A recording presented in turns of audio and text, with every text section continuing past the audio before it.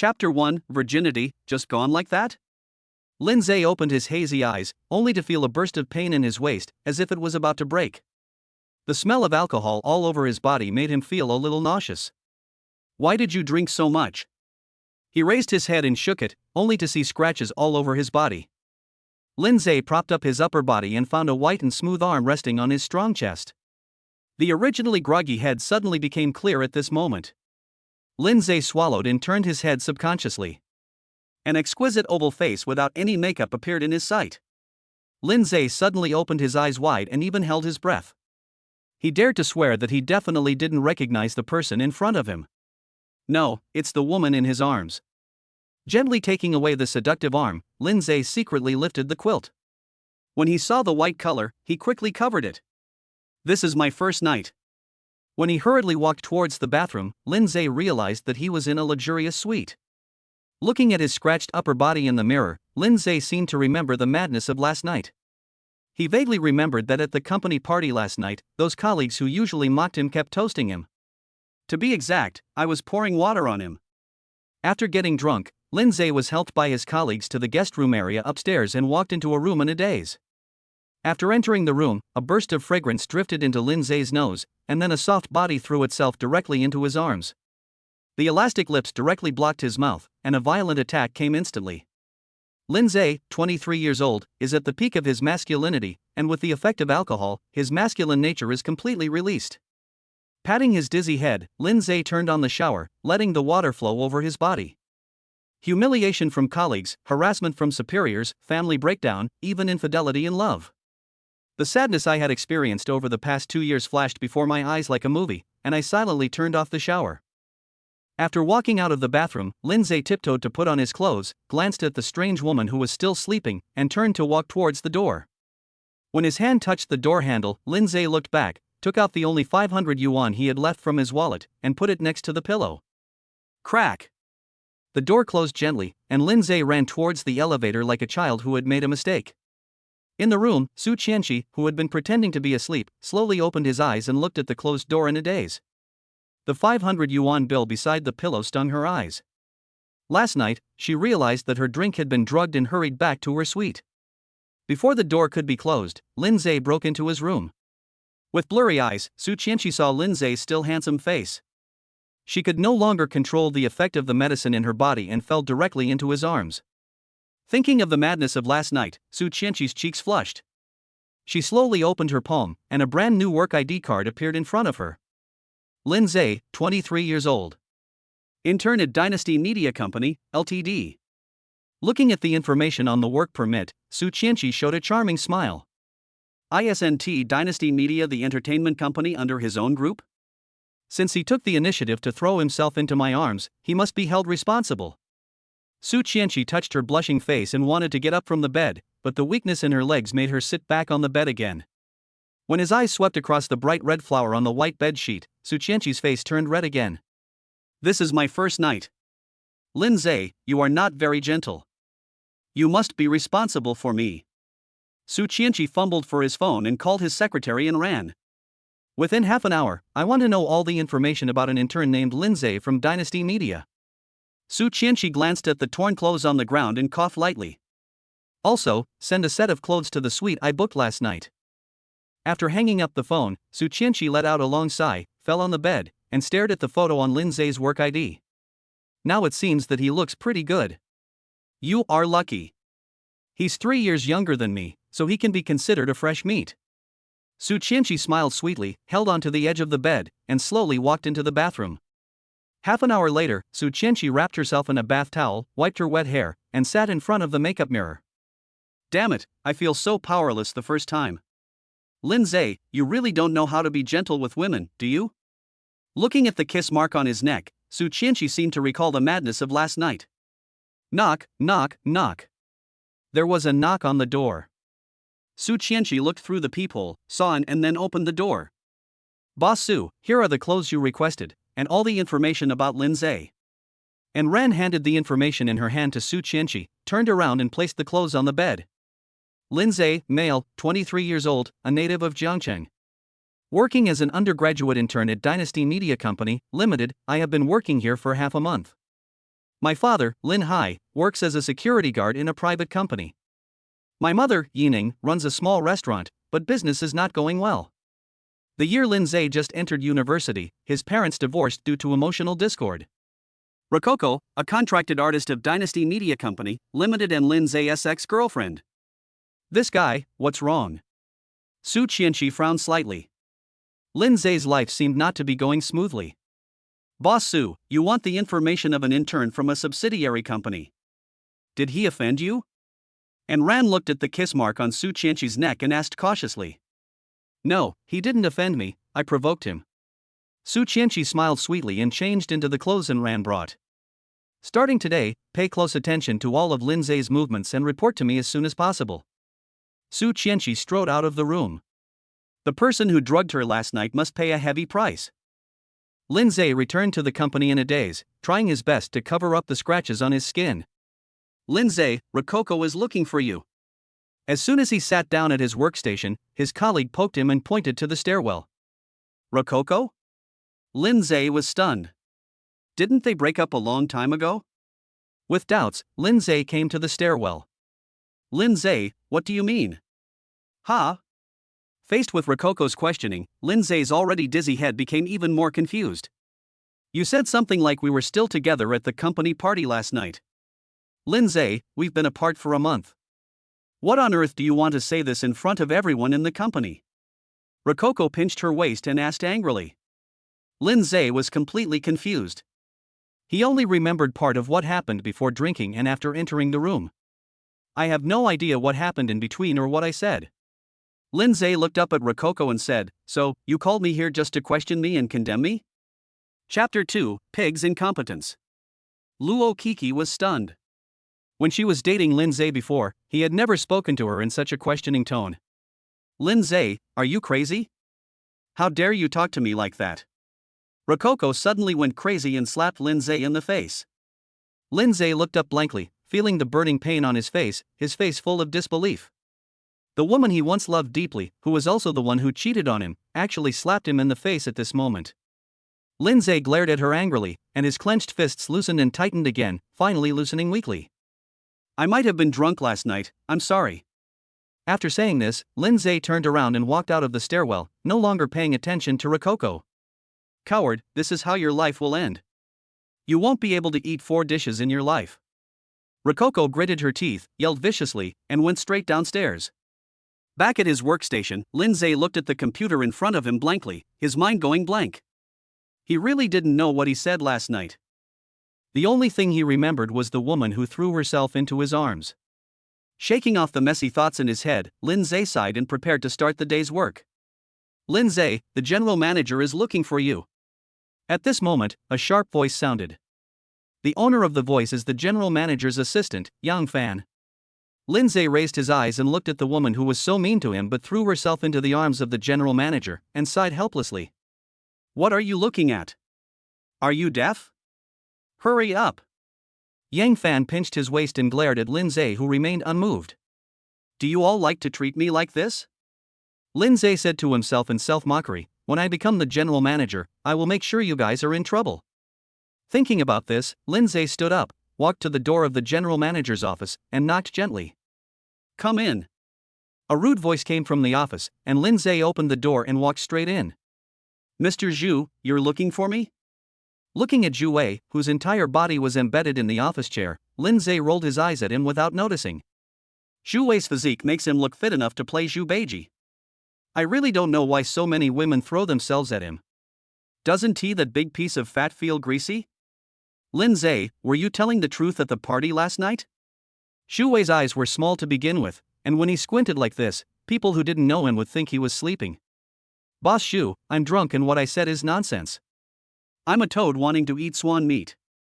When Lindseay heard this, he knew that Zhu Wei wanted to take advantage of the situation, so he just stroked his hair. Well, I hope you're talking nonsense, otherwise. Zhu Wei crushed the paper cup in his hand, as if to warn Lindseay. Lindseay glanced at him with disdain and said casually, Boss Zhu, nothing else, I'll go out to work first.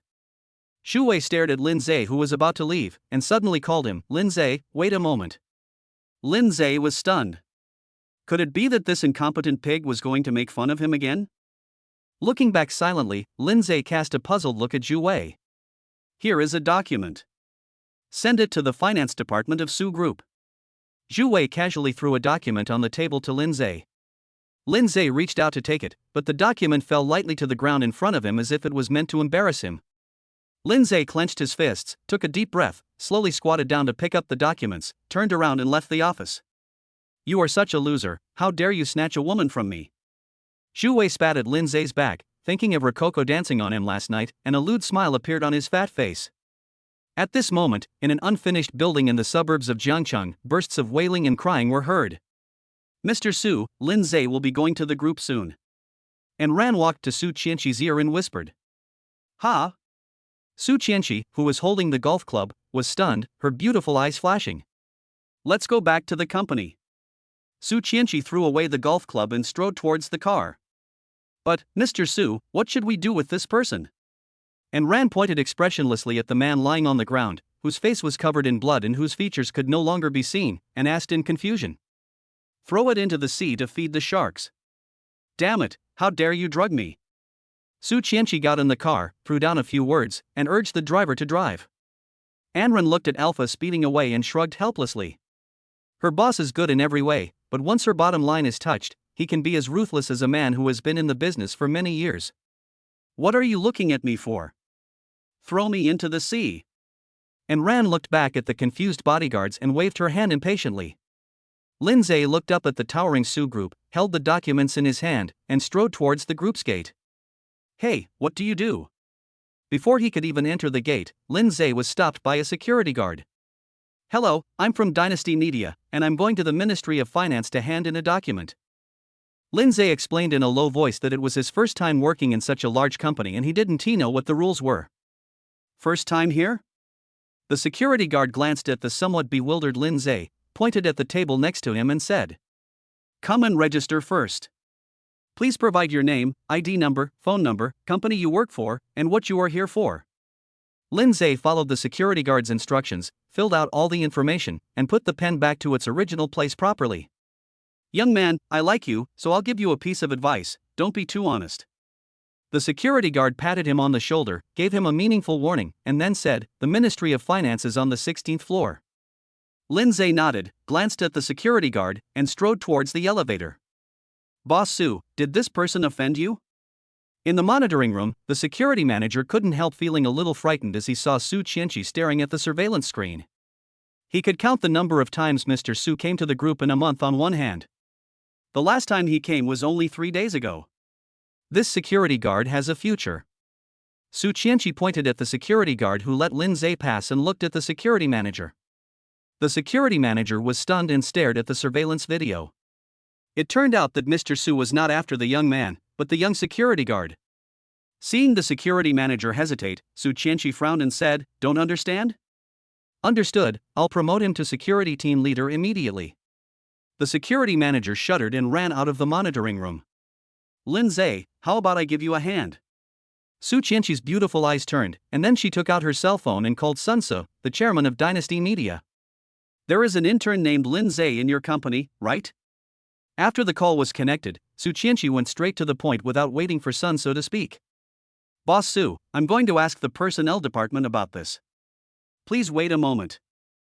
On the other end of the phone, Su was obviously stunned and quickly dialed the Human Resources Department on the landline. No, starting tomorrow, let him be the general manager, is there any problem? Chapter 3 Promoted to General Manager. Lindseay came to the Ministry of Finance in a daze, handed the documents to a beautiful woman at a loss, and then took the elevator back to the first floor in a daze. During this process, his mind was completely confused. The Su Group's finance department is equivalent to 2 or even 3 Dynasty Media groups. If it weren't for the sign at the elevator entrance, Lindseay might not have been able to find the location of the Ministry of Finance within half an hour. Young man, so slow? He walked to the gate in a daze, and the security guard looked at him with a smile on his face. Well, big brother, this place is a bit big. It's my first time here, so I'm not familiar with it. Lindseay answered politely. At first glance, he saw a blue nameplate on the security guard's chest. He then said, Brother, you've been promoted. The security guard tugged at the nameplate on his chest and said proudly, My hard work paid off. I was finally recognized by my leader and promoted to team leader. Brother, it's okay to be ignorant. How many people can a squad leader manage? Not many, about 20 or 30. The security guard was in high spirits and answered all of Lindseay's questions without hesitation. How many team leaders are there in the entire Su group? About a dozen. What's wrong? Oh, it's okay, big brother, I'm leaving now. Sorry for disturbing you. After hearing the security guard's answer, Lindseay threw down a word and left the Su group in shame. There are 200 to 300 security guards alone. The size of the Su group is beyond the imagination of an ordinary person like him. At this moment, Sun Tzu, who was sitting in the office of the chairman of Dynasty Media, was looking at the information brought up by Han Su, the Minister of Human Resources, and was a little dazed for a moment. Lindseay, a newly graduated intern, has only been in the company for half a month and has no achievements. His career is mediocre. And it was such an unremarkable employee that General Manager Su personally called and promoted him to General Manager? What is his relationship with Mr. Su? Sun Tzu's mind was racing, and after thinking for a long time, he couldn't figure out the reason. Starting tomorrow, let him be the general manager. Is that okay? Su Chenshi's unquestionable words kept flashing through Sun Tzu's mind. What tomorrow? Just do it for him today. After thinking for a moment, Sun Tzu slammed the table and said to Han Su in front of him, notify them to resign Zhu Wei as general manager and make Lindseay a regular employee, and directly appoint him as general manager. Han Su was stunned. If she heard correctly, the chairman wanted to replace Zhu Wei and let this intern take over? Then wouldn't my efforts to throw myself into his arms 2 days ago have fallen on deaf ears? Chairman, this is a little inappropriate, isn't it? Han Su quickly persuaded him, Boss Zhu has worked diligently for the company. Even if he has no credit, he has worked hard. This Lindseay is just an intern. Before he could finish his words, Han Su looked at Sun Tzu's gloomy face and swallowed the rest of his words. You should do whatever I tell you to do. Otherwise, you can take my seat? Sun Tzu said with a gloomy face, where's Lindseay? Let him come find me. Okay, Chairman, I'll go find him right away. Han Su didn't dare to breathe, grabbed Lindseay's information, and rushed out. As soon as he walked out of the door, Han Su dove headfirst into a pile of meat paste, then raised his head and shouted angrily, don't you have eyes? Hey, Minister Han, where is your docile look? Zhu Wei looked at Han Su with a fake smile, sizing up her proud body with lustful eyes. Get lost, you incompetent pig, go to hell. Han Su punched his fat body, waved his hands in pain, and ran towards the business department angrily. Bitch, now is not the time for you to act like a spoiled child in front of me? Zhu Wei patted his big belly and knocked on the door of the chairman's office. As soon as Lindseay returned to the company, he was blocked by Han Su, who had been waiting at the door for a long time. Manager Lin, you are finally back. The chairman is looking for you. Han Su bent down slightly, and his handsome features were all revealed in a lingering smile. Lindseay looked back and saw that there was no one behind him. He asked in surprise, Minister Han, are you calling me? Lindseay was a little dumbfounded. How could Minister Han, who was usually so high and mighty, treat him so humbly? And she just called me manager. Yes, Manager Lin, I'm calling you. Come with me now. Han Su put his arm around Lindseay and dragged him towards the chairman's office, her full breasts rubbing against his arm. Along the way, those colleagues who had been arrogant and sarcastic to him stood up and nodded somewhat awkwardly. The news that Lindseay had been promoted to general manager out of turn had spread throughout the Dynasty Media company, and everyone looked at each other in bewilderment. Thinking of the despicable ways they had bullied and suppressed Lindseay, no one dared to look directly at Lindseay's puzzled eyes. Arriving at the door of the chairman's office, Lindseay stopped Han Su, who was about to knock on the door, and asked, Minister Han, what's going on? Manager Lin, from today on, you are the general manager of our Dynasty Media company. If you need anything, just let me know later. Han Su cast a charming glance at Lindseay and then knocked on the office door. Chairman, I have worked diligently for the company and have done nothing wrong. As soon as I opened the door, I heard Zhu Wei's extremely aggrieved voice, begging desperately to Sun Tzu. Lindseay walked into the office, looked at Sun Tzu and called out timidly, Chairman, are you looking for me? Sun Tzu raised his head impatiently, and when he saw Lindseay, who looked exactly like the one in the photo, he jumped up from his seat. Lindseay, right? I've been waiting for you for a long time. Come and sit down. Sun Tzu walked quickly to Lindseay, pulled him to the sofa, and poured him a glass of water himself. Chairman, what are you doing? Lindseay looked at Sun Tzu, who was so respectful, feeling a little overwhelmed. Lindseay, from today on, you are the general manager of our Dynasty Media company. You can make all the decisions on anything when I'm not around. Sun Tzu looked at Lindseay very seriously, but he couldn't help feeling relieved. He had completed Mr. Su's instructions ahead of time, so he probably wouldn't make that lady angry. Me? General manager? Lindseay spat out the water he had just drunk, and coincidentally sprayed all over Zhu Wei. Chairman, he is an intern, how can he sit in the position of general manager? Zhu Wei looked at Lindseay in disbelief. He was arrogantly ordering him around in the morning, and now he was taking his place? Shut up. How about you sit in my seat? Sun Tzu glared at Zhu Wei fiercely. Zhu Wei shrank his head. He didn't have the courage to sit in the chairman's position. He didn't know how many gifts he had given to get the position of general manager. But chairman, I. Without waiting for Lindseay to finish, Sun Tzu waved his hand and said, No need to say more, Lindseay, from today on you will be the general manager of our Dynasty Media. Chapter 4 Su Chenshi arrives at Dynasty Media. Lindseay was a little overwhelmed. He had just been in the company for half a month, and he was appointed general manager? What kind of luck do I have, or have I been hit by overwhelming wealth? Chairman, what should I do? Zhu Wei looked confused, as if he had lost hope for the rest of his life. You? Sun Tzu glanced at Zhu Wei's fat body and said casually, Go and be the security captain. It's also the company's compensation to you. Security captain? Hearing this, Lindseay almost laughed out loud. There are 4 security guards in the whole company. They are called security captains, but in fact they are just guard dogs? Zhu Wei collapsed to the ground instantly. He wanted to refute but was powerless. He knows himself best. If he leaves Dynasty Media, he will have no choice but to beg on the street. Lindseay, if there's anything you don't understand, let Young Fan explain it to you. I believe you'll be able to do it in a week. After Sun Tzu finished speaking, he breathed a sigh of relief. Finally the matter was settled. Chairman, may I ask, how much is my salary as general manager? This is the issue that Lindseay is most concerned about. Annual salary. Sun Tzu couldn't help but blink when he heard this question. Zhu Wei's annual salary is only 500,000, but Lindseay was personally appointed by President Su, so if his annual salary is still 500,000, isn't it a bit?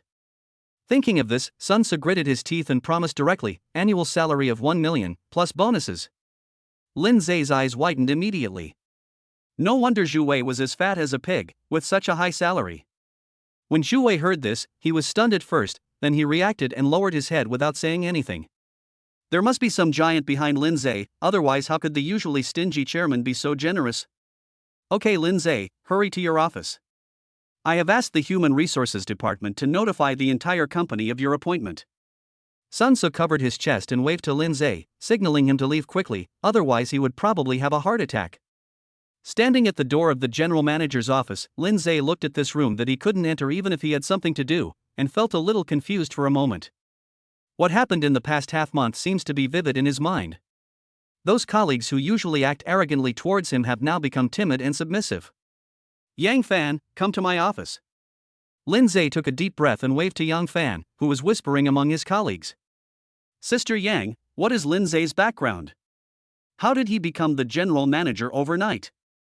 Yes, Sister Yang, he has only been here for half a month. Can he do the job? Sister Yang. Listening to the constant nagging around him, Yang Fan waved his hand impatiently and walked towards the general manager's office after hesitating for a moment. I don't know how much effort I put into pleasing Zhu Wei, but now all of it has gone to waste? This Lindseay, she has been making sarcastic remarks to him over the past half-month. Now he comes to her as soon as he takes office. Could it be that he is seeking revenge? Feeling nervous, Yang Fan knocked on the office door and walked in slowly. Mr. Lin, are you looking for me? Lindseay sat on the expensive swivel chair, looked at Yang Fan with a complicated expression, and coughed. What do I need to do every day? Hearing this, Yang Fan's heart finally settled down. A charming smile appeared on her charming face, and she walked in front of Lindseay with her waist swaying. Boss Lin, your main job is to review some of the reception company's business and the schedules of its artists. Listening to Yang Fan explaining his work scope very seriously, Lindseay suddenly felt playful. Since the position of general manager is irresistible, wouldn't it be foolish not to use the power of general manager? At this moment, when Sun Tzu was in the office thinking about how to report to Su Chenshi, the office door was pushed open. What's going on? Do you think this is the WC and I can go in whenever I want? Sun Tzu didn't even raise his head and started cursing. Sun Tzu, did I give you face? The next second, a cold female voice exploded in the office. Hearing this voice, Sun Tzu couldn't help but tremble all over and looked up suddenly. Boss Su, why didn't you inform me when you came? Looking at the woman standing in front of him, wearing a mask and a hat, Sun Tzu recognized her at a glance as the president of Su Group, Su Chenshi. I heard that you let Lindseay take the position of general manager today? You are quite efficient. Su Chenshi took off her hat, and her long flowing hair flowed down like a waterfall. Boss Su, how can we put off your order until tomorrow? Sun Tzu quickly moved his chair and placed it next to Su Chenshi, smiling attentively. You're smart. Let me ask you who Lindseay's assistant is? Su Chenshi looked at her with appreciation and asked in a deep voice. It's still Yang Fan, the former assistant to the general manager. She has good business skills. She? Before Sun Tzu could finish, Su Chenshi waved her hand to stop him and said, change her position. From today on, I will be Lindseay's personal assistant. As soon as the words came out, Sun Tzu's eyes widened and he looked at Su Chenshi in disbelief. Boss Su, what did you say? Sun Tzu was shocked. Who on earth was this Lindseay? Why did President Su condescend to be his assistant? Okay, now take me to the post, don't waste time. Su Chenshi was too lazy to repeat himself and simply stood up and walked towards the door. Sun Tzu stood there in a daze. When he saw Su Chenshi disappear at the door, he woke up and ran after him. Everyone, put down your work first. Sun Tzu walked to the office area, clapped his hands and shouted to the general manager's office, Lindseay, come out. Lindseay, who was listening to Yang Fan explaining his work, heard Sun Tzu's call and ran out of the office. When he saw the woman behind Sun Tzu, his pupils suddenly shrank. At this moment, Su Chenshi has taken off her mask, revealing her delicate and elegant oval face. A decent casual outfit just covers her proud figure. But despite this, Su Chenshi's appearance caused quite a reaction among the employees. The female colleagues lowered their heads and whispered, seemingly surprised by Su Chenshi's beauty. The male colleagues had already stared with their eyes wide open, and some of them even took out tissues to wipe the saliva from the corners of their mouths. I think everyone knows about Lindseay's appointment as general manager, so I won't say much. Looking at the embarrassed looks of his men, Sun Tzu coughed and continued. Let me introduce to you all, Su Chenshi, our new colleague, appointed as the assistant to the general manager. Before he finished speaking, the male compatriots broke into deafening applause. But when they heard that he was being appointed as assistant to the general manager, the applause stopped instantly, and everyone looked at Yang Fan standing behind Lindseay in amazement. Yang Fan clenched her fists, her charming eyes fixed on Su Chenshi, who was standing next to Sun Tzu. If looks could kill, she would have killed Su Chenshi hundreds of times. Su Chenshi raised a sneer at the corner of his mouth, glanced at Yang Fan, and finally fixed his eyes on Lindseay's face. It seems to be saying, little guy, let's see where you can escape. Chapter 5. Who are you? By the way, let me emphasize here that as long as I'm not around, Lindseay has the final say in everything. Sun Tzu rolled his eyes and threw out a few words, nodded very politely to Su Chenshi, then turned around and was about to leave. Chairman, what about me? Yang Fan hurriedly called out to Sun Tzu, his eyes full of grievance. Oh, yes, look at my head. Sun Tzu was so busy announcing Su Chenshi's appointment as assistant that he forgot about Yang Fan. Well, you should go to the propaganda department. They happen to be short of a deputy director. Sun Tzu was silent for a moment, too lazy to think anymore, so he waved his hand and left. Yang Fan was stunned. Deputy Minister of the Propaganda Department? Isn't this equivalent to a promotion for himself? Congratulations, Sister Yang, on your promotion. Please hand over your work to her before you go to the propaganda department. Lindseay looked a little disappointed. He was about to punish Yang Fan, but he was transferred away. Looking at Su Chenshi standing not far away, Lindseay's eyes were a little complicated. Thinking of what happened that night, his ears couldn't help but feel hot. Hello, Assistant Su, I. Yang Fan walked towards Su Chenshi with a smile on her face. Before she could finish her words, Su Chenshi walked around her and went to the general manager's office. Why are you so proud? He's just a crappy assistant. Yang Fan stood there awkwardly, a nameless anger instantly rising from the bottom of his heart. However, when he thought about his recent promotion, his mood suddenly improved and a proud smile appeared on his face. Sister Yang, no, Minister Yang, congratulations. Yes, Minister Yang, please take good care of me in the future. The employees present immediately started to flatter Yang Fan, which made Yang Fan even more proud. Lindseay had just sat down in his office chair when Su Chenshi walked in and closed the door. Lindseay looked at the beautiful Su Chenshi, his eyes fixed on her, and forgot to speak for a moment. What? It's only been a few hours, and you don't recognize me anymore. Su Chenshi smiled playfully, took out the 500 yuan and Lindseay's work permit, and placed them directly in front of Lindseay. You, who are you? Looking at the things on the desk, Lindseay swallowed and asked with difficulty. My name is Su Chenshi. You broke into my room last night and took me. At this point, Su Chenshi's cheeks flushed, and she coughed lightly and said, anyway, since you slept with me, you must be responsible for me. Su Chenshi's words were so shocking that Lindseay jumped up from his seat. Come on, little sister, this is my first time. I haven't found you yet, but you came to me first. Lindseay regretted it as soon as he finished speaking. Isn't this a disguised admission of what happened last night? After hearing Lindseay say that it was the first time, Su Chenshi breathed a sigh of relief. It seemed that she was not slept with by a scumbag. I don't care. From today on, I'm going to rely on you. Su Chenshi was quite straightforward. He walked up to Lindseay and held his arm, refusing to let go.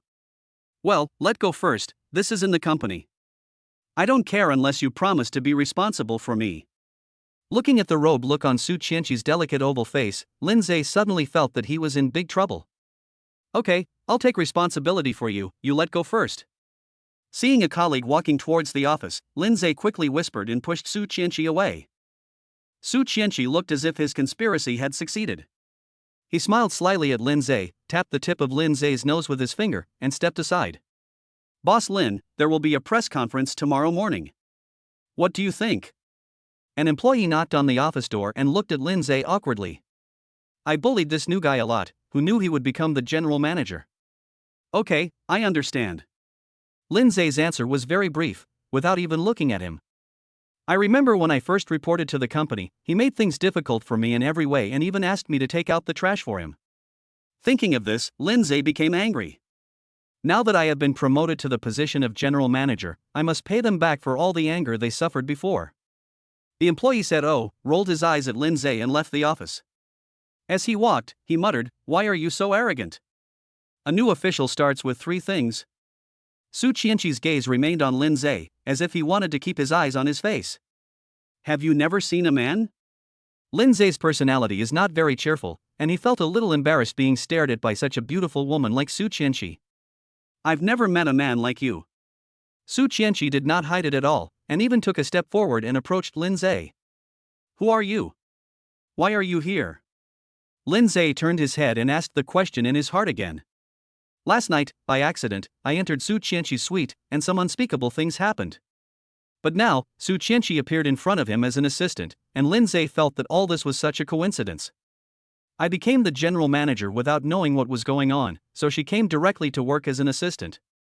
The suite we stayed in last night cost tens of thousands of dollars a night. Where did a small assistant get so much money to dare to squander it like this? Although Lindseay was a little timid when he first entered the company, he was very smart and knew that this matter was definitely not as simple as it seemed. I'm Su Chenshi, your personal assistant. Su Chenshi blinked her big eyes and looked at Lindseay with a playful expression. Forget it. Lindseay shook his head helplessly, picked up a document on the table and pretended to read it. Su Chenshi didn't say anything else, just looked at Lindseay silently. From time to time, the scene of Lindseay's domineering behavior towards her last night emerged in her mind. The office was surprisingly quiet, even a fly flying by could cause a stir. Suddenly, the cell phone rang. Su Chenshi looked away and answered the call calmly. What's up? Boss Su, Sun Tzu said that you went to Dynasty Media to work as the general manager's assistant? Isn't this nonsense? And Rant's anxious voice came from the microphone. As the president of the Su Group, he condescended to be a small assistant? That's all? If that's all, then just hang up. Su Chenshi's cold voice sounded, and it seemed that a chill spread all over his body. No, Mr. Su, tomorrow Dynasty Media's artist needs you to review him, what do you think? And Ran heard that Su Chenshi's tone was not good, so she quickly changed the subject. Starting today, all artists under the group will be directly reviewed by Lindseay. Su Chenshi said coldly and hung up the phone. Lindseay raised his eyebrows. Su Chenshi's tone just now was completely different from that of a different person. It gave him the feeling of a superior. Well, Mr. Lin, this is the tone I use when handling matters. You won't be offended, right? Seeing Lindseay's astonished expression, Su Chenshi remembered that he had not concealed anything just now, and hurried to explain. Who were you talking to on the phone just now? I'm trying to accept the work. What I just did was just my duty as an assistant. Su Chenshi lied without blushing or beating his heart, as if it was a matter of course. Lindseay's mouth twitched, and he slowly uttered 5 words. I don't trust you. Chapter 6 Is Maybach my car? After finally getting off work, Lindseay walked out of the office. Su Chenshi followed him closely like a dogskin plaster, as if she was afraid that he would run away. I'm off work, why are you still following me? Under the strange gazes of the company employees, Lindseay stood at the door of the company and turned around to question Su Chenshi. You said you would be responsible for me. If I don't follow you, who should I follow? Su Chenshi looked at him shamelessly, with no intention of leaving at all. It's up to you. I'll take the bus. Lindseay didn't bother to pay attention to her and walked straight to the bus stop. Take the bus? Su Chenshi looked at Lindseay's back in surprise, and suddenly remembered that he only promoted him and gave him a raise, but did not give him a car. As the general manager of Dynasty Media, aren't you afraid of being laughed at by your employees for taking the bus? Su Chenshi quickly chased after him and grabbed Lindseay. If I don't take the bus, can I walk back? Lindseay couldn't help but roll his eyes at Su Chenshi. Don't beautiful women have any IQ? From now on, I will be your driver. The company has provided you with a car. Without waiting for Lindseay to react, Su Chenshi pulled him towards the underground parking lot of Dynasty Media. Boss Lin, are you off work? Xu Wei, who was standing in the security booth, saw Lindseay being pulled by Su Chenshi, and trotted over to him. He heard from Sun So that Lindseay's appointment was an instruction from the head office. The person who can appoint a general manager must be a senior executive of the Su Group. Now he is willing to show his courtesy to Lindseay. If he can climb up this big tree, he will still have his day to succeed. Lindseay glanced at Xu Wei, who was covered in fat and whose security uniform was bursting, and looked at him with some disgust. Thinking of how he had bullied her before, she simply hugged Su Chenshi's waist and said jokingly, You pig, this outfit suits you very well. Su Chenshi's body stiffened suddenly when Lindseay hugged her, and she was at a loss for a moment. Even though she was clinging to Lindseay, she had never been touched by a man before, so she didn't react. Mr. Lin, you're too polite. I think it's a good fit. Xu Wei glanced at the graceful Su Chenshi. Although he was eager to do something, he could only smile. I am just a security guard now and my previous life no longer exists. Lindseay ignored him and walked inside with his arm around Su Chenshi. When they reached a corner, Lindseay immediately put down his hand and quickly explained, I'm sorry, I was a little impulsive just now. Su Chenshi felt the arm around her waist move away, and she looked at Lindseay with twinkling eyes and said, You provoked me first, I will definitely blame you. Without waiting for Lindseay to answer, he pulled him directly to a Maybach. Can you drive? Su Chenshi turned and asked Lindseay. Yes, but where is the car? As soon as Lindseay finished speaking, the lights of the Maybach in front of him flashed and the folding rearview mirror opened directly. This is the car the company has assigned to you. Do you want to drive it or should I? Su Chenshi waved the car keys in his hand and looked at Lindseay with a playful smile. The car the company assigned to me? Lindseay's eyes widened. If he remembered correctly, Sun Su was only driving a BMW X6 worth 700,000 or 800,000 yuan. The Maybach in front of you would cost at least between 1.5 million and 2 million. Su Chenshi touched the back of her head awkwardly. This was the cheapest car she had, and she had driven this car specially before coming here. You should drive. I don't dare to drive. I'm afraid of getting hit. Seeing that Su Chenshi didn't say anything, Lindseay muttered something and opened the passenger seat and sat in. Do you really think I'm a driver? Su Chenshi was furious when he saw Lindseay looking around in the car. Normally, someone else drives me, but now I have to be not only the assistant but also the driver. I found them all myself, and I wanted to do them all. Su Chenshi tried his best to control his temper, smiled and opened the door of the cab. Zhu Wei was just swaying his fat body and preparing to get off work when he saw a Maybach driving out and quickly saluted. When he saw Lindseay sitting in the passenger seat, he froze in place. How can there be someone behind this? This is clearly a rich young man going down to the grassroots to experience life. Zhu Wei muttered to himself, but in his head he was thinking about how to get close to Lindseay. The Maybach crossed the traffic and stopped at the door of a small restaurant. Looking at the busy figure in the restaurant, Lindseay glanced at the Mercedes-Benz logo on the steering wheel and took a deep breath. From childhood to adulthood, his mother has always taken care of him in terms of both study and life. And her father, who had no ambition to make progress, only drank day and night and never cared about her and her son. Looking at his hard-working mother, Lindseay couldn't help but clench his hands. No matter what, I am now the general manager, which means I have made a name for myself. From now on, I can no longer let my mother suffer with me. Mom, I'm back. Lindseay got out of the car and shouted into the restaurant. Su Chenshi closed the car door and was startled when he saw the middle-aged woman inside looking up at them. The middle-aged woman had a pretty face, fair skin, and a well-maintained figure. She didn't look like she was overworked at all. Presumably, she is Lindseay's mother Yining. Su Chenshi muttered to himself as he looked at the middle-aged woman coming towards him. Zur is back? Who is this? Yining's gaze stayed on Su Chenshi, but she ignored the Maybach. Hello, Auntie. My name is Su Chenshi, and I'm Mr. Lin's assistant and driver. Su Chenshi walked up to Yining in a graceful manner and nodded with a smile on his face. Mr. Lin? Yining looked at her son in confusion. It's like this, Mom. The chairman promoted me to general manager today and also gave me a car. Seeing Yining's confusion, Lindseay hurriedly explained to her. Really? That's great. Yining happily hugged Lindseay, but her eyes unconsciously looked at Su Chenshi. Su Chenshi was staring at Lindseay and didn't notice Yining's gaze at all. But deep down she was somewhat curious about Yining. After all, when an ordinary person sees such an expensive car, his eyes would always light up. But Yining was different. She didn't even look at the Maybach. It seemed that it was just a decoration in her eyes. Okay, stop standing outside, Xiaosu, come in and sit down. Yining wiped the sweat from Lindseay's forehead, took Su Chenshi's hand and walked into the restaurant. Lindseay was a little embarrassed.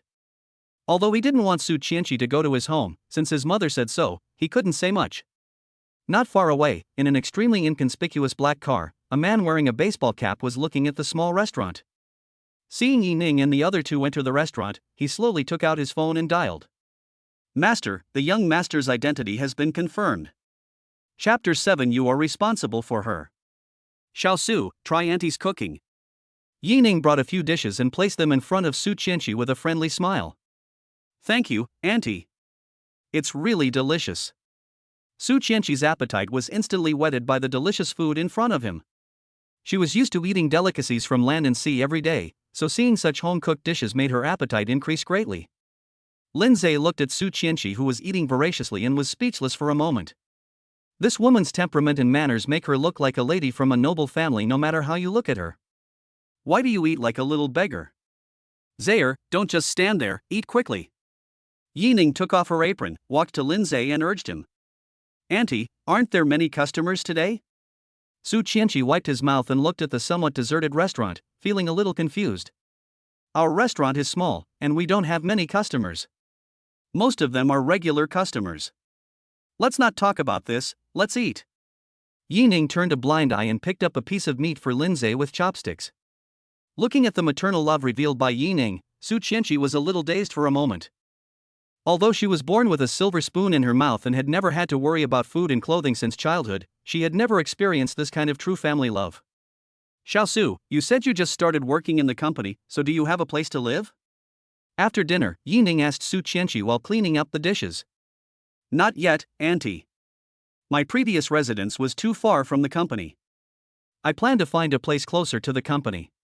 Hearing Yining's question, Su Chenshi's eyes rolled and he blurted out.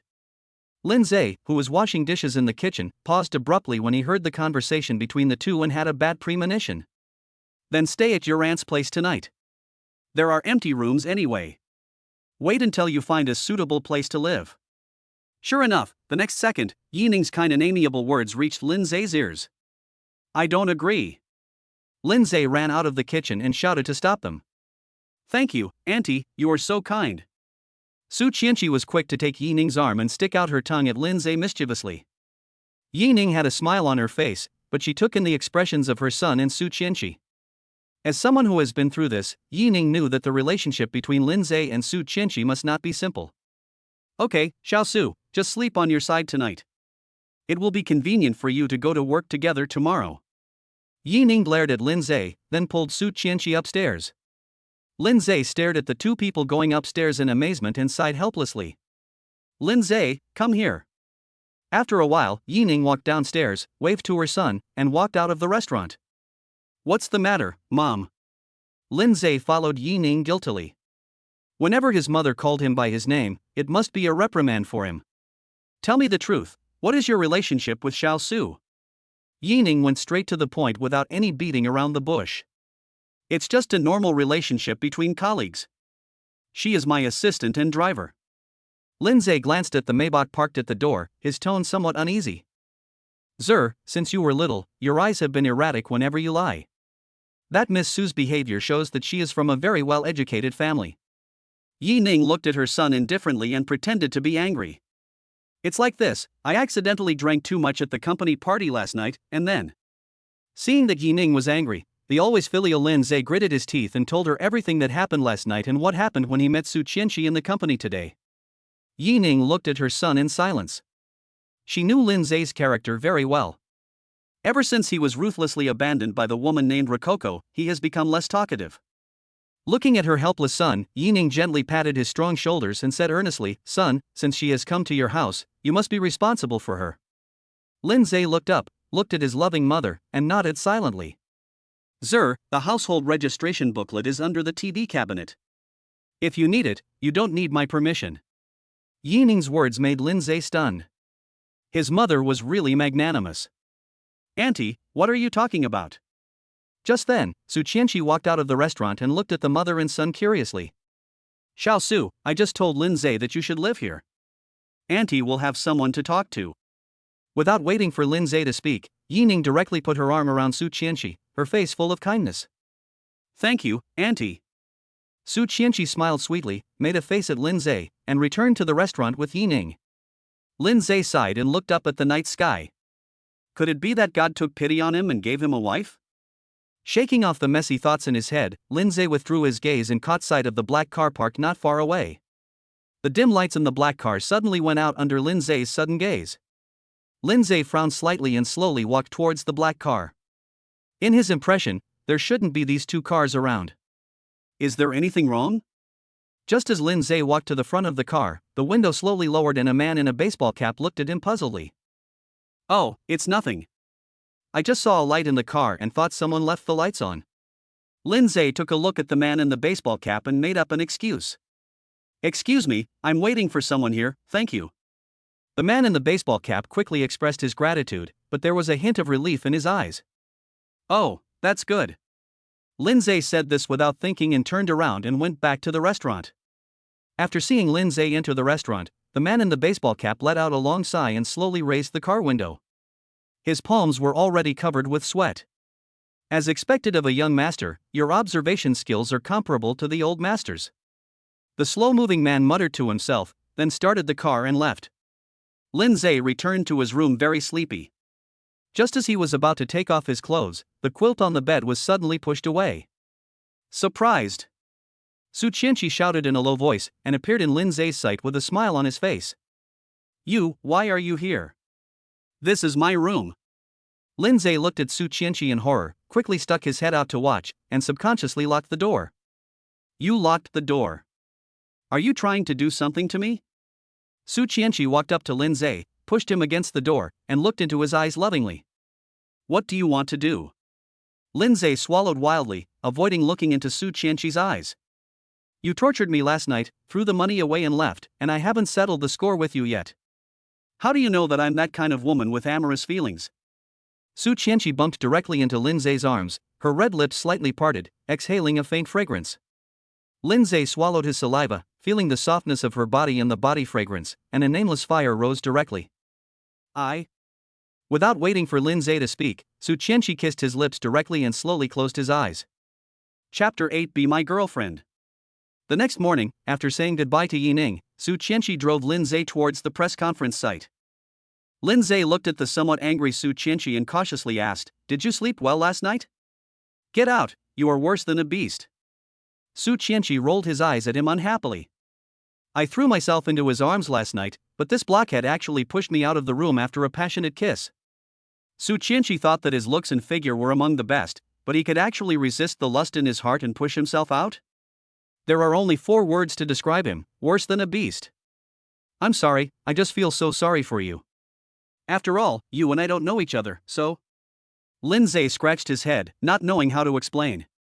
"Lindseay, let me tell you, it's your great fortune that I like you." Su Chenshi found Lindseay's embarrassed expression funny and the resentment in her heart disappeared. She wanted to play a joke on Lindseay last night, but suddenly she thought of the passion that night and couldn't help but kiss him. Fortunately, Lindseay controlled his heart and pushed herself out, otherwise she would regret it to death. It was such an embarrassing thing for the president of Su Group and the apple of the Su family's eye to be pinned down by the same man for 2 consecutive days. "Or I beg you not to fall for me?" Lindseay looked at Su Chenshi's changeable oval face and suddenly started joking. "I don't know why, but when I'm with Su Chenshi, I feel very relaxed and happy. Go away and dream on." Su Chenshi held the steering wheel, looked at Lindseay coldly and said, "Don't even think about escaping from me in this life." As soon as he finished speaking, Su Chenshi saw the wicked smile on Lindseay's face and immediately regretted it so much. As a woman, she has no sense of reserve. "I don't know if I lost my head when I was talking just now." Lindseay looked at Su Chenshi, whose face turned red and blue, and suddenly a sense of anticipation arose in his heart. After organizing the words in his mind for a long time, he finally said, "Su Chenshi, be my girlfriend?" Screech! The sound of sudden brakes rang out, and Su Chenshi stopped the car steadily on the side of the road, looking at Lindseay in disbelief. What did you just say?" Su Chenshi rubbed his ears, thinking he had misheard. "Su Chenshi, will you be my girlfriend?" Lindseay smiled and repeated what he had just said. Su Chenshi stared blankly at the confident smile on Lindseay's face, as if at this moment she was really just a driver, and Lindseay was the president.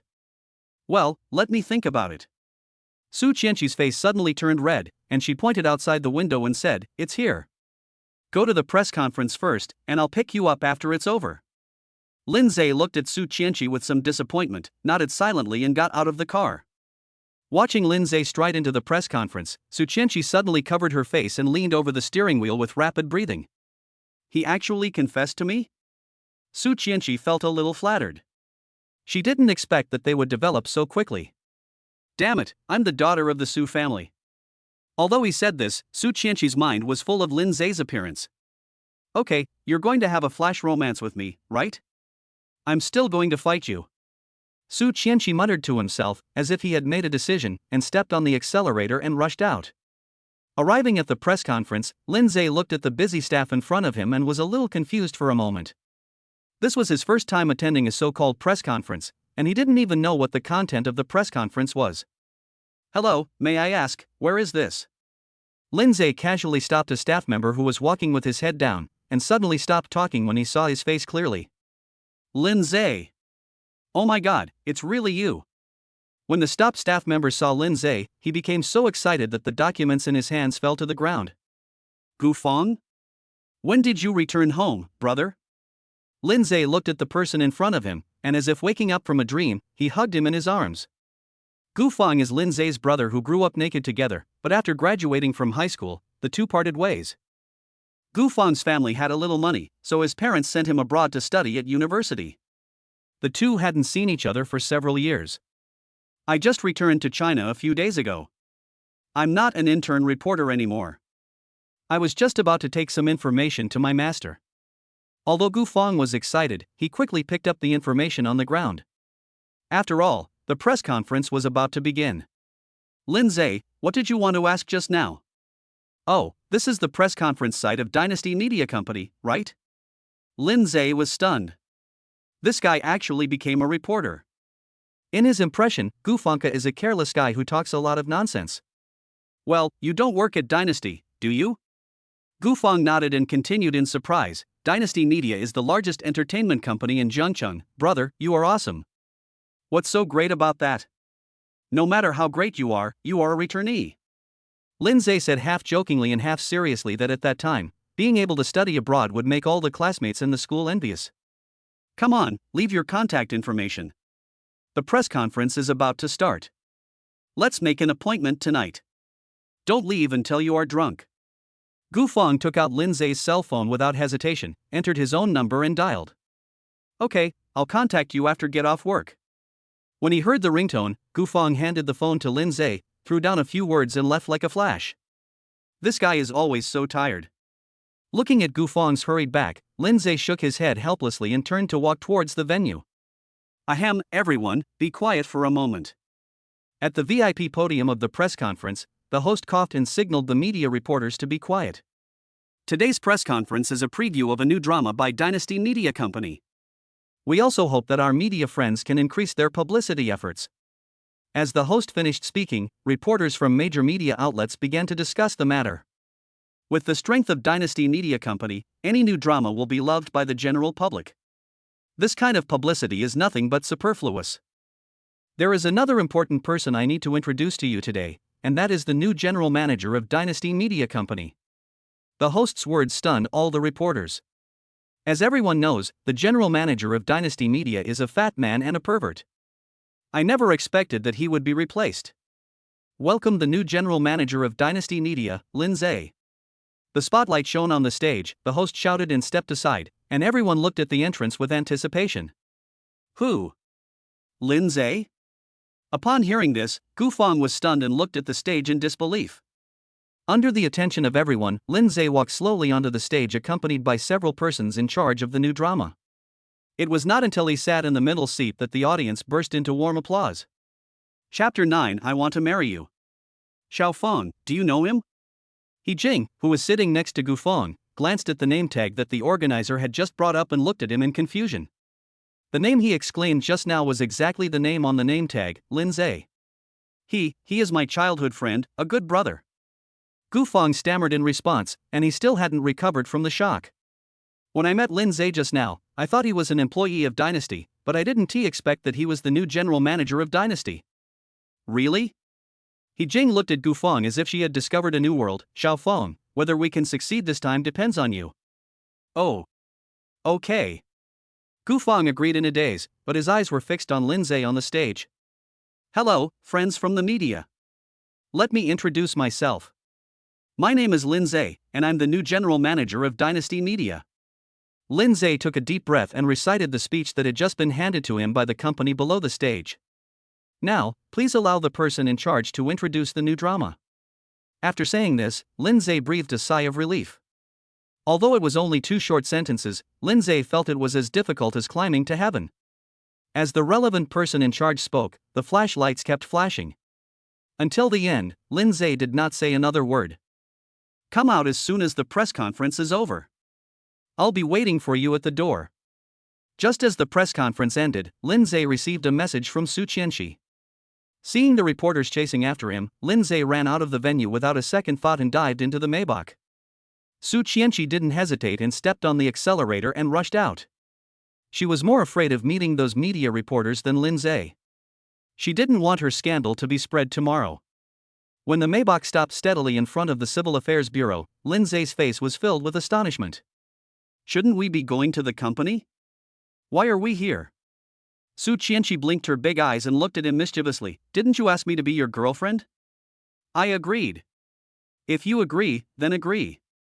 Why are you dragging me to the Civil Affairs Bureau? Lindseay became more and more confused. Was this woman trying to make fun of him? I can be your girlfriend, but I have one requirement, which is that you must marry me. Su Chenshi looked straight at Lindseay's handsome face with a very firm tone. Come on, stop it, we don't understand each other. Get the certificate first, then slowly understand after getting it. But I'm not ready yet. Besides, I don't have a car, a house, or savings. I have everything you don't have, so you don't need to prepare anything. After arguing with Su Chenshi for a few words, Lindseay suddenly found himself like a lamb to be slaughtered, with no right to resist. Marriage is a serious matter, I need to go home and discuss it with my mother. Besides, I don't have the household registration booklet. After saying this perfunctorily, Lindseay tried to open the door and get out of the car, only to find that the door was locked. I took the household registration booklet while you were in the meeting. It was given to me by Auntie herself. Su Chenshi took out 2 household registration books from her bag and waved them in front of Lindseay with a wicked smile. Okay, even if the household registration book is with you, it's already noon and the Civil Affairs Bureau is closed. We can come back another day. Lindseay glanced at the time and saw that it was almost 12 o'clock, so he couldn't help but breathe a sigh of relief. The director of the Civil Affairs Bureau is my good friend. The Civil Affairs Bureau will not take a lunch break today. Su Chenshi was not willing to be outdone, and leaned directly from the cab to Lindseay's front. I have nothing and I'm just a loser. Won't you regret it? Lindseay looked at Su Chenshi with twinkling eyes, and a desire to conquer suddenly rose in his heart. In my world, Su Chenshi, there is no such thing as regret. Su Chenshi also looked directly into Lindseay's eyes without any fear. Lindseay glanced at the household registration booklet in Su Chenshi's hand, and thinking of his mother's words that she would be responsible for her, he gritted his teeth and made up his mind. Well, I got a beautiful wife for free, so I'm not at a loss. Let's go get the marriage certificate. Lindseay pressed down on Su Chenshi's body, unlocked the driver's seat, and got out of the car without hesitation. Seeing that Lindseay was so straightforward, Su Chenshi got out of the car without thinking, took Lindseay's arm and walked into the Civil Affairs Bureau. 5 minutes later, when the two appeared in front of the Civil Affairs Bureau again, in addition to the household registration booklets, they also had 2 red marriage certificates in their hands. Are we getting married now? Su Chenshi's mind was a little dull, and she didn't come to her senses until the staff stamped it. Well, it seems like they are getting married. Lindseay was also a little annoyed at this moment. He had been so stubborn just now that he got the certificate so impulsively. The two of them looked at each other with expressions of disbelief. Didn't they say that we're going to audition the artists this afternoon? Feeling that the atmosphere between the two was a little awkward, Lindseay spoke first. Yes, we still need to interview the artists. Let's go back to the company. Su Chenshi stared blankly at the marriage certificate in his hand, not knowing what was going on in his head. Just as the Maybach started, Su Chenshi suddenly looked at Lindseay and said, Lindseay, from now on you are my legal husband. If you dare to betray me, I will castrate you. After saying that, without waiting for Lindseay to react, he stepped on the accelerator and rushed out. Looking at Su Chenshi, who suddenly became silent while holding the steering wheel, Lindseay couldn't help but shook his head and smiled bitterly. Didn't this crazy woman say that there is no such thing as regret in her world? Looking down at the marriage certificate in his hand, Lindseay raised the corner of his mouth with an imperceptible smile. Although I don't know Su Chenshi's true identity, it's not bad to have picked up a top-notch beauty as my wife for free. Coco, come here for a moment. Outside the general manager's office of Dynasty Media, Yang Fan found Rococo, who was waiting, and pulled her aside. Sister Yang Fan, what's wrong? Rococo was in high spirits at the moment, as she had just finished filming a play of hers, and it had been highly praised by the director. You just came back from the crew, you may not know what happened in the company yet. Yang Fan looked around and whispered, Zhu Wening has been replaced. You know the new manager. What? Zhu Wei was replaced? Hearing this, Luo Kiki lost his composure. On the night of the company dinner, I had just devoted myself to that fat guy, and he was replaced in just 2 days? Then wouldn't that fat guy be getting it for nothing? Thinking of this, Luo Kiki looked at Yang Fan with a worried look on her face, Sister Yang Fan, who was the new general manager. Luo Kiki didn't think that there was anyone he knew who was qualified to be the general manager of Dynasty Media. Well, it's your ex-boyfriend, Lindseay. I am no longer the assistant to the general manager. I have been promoted to deputy director of the publicity department. Yang Fan waved his work ID and looked at Rococo somewhat awkwardly. What did you say? Yang Fan's words were like a thunderclap, exploding in Rococo's mind. Lindseay, who was played around by him and then ruthlessly abandoned, is actually the new general manager? Chapter 10. I'm already married. Looking at Yang Fan's work ID and what she had just said, Rococo's mind went blank. I had only been away from the company for about 2 days, and such a big change had happened. Kiki, you'd better be mentally prepared. I heard that this interview was arranged by President Su himself to be done by Lindseay. Yang Fan muttered something in Rococo's ear, then turned and left.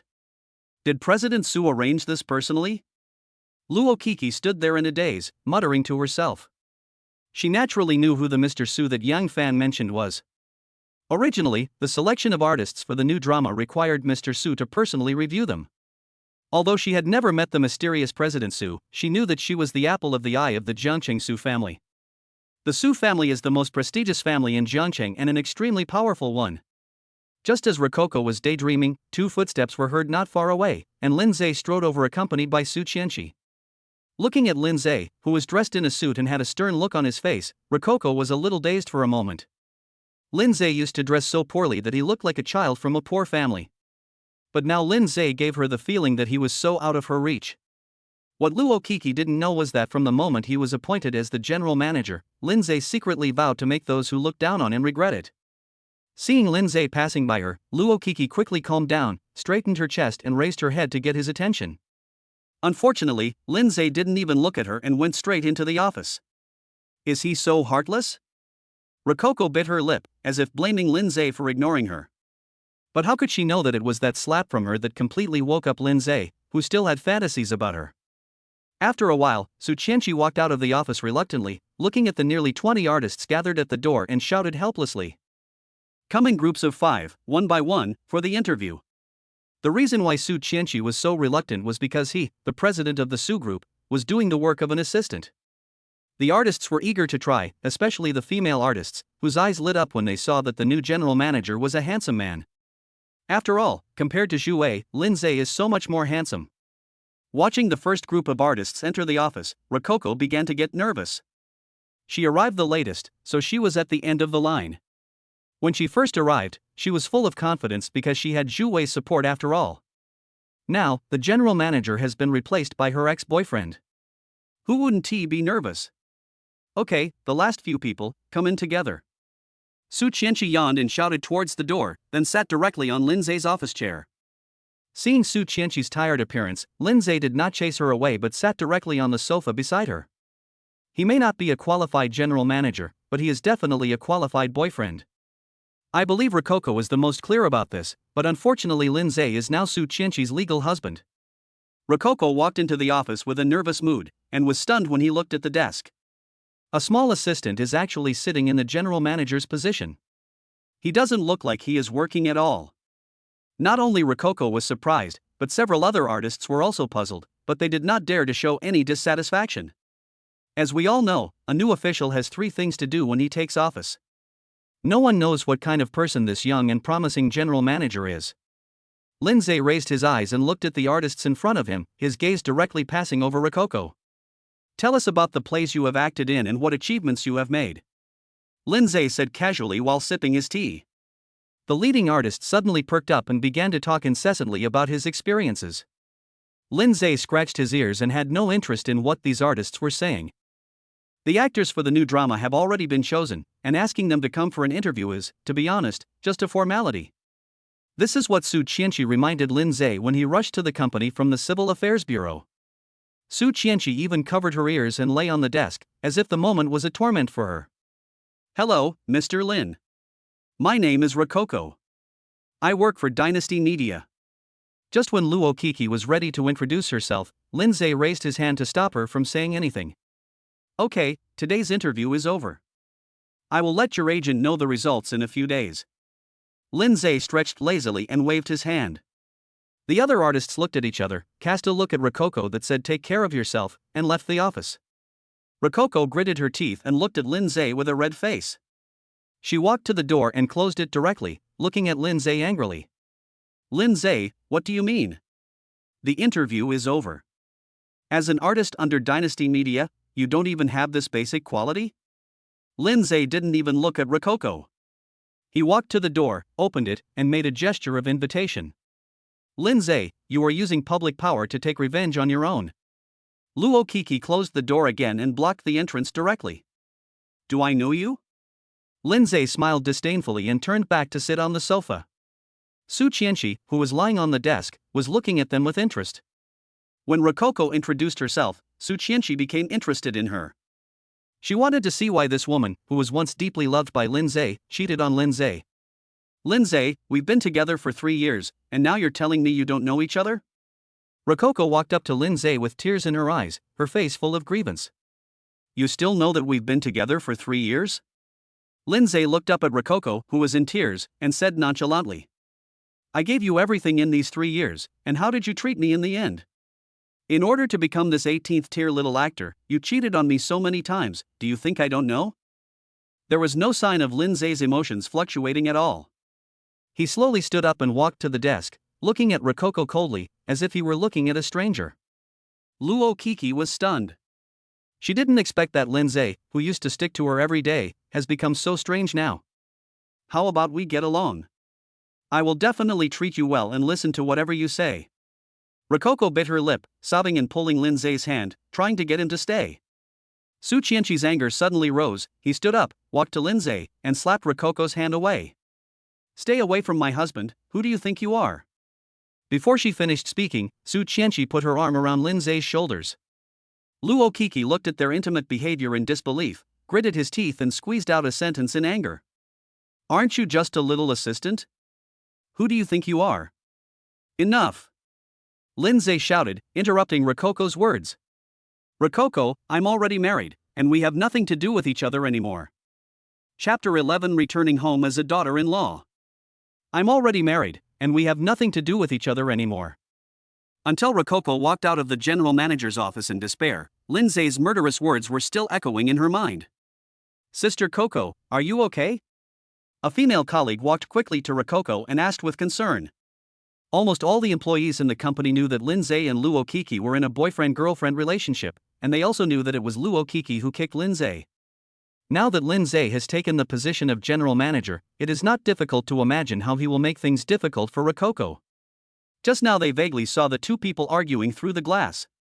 When they saw Rococo walking out of the office in a daze, their guess was further confirmed. It's okay. Let me ask you, how did Lindseay become the general manager? Luo Kiki shook his head and looked at his colleagues. Yesterday morning, Zhu Wei asked him to go to Su Group. Before he came back, the chairman announced that he would be appointed as the general manager. The female colleague answered cautiously, fearing that something she said might be wrong and offend Rococo. Although Rococo is an 18th tier minor actress, her status is more noble than theirs. Was it appointed by the chairman himself? Rococo looked at her female colleague in confusion. After seeing her female colleague nod, Rococo's heart seemed to be severely hit. Ignoring the looks from all his colleagues, Rococo walked out of the company slowly, not knowing what he was thinking. Honey, you were so manly just now. In the office, Su Chenshi blinked her big eyes and looked at Lindseay with admiration. Don't laugh at me. You call me husband quite smoothly. Lindseay looked at Su Chenshi with resentment. This girl's ability to adapt is extraordinary. I've let it go now. We've already got the marriage certificate, it's a done deal, there's nothing to be embarrassed about. Su Chenshi hugged Lindseay directly, his eyes still full of admiration. Since we have obtained the marriage certificate now, should we tell my mother about this? Lindseay was a little hesitant. He didn't know how to tell Yining about such a sudden marriage. Okay, after get off work we'll go buy some things and formally meet my mother-in-law. Su Chenshi had completely let it go. They were already a legal couple, so they had to go through the necessary procedures. But the Su family. Thinking of the Su family, Su Chenshi couldn't help but have a headache, but there will always be a way out when the car reaches the mountain, so think about tomorrow's things tomorrow. At this moment, Lindseay's phone rang. Looking at the strange number on the screen, he answered it puzzledly. Hello, who is this? Lindseay, it's me, Gu Feng. I'm off work now. Do you have time to catch up with me? Gu Feng's voice coming from the other end of the phone made Lindseay happy. Okay, but it'll be later. I need to go home first. How about 8 o'clock? Lindseay raised his hand and glanced at the time. Okay, see you at 8 o'clock. I'll book a place first. Gu Feng agreed readily and hung up the phone. Who is it? Su Chenshi couldn't help but feel curious when she saw that Lindseay was in a good mood. It's my good brother Gu Feng. Let's go home first and then go meet him. Lindseay immediately felt refreshed. His good brother must get drunk before returning home. Gu Feng? Su Chenshi muttered to himself. Why didn't Inran investigate the people around him when she was investigating? When the two of them appeared at the door of the restaurant carrying large and small bags of gifts, they saw Yining sitting leisurely on a lounge chair in the yard. Mom, let's come back, Without waiting for Lindseay to finish, Yining stood up and walked forward, looking at them with a smile. Have you got the certificate? Lindseay and Su Chenshi both stood there in a daze. Yining didn't look surprised at all, as if everything was within her expectations. Mom, do you know everything? Lindseay asked tentatively. Chenshi rushed back this morning to get her household registration booklet, so I knew you were going to get married in a flash. Yining looked at Lindseay and Su Chenshi lovingly, with a hint of relief in her eyes, and even changed the way she addressed Su Chenshi. Auntie, I didn't bring any gifts yesterday, so I bought some today. I hope you will accept them. Su Chenshi blushed and placed the valuables in his hand in front of Yining. Yining glanced at the exquisite packaging, but didn't pay much attention to it.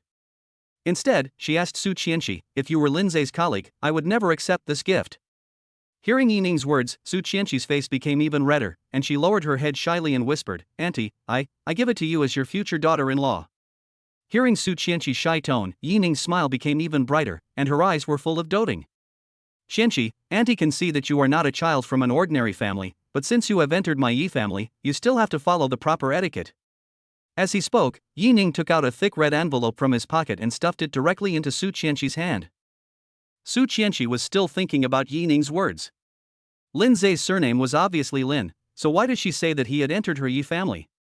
When the thick red envelope was stuffed into her hand, Su Chenshi quickly waved her hand. No, Auntie, I can't accept this. Although Su Chenshi had no idea about money, the amount was estimated to be around 20,000. Although Auntie doesn't earn much, but Lindseay is her only son. Don't refuse it, just accept it. Yining forced the red envelope into Su Chenshi's hand and looked at her and Lindseay with a smile, feeling that the two of them were very well matched. Thank you, Mom. Lindseay hugged Yining tightly. He knew that his mother had been frugal over the years and saved a lot of money for him. Silly child, as long as you live well, Mom doesn't care. Yining patted Lindseay on the back and put his hand together with Su Chenshi. As long as you are fine, everything I do is worth it. Hearing Yining's words, Su Chenshi's eyes instantly became moist. She had not experienced such heartfelt maternal love for a long time. Okay, stop standing outside. Mom will make you whatever you want to eat tonight. Yining took Su Chenshi's hand and walked into the restaurant. Mom, we won't be having dinner at home tonight. Gu Fang is back and asked me to have dinner with him. Lindseay put the gifts upstairs and stopped Yining, who was going to the kitchen to work. Gu Fang is back? It's been a while since I last saw this child. You guys go ahead. Yining agreed readily. She understood that children need to have their own social life when they grow up. By the way, even though you've got the marriage certificate, you still don't know each other that well, do you? I have some savings here, enough to buy a house. If you have nothing to do tomorrow, go and look at houses. As she spoke, Yining took out a bank card and handed it to Lindseay. Mom, where did you get so much money? Lindseay looked at the bank card in front of him and looked at Yining in surprise. No need, Auntie. I have a house, you can stay there first. Su Chenshi quickly returned the bank card, but his heart was full of doubts. How could an ordinary person who has run a small restaurant all his life casually take out more than 1 million? Chapter 12, Yining's Identity? You are already 23 years old, can't I have some savings of my own? Yining rolled her eyes at Lindseay, and seeing that they didn't accept it, she didn't insist. But Mom, what will you do if we move out? Lindseay was really surprised. First, his mother, who had worked hard all her life, took out more than 1 million yuan at once, and then his girlfriend, whom he had married so quickly, actually had a house. He now wants to know more and more what Su Chenshi's family does. Silly child, you will get married and start a family sooner or later. You won't live with me forever, right? Yining looked at her son lovingly and glanced at the time. Okay, don't let Gu Fang wait anxiously, you guys go quickly. Mom, let's go first, make yourself something to eat. Lindseay looked up and saw that it was almost 8 o'clock. He didn't dare to delay any longer. He said hello to Yining and took Su Chenshi away. Yining walked to the door, looked at the taillights of the Maybach, and murmured to herself, Zur is married now, and it's time for me to go home and take a look.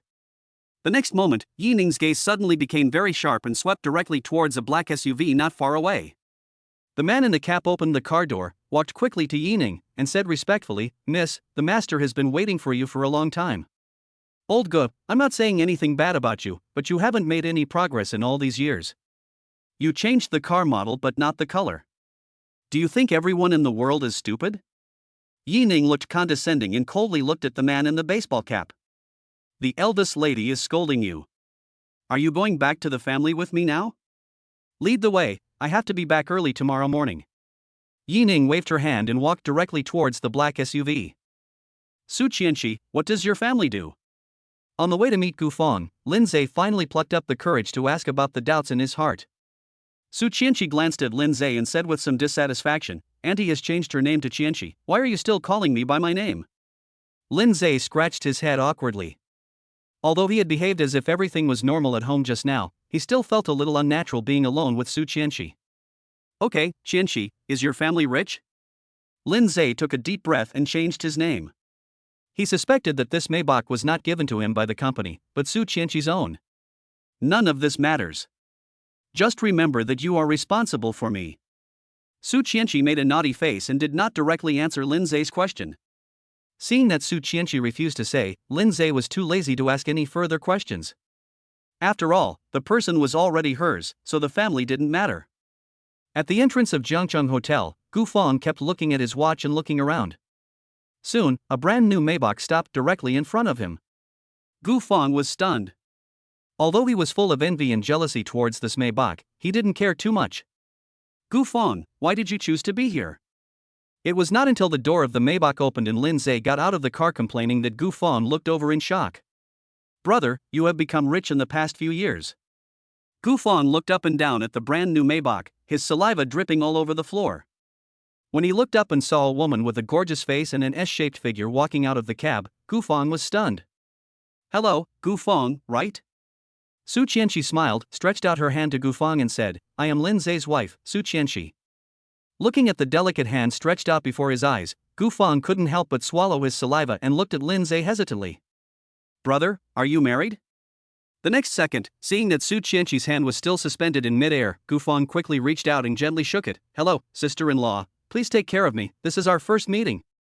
Su Chenshi looked at Gufang admiringly, threw the car keys to the caddy, walked directly to Lindseay's side, and skillfully took his arm. Gufang, we two brothers are having a meal together and reminiscing about the past. There's no need to come to such a high-end place, right? Lindseay seemed to have gotten used to Su Chenshi's behavior. He pointed at the sign of Jiangcheng Hotel and looked at Gufang in confusion. It's not high-end, I feel a little cheap now. Gufang muttered to himself, pushed Lindseay and the other man into the hotel. In room 888 on the second floor, He-jing kept looking at her phone, getting a little anxious. Although Gufang said that tonight was a small gathering between the two brothers, she had to complete it on time when she thought of the task assigned by the director to interview Dynasty Media. After a while, the door of the room was opened and Gufang walked in first, followed closely by Lindseay and Su Chenshi. When He-jing saw that it was indeed Lindseay, the new general manager of Dynasty Media, she immediately smiled. When her eyes moved to Su Chenshi who was beside Lindseay, she froze in place instantly as if struck by lightning. Lindseay, let me introduce you, this is my master He-jing. I have something to ask of you tonight, so you don't mind, right? Gufang shamelessly pulled Lindseay and pushed him directly to the seat next to him. Sister-in-law, please sit next to Lindseay. There are only 4 of us. Seeing Su Chenshi still standing at the door, Gufang hurriedly greeted her. Okay, I'm fine with anything. Su Chenshi agreed, but his eyes were fixed on He-jing. If she remembered correctly, the woman in front of her named He-jing was the reporter who insisted on interviewing her when she went to the group last time. When He-jing heard Gufang calling Su Chenshi sister-in-law, she was dumbfounded. Xiaofeng, what are you calling this lady? He-jing had obviously recognized Su Chenshi. She was the daughter of the Jiangcheng Su family and the mysterious president of the Su group. Sister-in-law, she is my brother's wife. Gufang blurted out without thinking. Hello, my name is Su Chenshi, please take care of me. After Su Chenshi sat down, he extended his hand to He-jing, who was still in shock, but his eyes were full of warning. Ms. Su. Miss Su, nice to meet you. He-jing quickly held the hand that Su Chenshi extended to her with both hands, and was very respectful. Gufang, we haven't seen each other for so many years. Isn't it a bad idea to come and beg me? Lindseay didn't notice He-jing's unnaturalness at all, and looked at his brother with interest. I'm afraid this Missy is not your master, but your girlfriend? Hearing Lindseay's joke, Gufang did not rush to explain, but cast an inquiring look at He-jing. He-jing is 2 years older than him. Although her appearance and figure are not as good as Su Chenshi's, she is still superior. Boss Lin is such a joker. Are you all hungry? Let's eat and talk at the same time. He Jing noticed Su Chenshi's warning look and quickly changed the subject, shouting at the waiter to serve the food. Quick, tell me, what has happened abroad in the past few years? Lindseay couldn't wait to pull Gufang aside, wanting to know how he had been doing over the past few years. What else can I do? I just eat, sleep, and play. Gufang said something perfunctorily and turned to look at him. But you, not only are you the general manager of Dynasty Media, but you're also married. I can't even imagine it. Puff. He Jing had just taken a sip of tea and spat it out when she heard Gufang's words. The president of Su Group is married? Chapter 13 Warning He Jing. Miss He, I don't know where the bathroom is. Could you please accompany me there? Seeing that Gufang was talking more and more, Su Chenshi simply stood up and looked at He Jing, who was shocked. Oh, okay, no problem. He Jing was stunned, and quickly got up, opened the door, and followed Su Chenshi out of the private room. Su Chenshi did not go towards the bathroom, but went straight to the window at one end.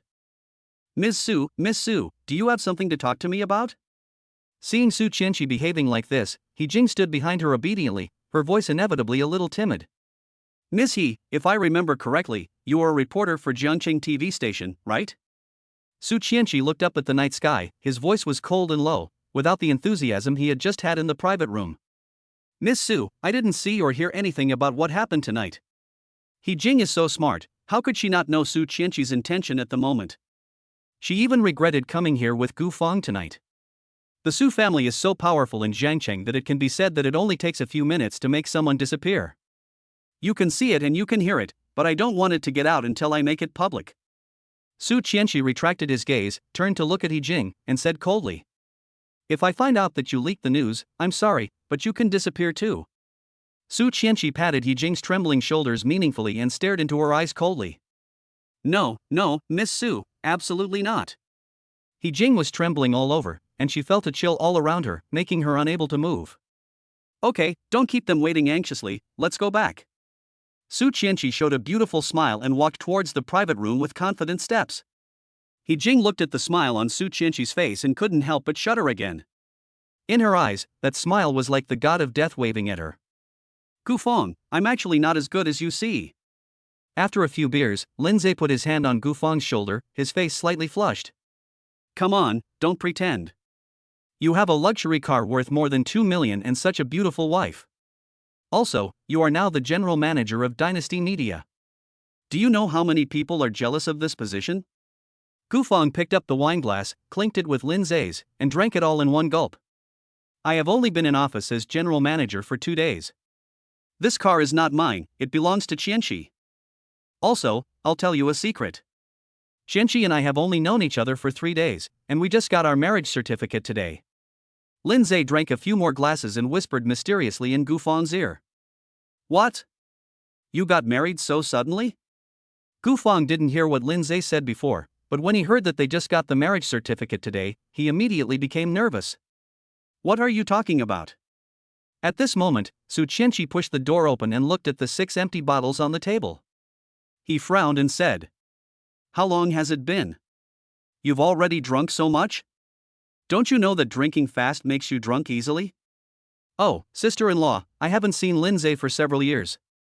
It's not a big deal. Gufang quickly waved his hands, but looked at He Jing with a dazed look. He actually liked He Jing, otherwise, with his temper, he would never have been so obedient as to follow her around and be her apprentice. Where have you been? Why did you take so long to come back?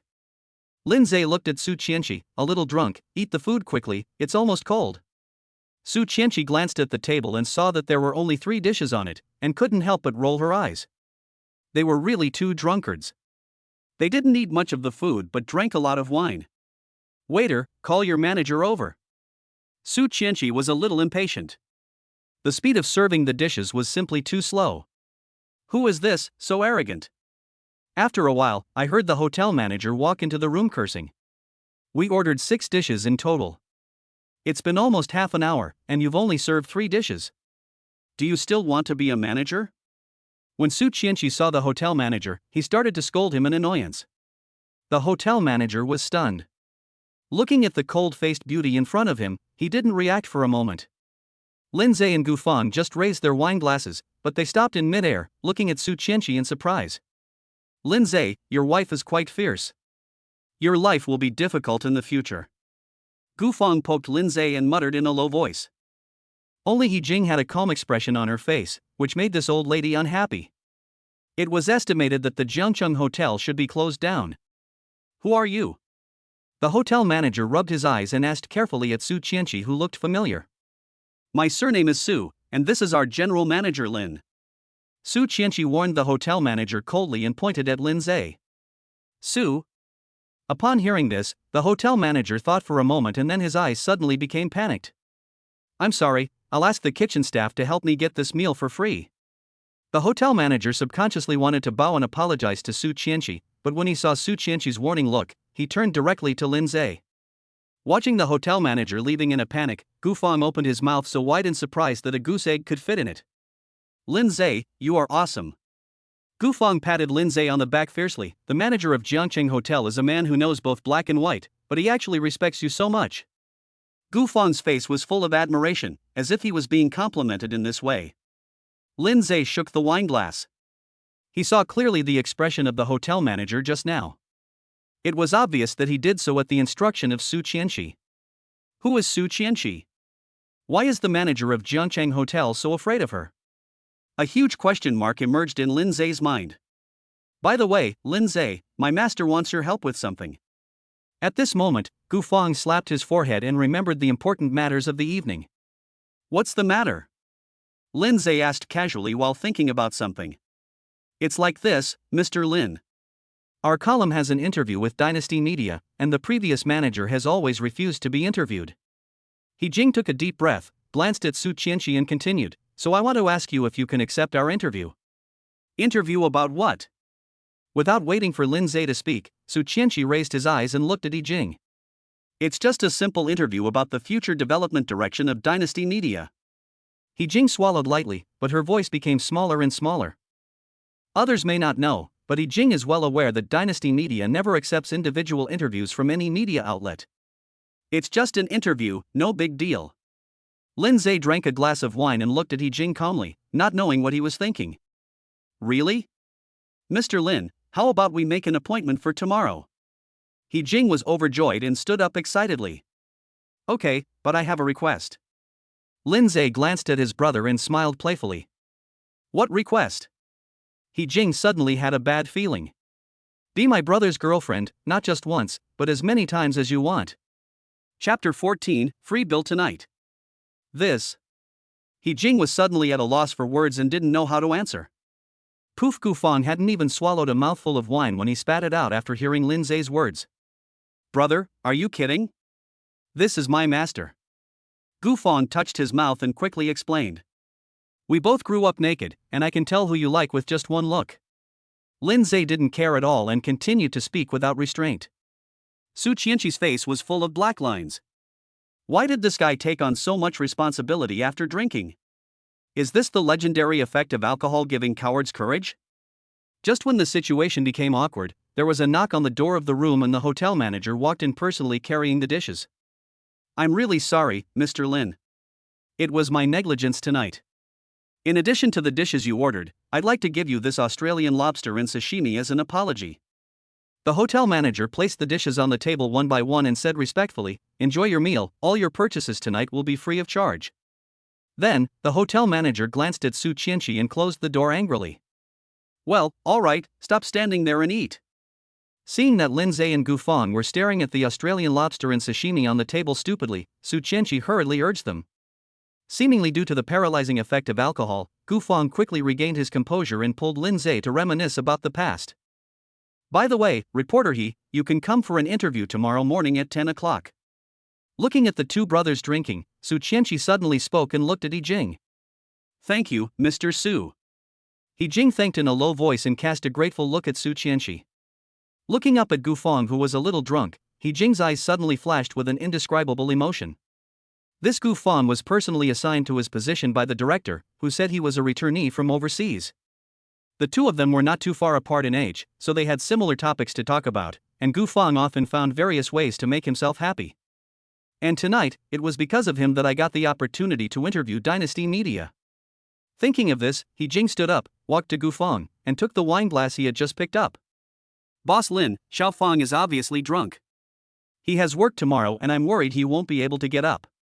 He Jing held the wine glass and looked at Lindseay respectfully. I'll drink this for Xiao Feng, and I'll also drink it for you. Watching He Jing drink it all in one gulp, Gu Feng was stunned for a moment. Let's stop here tonight. I think Lindseay is drunk too. Su Chenshi also stood up and suggested that if they continued drinking like this, they would probably have to find someone to carry them home. Lindseay shook his drunken head and nodded. Ever since he got drunk at the last company party, Lindseay secretly vowed to stay sober at all times. Even if Su Chenshi didn't say it, he planned to end the gathering tonight after finishing this glass. Su Chenshi supported Lindseay, He Jing supported Gu Feng, and the four of them came out of the private room and walked towards the hotel gate. Gao Yuan, who had been waiting outside for a long time, saw Su Chenshi and others coming out and hurried to greet them. But as soon as he shouted a word, he saw Su Chenshi's warning eyes. As the owner of Jiangcheng Hotel, how could Gao Yuan, who was extremely experienced, not know what Su Chenshi meant? Boss Lin, I'm Gao Yuan, the owner of the hotel. Have you finished your meal? Gao Yuan changed the subject and looked directly at Lindseay. Boss, how much? Pay the bill. Upon hearing this, Gu Feng took out his cell phone and looked at Gao Yuan drunkenly. It was a misunderstanding tonight. I didn't know Mr. Lin was here, so this order is mine. Gao Yuan glanced at Su Chenshi and quickly explained. Well, now that Boss Gao has spoken, we would be giving him no face if we refuse. Seeing that Gu Feng insisted on paying, Su Chenshi hurried to help. Hearing Su Chenshi's words, Gao Yuan immediately felt relieved. Others don't know, but as a man who is well connected in both the black and white worlds, he knows very well that Su Chenshi had just made someone who offended her disappear from Jiangcheng 2 days ago. He didn't want to offend this lady from Jiangcheng because of a meal. Since Su Chenshi didn't drink, he had no choice but to send Gu Feng and He Jing home. Looking at Lindseay, who had fallen asleep in the passenger seat, Su Chenshi stopped the car on the side of the road and became conflicted. Given Lindseay's current condition, if he were to be sent home directly, Yining would probably be angry. So where should they go if they don't send him home? After thinking for a moment, Su Chenshi stared at Lindseay's face and simply dialed in Rant's number. Wait for me at the house in the Hauding mansion in 20 minutes. After explaining something to Enran, Su Chenshi stepped on the accelerator and rushed out. 20 minutes later, Enran appeared at the gate of the Hauding mansion community on time. She raised her hand to check the time and frowned slightly. This is the cheapest house owned by Su Chenshi, but he has never lived in it since he bought it. Just then, the Maybach stopped in front of her, and Su Chenshi lowered the window and waved to her. Enran was stunned. When did President Su like to drive this car? Without thinking too much, she got into the back seat. When Enran saw Lindseay lying in the passenger seat, she immediately opened her eyes wide and looked at Su Chenshi. Boss Su, are you still his driver? Keep your voice down. Don't call me President Su in front of him until I tell him my true identity. Su Chenshi quickly made a gesture to keep quiet, and then drove into the community. When Su Chenshi and Enran were about to drag Lindseay out of the car, Lindseay opened his eyes in a daze. Where is this? Lindseay looked around and seemed to feel that he was in an underground parking lot. This is the basement of my house, and I was just about to carry you up there. Seeing that Lindseay woke up, Su Chenshi breathed a sigh of relief.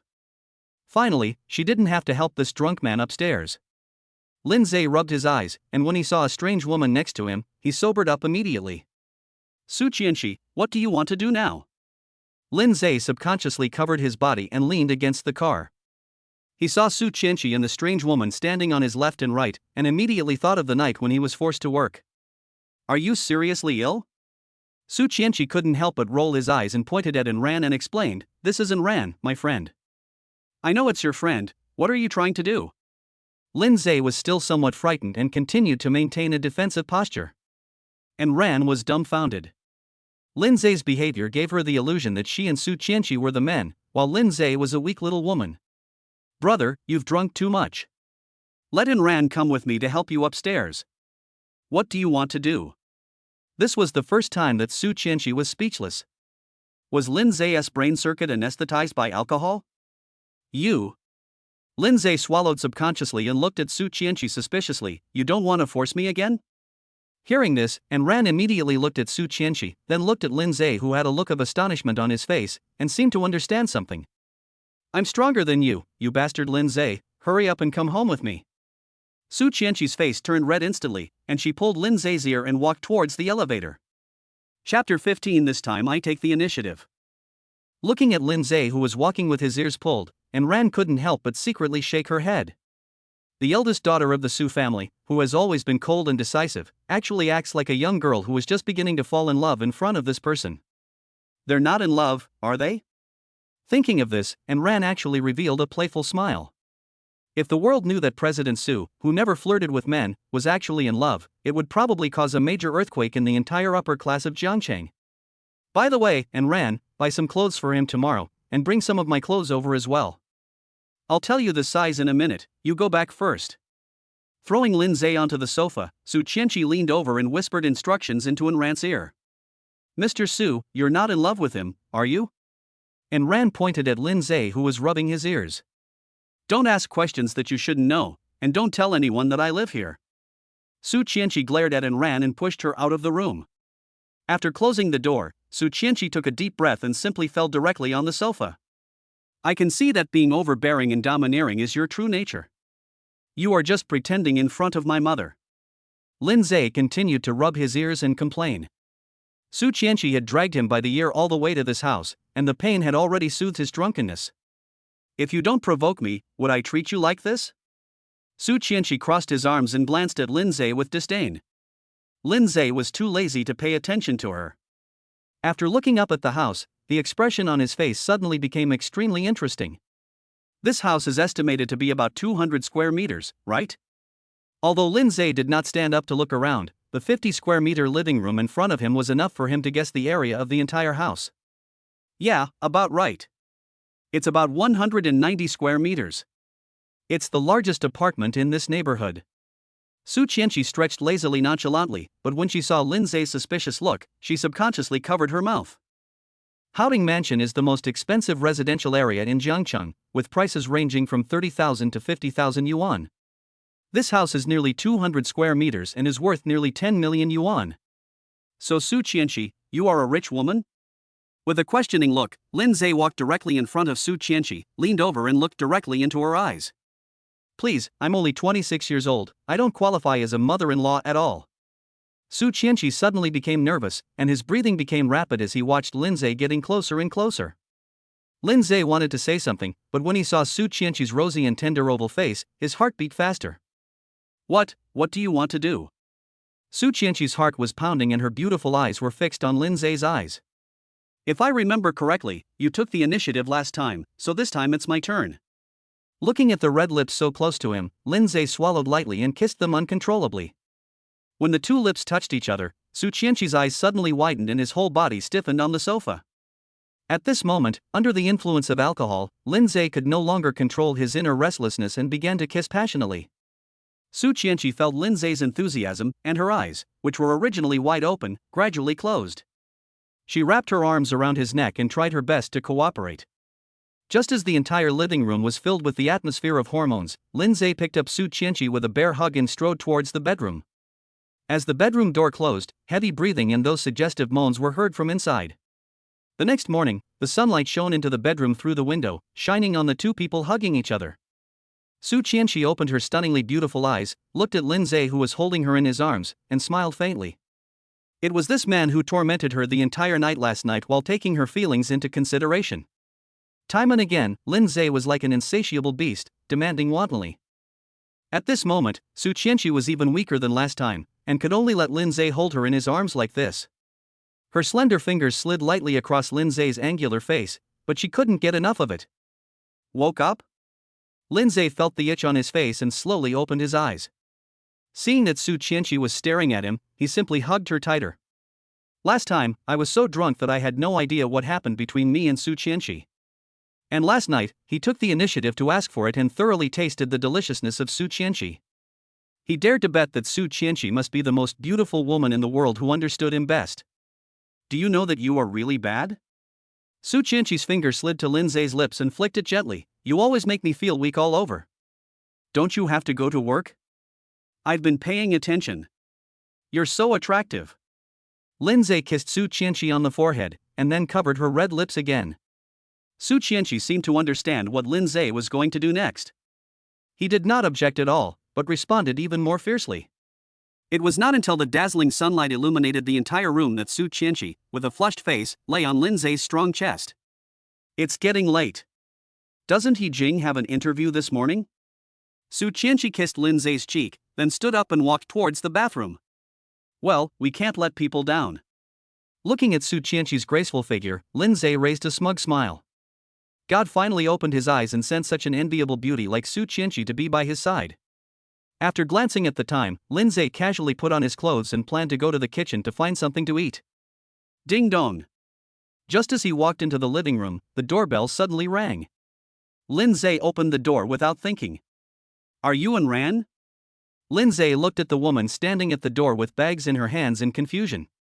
Although her clothes were different from yesterday, Lindseay vaguely remembered that she was the one who sent him here with Su Chenshi last night. And Ran stood at the door in a daze, looking at the strong abdominal muscles exposed under Lindseay's half-open shirt. She swallowed subconsciously and nodded. What are you doing with all these bags? Lindseay quickly took the items from Ran's hand and motioned for her to come in and talk. This is Su. This is the clothes that Sister Su asked me to buy for you, as well as some of her personal belongings. And Ran tried her best to control her emotions, but her eyes couldn't help but glance at Lindseay. No wonder Su Chenshi is so obsessed with this man. He is a handsome man with muscles, a good figure and good looks. Which woman wouldn't like him? Lindseay flipped through the packaging bags. They were all from big brands, and each piece cost thousands or even tens of thousands. And Ran, right? Lindseay held his chin and thought for a moment, which community is this? Houting Mansion, what's the problem? And Ran said it without even thinking, not understanding what Lindseay meant. If I remember correctly, any house in the Houting Mansion would cost several million, right? Lindseay narrowed his eyes slightly and stared straight into Ran's eyes. Chapter 16 Su Chenshi's Confession. Faced with Lindseay's questioning, Ran suddenly came to her senses. Lindseay's test made Ran understand one thing clearly. That is, Su Chenshi never told him his true identity. Didn't what I just said expose Su Chenshi's true identity? Well, it's rented. Yes, it's rented. Seeing Lindseay's increasingly suspicious look, Ran hurried to explain. As the assistant to the president of Su Group, she also has a place in Jiangcheng. She was not afraid that Lindseay would know Su Chenshi's identity, but she was afraid of making Su Chenshi angry. You know, once this beautiful boss of yours gets angry, no one can bear it. Miss Ran, although I am younger than you, I am not a fool. Lindseay couldn't stand being treated like a fool, so he took a step forward. Houting Mansion is the most expensive residential area in Jiangcheng. People who live here are either rich or noble. You told me that the house is rented? Faced with Lindseay's questioning, Ran suddenly felt angry. She was actually taught a lesson by an unknown junior? Lindseay, I'm warning you, you'd better watch your attitude. Ran grabbed Lindseay's collar and looked at him gloomily, if it weren't for Su. Ran, shut up. Just when Ran was about to reveal Su Chenshi's identity, a delicate cry came from the bedroom. Su Chenshi, wearing a bathrobe, walked towards Ran with an angry look on his face. Sister Su. Sister Su, you are here. Ran suddenly panicked. When she entered the room, she only saw Lindseay and thought he was the only one in the house. When she saw Su Chenshi walking out of the bedroom wrapped in a bathrobe, she understood everything in an instant. The Lindseay in front of him has been conquered by Su Chenshi. In other words, Su Chenshi was conquered by Lindseay. Ran, stop gossiping. Lindseay will be your future brother-in-law. Do you understand? Although Su Chenshi was very angry about Ran's attitude towards Lindseay, he didn't want Lindseay to know his true identity. He could only glare at Ran and warn her to be careful about her attitude towards Lindseay. Hearing this, Ran completely understood that it was not Su Chenshi who conquered Lindseay, but Lindseay who completely conquered Su Chenshi. I understand, Sister Su. You guys go ahead and do your work. I won't bother you anymore. Ran didn't dare to look at Su Chenshi's gaze. She said something and left the house with her head down. Lindseay, this is the clothes I asked Ran to buy for you. Come and try them on. Su Chenshi glanced at Lindseay, then lowered his head guiltily and rummaged for clothes. She now regrets not buying a cheaper house. Do you think I'm stupid? Lindseay did not move, still standing there, with a hint of coldness in his eyes. No, Lindseay, listen to my excuse. Su Chenshi threw down her clothes and threw herself into his arms. Okay, I'll listen to your excuses. Lindseay smiled and pushed her away. He walked to the sofa and sat down directly, pointing at the shopping bags on the floor. Any one of these clothes is worth at least a few thousand, right? A house of 190 square meters in Haoding Mansion would cost nearly 10 million yuan in full, and even with a loan it would cost several million yuan. And that brand new Maybach, that's probably worth more than 2 million, right? The smile on Lindseay's face became even wider. What he hated most was deception. Especially after Rococo ruthlessly abandoned his 3-year relationship, Lindseay hated lies even more. Okay, stop, Lindseay, I admit that I lied. Su Chenshi sighed, looked at Lindseay's suspicious eyes, and mustered up the courage. Everything you see, the house and the car are mine. After you took my virginity that night, I decided to cling to you. You are the one for my whole life. With tears in her eyes, Su Chenshi looked at Lindseay aggrievedly. Seeing Su Chenshi with tears in her eyes, Lindseay's heart softened instantly. Although he hated lies, he was even more afraid of women's tears. Okay, alright, rich second-generation wife, I admit that you win this round. Lindseay quickly stood up and hugged Su Chenshi in his arms, wiping the tears from the corners of her eyes. He had no intention of digging into Su Chenshi's identity, as long as he knew that she was rich. After all this happened too suddenly, and he needed time to digest everything he knew. Su Chenshi didn't say anything, but just hugged Lindseay tightly, with a sly smile on his face. It seemed to be saying, little guy, can't I cure you? When the two of them put on their clothes and arrived at the underground parking lot, Lindseay got into the driver's seat without waiting for Su Chenshi to get in the car. What are you doing? Shouldn't I be the one driving? Su Chenshi looked at Lindseay with a puzzled look on his face. From today on, I am your driver. Lindseay showed a handsome smile and patted the passenger seat to let Su Chenshi get in the car. I didn't dare drive this car before because it was too expensive and I wouldn't be able to afford the compensation if it got bumped. But it's different now. He and Su Chenshi are legally married and the car belongs to Su Chenshi. Even if it gets crashed, it's still their marital property. Su Chenshi had no idea what Lindseay was thinking and ran to the passenger seat with secret joy. Until the two of them arrived at the company's underground parking lot, Su Chenshi's eyes never left Lindseay. What? I have lice on my face?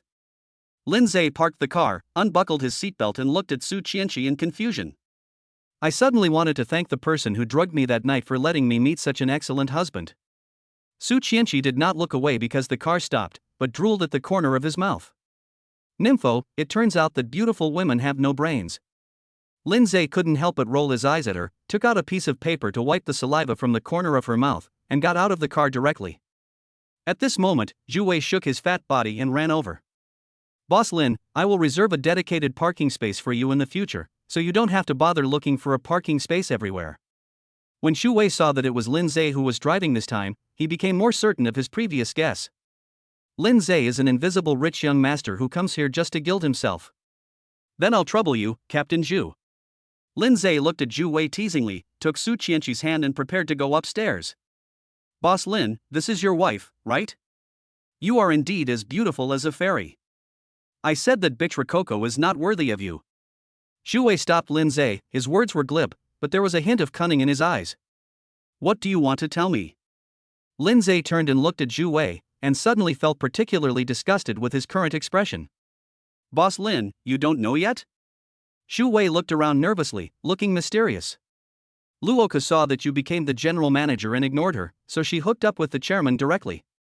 Hearing this, Lindseay frowned, not knowing what Zhu Wei meant by saying this to him. Seeing that Lindseay didn't care much, Zhu Wei quickly added. Boss Lin, let me tell you this, it was Rococo who asked those colleagues to get you drunk at the company party that day. Su Chenshi, who had been silent, suddenly flashed his eyes when he heard this. 17 Dynasty Media will be named Lin from now on. So, you are disgusting me? Lindseay glared at Zhu Wei, feeling that he looked like an idiot. The reason why Rococo cheated on him was so that she could keep climbing up the ladder. Since he became the general manager and ignored her, it was understandable that she seduced the chairman. After all, some people will do whatever it takes to achieve a certain goal, even sacrificing themselves. No, Mr. Lin, you misunderstood me. Xu Wei quickly explained, I'm worried that Rococo seduced the chairman to take revenge on you. After hearing Xu Wei's explanation, Lindseay looked at him as if he had suddenly realized something. So after Luo Qixi slept with you, you started to make things difficult for me? Xu Wei was stunned. He didn't expect that he would lift a rock and drop it on his feet. He just shut his mouth and stopped talking. Xu Wei, do your job well and put those evil thoughts back into your stomach. Lindseay patted Xu Wei's big belly, turned around and got on the elevator. Su Chenshi looked back at Xu Wei, a hint of amusement flashed in his eyes, and then followed Lindseay into the elevator. In the general manager's office, He Jing and Gu Feng had been waiting for a long time, constantly looking at the time. Gu Feng was bored to death. He looked at He Jing's profile and suddenly said, Master, you blocked the wine for me last night. Were you worried about me? He Jing was stunned, and couldn't help but roll her eyes at Gu Feng, who looked sincere. Don't think too much. I'm just worried that you'll drink too much and delay today's work. She cares, but she delayed today's work. Women really don't mean what they say. Gu Feng grumbled and curled his lips. Boy, what are you talking about? He Jing grabbed Gu Feng's ear and was ready to teach him a lesson. Hey, are the young couple flirting? Just then, Lindseay pushed the door open and saw He Jing and Gu Feng arguing with each other. Hey, Mr. Lin, don't joke around. Gu Feng and I are just ordinary colleagues. Seeing Lindseay and Su Chenshi come in, He Jing quickly let go of their hands and explained. I'm sorry, I can't accept your interview today. Lindseay smiled playfully, pulled Su Chenshi to the office chair, and pressed her into the chair. He Jing was stunned, but when she thought of the conditions Lindseay proposed last night, her face instantly turned red. Lindseay, you can't force relationships. You can't stand He Jing up just because of this. Although Gu Feng was very much looking forward to He Jing agreeing to be his girlfriend, he also didn't want to see He Jing unhappy, so he simply reminded Lindseay. You are really forgetful of your loyalty for the sake of beauty. Gu Feng, let me tell you, this is to give you face. Lindseay spread his hands indifferently, sat on the sofa and looked at He Jing. Reporter He, shall we start? He Jing was still thinking about how to explain to Lindseay, and she felt relieved when she heard him say that.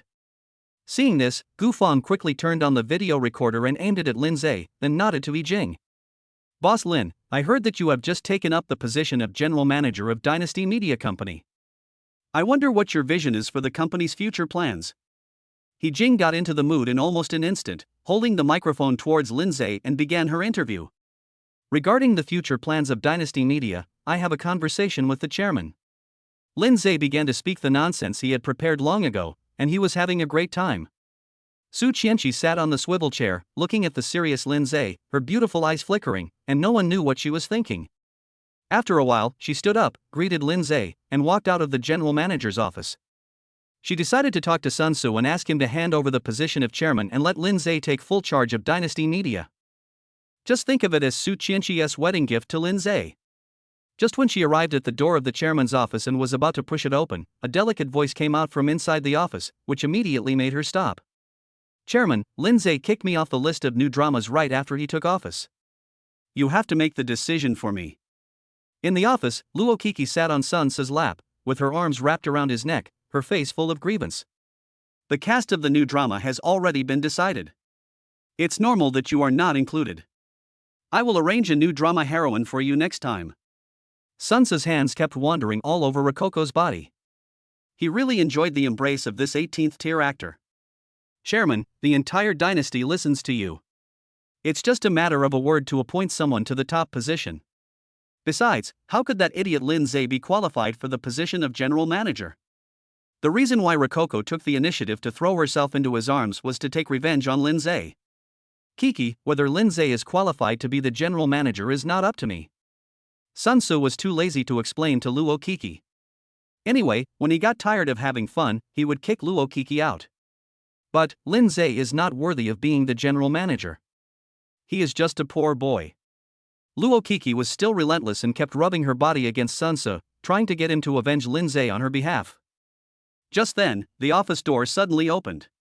Su Chenshi strode in and looked at Sun Tzu with amusement. Chairman, you look very happy. Sun Tzu, who was about to execute Luo Qixi on the spot, was frightened when he saw the person coming in and pushed Luo Qixi away. Xiao Luo, go out first, I have something to do. Sun Tzu looked at Su Chenshi's cold gaze and quickly signaled Luo Qixi to go out first. When Luo Qixi looked up and saw that it was Su Chenshi, a trace of disgust appeared on her face and she rolled her eyes at her. Then I'm leaving first, Chairman. Remember to think of me. When she walked up to Su Chenshi, Rococo blared at her provocatively, then left the office with a twist of her waist. Boss Su, what do you want to talk to me about? Sun Tzu quickly walked up to Su Chenshi with a very respectful attitude. During working hours, you are messing around with the company's artists in the office. I think you are not going to do this anymore as the chairman.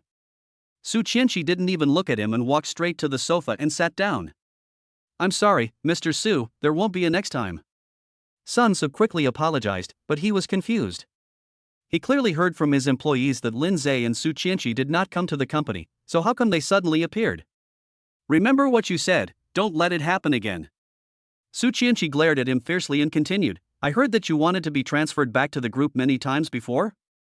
Hearing this, Sun Tzu's heart couldn't help but skip a beat. Did President Su want him to get out of Dynasty Media? Boss Su, I really wanted to work for Su Group before, but I have developed feelings for Dynasty Media over the years and I can't bear to leave. Sun Tzu swallowed and quickly expressed his attitude. It is because you have worked diligently in Dynasty Media over the years and achieved a lot that I decided. Su Chenshi looked into Sun Tzu's eyes and said slowly, from today on, you will work at Su Group. But President Su, what about Dynasty Media? When Sun Tzu heard this, his heart skipped a beat and he felt that something was wrong. From now on, Lindseay will be the chairman of Dynasty Media. Chapter 18 Lindseay serves as chairman. Let Lindseay take up the position of chairman? Sun Tzu's mind was blank at this moment, and he stood there like a sculpture. Who on earth is this Lindseay? How did he jump from an intern to the position of chairman in just a few days? Thinking of this, Sun Tzu suddenly realized a serious problem and looked at Su Chenshi anxiously. But, Mr. Su, where should I go then? Don't worry, I won't treat you unfairly. Su Chenshi looked at the extremely nervous Sun Tzu with a smile, and then said, how about you go to Su Group to serve as the Deputy Director of the Public Relations Department tomorrow? Hearing Su Chenshi's words, Sun Tzu suddenly opened his eyes wide and rubbed his ears hard. Boss Su, are you serious? Being the Deputy Minister of the Su Group means having much more power than being the chairman of a small company like Dynasty Media. Moreover, the position of Deputy Minister is a lucrative one, and many people try their best to get into the Public Relations Department. When have I ever lied? Su Chenshi rolled his eyes at him, then took out his cell phone and dialed in Rant's number. Seeing Su Chenshi issuing the appointment notice in front of him, Sun Tzu's heart was extremely excited at this moment. In half an hour, the reporters from Jiangcheng TV will leave. Do you understand what I mean? Su Chenshi stood up, looked at Sun Tzu coldly, walked to his side and whispered. Understood, Mr. Su, don't worry. How could Sun Tzu not understand Su Chenshi's intention? He just wanted to use the reporters to announce the new chairman of Dynasty Media to the whole Jiangcheng. Seeing Su Chenshi leave, Sun Tzu fell on the sofa as if relieved, and began to fantasize about working for Su Group. Suddenly, he thought of Rococo. Could it be because of her? It was common knowledge that Rococo and Lindseay were boyfriend and girlfriend. In order to get promoted, Rococo even deliberately threw herself into Zhu Wei's arms during a company party. Just when Zhu Wei was trying to stand up for her and make things difficult for Lindseay, President Su simply replaced Zhu Wei. Today, just as Rococo asked her to embarrass Lindseay, President Su appeared in her office again. Thinking of this, Sun Tzu felt cold sweat all over his body, as if he almost stepped into the abyss. It seems that this Lindseay is indeed not an ordinary person. We must treat him well in the future. As for this Rococo, she is simply a beauty that brings disaster. Anyway, we have already played with her, so why not? Having made up his mind, Sun Tzu took out his cell phone and without any hesitation, blocked all of Rococo's contact information.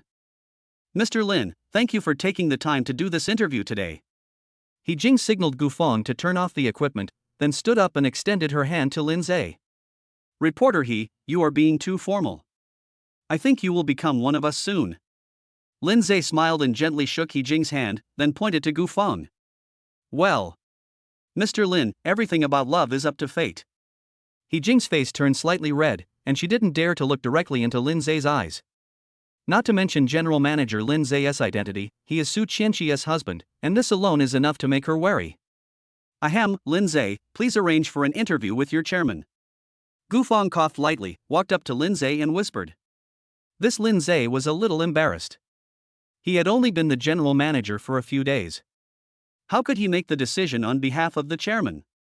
At this moment, Su Chenshi pushed the door open and looked at Lindseay. Boss Lin, the chairman is calling a meeting of all executives. You need to go. Upon hearing this, Lindseay straightened his clothes, nodded to Gu Feng and walked out. Reporter Gu, you two can come too. Su Chenshi waved to He Jing, then strode after Lindseay. Outside the conference room, curious employees gathered and looked at the executives inside, talking non-stop. Dynasty Media has never held such a formal meeting unless there is something important to announce. In the meeting room, Yang Fan sat next to Han Su and whispered. Minister Han, what happened? Why did the chairman suddenly call a meeting of all executives? Han Su shook his head and turned the pen in his hand. I don't know, but it must be something big. Our dynasty has never held a meeting with this kind of lineup. Seeing that Han Su was also unaware, Yang Fan scratched his head and began to guess in his mind. Not only them, all the company executives were speculating about the purpose of this meeting, and some even remained silent as if they were sitting on pins and needles. The door of the conference room was opened, and Lindseay, accompanied by Su Chenshi, walked into the conference room and sat at the front seat. When everyone saw Lindseay coming in, they nodded and greeted him. Although they were reluctant, Lindseay's identity as general manager was set in stone. At this moment, the door of the conference room opened again, and Sun Tzu walked in with a rosy face, without closing the door of the conference room. Everyone, the reason why I gathered you all here in such a hurry is that I have two important things to announce. Sun Tzu stood at the top of the conference table, looked around, and nodded to Su Chenshi next to Lindseay. First, the higher-ups have just issued an appointment to transfer me to the Su Group as the Deputy Director of the Public Relations Department. As soon as Sun Tzu finished speaking, the crowd burst into enthusiastic applause. You know, being able to work for Su Group is better than winning the lottery. But when the applause died down, everyone suddenly realized a very serious problem, that is, who will serve as the chairman of Dynasty Media? Many senior ministers straightened their backs, their eyes full of anticipation. As for the position of chairman, the head office has already issued an appointment, and General Manager Lindseay will take the position. As soon as Sun Tzu said this, all the executives looked at Lindseay in amazement, their faces full of disbelief. They actually let Lindseay be the chairman? Chairman, you are not mistaken, are you? Lindseay himself was even more surprised. What had happened recently? Why did all this wealth fall on him? Lindseay, this is an appointment personally issued by the Office of Assistant to the President of Su Group. I won't be wrong. Sun Tzu didn't know what Lindseay's identity was, so when he spoke to him, his tone was extremely respectful. After hearing this appointment, the employees outside the meeting room suddenly became uneasy, and many of them showed expressions of regret and annoyance. Especially Han Su and Yang Fan, they looked at Lindseay in disbelief. In just a few days, he had jumped from a small intern to the position of chairman? Xiaofeng, did you record everything that was said just now? He Jing asked Gu Feng, trying to stay calm. Although she knew that Su Chenshi was interfering behind this matter, wasn't it too fast? I've recorded it. I've been recording it since the beginning. Gu Feng's face was filled with shock. He had never imagined that his childhood friend had risen to such a successful level that anyone would look up to him. Okay, save all the videos, our column is going to be on the hot search list. He Jing was so excited at the moment that she didn't realize that she was subconsciously holding Gu Feng's hand. Chapter 19, Becoming the First Generation of Rich People? Looking at the company executives talking about it, Sun Tzu glanced at Su Chenshi somewhat at a loss. Chairman Lin, it's your turn to speak. Su Chenshi caught Sun Tzu's gaze and quickly poked Lindseay, who was in a daze. Well, although I don't know what happened, since the head office has asked me to serve as the chairman, I will do my best to make the company better and better. Lindseay stood up reflexively and said some high-sounding words he had just learned. As for the position of general manager, how about we vote on the spot? Seeing that Lindseay was a little distracted, Su Chenshi quickly stood up and tried to smooth things over. It was her who made Lindseay the chairman of the board, so the vacant position of general manager must be fair and just. Hearing this, the executives who were dissatisfied just now suddenly became interested again and began to look at Lindseay expectantly. Since I will be taking office at Su Group tomorrow, I will be in charge of the vote for the general manager position. Sun Tzu took the responsibility of this matter directly on himself and cast a questioning look at Su Chenshi without noticing. Seeing Su Chenshi nod silently, Sun Tzu breathed a sigh of relief and began voting. As for who would be the general manager, Lindseay didn't care about this question at all. He stood up, whispered a few words in Sun Tzu's ear, and then left the meeting room. The employees gathered at the door of the conference room stepped back when they saw Lindseay coming out, not daring to look directly at Lindseay. Even if Lindseay became the general manager, they had never been so afraid. But now, the head office personally appointed him as the chairman, which just proves one thing, that Lindseay has an extraordinary identity. No one would be stupid enough to offend the chairman, unless he doesn't want to work at Dynasty Media anymore. Lindseay, tell me secretly, are you a hidden young master of a wealthy family?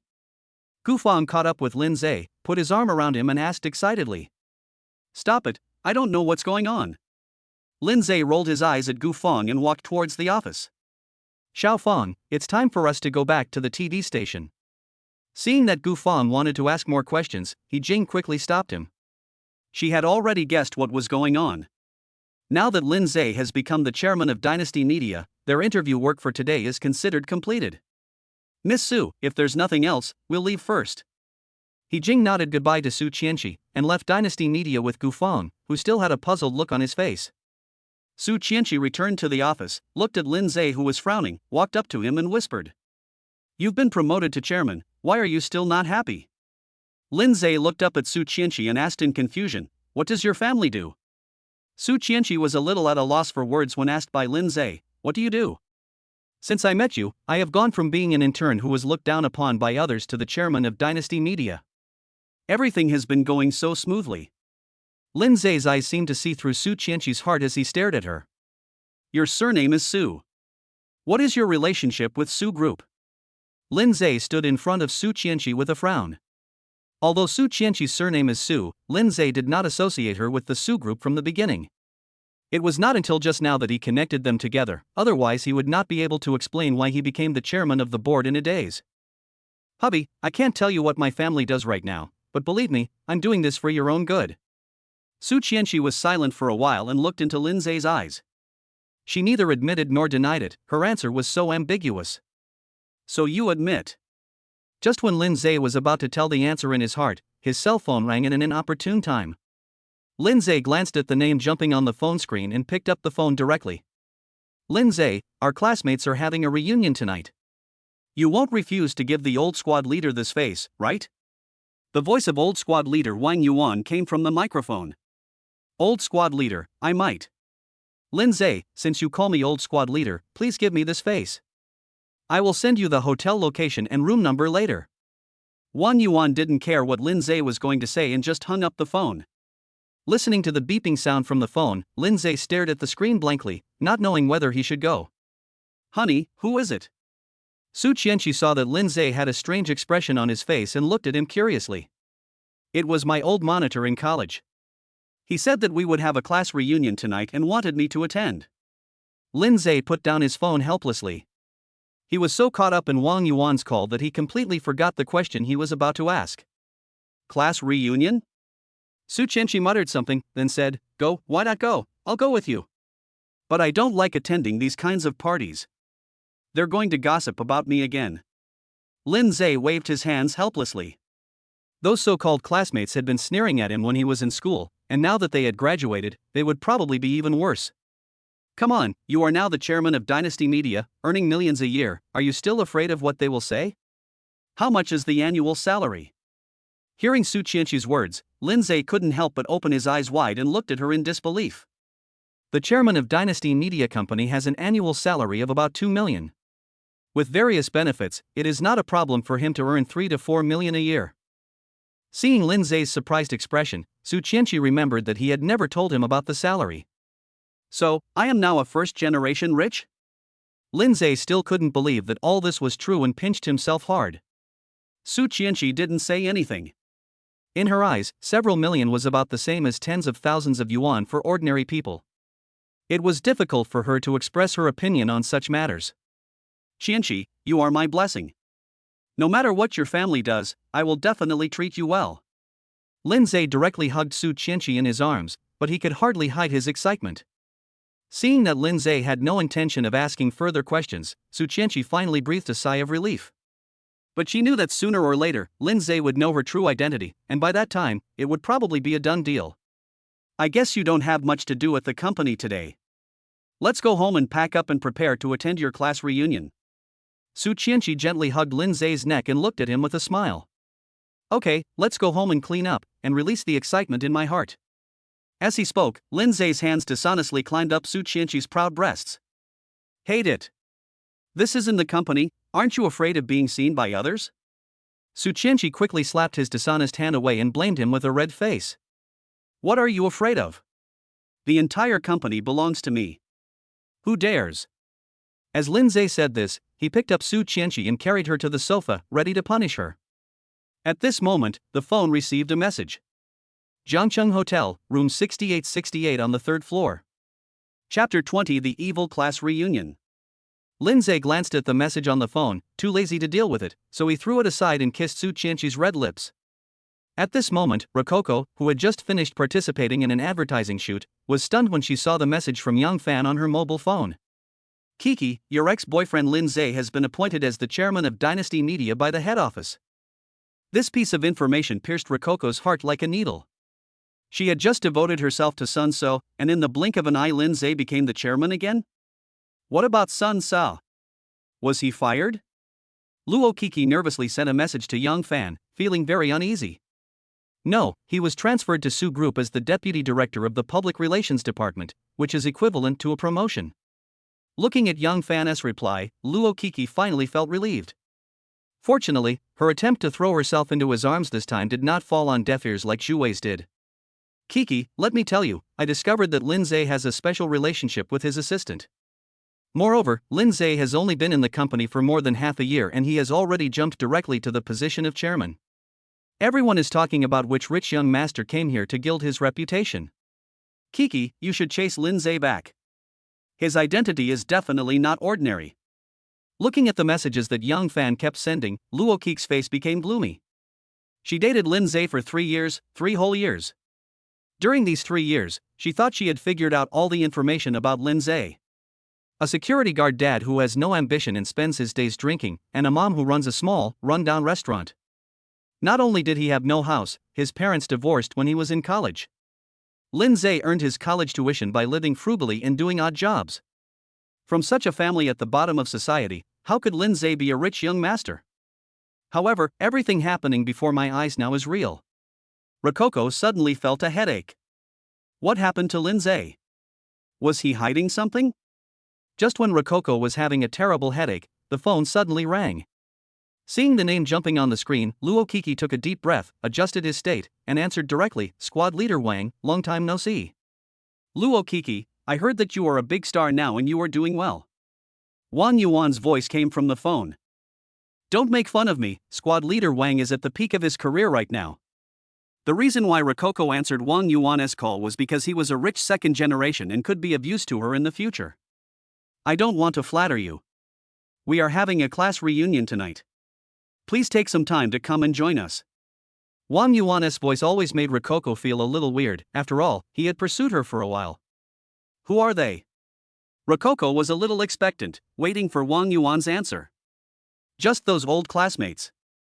Oh, and that poor boy Lindseay. Okay, send me the location, I'll be there in the evening. Hearing that Lindseay was also going, Luo Kiki agreed immediately. Okay, then I'll be waiting for you. Hearing Rococo's happy agreement, Wang Yuan hung up the phone happily. Lindseay, I don't believe you are so heartless, and I don't believe you are married. Luo Kiki held the phone in his hand, a look of determination on his face. At 7 o'clock in the evening, Lindseay drove a Maybach and showed up at the entrance of Jiangcheng Hotel with Su Chenshi. Su Chenshi walked up to Lindseay and straightened his suit. Hubby, remember that the old Lindseay no longer exists. Hearing Su Chenshi's words, Lindseay, who was originally a little at a loss, immediately straightened his back. He is now the chairman of Dynasty Media, with an annual salary of several million. What's more, he has a wife who is as beautiful as a fairy and whose family background is unknown. What is he afraid of? Thinking of this, Lindseay put his arm around Su Chenshi's shoulders and strode into the hotel. The hotel manager came down the escalator on the 2nd floor and just happened to see Lindseay and the other person entering the elevator, so he quickly called Gao Yuan. In room 6868 on the 3rd floor, more than a dozen people were already sitting at a large round table that could accommodate nearly 30 people. Wang Yuan was sitting in the middle of the round table, chatting with a group of classmates. Old squad leader, am I not late? Lindseay pushed the door open and looked directly at Wang Yuan. He didn't like the other classmates at all. After all, they had a bad relationship when they were in school. Hey, look who's here, the top student in our class. Wang Yuan quickly stood up when he heard the voice, but when he saw Lindseay in a suit and tie, he was stunned. When his eyes shifted to the woman holding Lindseay's arm, he was stunned. This woman is simply a fairy from heaven, with a beautiful face and S-shaped figure. Even other women can't help but feel envious when they see her. Lindseay, who is this? Wang Yuan wiped the saliva from the corner of his mouth and looked at Lindseay in confusion. Oh, let me introduce you, this is my wife, Su Chenshi. Lindseay introduced Su Chenshi in a generous manner, observing the expressions of everyone present with his peripheral vision. Hearing this, all the students present suddenly lost their composure and looked at Lindseay in amazement. Lindseay is actually married? Wang Yuan looked at Lindseay in disbelief. The poorest boy in the family actually got married? And judging by the way he is dressed now, it is obvious that he is a successful person. Especially the beautiful wife beside him, who looked like a fairy. She was obviously the daughter of a wealthy family. Well, stop looking at me like that. Where should we sit? Lindseay took in everyone's expressions at the moment. He achieved the effect he wanted, which was to surprise them. Sit here, come and sit over here. Wang Yuan reacted immediately and quickly asked Lindseay and the others to sit down. Su Chenshi sat down with Lindseay, her manners elegant and generous, her beautiful eyes scanning everyone present from time to time. Wang Yuan was already stunned, and he even deliberately shook the expensive watch on his wrist to attract Su Chenshi's attention. The other male classmates were so eager to fix their eyes on Su Chenshi that the female classmates seemed dull compared to her. Several female classmates were whispering nearby, discussing the accessories on Su Chenshi. Anyone who knows what's good can see that any piece of jewelry on Su Chenshi is worth at least hundreds of thousands. People came into the box one after another and greeted Wang Yuan enthusiastically, but no one paid any attention to Lindseay. Most eyes were fixed on Su Chenshi, who was sitting next to Lindseay, and everyone was guessing which classmate this was. Sorry, I'm late. Just as everyone was greeting each other, a graceful figure appeared at the door of the room. Hey, look, our class beauty Rococo is here, take a seat quickly. When Wang Yuan saw Rococo standing at the door, he was immediately overjoyed. His eyes kept looking at Rococo, as if he wanted to strip her naked. Rococo nodded politely, but when she looked up to find a seat, she was stunned. All the seats were occupied, except for one empty seat next to Lindseay. Chapter 21: Wang Yuan's embarrassment. At this time, Lindseay also discovered this problem. The only empty seat left in the entire room was the one next to him. Lindseay glanced at Rococo with some disgust, but considering Wang Yuan's face, he didn't say anything. Wang Yuan was the old squad leader of their group and also the richest second-generation rich man among them, so everyone gave him face. Coco, there's only one seat left, so please sit here. Wang Yuan glanced at Lindseay and gave an imperceptible smirk. Everyone present knew that Lindseay and Luo Kiki had been in a relationship for 3 years, but news of their breakup only came out a few days ago. Hearing Wang Yuan say this, Luo Kiki did not hesitate and sat directly next to Lindseay, but his eyes stayed on Su Chenshi. Are they really married? Why would Lindseay bring her to such an occasion? Rococo's mind started to wander and she didn't even notice the look in Wang Yuan's eyes when he looked at her. Wang Yuan knew that they had broken up, so he deliberately arranged for his classmates to leave the seat empty. I originally wanted to take this opportunity to insult Lindseay and get Rococo at the same time. Who would have thought that Lindseay would appear in front of everyone as a successful man, with a wife as beautiful as a fairy? As the dishes were placed on the table one by one, everyone's eyes shifted away from Rococo and Lindseay, and they began to toast each other. You all came here today because you gave me face. I'd like to offer a toast to you all. Seeing that all the dishes were served, Wang Yuan raised his glass to toast, then drank it all in one gulp. Seeing this, other students also picked up their glasses and clinked them with each other, expressing their thoughts and feelings in the wine. Old squad leader, what are you doing now? Tell us so that we can all know and give you some support. A male classmate put down his wine glass and looked at Wang Yuan flatteringly. Yes, old squad leader, where can you make a fortune now? Old squad leader, you don't lead the brothers to make money. You are the richest among them. As his classmates started to make noises, Wang Yuan waved his hands in satisfaction and coughed softly. What kind of fortune? I'm just the general manager of my father's company. I want to learn a little and inherit his business. Wang Yuan seems to be very comfortable with the idea of relying on his parents for support and doesn't feel there is anything wrong with it at all. Lindseay, you are the best student among us. Where are you working now? Wang Yuan turned the topic to Lindseay and looked at him with a knowing question. Everyone knew that he and Rococo both worked at Dynasty Media. I'm just an employee at Dynasty Media, not a high-class person. Lindseay's attitude was very humble. He picked up a piece of fish and put it on Su Chenshi's plate. Hearing Lindseay's words, everyone burst into laughter, as if they were mocking Lindseay for playing the role of a small employee. Don't you guys pay attention to entertainment news? A female classmate sitting opposite Lindseay picked up her phone and looked at the laughing crowd. Lindseay is the new general manager of Dynasty Media. As soon as these words were spoken, the laughter stopped abruptly, and everyone looked at the phone screen held up by the female classmate in disbelief. When all of them opened the video of Dynasty Media's press conference that day and saw Lindseay in it, they were stunned. Wang Yuan never cares about these entertainment news. When he looked at Lindseay sitting in the middle of the press conference, his face was full of disbelief. Lindseay, you are too modest. You are already the general manager of Dynasty Media, but you are still so low-key. Wang Yuan turned off his phone, picked up the wineglass and walked to Lindseay's side with an attentive smile on his face. Dynasty Media is the largest entertainment company in Jiangcheng. Even his father has to give face to Dynasty Media. After all, behind Dynasty Media stands the behemoth Su Group. Old squad leader, you may not know that Lindseay is no longer the general manager of Dynasty Media. At this moment, Rococo looked at Lindseay deeply and sighed silently. What? Not the general manager anymore? Wang Yuan's hand, which was about to toast, suddenly stopped and he shook the wineglass and looked at Rococo. That's what I said. There must be a mistake. Lindseay just graduated from college for more than half a year. How could he become the general manager of Dynasty Media? A male classmate immediately started to make a noise. He didn't believe that Lindseay could have such a good life. Everyone else's eyes turned to Rococo, because they all knew that Rococo was an artist of Dynasty Media. Lindseay is indeed no longer the general manager of Dynasty Media. Instead, he just took on the position of chairman today. Rococo looked at Lindseay with complicated eyes, as if she had lost her most beloved thing, and told the truth through gritted teeth. The classmates who originally wanted to laugh at Lindseay were completely confused after hearing what Rococo said. Kiki, you can eat whatever you want, but you can't say whatever you want. You can see it in the news that Dynasty Media has changed its chairman. Wang Yuan's face turned ugly. If Lindseay was really the chairman of Dynasty Media, then he could only marry up to him.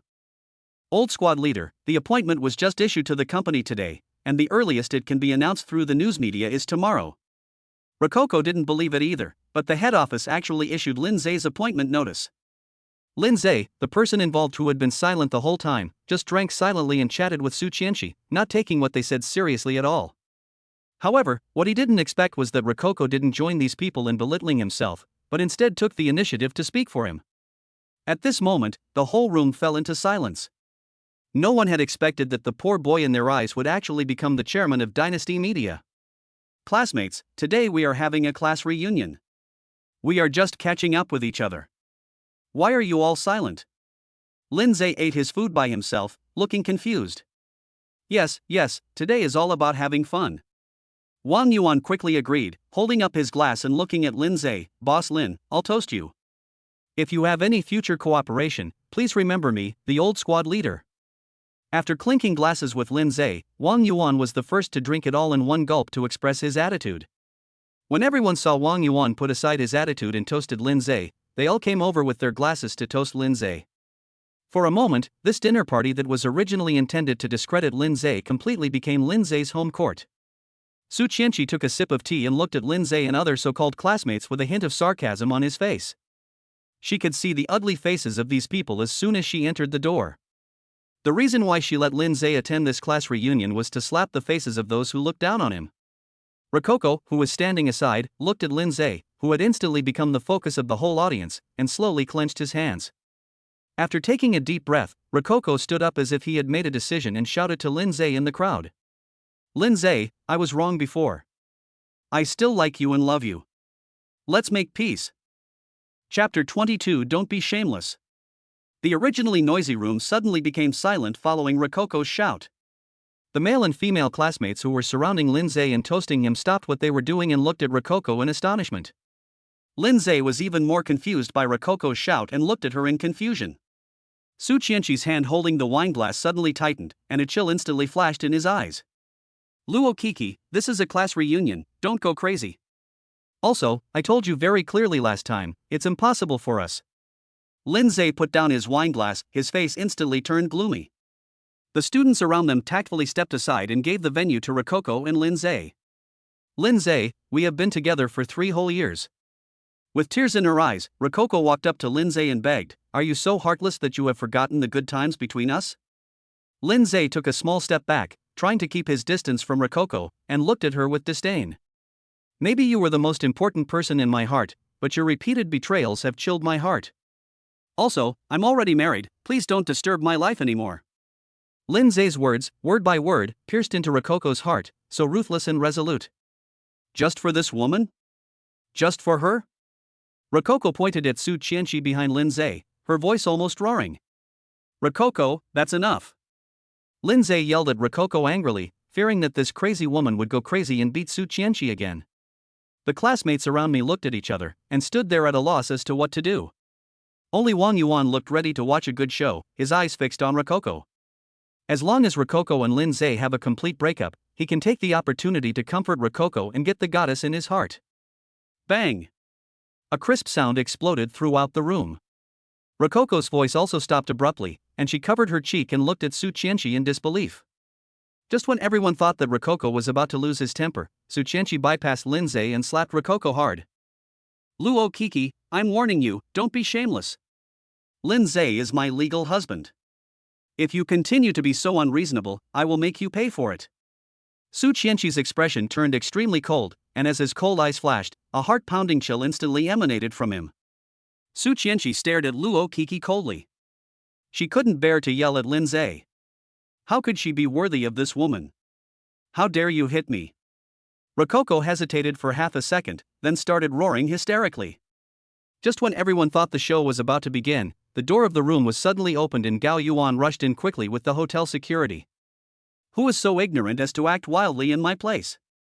Gao Yuan glanced at the entire audience with a gloomy expression. When he saw Su Chenshi, he walked towards them quickly. Su. Gao Yuan was about to greet Su Chenshi, but when he saw her blinking eyes, he quickly changed his words. Boss Lin, I didn't know you were here. Please forgive me if I'm offended. This time, all the students present shut their mouths wisely and looked at Lindseay with admiration. Gao Yuan is the owner of Jiangcheng Hotel, and he is also a man who was involved in both black and white affairs. Before coming here, Wang Yuan had indirectly warned them not to cause trouble here. And now, this big boss actually apologized so humbly after seeing Lindseay. Now, it is completely confirmed that Lindseay is the chairman of Dynasty Media. Boss Gao, we are just having a class reunion, and the noise was just a little loud. There is no need for this, right? Lindseay pointed at the security guards blocking the door and looked at Gao Yuan in confusion. But what he didn't know was that after all their dishes were served, Gao Yuan and the security guards stood at the door of the room. Just now, when he heard Su Chenshi's angry voice, he rushed in, fearing that Su Chenshi would be hurt. If the Su family knew that Su Chenshi was bullied in his hotel, Gao Yuan would disappear from Jiangcheng. Oh, so that's how it is. I thought something had happened. Gao Yuan looked up at Su Chenshi, and after receiving a signal from the latter, he turned to look at the bewildered Rococo. Miss, Mr. Lin is the VIP of our hotel. If you continue to make trouble like this, don't blame me for being rude. After saying that, Gao Yuan bowed slightly to Lindseay, glanced around with a warning look, and then left the room with the security guard. Wang Yuan looked at Gao Yuan who was leaving and couldn't help swallowing. When he looked at Lindseay again, his eyes were full of awe. All right, it's all a misunderstanding. Everyone, take a seat and let's continue drinking and chatting. Wang Yuan calmly walked behind Rococo, pushed her into her seat, then smiled and nodded at Lindseay. Lindseay was a little confused. He had only met Gao Yuan once. Why was this important figure so respectful to him? Is it just because of his identity as the chairman of Dynasty Media? Lindseay looked at Su Chenshi who sat back in his original seat, with a very puzzled expression on his face. As an artist, Rococo naturally knew what kind of person the owner of Jiangcheng Hotel was. Under his intimidation, she naturally didn't dare to do anything wrong. After being pushed back to his seat by Wang Yuan, he covered his beaten cheek and stared at Su Chenshi while drinking heavily. Because of this farce, Lindseay was in no mood to continue. He stood up and looked at everyone with his glass in hand. My dear classmates, I'm really sorry, but I suddenly remembered that I have something to do at home, so I'm leaving first. After saying that, Lindseay clinked his glass with Wang Yuan, drank it all, then took Su Chenshi's hand and left the room. Seeing Lindseay leave, Wang Yuan didn't say anything, but walked directly to the window and looked down. Some students seemed to understand Wang Yuan's actions at the moment, and walked to the windows, as if they were expecting something. After a while, Su Chenshi appeared at the door of the hotel holding Lindseay's arm. A brand new Maybach drove out of the parking lot. After it stopped, Gao Yuan got out of the driver's seat and opened the passenger door attentively. I don't know what Lindseay said to Gao Yuan, so he moved directly to the co-pilot seat. After Gao Yuan gently closed the car door, he whispered a few words to Su Chenshi, then trotted to open the driver's door and waited for Su Chenshi to get in. Not until the Maybach left the hotel did Gao Yuan wipe the sweat from his forehead and return to the hotel. Seeing what had just happened, all the students leaning against the windows were shocked. In front of Lindseay, Gao Yuan was just like a little brother, bowing his head and not looking like a big boss at all. Wang Yuan took a deep breath and thought silently, it seems that I need to get along better with Lindseay in the future. Rococo clenched her hands tightly. She saw everything that happened in front of the hotel just now. Lindseay, who the hell are you? A huge question mark arose in Rococo's heart. Chapter 23, Yi Family in Beijing. With doubts in his mind, Rococo kept drinking silently and showed no intention of leaving. Seeing this, Wang Yuan quickly winked at several male classmates. After a while, Rococo felt dizzy from the toasts from his classmates. At Wang Yuan's signal, everyone left the room in tacit understanding, leaving only the two of them. Wang Yuan's heart beat faster as he looked at Rococo, who was lying on the table and unconscious due to being drunk. Rococo is their class beauty. Although she cannot be compared with the department beauties or school beauties, she is also a rare beauty. When he was in college, if Lindseay hadn't been in the way, he would have made Rococo bow down to him because of his wealth. However, today he wants to thank Lindseay. If it weren't for Lindseay's ruthlessness, how could he have gotten it without any effort? Looking at Rococo's graceful body, Wang Yuan felt so hot in his heart that he couldn't help but loosen his collar. He didn't care about his image and just picked up Rococo and walked towards the room he had already booked. Just when Wang Yuan was pushing Rococo down on the bed in a beastly manner, Lindseay had already returned to his home in Haoding Mansion. Chenshi, I'm sorry for embarrassing you tonight. As soon as he got home, Lindseay apologized to Su Chenshi, who was taking off her coat. Come on, you're my husband, why are you apologizing to me? Su Chenshi smiled sweetly, hugged Lindseay's neck, and looked at him tenderly. I know that woman is pestering you because she sees that you are now very successful. This also happens to prove that I have good taste in choosing a man like you who is so enviable. As he spoke, Su Chenshi snuggled in Lindseay's arms like a docile little lamb. Don't worry, even though we have known each other for a short time, you are the only one in my heart now. Lindseay hugged Su Chenshi lovingly, as if he was really moved by this wife who had appeared out of nowhere. If getting the marriage certificate was just a momentary impulse at the beginning, now he can be said to be sincere to Su Chenshi. Honey, I'm not full, can you make me something to eat? Su Chenshi felt the temperature of Lindseay's body and looked at him tenderly. Wait for me, I'll see what's in the kitchen. Hearing Su Chenshi shouting that she was hungry, Lindseay carried her to the sofa, turned around and rushed into the kitchen. Looking at Lindseay rummaging through something in the kitchen, Su Chenshi's delicate oval face showed a smile of great joy. She was completely in love with the man in front of her, and it was out of control. Chenshi, there's nothing in the kitchen. I'll order a takeaway for you first, and I'll find time to buy some groceries tomorrow. After a while, Lindseay walked out of the kitchen and looked at Su Chenshi helplessly. Su Chenshi then remembered that this house had never been lived in. Apart from the cleaning staff coming to clean it every week, there was basically nothing in the house. Then I won't eat anymore. Just talk to me. Su Chenshi opened his arms towards Lindseay and looked at him expectantly like a child. Lindseay smiled calmly, hugged Su Chenshi in his arms, and stared into her eyes affectionately. Do you want to talk or move your mouth? Su Chenshi was stunned. Before she could understand the meaning of Lindseay's words, her red lips were directly blocked by Lindseay, and her body was hugged tightly by him. Feeling Lindseay's burning gaze, Su Chenshi slowly closed her eyes, responding to Lindseay's love for her. Dad, can you please stop doing this? At the same time, in a huge villa in the capital, Yining looked helplessly at her father who was standing in front of her. Originally, I was promised to return to Jiangcheng early in the morning, but I haven't left this villa yet. Looking at the old father in front of her who was like a naughty boy, Yining was speechless. My daughter, you said you've been gone for 23 years, don't you miss your dad? Yining's father, Yi Xingtian, held a dragon-headed cane and sat upright on a rosewood chair at the gate of the villa, looking at Yining with twinkling eyes. Dad, you've been saying this since early morning until now. I'm annoyed even if you're not annoyed. Yining stood helplessly in front of Yi Xingtian. Ever since I returned to the capital last night and had a heart-to-heart talk with the old man, he blocked the door when he saw that I insisted on leaving. You promised me before that you would come home once your grandson gets married. Yi Xingtian tilted his head, not even looking at Yining, and just sat there leaning on his crutches. Yes, I said I would wait until my child got married and came home, and I would also return home. Can you let me go now? Yining was speechless. He was the one who kicked her out in the first place, and now he was the one who wouldn't let her leave. Sister, please don't make Dad angry. Dad has missed you every day for so many years and sent people to inquire about your news every day. Yi Chen, who was standing aside and watching the father and daughter bickering, shook his head helplessly. When my elder sister became pregnant due to an accident, my father asked her to have an abortion but she refused, so she was kicked out of the Yi family. But when Yi Xingtian found out that Yining had married a mediocre security guard in Jiangcheng in a fit of anger, he regretted it deeply. But Yining had a stubborn character, and she wouldn't give any face no matter who tried to persuade her to return to the Yi family. Finally, after Yi Xingtian's repeated requests, Yining agreed to go home after her children got married. Yi Chen, you are a father now, I can't just abandon my child, right? Yining looked at Yi Chen with eyes full of doting. He was only 10 years old when she left the Yi family. Today, Yi Chen is married with children, and is also the president of Yi Group. Dad, my sister is right. Lindseay also needs care. Yi Chen suddenly felt a headache. He felt very uncomfortable being stuck in the middle. Bullshit, my grandson is doing very well in Jiangcheng. Yi Xingtian raised his eyes and complained depressedly. If that old fellow Su Penghui knew that his precious granddaughter married a poor boy, he would cry so terribly. Yining was stunned and looked at her old father in confusion. Dad, what do you mean?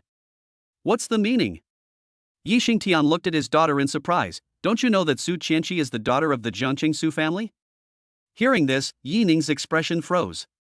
Although she could tell that Su Chenshi was not a child from an ordinary family, she did not expect that she was from the Jiangcheng Su family. Then you are very familiar with the Su family? Yining looked at Yi Xingtian again. Well. Yi Xingtian sighed and spoke slowly. More than familiar, this old fellow Su Penghui once saved my life, and our Yi family still owes him a life. After hearing Yi Xingtian's words, Yining and Yi Chen looked at each other and both showed solemn expressions. Dad, why have you never mentioned this?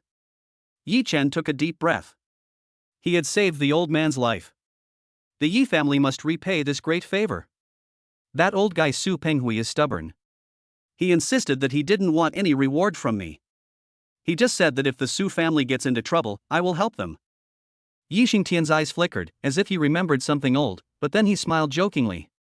Now that his granddaughter is marrying Lindseay, it can be considered as a great honor for the Su family. Chapter 24 Yining takes over the family business. Hearing Yi Xingtian's words, Yining and Yi Chen both showed a look of contempt.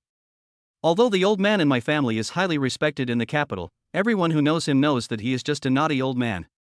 Dad, I don't plan to let Lindseay know about the Yi family yet. Yining pondered for a moment, seemed to understand Yi Xingtian's meaning, and hurried to explain. Why? Not only was Yi Xingtian stunned, Yi Chen also looked at his sister in confusion.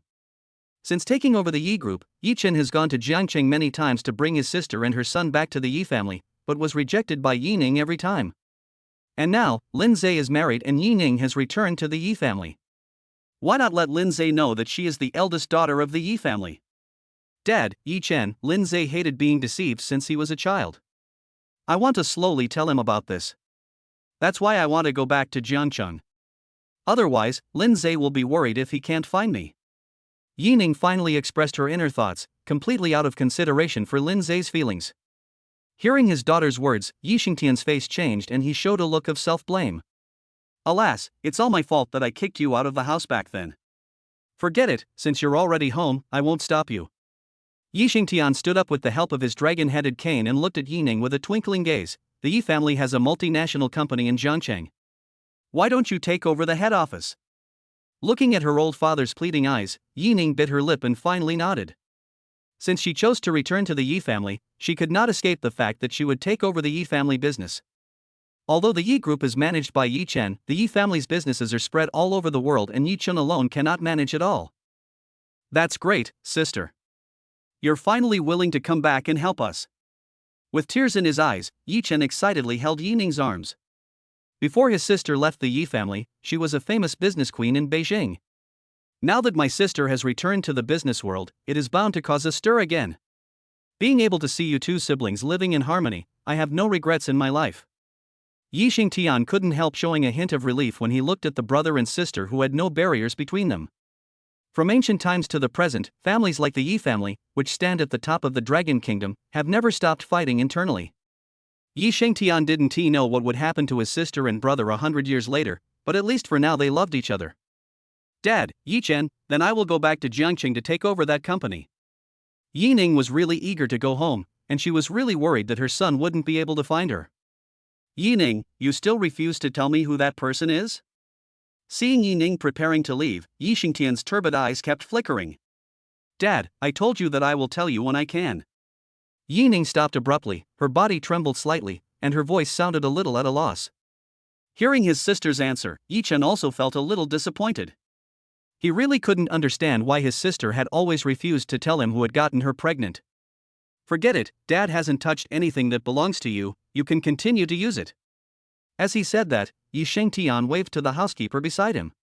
The butler understood what he meant, and soon took out an exquisite wooden box and handed it to Yi Xingtian respectfully. Here are your savings from those years, as well as the dividends that the Yi family has given you over the past 23 years. Take them and use them. Yi Ning looked at the black and gold card in the wooden box, as well as her favorite hairpin back then, and her eyes were suddenly filled with tears. Dad is getting old, and the Yi family will depend on you two siblings in the future. Yi Xingtian stuffed the wooden box into Yi Ning's hand, waved his hand, and walked to the second floor with the help of the housekeeper. Sister, I'll say hello to Jiangqing, you can just go and take over. If you don't want to use the money in this card, leave it to your children. The profits from that company are enough for you to spend anyway. Yi Chen seemed to see through Yi Ning's thoughts and spoke in a low voice. Thank you, Yi Chen. Yi Ning gently embraced her brother in her arms, and when she saw Lao Gu driving a brand new Rolls-Royce over, she got in the car without hesitation. Watching the Rolls-Royce driving out of the villa, Yi Chen wiped the tears from the corners of his eyes, and then his eyes turned cold. I didn't expect that you, with such a stubborn temper, would keep your promise. You came back at this time after 23 years. Do you want to fight with me for the family property? Yi Chen silently lit a cigar, looked at the entire villa while talking to himself, and quietly clenched his fists. Just as Yi Ning was rushing back to Jiangqing, a piece of breaking news broke throughout Jiangqing. Sun Ce, the former chairman of Dynasty Media, has resigned, and general manager Lindseay has been promoted to the position of chairman. While this news was being broadcast, it was also accompanied by an interview in which Lindseay boasted about the company's great ambitions. In the security room at the entrance of a private enterprise, several security guards were chatting. When they saw the news on TV, one of the young security guards' eyes widened. Brother Lin, is this your son? Lin Hai, who was fiddling with the duty roster with his head down, raised his cloudy eyes and looked at the TV screen when he heard the security guard's words. When he saw Lindseay in a suit and tie on the TV screen, his hand holding the pen couldn't help but clench. Brother Lin, your son is very successful now, why are you still working as a security guard? Seeing Lin Hai's excited expression, the young security guard quickly started to flatter him. Yes, Brother Lin, the chairman of Dynasty Media must make at least several million a year. Why don't you quickly ask him to come back and honor you? Another security guard echoed, his eyes full of envy. Her mother and I are divorced, so why should I show filial respect to her? Lin Hai couldn't help but smile bitterly and shook his head, continuing to sort out the duty roster in his hand. What's wrong with divorce? If we divorce, he won't be your son anymore? That's right. After all, you have worked hard to raise him up. You should show respect to him when it's due. Listening to several colleagues speaking up for him, Lin Hai looked at Lindseay on the TV screen and shook his head silently. The divorce with Lindseay's mother was due to my own reasons and I cannot blame anyone else. When I was young, I had no ambition and spent my days drinking. It was a blessing from God that I could marry a beauty like Yi Ning. Even when Lindseay went to college, he still couldn't change his habit of drinking every day. In order not to drag down Lindseay, he took the initiative to file for divorce from Yi Ning. Looking at Lindseay's current high-spirited appearance, even if I have quit drinking, how can I have the face to see him? At this moment, Lindseay's cell phone rang. Looking at the names displayed on the screen, he became even more excited. Brother Lin, I told you that Lindseay wouldn't ignore you, right? Why don't you answer the phone? The colleague looked at Lindseay's name on the phone screen and patted Lindseay on the shoulder. Lindseay took a deep breath, looked at the name on the screen that hadn't appeared for 3 or 4 years, and slowly answered the call. Dad, let's have dinner together tonight? As soon as he picked up the phone and heard Lindseay call him Dad, Lindseay burst into tears. Chapter 25 Meeting with Lindseay. After hearing Lindseay's reply from the other end of the phone, Lindseay hung up the phone. That's right. Your parents' divorce has nothing to do with you. Besides, didn't you say your uncle has quit drinking? Su Chenshi was still nestled in Lindseay's arms. They plan to take a day off today. Lindseay is now the chairman of Dynasty Media. There is nothing important in the company, so it doesn't matter whether he goes or not. The call just now was forced by Su Chenshi to make Lindseay by offering herself voluntarily. Because she heard from Lindseay that he had not contacted Lindseay since his parents divorced. It's not that I don't want to contact him, I just don't have any feelings for him.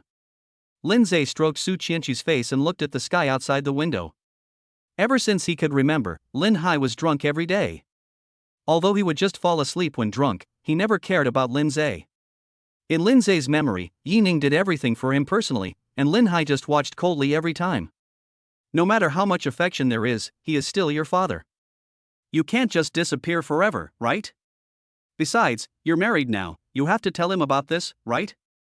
Su Chenshi looked at Lindseay very seriously. She felt that no matter what happened between her parents, as a child, there was no need to escape from anything. Lindseay didn't say anything else, just nodded silently. In his world, apart from Yining, excluding Rococo, with whom he had broken up, there was only Su Chenshi. Well, I've called, isn't it time to fulfill your promise? Suddenly, Lindseay looked at Su Chenshi with a wicked smile, his fingers constantly sliding across her delicate oval face. What promise? Su Chenshi was stunned. When she saw Lindseay's malicious eyes, her cheeks suddenly turned red. You asked for it many times last night. It's only been a short while since you woke up, and you still want more. Su Chenshi buried her head in Lindseay's chest, her voice soft and shy. It's almost 1 o'clock in the afternoon. Aren't you hungry? I'm hungry, let's get up and eat. Hearing Lindseay's words, Su Chenshi couldn't wait to get up. Before she could sit up straight, a big hand pulled her into his arms again. You must keep your promise. I only wanted once, otherwise. Lindseay looked at Su Chenshi's perfect body and smiled wickedly. You. Su Chenshi saw his lustful eyes and suddenly regretted that her relationship with him had developed so quickly. However, thinking that if she didn't agree, she would be tormented by him for countless times, Su Chenshi finally compromised. We agreed, just once. Su Chenshi took a deep breath, slightly opened her red lips, and kissed Lindseay directly on the lips. Feeling Su Chenshi's initiative, Lindseay suddenly felt hot all over and began to enjoy the feeling of being a winner in life. After a sweaty experience, Lindseay kissed the nearly paralyzed Su Chenshi and went straight into the bathroom. After washing off the sweat on his body, Lindseay changed into a clean set of casual clothes and looked at himself in the mirror. He didn't want to meet Lindseay in a suit and tie. After all, he didn't know how to explain what had happened to him. Hubby, pick me up and get up. Su Chenshi's sweet voice came from the bedroom. Lindseay shook off the distracting thoughts in his mind, forced a smile and strode into the bedroom. At 5 o'clock in the afternoon, Lindseay changed into clean clothes and stood at the door of the company. I just received a call from Lindseay, saying that he was coming to pick him up, so I hurried back to the dormitory and changed my clothes.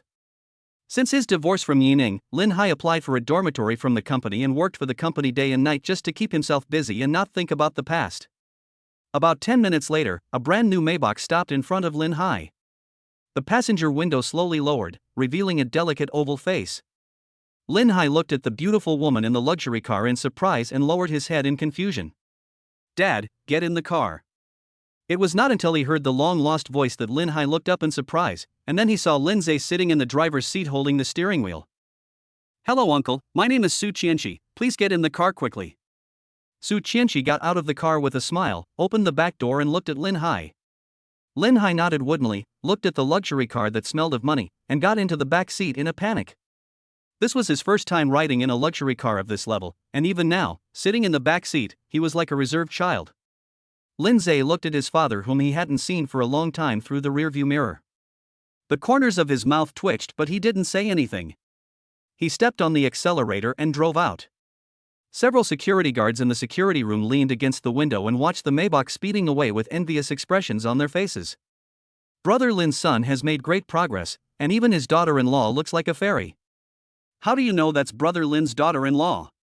Look at how affectionately that girl calls you uncle. Who else could it be but my daughter-in-law? Several security guards were arguing with each other with red faces, and it seemed that they were the ones who got into the luxury car and left. Along the way, Lindseay didn't say a word, just drove silently. From time to time, Lindseay looked at Lindseay, who was concentrating on driving, as if he wanted to say something but hesitated. Seeing that the father and son were like strangers, Su Chenshi simply broke the silence. Uncle, what do you want to eat? I can eat anything. Lindseay answered nervously and looked at Su Chenshi with some confusion. Are you Lindseay's? Dad, her name is Su Chenshi, and she is my legal wife. Lindseay, who had been silent the whole time, looked at the reserved Lindseay in the back row, sighed, and explained. At this moment, Lindseay didn't look like a father at all. He looked like a stranger, as if the two of them were strangers. Wife. Lindseay was stunned and clenched his hands involuntarily. Are you married? Lindseay seemed to be full of grievances at the moment. He raised Lindseay since he was a child. Even if he had no credit, he had worked hard. Now he is married, and I don't even know it? Uncle, Lindseay, and I just got the marriage certificate, but we didn't hold a wedding. Su Chenshi noticed that something was wrong with Lindseay and quickly explained. Hearing this, Lindseay loosened his clenched hands and the tense skin on his face slowly relaxed. Oh, is that so? Lindseay smiled slightly, but he still couldn't be happy. After all, getting a marriage certificate is a big deal, but no one notified him. Dad, Chenshi and I just got married 2 days ago, and I came to see you just to tell you this. Lindseay saw Lindseay's reluctance and began to explain. What about your mother? Will she come tonight? Lindseay nodded and looked at Lindseay expectantly. I didn't inform her, but I plan to pick her up directly. Hearing Lindseay's words, a little light appeared in Lindseay's turbid eyes, and he seemed to be looking forward to meeting Yining very much. When the Maybach appeared in the small restaurant, they happened to see Yining getting out of the Rolls-Royce. The person who opened the door turned out to be the man in a baseball cap whom Lindseay met that night. Chapter 26. Yining tells the truth. A brake sound was heard, and Lindseay jumped out of the car impatiently, ran directly to Yining, and glared at the man in the baseball cap. Who are you and what do you want? Lindseay protected Yining. In his opinion, the man in the baseball cap was planning to do something bad to his mother. Old Gu stood there with an awkward look on his face. Facing his young master, he didn't know how to explain for a moment. Sir, Mama's fine, this is your Uncle Gu. Although Yining was somewhat surprised by her son's sudden appearance, she still pretended to be calm and introduced him. Uncle Gu? Why don't I know him? Lindseay racked his brains but couldn't figure out when Yining knew such a person. At this time, Lindseay also ran over in a hurry. He originally wanted to step forward and ask, but thinking of his current identity, he could only stand aside. Miss, young master, I'm leaving first. Feel free to contact me if you need anything. After Old Gu bowed slightly to Lindseay and Yining, he drove away from the restaurant in his Rolls-Royce. Miss, young master? Su Chenshi opened her eyes wide. What on earth was going on? Could it be that not only did he hide his identity, but Lindseay was also a rich young man? Lindseay's originally bright eyes suddenly became dim after hearing those two names. Mom, who is he? Why does he call you miss and me young master? Lindseay's mind went blank for a second, and then he looked at his mother in confusion. I'll tell you about this slowly. Lao Lin, you're here too? Yining patted Lindseay's hand, signaling him to be patient, and turned to look at Lindseay. Lindseay asked me to come out for dinner, but I didn't expect. Lindseay scratched his head awkwardly and looked at them. I'd better go back. You guys eat. After saying that, Lindseay turned around and prepared to leave. Old Lin, there are some things that Lindseay will have to know sooner or later, so you should stay. Yining sighed and stopped Lindseay. Hearing Yining's words, Lindseay hesitated for a moment, sighed and stood where he was. Dad, Mom, what's going on? What are you hiding from me? Hearing their conversation, Lindseay suddenly had a bad feeling, as if a huge lie was about to be revealed. Aren't we going out to eat? Let's talk while we eat. Chenshi, don't just stand there, let's get in the car. With a smile on her face, Yining took the arm of Su Chenshi, who was still in a daze, and walked directly towards the Maybach. In room 888 of Zhangcheng Hotel, the room fell silent again after the waiter served all the dishes and left. Yining frowned slightly, as if considering where to start. Lindseay kept his head down and remained silent, looking at Yining and Lindseay from time to time, sighing helplessly. Lindseay's eyes stayed on Yining, waiting for his mother to answer the doubts in his heart. Su Chenshi held Lindseay's hand tightly, not knowing what to say or what not to say, and seemed a little embarrassed. Don't just stand there, let's eat first, we are all hungry. Yining simply picked up the chopsticks and asked everyone to eat first. Mom, what are you hiding from me? Lindseay looked at his mother with a pleading look in his eyes. Seeing the pleading in Lindseay's eyes, and seeing Lindseay, Su Chenshi did not move his chopsticks. Yining spoke helplessly. Sir, originally I was planning to tell you about this matter after your relationship with Chenshi stabilized. Since you've seen me, there's no need for me to hide it any longer. When Lindseay heard Yining was about to talk about this, he quickly pricked up his ears. Actually, Lao Lin is not your biological father. As soon as Yining finished speaking, Lindseay was like being struck by lightning and completely froze in place. Lindseay, who had been with him day and night for nearly 20 years, was not his biological father? Mom, what do you want to say? Lindseay felt that this matter was not that simple. Looking at the silent Lindseay, his eyes became even more confused. I was pregnant with you when I met Lao Lin. If Lao Lin hadn't taken me and out of pity, I would have been sleeping on the streets. Yining looked at Lindseay with a hint of gratitude and spoke again. To be honest, Lao Lin agreed to marry me, which was unfair to him. After all, I didn't let him touch me at all. Hearing this, Lindseay seemed to understand something. If this was true, then Lindseay's attitude towards him over the years was justified. Su Chenshi listened with her ears perked up, not daring to blink, for fear of missing any word. Yining took a sip of tea and tapped the table lightly. The man I saw in the restaurant just now is called Lao Gu. He came to Jiangqing 3 years ago to secretly protect my safety. Lindseay was even more confused and looked at Yining curiously, but I have never seen him before. You hardly went home in the past 3 years. You didn't see him, and he didn't see you either. Listening to Yining's words, Lindseay felt that his mother had been beating around the bush, so he simply asked directly. Mom, who are you? Why is someone protecting you secretly? What's the matter with that Rolls Royce? Lindseay's words also touched the hearts of Lindseay and Su Chenshi. They were both very curious about this matter. Although Lindseay and Yining have been married for so many years, they are only husband and wife in name only. They have no idea where Yining is from or why she came to Jiangcheng with a big belly. My name is Yining, and I'm the eldest daughter of the Yi family in Beijing. Yining stated her identity as if introducing herself. The Yi family in Beijing? Lindseay and Lindseay were both ordinary people and had no idea what was so special about the Yi family. On the contrary, Su Chenshi, who had been listening, opened his mouth in shock when he heard the words Yi family of Beijing. Others may not know, but as the daughter of the Jiangqing Su family, how could she not know the Yi family in the capital, which is famous in Longhua? The Yi family can be said to be wealthy enough to rival a country, and their family businesses are spread all over the world. They are such a terrifying existence that a stomp of their feet can shake the entire country 3 times. Seeing that Su Chenshi looked a little strange, Lindseay asked with concern, Chenshi, what's wrong with you? Su Chenshi shook her head, bit her lip, looked at Yining and spoke slowly. Auntie, you are the eldest daughter of the Yi family. Is Mr. Yi Shengtian yours? Yi Shengtian is my father and Lindseay's grandfather. Yining's words made Su Chenshi feel like he was struck by lightning, and he stood there in a daze. Lindseay is actually the young master of the Yi family, and he actually slept with the young master of the Yi family? No, to be exact, I had a flash marriage with the young master of the Yi family. Su Chenxi's mind went blank for a moment. She originally thought that Lindseay had taken advantage of her, but she didn't expect that in the end, she was the one who took advantage of Lindseay. What's going on with the Yi family? Lindseay was completely confused. It was obvious that Su Chenshi knew about the Yi family.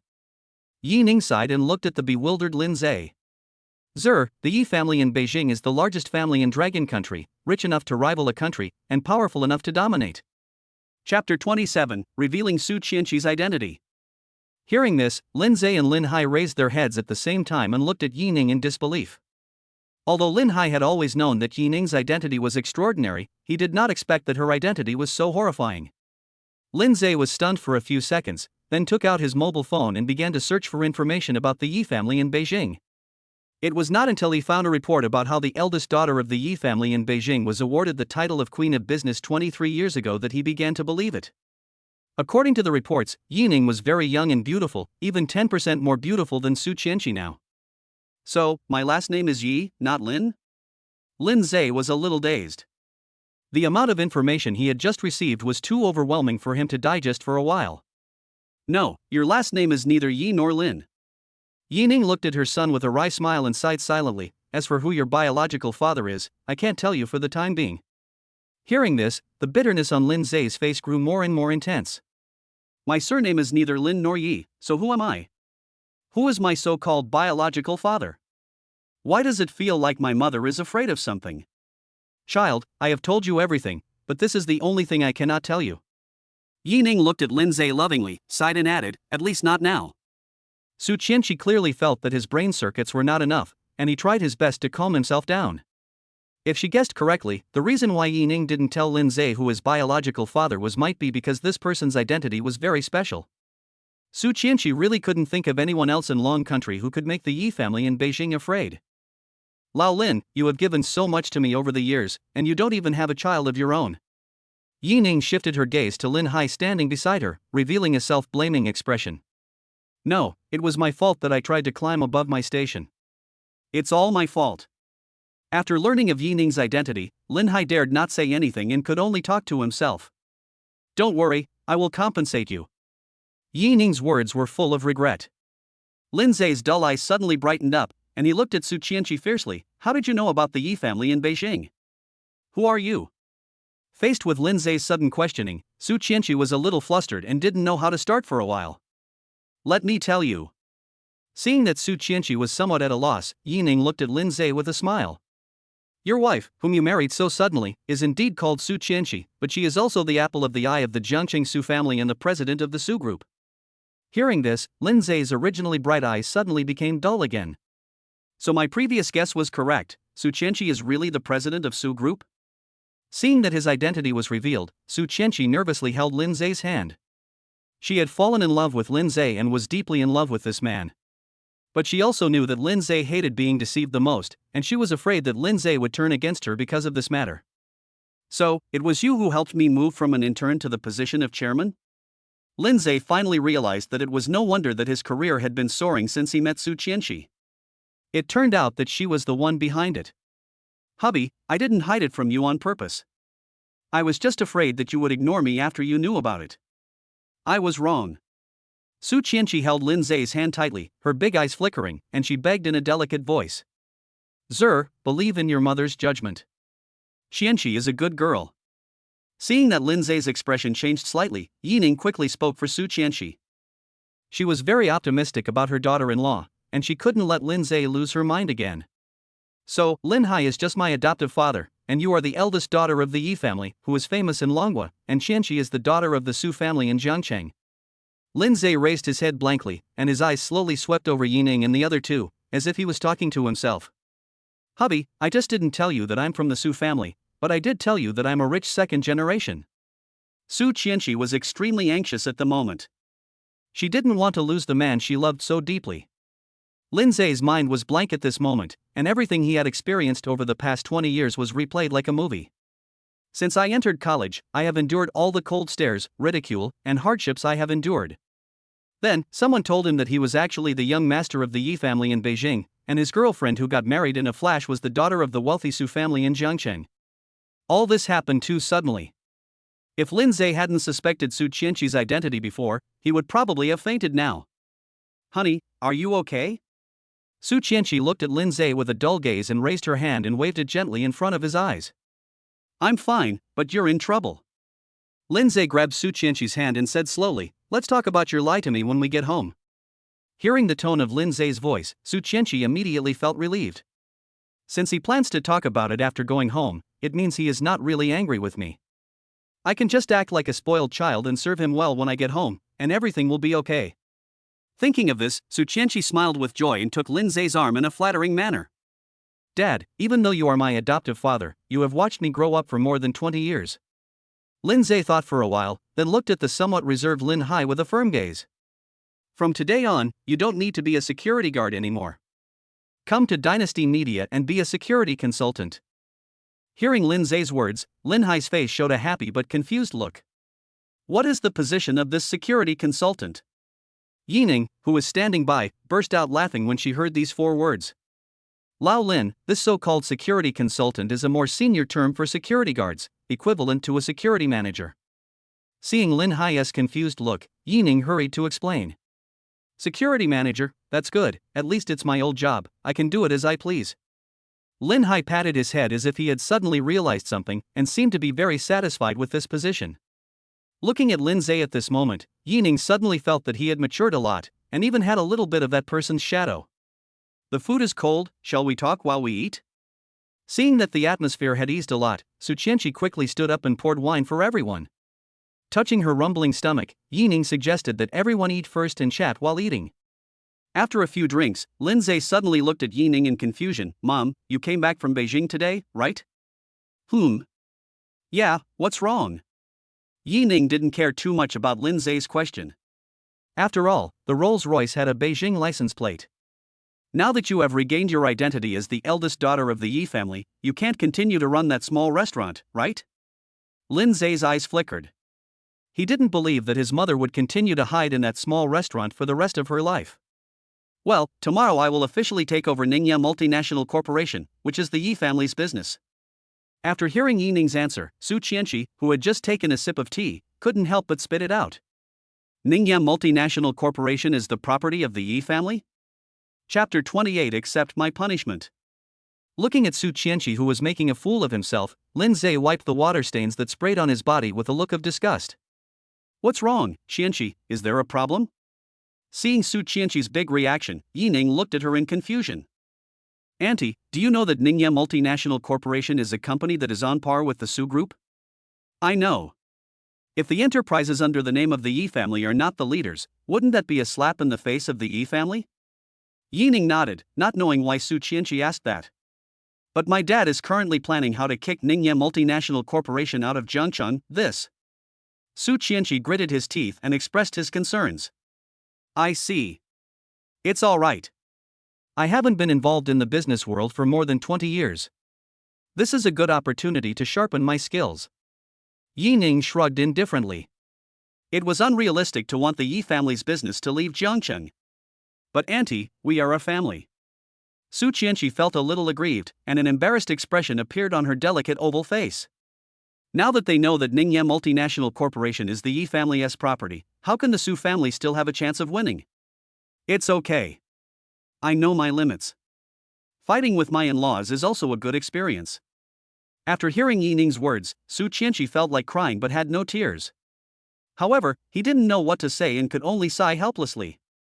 By the way, Chenshi, you must not tell anyone that Ningya Multinational Corporation is the property of the Yi family, and you must not say that I am in charge. Seeing Su Chenshi's extremely depressed expression, Yining smiled and reminded her. Okay, I won't tell you. I won't go to the company recently. I'll stay away. Su Chenshi looked at Yining aggrievedly, like a child who had done something wrong. Lindseay looked at Su Chenshi with a face full of grievance, and his anger towards her previous concealment faded, but he still revealed a sly smile. After sending Yining and Lin Hai home respectively, Lindseay and Su Chenshi returned to their home in Haoding Mansion. That's good. There will be something interesting to watch starting tomorrow. If your mom and my dad get into a fight, I guess the Su Group's stock will plummet. As soon as he entered the door, Su Chenshi began to complain about the strength of the Yi family. It was easy for them to deal with the Su family. Let the elders deal with their own affairs. Let us settle your affairs first. Lindseay hung up his coat and pulled Su Chenshi into his arms. You've forgiven me, haven't you? Su Chenshi didn't dare to look at Lindseay's eyes. She lowered her head and drew circles on his chest.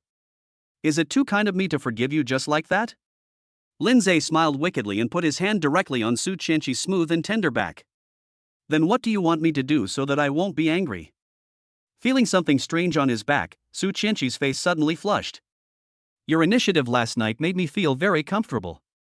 Lindseay raised Su Chenshi's cheek with a wicked smile and said softly, "You are still so proactive tonight. I will forgive you if you make me feel comfortable." After hearing Lindseay's words, Su Chenshi's face turned red and she said shyly, "Hateful, you're pushing your luck." Hearing Su Chenshi's shy and charming voice, Lindseay's heart suddenly became hot. He picked up Su Chenshi and walked towards the master bedroom. After throwing Su Chenshi on the bed, Lindseay just leaned over her when she pulled him to her side.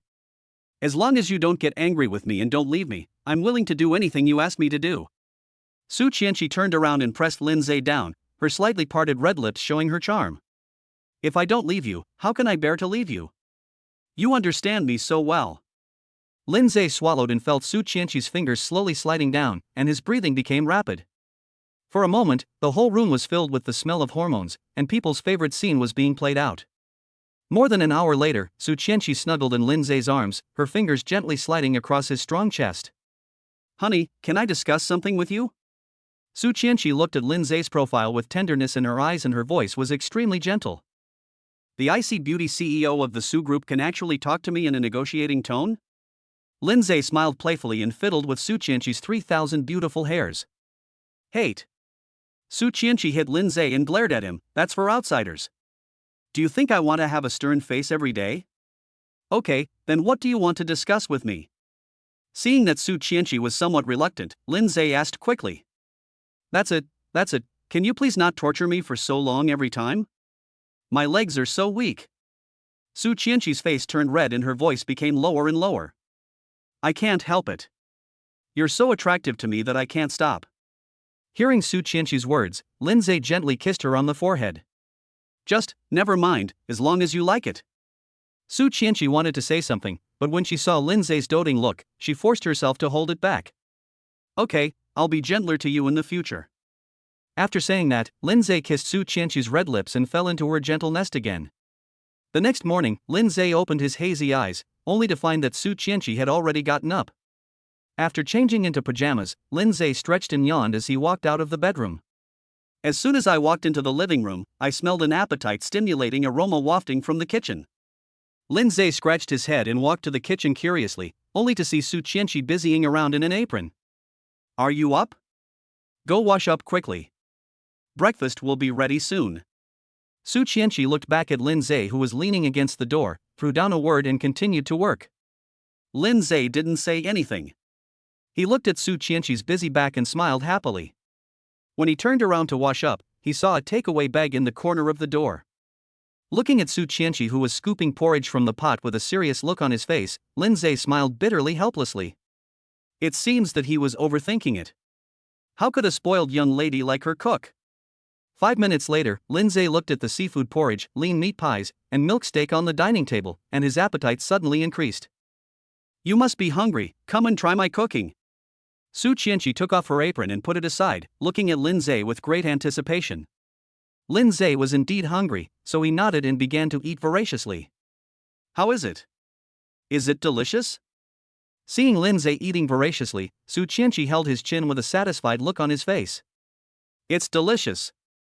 Thank you for your hard work, my wife." Lindseay took a sip of milk and wiped the corner of his mouth. "Which takeaway did you order? Next time we'll go directly to eat." Su Chenshi, who had been so smug just now, suddenly froze when he heard Lindseay's words. What are you talking about? I made this with my own hands." Su Chenshi didn't want to admit it, even though what Lindseay said was true. "Yeah?" Lindseay pointed at the takeaway bag at the door and said jokingly, "Next time, please throw away the packaging bag and come back to make it. It will be more convincing." Looking in the direction of Lindseay's hand, Su Chenshi suddenly felt ashamed. She actually forgot to throw away the takeaway bag. Your words can be quite hurtful sometimes, you know that? Chapter 29. He is my relative. Lindseay rubbed Su Chenshi's head and whispered softly, "Chenshi, I'm very happy that you can prepare breakfast for me." Hearing this, Su Chenshi's expression instantly turned from gloomy to bright, and she looked at Lindseay coquettishly. "How about we hire a nanny? Aren't you afraid that I'll be eaten by the nanny when you're not at home?" Lindseay looked at Su Chenshi playfully, wanting to see her reaction. "That's true, my husband is so handsome." Su Chenshi thought seriously, and soon said, "Why don't I go and learn it, and then I'll cook it for you." Lindseay was about to stand up, but was completely stunned by Su Chenshi's words. He must have heard it wrong. The jewel in the Su family's crown and the president of Su Group actually wanted to learn how to cook? What's wrong? It's not working? Seeing Lindseay's big reaction, Su Chenshi pinched her waist pretending to be angry. Okay, you're the eldest lady, whatever you say is fine. Lindseay was too lazy to pay attention to her and went straight back to the bedroom to change clothes. The company has a relatively important meeting today, and as the chairman, he cannot be late. Su Chenshi looked at the half-remaining breakfast, a feeling of happiness filled her whole body, and then she sat down to enjoy the rest of her breakfast.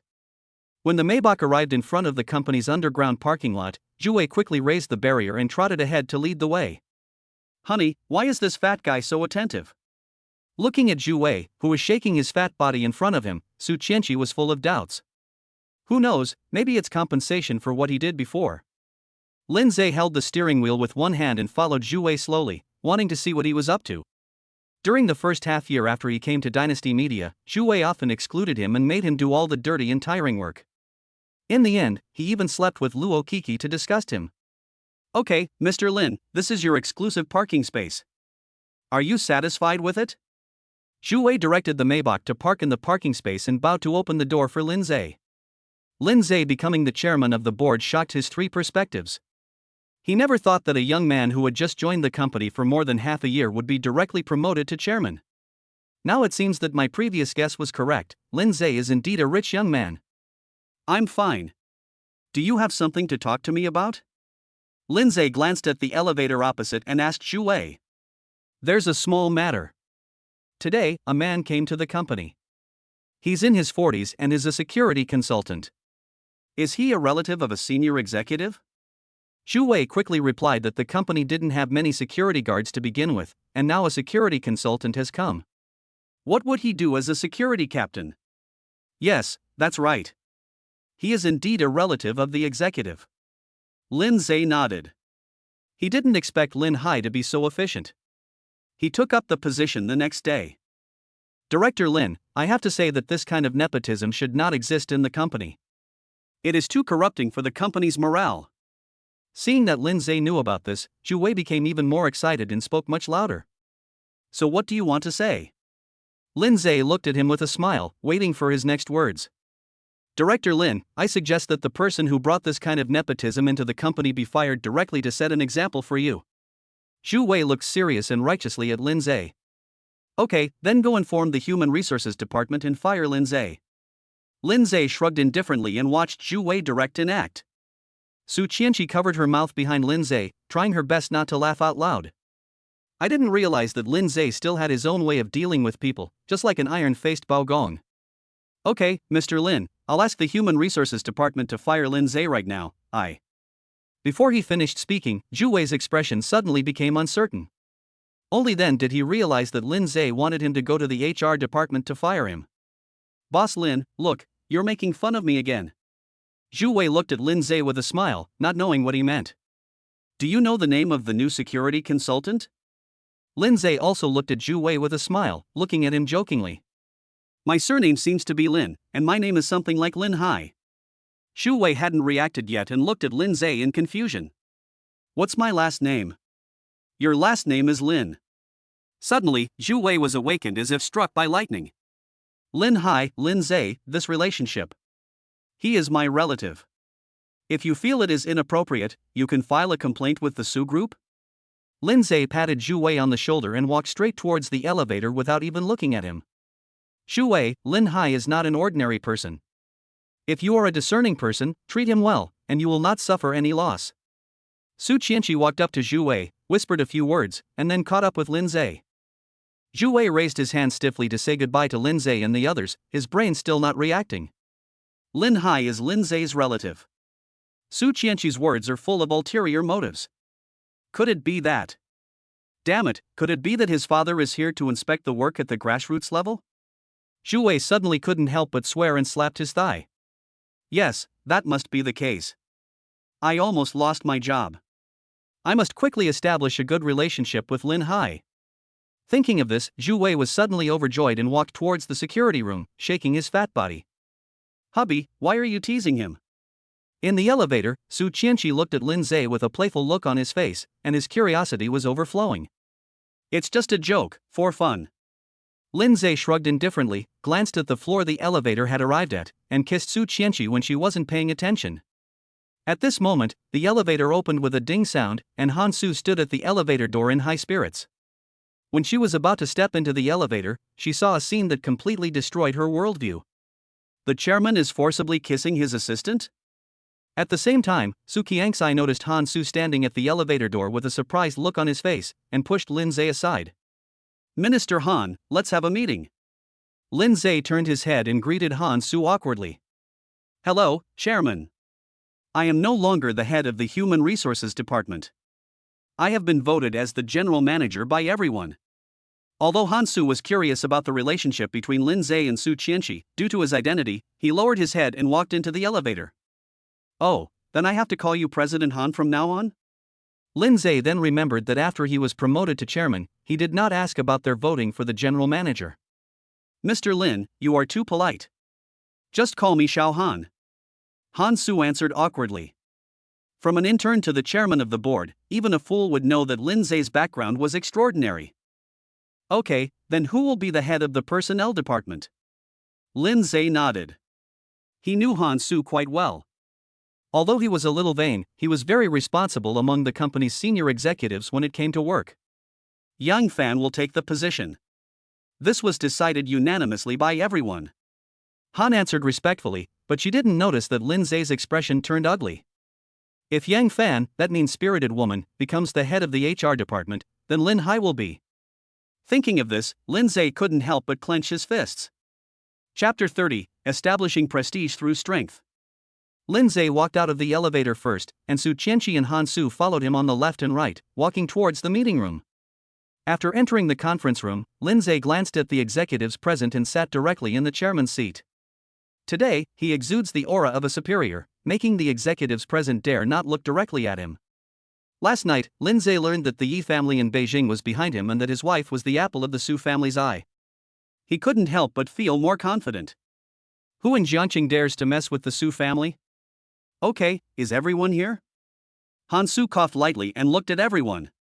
Sorry, Chairman, Mr. Han, I'm late. Yang Fan knocked on the door of the conference room, breathlessly. Come in. Han Su rolled his eyes at her, and after she sat down, he continued, now that everyone is here, let's get started. As Han Su finished speaking, everyone opened the documents in their hands and began to communicate about the planning of a reality show. Lindseay listened to the summary of these executives with an expressionless face. He did not express any opinions, but glanced at Yang Fan from time to time. Yang Fan's clothes were a little messy, with several buttons on his shirt obviously buttoned in the wrong places, and his hair was tied up in a mess, as if he had just woken up. Chairman, regarding this reality show, which artists under your company do you think are suitable to participate? Just as Lindseay was letting his imagination run wild, Han Su's voice rang in his ears. It's a reality show. Pick 2 second-tier artists, and then pick a few newcomers from the company's next new drama to serve as foils, and take the opportunity to create a gimmick. Lindseay spoke without thinking, and added at the end. Don't forget to have a balance between men and women, so that you can attract a wider audience. Lindseay's casual words seemed to open up the issue that they had been arguing about. Suddenly, they were inspired and picked up their pens to write. Su Chenshi looked at Lindseay quietly. She knew that this guy had lost his mind again. However, being able to point out these people's confused problems so accurately must be considered a talent. Sure enough, he is worthy of being a member of the Yi family. Su Chenshi shook his head in shame. The reason why the Yi family could stand at the top of Dragon Country was inseparable from their sharp minds. Chairman, what do you think about letting these artists participate in a reality show? After a while, Han Su drafted a list and handed it to Lindseay. Lindseay took a look and saw 2 popular second-tier stars and the names of several newcomers, but Rococo's name was particularly prominent among them. That's it. One more thing. Each episode will be held in a different city and in a landmark building in that city. Lindseay looked at Han Su meaningfully and pushed the list in front of her. Chairman, why do we have to go around a city for each show? That would increase the cost a lot. The head of the planning department didn't understand what Lindseay meant and raised his doubts. If the first episode of our show is a hit, will the audience look forward to the next episode? If the next episode is still in the same place and with the same rules, do you think the audience will still buy it? Lindseay sat up straight and looked at everyone. After hearing Lindseay's words, everyone whispered, but all expressed their approval. Also, if our show becomes popular, and we then record it at another city's iconic building, wouldn't that be like making a city popular in disguise? Then guess, will this city charge us venue fees, or will it sponsor us indirectly? Lindseay spoke slowly and calmly, looking at everyone present. Except for Su Chenshi and Han Su, all the executives were discussing Lindseay's suggestions. Of course, one person needs to be excluded, and that is Yang Fan. She has been in a trance since she entered the meeting room and has not cared about the content of the meeting at all. Su Chenshi watched Lindseay's eyes become brighter and brighter. She didn't expect that Lindseay's thinking was so clear. Lindseay is right, the combination of popular stars and newcomers will definitely resonate with the audience. Once they become popular, even if they don't take the initiative, attractions all over the country will actively invite them. In this way, the company only needs to take the budget for the first episode of the show, and only needs to pay the artists' salaries in the later stages. Then Chairman, what do you think the purpose of this reality show should be? The head of the planning department's eyes lit up and he quickly asked. Play, the main focus is eating, drinking and having fun, and everyone can relax. As soon as Lindseay finished speaking, everyone paused for 2 seconds and then burst into thunderous applause. Su Chenshi couldn't help but applaud. People's lives nowadays are already stressful and boring. If a program that can help them relax and release stress appears at this time, it will definitely be a hit. The applause from all the executives at this moment also represented their recognition of Lindseay, the new chairman. This also saves the process of Lindseay establishing prestige in the company. I believe that after this meeting, no one will question Lindseay's ability anymore. Okay, since it's passed unanimously, let's get ready. By the way, I need to personally review the artists on this list. Lindseay clapped his hands to stop the applause, and then gave an order.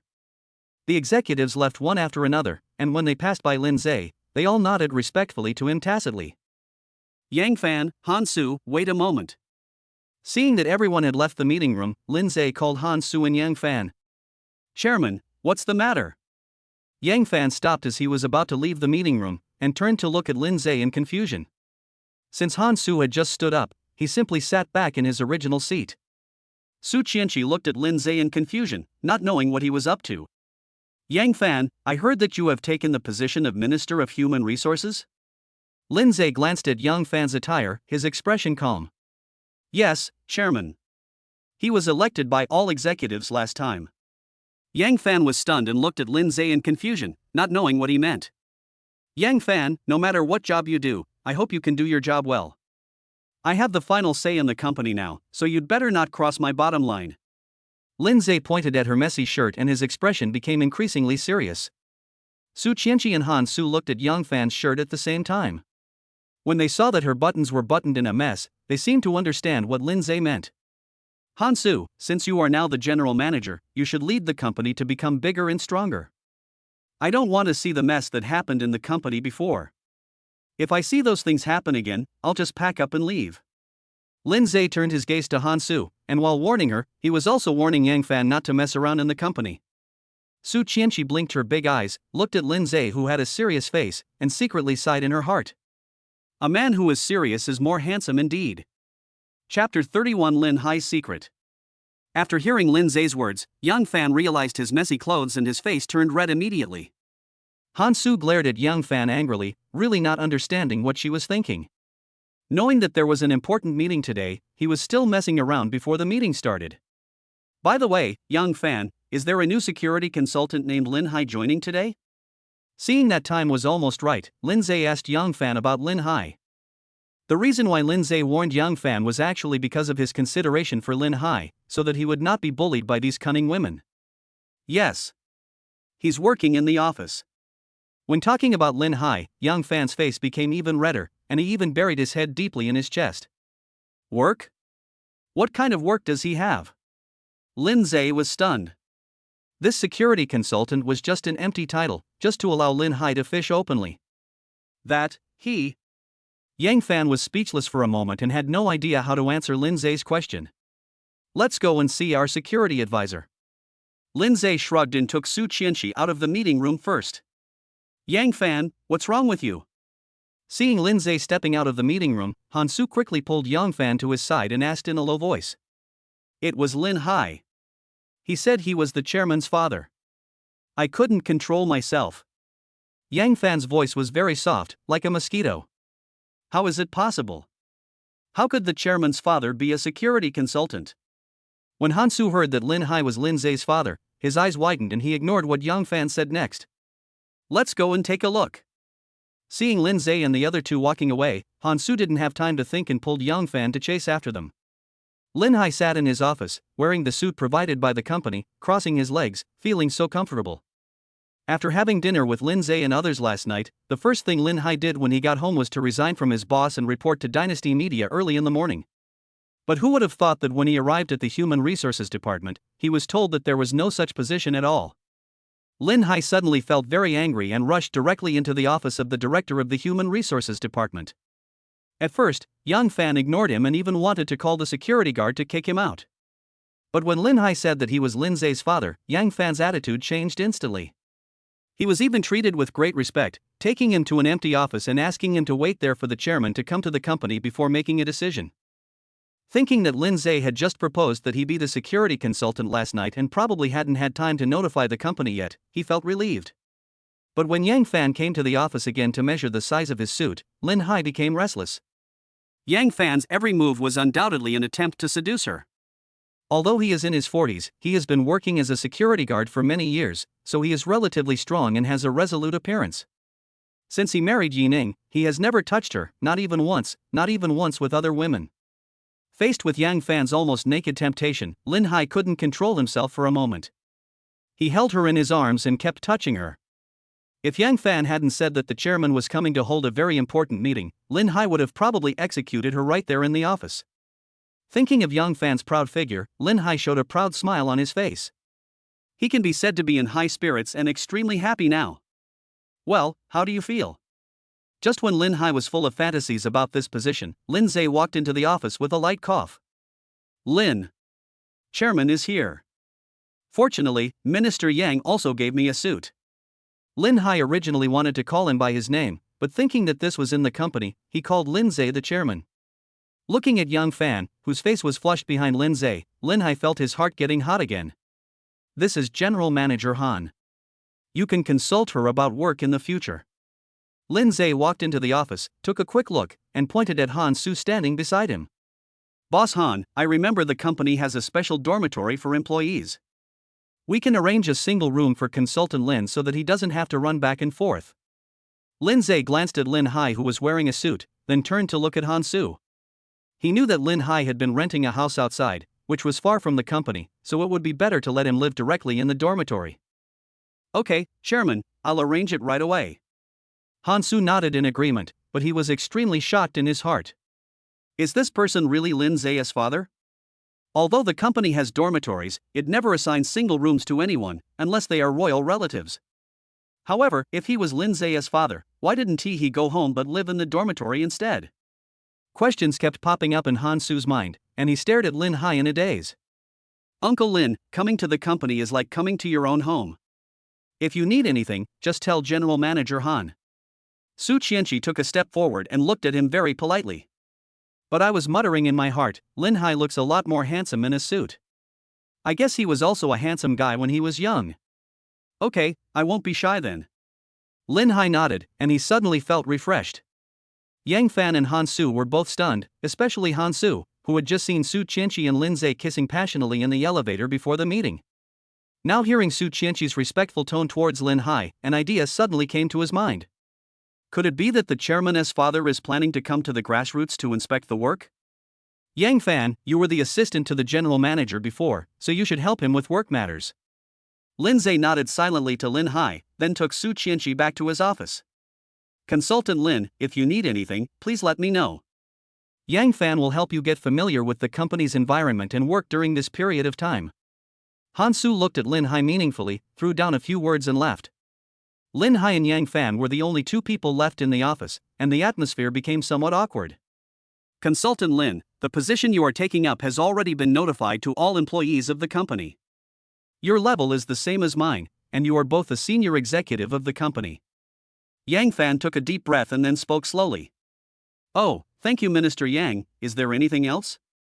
Lindseay walked slowly to the door of the office, looked at Yang Fan greedily, and kept looking him up and down. It's okay. I'll take you there once the dormitory is arranged. I'll be leaving now. After Yang Fan finished speaking, he was about to leave the office, but he saw Lindseay directly lock the office door.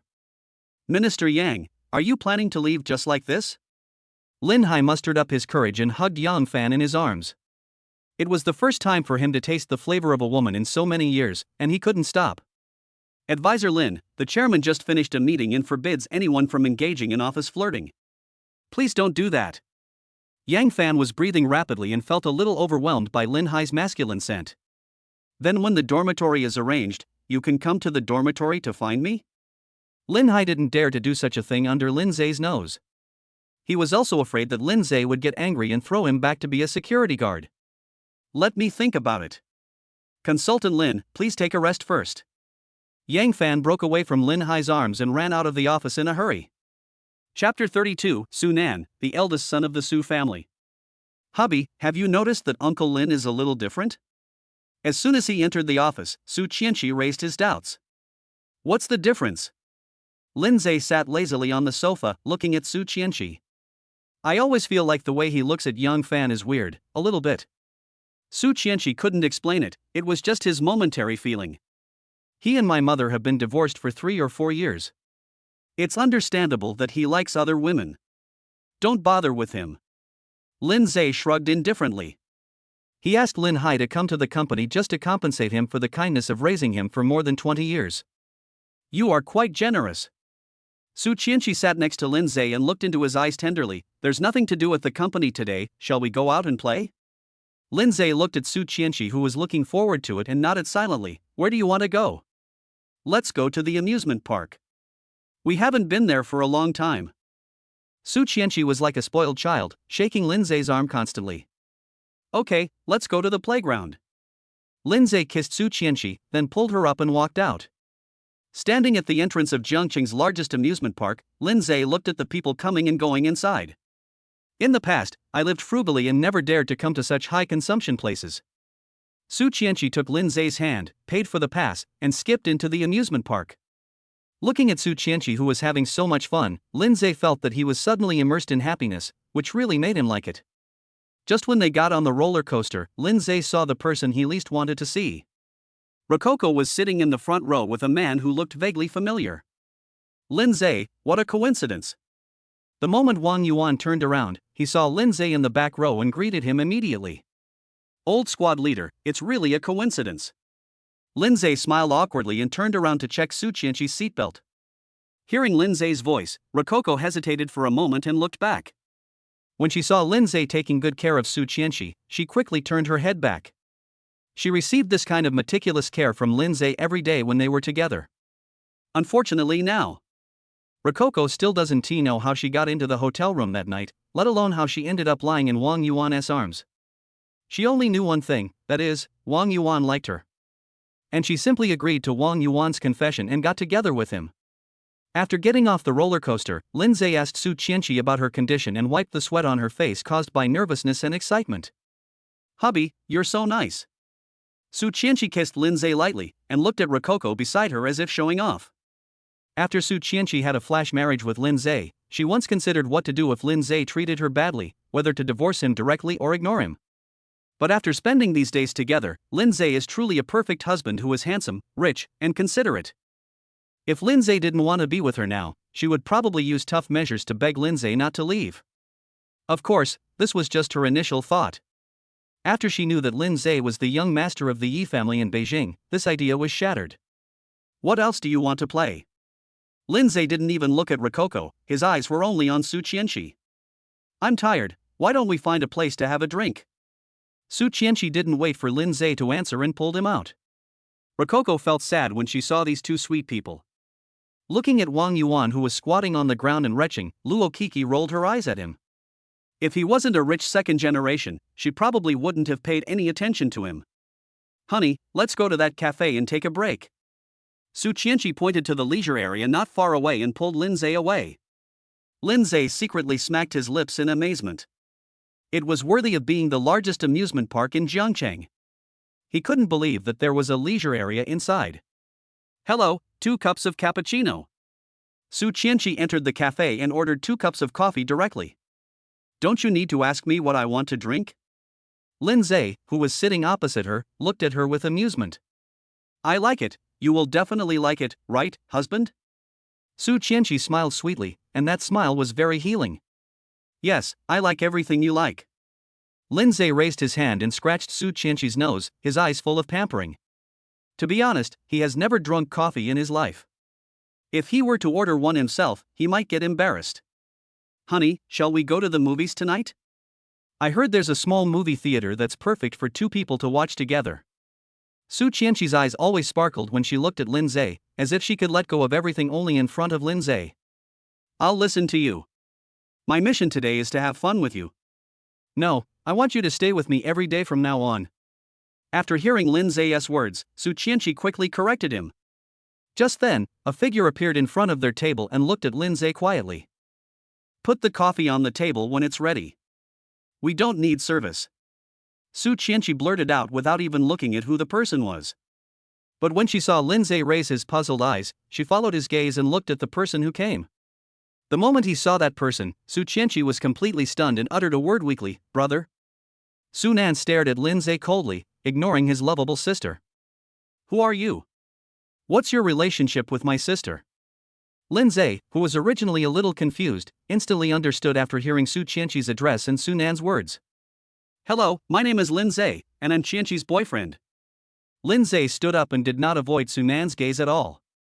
Su Chenshi hugged her face and thought, it's over, what I feared is coming true. Brother, when did you come back? Fearing that Su Nan would go berserk, Su Chenshi quickly stood up and walked between the two of them. Su Chenshi's elder brother Su Nan became a soldier after he became an adult. He has been serving the country and rarely goes home. I just came back last night, and before I had time to go home, I ran into you here. He's your boyfriend? Su Nan's sharp gaze swept across Su Chenshi and stopped on Lindseay again. Yes and no. Brother, why are you here? Su Chenshi didn't know how to explain her relationship with Lindseay to Su Nan, so she just turned a blind eye to it. When she saw a woman wearing glasses not far away looking at them, she suddenly understood. Brother, you're dating without telling our family, wait and see how I'll tell my parents about it. Su Chenshi looked at Su Nan smugly, as if he had caught something. Aren't you dating without telling your family? Aren't you afraid that I'll tell on you? Su Nan pointed at Lindseay, and a smile finally appeared on his serious face. Please, you are my brother, you can't bully the weak. In front of Su Nan, Su Chenshi was like a child who had done something wrong, and didn't look like the president of a group at all. Lindseay looked at the 2 people bickering and said weakly. Excuse me, can we sit down and talk? Chapter 33, Encounter at the Cafe. Lindseay really didn't understand. They were obviously brother and sister, so why did they have to stand and talk all the time? Aren't they tired? And that woman with glasses, Lindseay always felt that she looked familiar. Yes, let's sit down and talk. I'll call my sister-in-law over. Su Chenshi's eyes lit up, and without waiting for Su Nan's consent, he ran to the table of the woman with glasses. Hello, I'm Chenshi's brother Su Nan, nice to meet you. Sitting opposite Lindseay, Su Nan extended his hand in a seemingly friendly manner. Lindseay didn't take it seriously. He raised his hand and held Su Nan's hand. When he wanted to take it away, he found that his hand was clamped tightly. Lindseay immediately understood Su Nan's intention and slowly began to increase the strength in his hands. Lindseay started learning Sanda in high school and his hand strength is pretty good. Su Nan looked at Lindseay with a harmless smile, but he was constantly increasing the strength in his hands.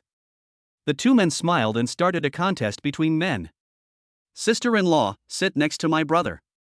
I'll order you something to drink.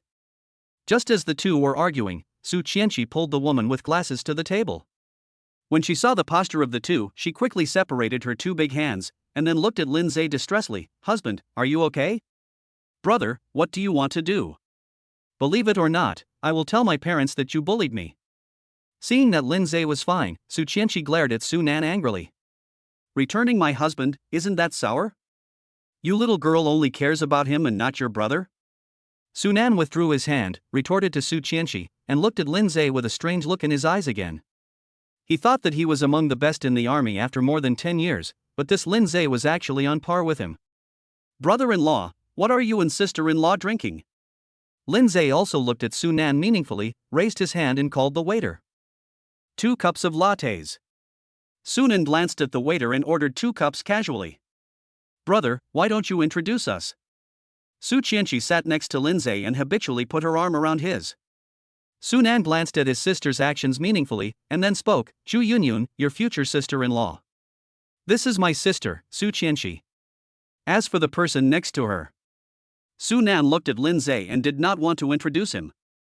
Because in the Su family, Su Chenshi's husband must be recognized by his parents, so he cannot jump to conclusions.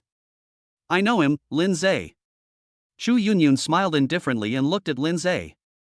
Su Chenshi and Su Nan were stunned at the same time. They actually knew each other? I'm sorry, you do look familiar to me, but I can't really remember where I've seen you before. Lindseay was a little surprised that Chu Yunyun could call out his name directly. Yeah, it's been so long, it's normal for you to forget. Seeing Su Nan's puzzled expression, Chu Yunyun immediately explained, a year ago, when we just confirmed our relationship, didn't I tell you that I was robbed? The young man who saved me and helped me get my bag back was him. After hearing Chu Yunyun's words, Su Nan remembered that this was indeed the case. Su Chenshi stared at Lindseay in a daze, and then looked at him with admiration. Wow, husband, you are so amazing. Hearing his sister's sweet voice, Su Nan couldn't help but roll his eyes. When did this girl change her personality? Oh, it's you. I was wondering why you looked familiar. Lindseay scratched his head in embarrassment. He happened to see it when he passed by, so he did the heroic thing. How do you know my name? Lindseay looked at Chu Yunyun hesitantly. Chu Yunyun covered her mouth and laughed secretly. You were still wearing a student badge at the time, and I saw the name on it. Thank you for saving my girlfriend. You have good strength. Have you practiced it? Only then did Su Nan show a good attitude towards Lindseay. I've learned Sanda for a few years. If Chenshi hadn't pulled us apart, I would have been embarrassed. Lindseay smiled indifferently. He could feel that Su Nan's attitude towards him had changed. Brother, you have known my sister-in-law for so long? Su Chenshi looked at Su Nan belatedly, his face full of disbelief. We have known each other for many years, but we only confirmed our relationship after your brother pestered us. Chu Yunyun covered her mouth and giggled, her eyes full of love as she looked at Su Nan. Just as a few people were chatting, the door of the cafe opened and a man and a woman walked in one after another. Lindseay was sitting in a position where he could see the door. When he saw the person coming in, his expression became a little unnatural. Know him? Su Nan noticed something strange about Lindseay and turned around to look at the person standing at the bar. We don't keep in touch with each other much, classmates from college. Lindseay shrugged indifferently. He could see that Rococo and Wang Yuan were already a couple. Lindseay, what a coincidence, we meet again. Wang Yuan saw Lindseay was there too, so he hugged Rococo and came over to say hello. Old squad leader also likes to drink coffee? Lindseay glanced at Rococo, who looked a little unnatural, and smiled indifferently. It was Coco who wanted to drink, I just came with her to have a drink. Lindseay, Coco and I are together. Wang Yuan spoke very loudly, as if he was showing off their relationship and was afraid that others couldn't hear him. Oh, really? Then congratulations. Lindseay's tone was extremely flat, as if he was talking to a stranger. Su Chenshi frowned. She particularly hated people like Wang Yuan who loved to show off. She felt extremely disgusted. Su Nan didn't say anything, but just quietly swished the coffee in front of him. Chu Yunyun, do you know them? When Wang Yuan saw Chu Yunyun sitting inside, he couldn't help but be surprised. He had pursued Chu Yunyun for a long time, but was ruthlessly rejected by her. She even refused to drink a cup of milk tea with him. Yunyun, do you know him? Seeing that Wang Yuan knew his girlfriend, Su Nan raised his eyes and looked at Chu Yunyun. Oh, just an ordinary friend. Chu Yunyun seemed to be disgusted by Wang Yuan's appearance, with a frown on her face. Are you done yet? Do you want to drink or not? Rococo was a little annoyed, even though she came to the cafe after seeing Lindseay enter. But if she really stood in front of Lindseay, she would feel a little embarrassed. But who would have thought that Wang Yuan would be like a nagging old woman, chattering non-stop? Let's go sit over there and you guys continue chatting. Seeing that Luo Kiki was a little angry, Wang Yuan threw down a word, hugged her, and walked to the table diagonally opposite and sat down. Su Chenshi saw Chu Yunyun's disgusted expression towards him and asked in a low voice, "Sister-in-law, is he very annoying?" "It's more than annoying. I even feel like he's a little mentally ill." Chu Yunyun relaxed her brows when she saw Wang Yuan leave. "Yunyun, has he ever pursued you?" Su Nan looked at Chu Yunyun suspiciously. "Well, I don't know who got my contact information from a while ago, and he followed me around all day long. It was really annoying." Chu Yunyun did not hide it and said it directly. Looking at Su Nan's slowly darkening expression, Su Chenshi leaned over to Lindseay's ear and whispered, "My brother is angry. Wang Yuan is probably going to be in trouble." Chapter 34 Unlucky Wang Yuan. Lindseay looked up at Su Nan's gloomy face and immediately decided to watch the show. Wang Yuan, who was sitting diagonally opposite, glanced at Chu Yunyun from time to time. Those lustful eyes kept looking at Chu Yunyun's slender body. Although Chu Yunyun felt Wang Yuan's rude gaze, she didn't care. After all, there were too many such looks for her, so she habitually chose to ignore them. Su Nan, who was standing aside, had already clenched his fists, staring coldly at Wang Yuan's unscrupulous gaze with a hint of chillness. "You guys continue chatting, I'm going to the bathroom." Out of the corner of his eye he saw Wang Yuan go to the bathroom, and Su Nan also stood up and walked towards the bathroom. "Well, I'll go too." Lindseay's eyes rolled, and knowing that Su Nan was going to cause trouble for Wang Yuan, he followed him. Chu Yunyun and Su Chenshi smiled at each other and continued chatting without caring at all. Wang Yuan had just finished using the bathroom and was whistling while fiddling with his hairstyle in front of the sink. Although he had just retched due to riding the roller coaster, it did not affect his mood at all. Ever since getting Rococo, Wang Yuan has been in high spirits and showing off everywhere every day. Today I saw Chu Yunyun, the girl I pursued before, and I couldn't help but become interested in her again. Although Rococo is a small-time actor, Chu Yunyun is better in appearance and figure. "Brother, excuse me, have you ever pursued Chu Yunyun before?" Just as Wang Yuan was fantasizing about Chu Yunyun's figure, a voice interrupted his daydream. Wang Yuan turned his head and saw the man who had just sat next to Chu Yunyun. He immediately felt like showing off. "Of course, Chu Yunyun is the goddess of my dreams. Brother, are you pursuing her too? Let me tell you, if you want to catch up with her, you have to use some tricks." Seeing that the man didn't say anything else, Wang Yuan started his self-righteous speech.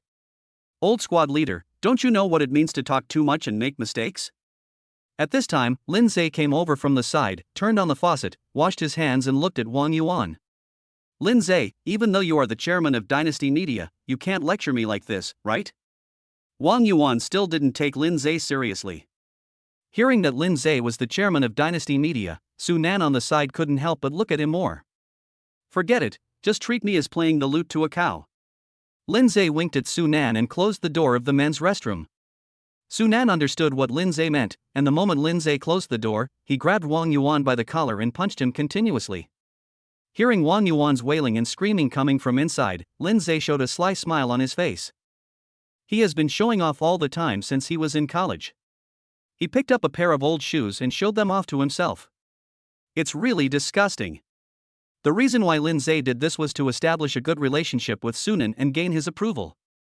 Because he heard from Su Chenshi that her parents had very high requirements for their future son-in-law. If Su Nan could say a few good words for him, wouldn't that be one step closer? After a while, Su Nan shook off the water stains on his hands and walked out of the men's restroom. "Let's go, future brother-in-law. I'm optimistic about you." Su Nan took Lindseay's hand and walked towards his seat with a relaxed look on his face. Looking at the two people coming back arm in arm, Su Chenshi couldn't help but feel a little surprised. "What did you two do? How did your relationship become so good?" Just now Su Chenshi was still thinking about how to make Su Nan fall in love with Lindseay, his future brother-in-law, but now he sees that they are as close as brothers.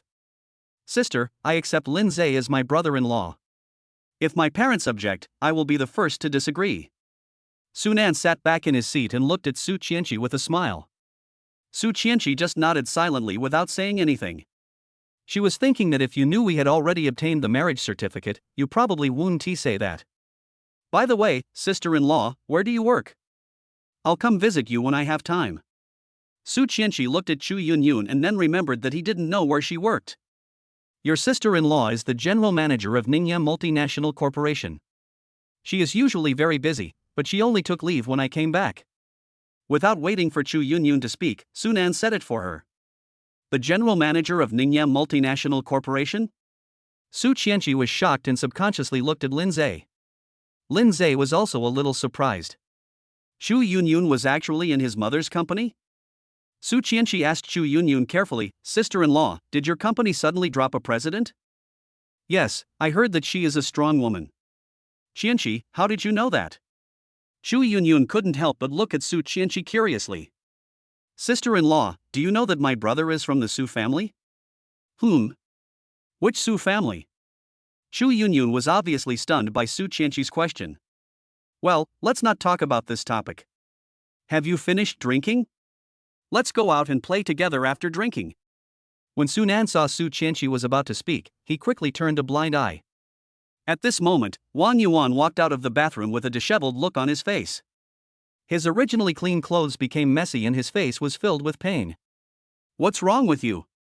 Seeing Wang Yuan in such a miserable state, Rococo frowned.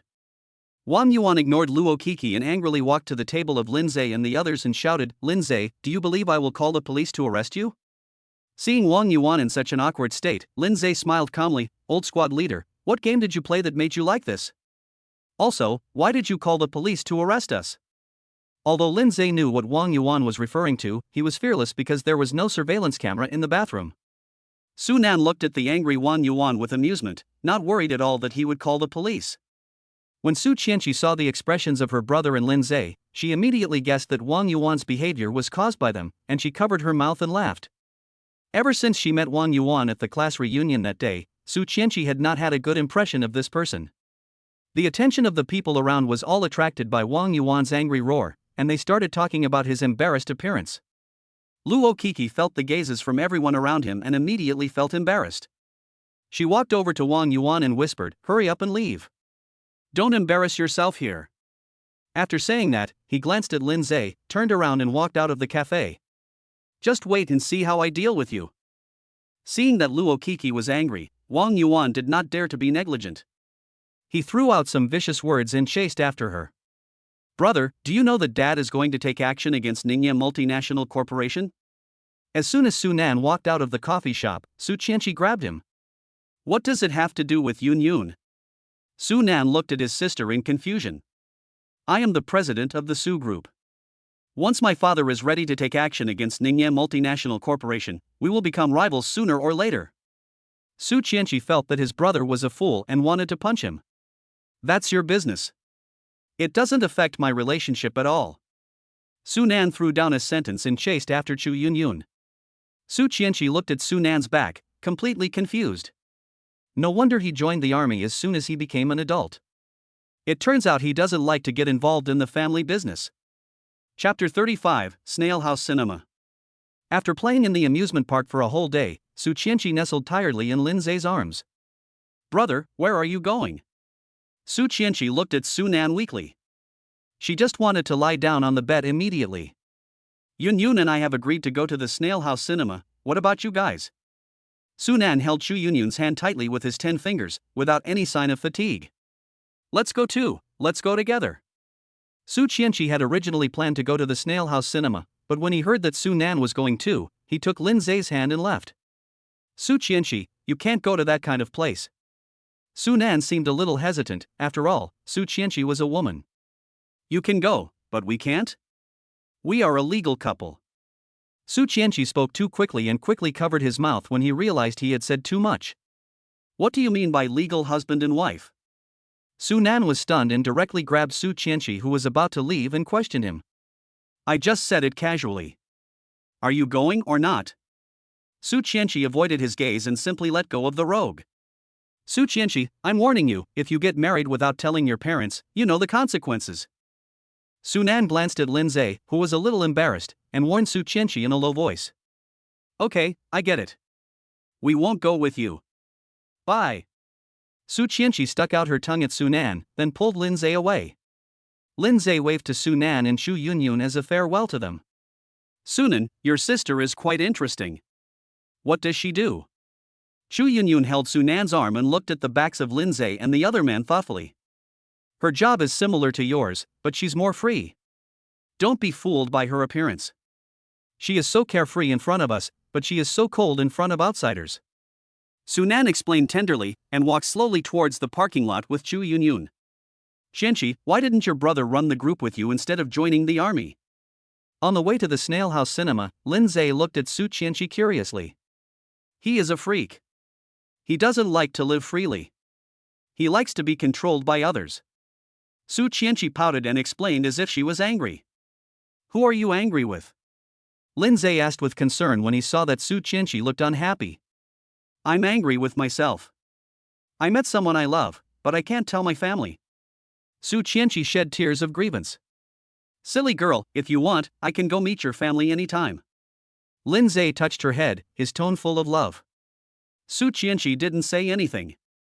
She held Lindseay's hand and looked at the road ahead quietly. She knew that Lindseay's identity was enough to attract her parents' attention, but she didn't want to tell her family about Lindseay's identity right now. We're here, let's go. Lindseay parked the car and pulled Su Chenshi into the so-called Snail House Cinema. After paying, the waiter brought the two people to a door. Sir and madam, the movie will last for 2 hours. The door will open automatically when the time is up. Lindseay looked at the room in front of him in surprise. From what the waiter said, the room would automatically lock when the movie started and unlock when it ended. What if any safety issues occur inside? Sir, although the door is automatically unlocked, there is a safety button in the room. If you press the button temporarily, the door will open. Seeing Lindseay's puzzled look, the waiter hurried to explain. This is not the first customer to consider this issue, but previously only women have considered this issue. Lindseay was the first male customer to worry about this matter. Seeing the waiter leave, Su Chenshi looked at Lindseay jokingly. What? Are you afraid that I will eat you? Lindseay followed Su Chenshi into the room in silence. He was just worried about safety issues like fire. This girl must have thought of something wrong again. After the movie started, the door locked automatically. Su Chenshi snuggled in Lindseay's arms, and the two of them lay on the tatami, hugging each other. Su Chenshi chose a romance movie. Watching the joys and sorrows of the hero and heroine in the movie, her emotions also changed accordingly. Lindseay simply couldn't concentrate on watching such a sweet love movie, so he simply shifted his attention to Su Chenshi. For some reason, Lindseay couldn't get enough of Su Chenshi's appearance and figure. Just like now, holding her like this, I have an urge to kill her right here and there. Su Chenshi seemed to feel Lindseay's gaze. When she looked up at him, her red lips just touched his lips. Lindseay's originally restrained heart suddenly seemed to be ignited, and he kissed her hard. Su Chenshi glanced at the male and female protagonists kissing in the movie, and slowly closed her eyes. Feeling Su Chenshi's response, Lindseay's hands became unruly and wandered freely on her body. Su Chenshi looked at Lindseay with enjoyment, wishing she could give herself to him. The low breathing sound and the soft moans that could not be stopped seemed so faint under the sound of the movie. Honey, I'm hungry. Su Chenshi tidied her clothes and snuggled into Lindseay's arms again. This time she could clearly feel that Lindseay's movements were much gentler and not as overbearing as before, which made her feel more comfortable. Then let's not watch it. I'll treat you to Hey DeLeo, okay? Seeing that the movie was about to end, Lindseay directly pressed the safety button and pulled Su Chenshi out of the room. Since there was Bida Plaza across the street, Lindseay did not drive, but walked hand in hand with Su Chenshi on the crosswalk. Looking at the endless stream of vehicles and people coming and going, Su Chenshi followed Lindseay with a happy face. This is the life she has always wanted, free of intrigue and constraints. Looking at the endless line, Lindseay felt a little depressed. How about we try something else? There are so many people here, I don't know how long it will take to line up. No, this is our first time eating at Hey DeLeo, I'll take care of it. Su Chenshi directly dialed in Rant's number, gave a few instructions and hung up. After a while, a man in a suit trotted up to Su Chenshi, took a look at the photo on the phone, and said respectfully, Miss Su, right? You two follow me. Su Chenshi proudly cast a wink at Lindseay and pulled him to follow behind the manager. Miss Su, this is our VIP room. I will personally order for you. The manager's attitude was very respectful, which made Lindseay feel a little uncomfortable. It has to be said that the Su family's influence in Jiangcheng is indeed very large, so large that they can become VIPs wherever they go. Why don't we go eat outside? It feels a bit depressing here. Lindseay cast a questioning look at Su Chenshi. He felt that there was no need for the two of them to go to a private room for dinner. Okay, I'll listen to my husband. Su Chenshi took Lindseay's arm and signaled the manager to arrange for dine-in. Lindseay, here. Just as they were looking for a seat, Gu Feng appeared not far away, waving at them. Chapter 36 Reality Show Interview. We just got here too, let's join in. Seeing Lindseay and the other man coming over, He Jing, who was sitting in front of Gu Feng, took the initiative to invite them. Manager, no need to look for it, let's eat together, this meal is on me. Su Chenshi smiled at the manager and then sat next to He Jing. Gu Feng looked at Lindseay with envy. It would be a blessing to have a girlfriend like him. Gu Feng didn't know that Su Chenshi was the president of Su Group, let alone Lindseay's true identity. If he knew about these two identities, he would probably want to jump into the Yangtze River. Why are you guys eating so late? Lindseay greeted He Jing and looked at Gu Feng in confusion. We just finished work and came out to eat something, but who knew we'd run into you guys? He Jing was very polite to Lindseay and Su Chenshi. After all, their status was beyond her reach. By the way, how's the progress between you two? Lindseay picked up a piece of beef and put it into Su Chenshi's bowl. Who? Us? He Jing was stunned, but when she thought of what she had promised Lindseay, her cheeks instantly turned red. Lindseay, you can't force feelings. I admit that I like He Jing, but I have to respect her wishes. When Gu Feng heard Lindseay mention this, his expression became a little unnatural. Okay, no need to ask, let's eat first. Lindseay glanced at Gu Feng and shook his head helplessly. An hour later, after the four of them walked out of Heidaleo, Gu Feng sent He Jing home.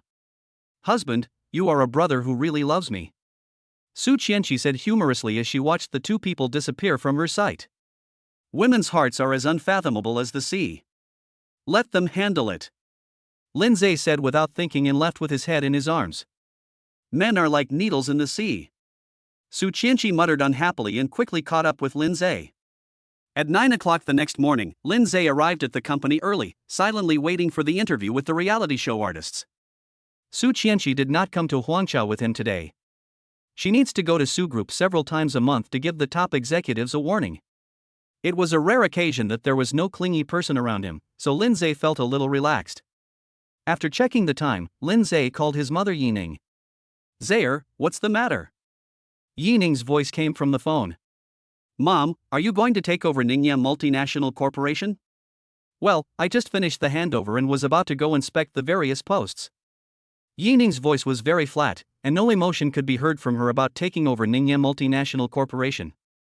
It's like this, your company's general manager Chu Yunyan is Chenshi's future sister-in-law, you. I understand, son. Mom will take care of her. Let me tell you one thing. I've sold the small restaurant and will not live there anymore. Yining understood what her son meant and agreed without hesitation. Then where do you live? Lindseay was stunned and a little confused. The Yi family has a property in Zhangchang. I'm going to live there. I'll send you the address later. I'm busy now. After saying that, Yining hung up the phone. Lindseay shook his head helplessly. The changes in his family were so fast that he thought he was dreaming. Chairman, all the artists are here, what do you think? Just then, Hansu knocked on the door and asked for Lindseay's opinion. Let them go to the conference room and have the interview together to avoid wasting time. Okay, Chairman, I'll arrange it right away. Seeing Hansu leave, Lindseay stretched lazily. He and Luo Kiki couldn't avoid meeting each other. You can't just fire or hide an artist, right? In the conference room, 4 men and 4 women sat on both sides, whispering to each other. Rococo sat at the back, his eyes becoming emptier. Remembering that she had failed the last interview, she did not hold out much hope for this one. After all, the current chairman of Dynasty Media is Lindseay, the man who once loved her madly. Thinking about how she had been sleeping with those stinky men all the time in order to get to the top, Rococo felt that she was very dirty. Are all here? Lindseay pushed the door open, took a quick look around and sat down in the main seat. The artists all took their seats and turned their eyes to Lindseay, who was sitting down. They didn't expect that the new chairman would be so young. Hansu, please tell them briefly about the planning of this reality show. Lindseay looked at Hansu and nodded. Everyone, regarding this reality show, the company plans to do this. Hansu looked at the plan in his hand and introduced every detail in detail. Lindseay glanced at everyone's expressions, but his eyes fell on the expressionless Rococo. It seems that since he became the general manager, Rococo has become much more depressed. Many screenwriters and even directors have complained to Han Su that Rococo's mental state may not be suitable for the entertainment industry. But a new drama starring Rococo has just been released. Even if her current condition is not good, she must appear in the public eye. Rococo noticed Lindseay's gaze, raised her eyes and looked at him, her empty eyes revealing a hint of regret.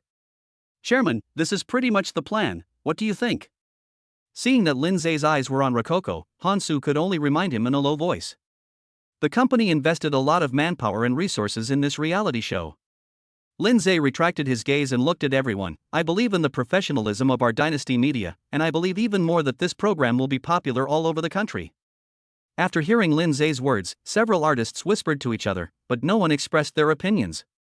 Because they all know that behind Dynasty Media is the Su Group. In Jiancheng, as long as the Su Group wants a program to be popular, it will definitely be a hit. Today's face-to-face meeting, to put it bluntly, is for me to get to know you all. The 8 of you are the selected actors and artists for this reality show. No one will be left out. Lindseay spoke slowly. A purely entertainment reality show relies on the popularity of the artists, nothing else matters. Upon hearing this, several artists' faces were filled with disbelief and even more excitement. Being able to easily participate in programs that the company is preparing to promote will also be of great help to their acting career. Rococo, who originally thought that she was about to be eliminated, suddenly looked up at Lindseay in disbelief. This time, she was actually chosen. "Don't look at me like that, and don't be too happy too soon." Lindseay glanced at Rococo and continued, "Although your purpose this time is to eat, drink and have fun. But if negative information about you appears online, or even if your fans are dissatisfied with you, then you should be prepared to be banned." Lindseay's words were like a needle piercing the hearts of the 8 artists. For an artist, the bottom line may not really be important, but the word sheltered determines their life. Luo Kiki looked at Lindseay's departing back, and his originally empty eyes began to flicker. She wants to use this opportunity to impress everyone, including Lindseay. Chapter 37: Lindseay's embarrassment. After coming out of the meeting room, Lindseay wandered around the company aimlessly. Su Chenshi was not around, and without her chattering, Lindseay really felt a little bored. "Hello, Chairman." When Lindseay passed through each office area, the employees stood up and greeted him respectfully. He also enjoyed this feeling of satisfaction very much, and nodded as he went to the Human Resources Department. "Where is your Minister Yang?" Seeing that there was no one in the minister's office, Lindseay curiously asked the employee who was busy nearby. "Chairman, Minister Yang should be in Advisor Lin's office now." The employee answered cautiously, but looked at Lindseay with a guilty conscience. Lindseay nodded as if he understood, and followed the employee's instructions to come to Lindseay's office. The office is at the end of the corridor. Usually no one passes by here, so it seems quite quiet. However, this is exactly what Lindseay thinks. It is also a good choice to let Lindseay live here in his old age. "Advisor Lin, please don't do this." Lindseay was about to push the door open when he heard Yang Fan's shy voice. "We already did it last night, why are you still shy?" "Don't worry, no one comes here." Then, the sound of Lindseay's rapid breathing was heard in the office. "The chairman said that we can't have ambiguous things during work. Do you want me to be fired? I'm Lindseay's father. You'll be fine as long as I'm here." Listening to the conversation in the office, Lindseay suddenly felt overwhelmed. However, he did not choose to open the door and go in directly. Instead, he leaned against the wall patiently and waited quietly. About 15 minutes later, the suggestive sounds in the office disappeared, and Yang Fan opened the office door with a flushed face. Chairman." Yang Fan's face turned pale instantly when he saw Lindseay standing at the door. Even the hands that were adjusting the clothes were frozen in mid-air. Lindseay, who had just taken a sip of water in the office, was choked by the water and started coughing when he heard Yang Fan's words. Lindseay glanced at Yang Fan, and saw that she had just straightened her skirt and had not yet buttoned her shirt, and there was a hint of helplessness in his eyes. "Minister Yang, how old are you this year?" "Chairman, I'm 35. Yang Fan was caught off guard by Lindseay's sudden question. The company needs to expand recently. As the head of the Human Resources Department, shouldn't you focus on recruitment? Lindseay looked at her meaningfully and waved his hand to signal her to leave. Yes, I'll arrange it right away. Yang Fan breathed a sigh of relief when he saw that Lindseay did not pursue the matter. Glancing at Lindseay, who was patting his chest to stop his cough in the office, Yang Fan rolled his eyes at him in shame and anger and quickly left. Lindseay, when did you come here? Lindseay finally stopped coughing and looked at Lindseay, who walked in with a somewhat embarrassed expression. Dad, are you satisfied with the work here? Although Lindseay and Yining divorced a long time ago, after all, she raised him for more than 20 years, so he still had to call him Dad. Very good, very satisfied, very comfortable. Lindseay immediately put on a smiling face and pulled Lindseay to sit on the sofa. At this moment, Yang Fan, who had turned back to the door and eavesdropped, showed joy on his face when he heard Lindseay call Dad. It seems that I made the right bet this time. Thinking about the wealth and glory he would enjoy in the future, Yang Fan left quietly in excitement. Dad, how old are you this year? Lindseay, who had just sat down, looked around the furnishings in the office and suddenly spoke. I'm 46. Lindseay was stunned by Lindseay's question. 46, 35, just a 10-year difference. Lindseay muttered to himself. Lindseay, what are you talking about? Because he was only thinking about how to stop coughing, Lindseay didn't hear clearly the conversation between him and Yang Fan. Oh, it's okay, I just came here to tell you that this security consultant is not a job for nothing. Lindseay glanced at Lindseay and continued, you are responsible for all the safety risks in the company. You should be familiar with this kind of thing. I see. It's equivalent to the position of security manager. I understand. Lindseay patted his chest. Having worked as a security guard for more than 20 years, he still had some confidence. Well, I will ask Yang Fan to recruit a few more security guards. Once all the personnel are in place, you can organize some safety training. After Lindseay finished speaking, he looked at Lindseay and stopped talking. Lindseay felt a little guilty when Lindseay suddenly stared at him like this, and quickly drank a sip of water to calm himself down. Yang Fan's work is fine, but his character needs to be examined. I don't want you to tell anyone about what happened between me and my mother. Lindseay threw out a warning word, with a hint of coldness flashing in his eyes. He didn't want the fact that Yining was the eldest daughter of the Yi family to be spread, and he didn't want his identity to be exposed. Kid, what are you talking about? I will keep my mouth shut about what happened between you and your mother. Lindseay couldn't help swallowing his saliva. He always felt that Lindseay's current aura made him feel afraid. But he did not deny what happened between him and Yang Fan. You and my mother have been divorced for so many years. If you want to find another one, I won't stop you. But I don't want to see or hear about your dirty deeds in the company. Lindseay threw down a sentence and walked out of Lindseay's office. After Lindseay said this, Lindseay felt as if his face was burned. Yang Fan, tell me what you think of my dad. Lindseay went straight to Yang Fan's office and spoke straight to the point. Chairman, Consultant Lin, and I are just colleagues. Lindseay's sudden entry into the office already startled Yang Fan, and when he heard his straightforward question, he immediately blushed. I heard everything you did in the office just now at the door. I just want to hear your honest truth. Lindseay closed the door, walked to Yang Fan, leaned over and stared at her. Although Consultant Lin is in his 40s, he is still strong and handsome. I am attracted to him. Yang Fan did not lie. When she saw Lindseay for the first time, she was indeed attracted by his still handsome appearance.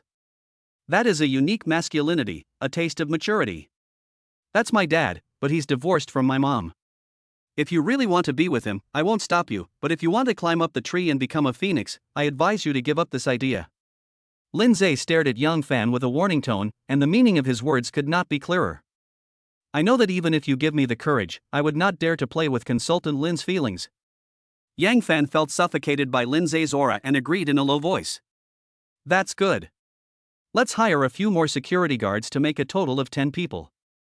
Okay, Chairman. Seeing Yang Fan's helpless look, Lindseay felt amused. In the past, Yang Fan was always looking for his own things to do, but now it feels like things have changed. It's really good. Chapter 38, Accidents Within Accidents. Seeing that there was nothing for him to do in the company, Lindseay thought about it and drove to Ningya Multinational Corporation. He wanted to see to what extent the so-called Yi family's industry in Jiangcheng had developed. When Lindseay saw the gate of Ningya Multinational Corporation, he opened his mouth in surprise. The scale of this company is no smaller than that of Su Group, and is even larger. The towering office building and the imposing company gate give people a sense of the company's financial capabilities. Hello, I'm looking for your general manager, Xu Yunyun. Seeing the guard coming forward to ask, Lindseay lowered the window to explain. When the guard saw that he was here to see the general manager and was driving such an expensive luxury car, he saluted and let him in. After I go back, I must improve the image of Dynasty Media. Compared to this place, Dynasty Media is just like a vegetable market. After parking the car, Lindseay looked at the security guards standing on both sides of the door and muttered to himself. Striding into the gate of Ningya Multinational Corporation, Lindseay was like a poor boy who had just moved to the city from the countryside. The lounge area, smoking area, and even tea area in the lobby on the first floor made Lindseay sigh that it was indeed a big company. "Hello, sir, who are you looking for?" The receptionist, wearing a well-fitting women's business suit, walked up to Lindseay. "Oh, I'm looking for Chu Yunyun." Lindseay was a little confused when he saw the front desk receptionist coming up to him. This kind of treatment made him feel like he was in a star hotel. "Okay, do you have an appointment? Please sign in here." The receptionist made a gesture of invitation and led Lindseay to the front desk. "I don't have an appointment." Never mind. I'll call myself." Lindseay was about to pick up his pen, but after thinking for a while he decided to call Yining. "Sir, what's wrong?" After a while, Yining's voice came from the other end of the phone. "Mom, I'm on the first floor of your company, come down and pick me up." Lindseay said this without hiding anything, but this attracted a strange look from the front desk receptionist. If they remembered correctly, Chu Yunyun was less than 30 years old. How could she have such a big child? "Right away. I'm just about to go downstairs," Yining said and hung up the phone. Lindseay listened to the beeping sound coming from the phone and saw the surprised looks of several front desk receptionists, and he knew they were thinking the wrong thing. "My mother also works in your company. She didn't call Chu Yunyun." After hearing Lindseay's explanation, several front desk receptionists breathed a sigh of relief. They knew that there was no such magical thing in the world. About 5 minutes later, the elevator door opened and Yining appeared in everyone's sight, accompanied by Chu Yunyun and Uncle Gu. "Boss Yi, Boss Chu." Several front desk receptionists and employees who were passing by saw Yining and Chu Yunyun and bowed and greeted them at the same time. Lindseay was stunned when he saw Yining, who was wearing a smart professional suit. "When my mother is dressed like this, she looks 10 years younger and looks like a strong woman." "Lindseay, why are you here?" Chu Yunyun saw Lindseay standing at the front desk and was stunned. Hello sister-in-law, I'm here to find someone." Lindseay touched his head awkwardly, not knowing how to explain. "Mr. Chu, do you know him?" Yining looked at Chu Yunyun knowingly asking. "Mr. Yi, Lindseay is my savior and my boyfriend's brother-in-law." Chu Yunyun blushed and explained to Yining. "Oh, so the girl that Zaire saved is you." Although Yining had heard Lindseay talk about Chu Yunyun's identity, she was still surprised to hear the news. "Zaire?" Chu Yunyun couldn't keep up when she heard Yining addressing Lindseay. "Young master." Uncle Go on the side bowed to Lindseay. Chu Yunyun was even more dumbfounded. Who on earth was Lindseay? Let's go eat and talk." Yining took Lindseay's arm without hesitation and walked towards the company gate in the surprised eyes of everyone. "Boss Chu, this gentleman said he came to see you at first, but he called Mom." Could he be? A bold front desk receptionist walked up to Chu Yunyun and whispered a guess. After hearing what the front desk receptionist said, Chu Yunyun remembered that Yining had received a phone call before going downstairs, and seemed to have guessed something. "Just do your job well and don't ask about things you shouldn't ask about." Chu Yunyun threw down a few words and chased after Yining and the other two. The receptionists at the front desk looked at each other in bewilderment, but their curiosity was completely aroused. Especially when facing the handsome Lindseay in a custom-made suit, curiosity is overflowing. Sitting in the passenger seat of the Rolls-Royce, Chu Yunyun looked through the rearview mirror from time to time at Yining, who was talking non-stop in the back seat. Looking at Lindseay again, he actually felt that the two of them were somewhat similar. Uncle Gu saw Chu Yunyun's curious look and whispered, "The young master is the eldest lady's son." Upon hearing this, although Chu Yunyun was mentally prepared, she was still shocked to hear such accurate news. Lindseay turned out to be the son of this parachuted CEO. She had heard that Yining was the eldest daughter of the Yi family in Beijing. Ningya Multinational Corporation is also an industry under the Yi family. Thinking of this relationship, Chu Yunyun tactfully shut her mouth. Based on her many years of experience, relationships like this must not be disclosed to the public without the consent of the parties involved, otherwise. Chu Yunyun didn't dare to think any further, so she had to pretend to be calm and turned her gaze to the window. "Sir, would you like to introduce them?" Sitting in the private room, Yining looked at Lindseay lovingly. Okay, I'll do it. Lindseay stood up and looked at Chu Yunyun. Yining is my mother, and I am the chairman of Dynasty Media. After hearing Lindseay's introduction, Chu Yunyun was a little unable to keep up with the pace. She was not surprised that Yining was Lindseay's mother. But she found it hard to accept that Lindseay was the chairman of Dynasty Media. Everyone in Jiangcheng knows that Dynasty Media is a subsidiary of the Su Group. How could he be the chairman of Dynasty Media, a company that is in conflict with each other in Jiangcheng? Sister-in-law, do you know the name of the president of Su Group? Lindseay sighed. They would get to know each other sooner or later anyway, so he might as well just say it out loud. Your name is Su Chenshi? Chu Yunyun thought for a while before saying this name, which sounded somewhat familiar. Lindseay didn't say anything. He glanced at Yining and smiled indifferently at Chu Yunyun. Wait a minute, isn't Su Chenshi your girlfriend? Suddenly, Chu Yunyun seemed to remember something and looked at Lindseay in astonishment. Lindseay added, to be exact, she is my legal wife. Chu Yunyun just felt that her head was in a mess and she couldn't figure it out for a while. Yining is the president of the company, and they are on par with the Su Group, and there is even some opposition going on. And Yining's son is not only the chairman of Dynasty Media, but also the husband of Su Chenshi, the president of Su Group? Su Chenshi is Su Nan's biological sister, so who is Su Nan? Seeing Chu Yunyun's frowning face, Lindseay seemed to see through her heart and said slowly. Su Nan is Su Chenshi's biological brother, and the eldest son of the Jiangcheng Su family. Chapter 39 Internal Troubles of Ningye Multinational Corporation. Chu Yunyun felt as if her head was about to explode. She never imagined that Su Nan was actually the eldest son of the Su family in Jiangcheng. The Su Nan she knew was just a soldier with some money, a little domineering and a little cute. But I didn't expect that his identity would be so terrifying. Boss Chu, don't think too much. Although Ningye and Su Corporation may become opponents, this is just a business competition without any personal feelings. Yining saw what Chu Yunyun was worried about and simply spoke it out for her. But Mr. Yi, Su Nan is my boyfriend, and he is the eldest son of the Su family. I am afraid. Chu Yunyun is very career-oriented and still considers the company at this time. Yining looked at her calmly, revealing a hint of admiration. Between her lover and the company, she thinks of the company first, which shows that she has enough sense of responsibility. Sister-in-law, don't forget that Su Chenshi is my wife, and we are a family. Lindseay looked at Chu Yunyun with a smile. Chu Yunyun raised her eyes and looked at Lindseay, as if she knew that they would be a family sooner or later, but their relationship was still complicated enough. Okay, this meal is not about discussing family matters, it's about discussing work. Yining coughed lightly, and after seeing the waiter bring all the dishes, she continued, Boss Chu, forget it, I'll call you Yunyun in private from now on. Mr. Yi, you can call me anything. I don't care. Chu Yunyun actually felt very awkward as well. Her general name was the same as Yining's, and people who didn't know would think they were on the same level. You don't have to call me Mr. Yi in private. You can call me Sister Yi or Sister Ning. Yining liked Chu Yunyun's personality very much and spoke to her in a very gentle tone. Mom, that won't do. She will be my eldest uncle's wife in the future. If I call you sister, wouldn't that be a violation of the generation? Lindseay quickly stopped him, he didn't want to mess up this relationship. You are just a mischievous boy. It doesn't matter what you call me.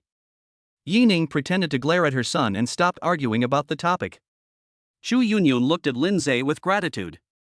She didn't expect that he had such high emotional intelligence at such a young age. He was worthy of being the young master of a big family. Okay, Lao Ge, first tell me about your understanding of Ningye. After 5 dishes and 3 rounds of wine, Yining put down her chopsticks and looked at Old Ge, who had been silent the whole time. Mr. Chu, I don't understand business, but I know people very well. Old Ge took a sip of tea, looked at Chu Yunyun and said in a deep voice, the whole company seems to be united, but in fact they are forming cliques and are profit-driven. It can be said that they are a pile of loose sand and cannot withstand a beating. Chu Yunyun's originally expectant expression turned into embarrassment. She didn't expect that this person would actually say that the people in the company were worthless. It's not hard to tell from this morning's meeting that the deputy general manager is very dissatisfied with you and is making things difficult for you, intending to seize power. As for the executives of other departments, they are just waiting to see the show. They will side with whoever wins. This may be the reason why the company has never had a president, but Mr. Chu, to be honest, your prestige in the company is really not high. Lao Gu knows the limits very well and knows when to shut up without any hesitation. And what he said was straight to the point and to the point.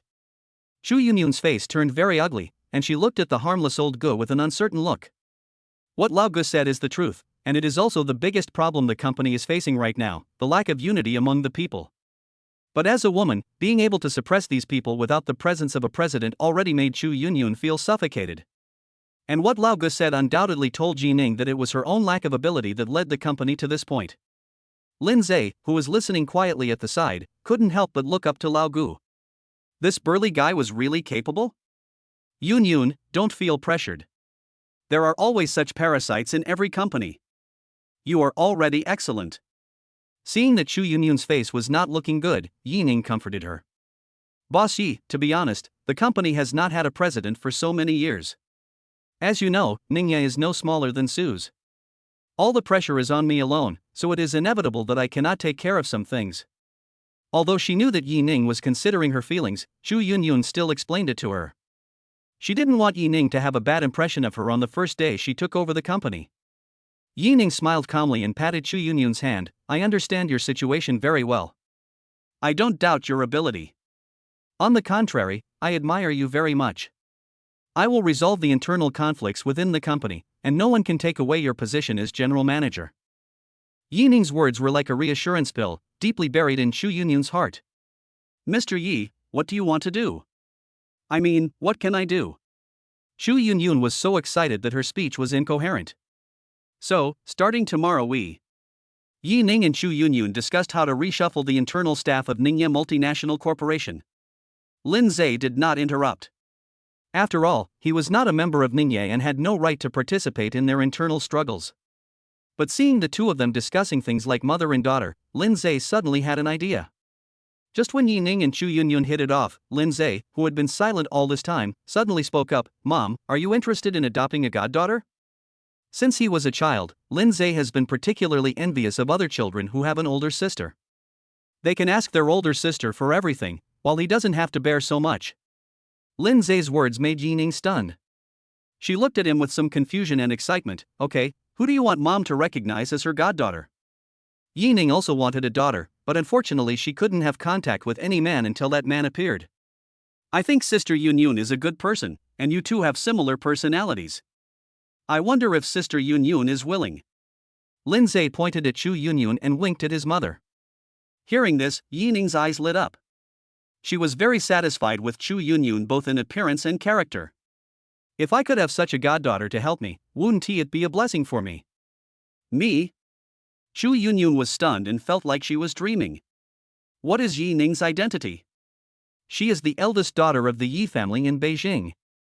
How can I be worthy of recognizing such a godmother? How about it?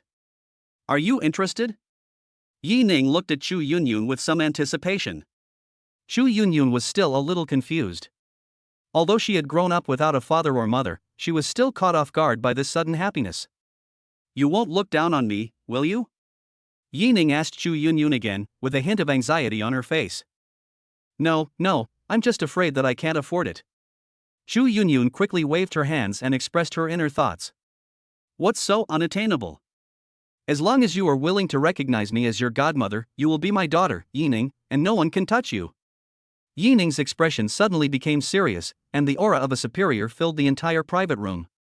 Old Gu looked at Yining at this moment and murmured to himself. The former queen of Dragon Country's business world is back. Chapter 40. Yining recognizes her goddaughter. Chu Yunyun felt Yining's sincere emotions, pursed her lips and nodded shyly. Let me ask you, who doesn't want to reach the top overnight, who doesn't want to have a good destination in the future? But Chu Yunyun knew that even if she acknowledged Yining as her godmother, she would still be kicked out if she did not do well. All the prerequisites are that one can create benefits for Yining or Ning Yi. Okay, great, should I say something? Yining was a little excited and took out her bag and started searching. Yunyun, you see I haven't prepared anything, how about this, give me your account number and I'll transfer some money to you as a meeting gift. Yining took out her cell phone and looked at Chu Yunyun very seriously. No, Mr. Yi, really no, I'm not after your money. Chu Yunyun became anxious when she heard this, and quickly stood up and waved her hands. fearing that Yi Ning would misunderstand her intentions.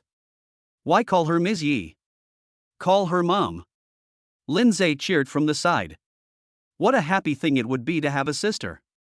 Yes, call me Mom. Mom will give you a gift. Yi Ning was delighted when she heard this. She couldn't stop smiling. Well, Mom, I really don't want your money.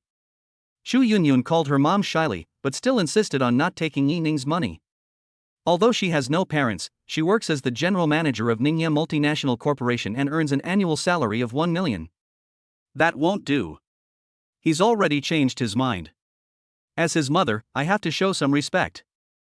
Seeing Yi Ning so persistent, Shu Yunyun reluctantly told him her bank card number. A minute later, Shu Yunyun received a transfer message on her mobile phone. Shu Yunyun looked at the number on the message and her eyes widened immediately. This was a full 1 million. Yi, Mom, I can't take this money. I'll return it to you. It's too much. Shu Yunyun was a little anxious. She never expected Yi Ning to transfer so much money to her at once. Sister, just accept it. How much money can our mother transfer to you? Lindseay looked indifferent. In his eyes, Yi Ning would at most transfer tens of thousands of dollars as a token of appreciation. Lindseay, this is 1 million, how can I accept it? Shu Yunyun was really anxious, so anxious that tears came to her eyes. She had never received such an expensive gift in her life. What? 1 million. Lindseay opened his eyes wide and looked at Yi Ning in disbelief. Mom, where did you get so much money? Yi Ning then remembered that she had never given her son anything valuable, and looked at him awkwardly. My father, your grandfather, returned all the dividends I received during my absence from the Yi family, as well as my previous savings, to me. How much money is that? Not much, less than 10 billion. Yi Ning answered Lindseay's question modestly. Less than 100 million. Lindseay felt his mind go blank and his breathing was a little difficult. Shu Yunyun opened her mouth wide. Yi Ning's personal assets could buy 10 Ningya multinational companies.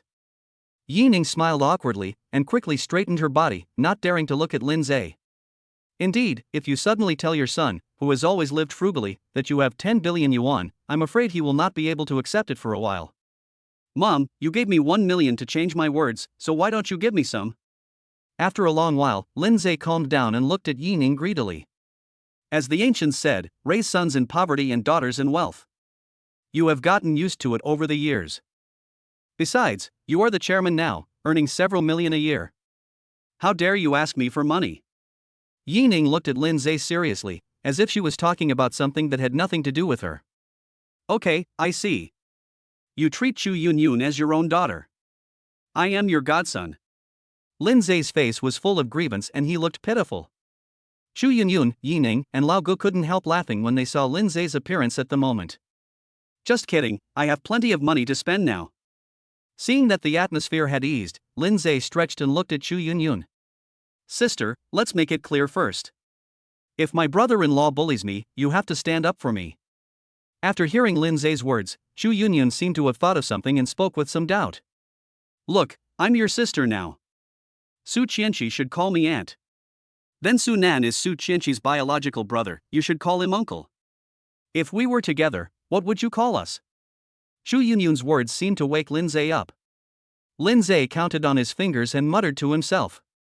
I call Sunan brother-in-law, and you are my sister now, so I should call him brother-in-law. Chenshi should call you sister-in-law, or should she call you elder sister-in-law? Listening to Lindseay's mumbling, Yi Ning and Shu Yunyun looked at each other and covered their mouths with their hands, laughing. Young master, why don't you and the young madam just discuss your own affairs? Old Gu couldn't bear it any longer and quickly reminded Lindseay. Yes, to each his own. It's just a title. At worst, I can become sworn brothers with Su Nan. As soon as Lindseay said this, Yi Ning rolled her eyes at him. Her son is good in every way, except that he seems a little insane when he gets serious. Okay, I think we've almost finished eating. Don't we have to go inspect the subsidiary in the afternoon? Seeing that no one was eating, Yi Ning simply stood up and walked towards the door. Shu Yunyun rushed out of the room and ran to pay the bill. Lindseay's eyes turned and he quickly followed Shu Yunyun's footsteps. Why are you following me? Shu Yunyun glanced at Lindseay, who was standing next to her, and handed the bank card to the waiter. Sister, are you my sister now? Lindseay looked attentive and shook her arm like a child. Yeah, so what if you are my biological brother from now on? Chu Yunyun touched Lindseay's head and spoke from the bottom of her heart. She had never had this kind of feeling between a sister and a brother, but now she found that she particularly liked her younger brother Lindseay. Sister, can you give me half of the 1 million our mother gave you? Lindseay blinked his big eyes and looked at Chu Yunyun with anticipation. Go away, who said they didn't need money? Chu Yunyun took back the bank card, glared at Lindseay pretending to be angry, then turned and left. Hey, sister, no one would dislike having too much money, right? Lindseay pulled Chu Yunyun with all his strength, and the two of them started fighting in the hotel lobby. Miss, the young master and Mr. Chu get along very well. Old Go looked at the two people playing around in the hall and smiled rarely. Yes, this is so nice, it feels like home. Yining looked at the two people, her eyes full of warmth. Okay, stop. I'll give it to you, isn't it okay for me to give it to you? Chu Yunyun quickly raised her hands in surrender. Lindseay was simply a big scoundrel. I always say that sisters are the best. I'll treat you to a feast tonight. You took my money and treated me to a nice meal.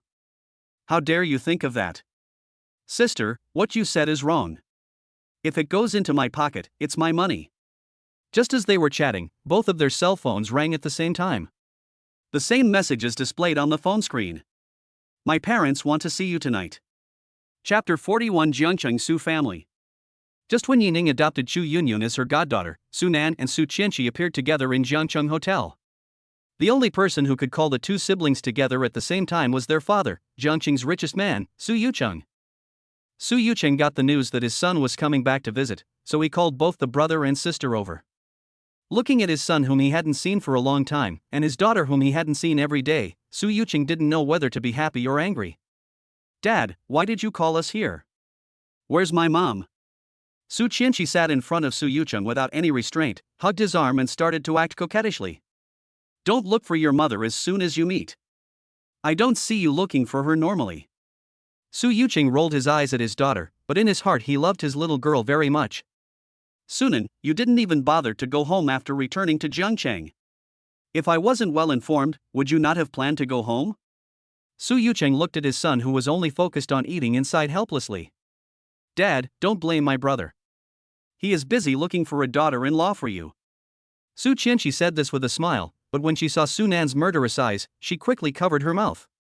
They agreed not to tell their families about finding a boyfriend or girlfriend, but they let it slip. You said your brother has a girlfriend? Su Yucheng looked at his daughter in surprise, afraid that he had heard it wrong. Dad, you heard wrong. Chenshi said that she was busy looking for a boyfriend. Not wanting to be outdone, Su Nan reminded Su Yucheng and raised an eyebrow at Su Chenshi. Hearing this, Su Yucheng looked at them thoughtfully and spoke slowly. Are you two dating without telling your family? Su Chenshi, who was originally unconvinced, instantly became quiet after hearing what his father said. Sunan also tactfully lowered his head and continued watching short videos while eating. In the Su family, the brother and sister were not even afraid of their grandfather, but they were afraid of Su Yucheng. Didn't I tell you that the children of our Su family must be well matched? Seeing that the two people fell silent at the same time, Su Yucheng knew that he guessed right. I don't care who you date, but you have to get past me. The Su family is having a family dinner tonight. Bring the person you two are hiding home and let the whole family keep an eye on you. Su Yucheng threw down a few words and left the private room. Su Chenshi and Su Nan looked at their old father who left in anger and couldn't help but look at each other. Brother, you send a message to my sister-in-law, and I'll send a message to Lindseay? Su Chenshi took out his cell phone and looked at Su Nan. You're so quick to speak, let's see how you end up. Su Nan glared at Su Chenshi fiercely, then flipped through Chu Yunyun's dialogue box. Take care of yourself first. Su Chenshi stuck out her tongue at her brother and sent a message to Lindseay. At 7 o'clock in the evening, outside the Su's villa, Lindseay's Maybach was parked on the roadside not far away. Why don't you just drive over there? Chu Yunyun looked at Lindseay in confusion. Sister, I feel guilty. Lindseay leaned on the steering wheel, staring blankly at the Su's villa not far away. Chu Yunyun patted Lindseay's arm and said, Silly brother, what are you afraid of with me here? After an afternoon, the relationship between the two people was even closer than that of real siblings. You are stupid. The car belongs to Su Chenshi, and even the company was given to me by Su Chenshi. How can I have the face to enter their house? Lindseay sighed in frustration. He really didn't have enough confidence. For a young master of the Yi family to be able to enter the Su family, they must be very lucky. Chu Yunyun continued to tease Lindseay. She found that her adopted brother was quite interesting. I don't want the Su family to know about this, at least not now. Lindseay straightened up and looked at the two people walking out of the door before he mustered up the courage to drive over. Husband, why did you come here with my sister-in-law? Su Chenshi came forward and was stunned when he saw Chu Yunyun sitting in the passenger seat. Su Chenshi cast a puzzled look at Chu Yunyun, as if asking how the two of you got together. Oh, I was at my sister-in-law's company this afternoon, and I knew she was coming here, so I didn't let her drive. Lindseay lied with a guilty conscience. At first, Chu Yunyun planned to drive here by herself, but Lindseay was unsure, so he forced her into his car. Since you're here, let's go in quickly. Su Nan nodded silently and pulled Su Chenshi into the car. He revealed his identity when he contacted Chu Yunyun in the afternoon, but Chu Yunyun did not seem very surprised.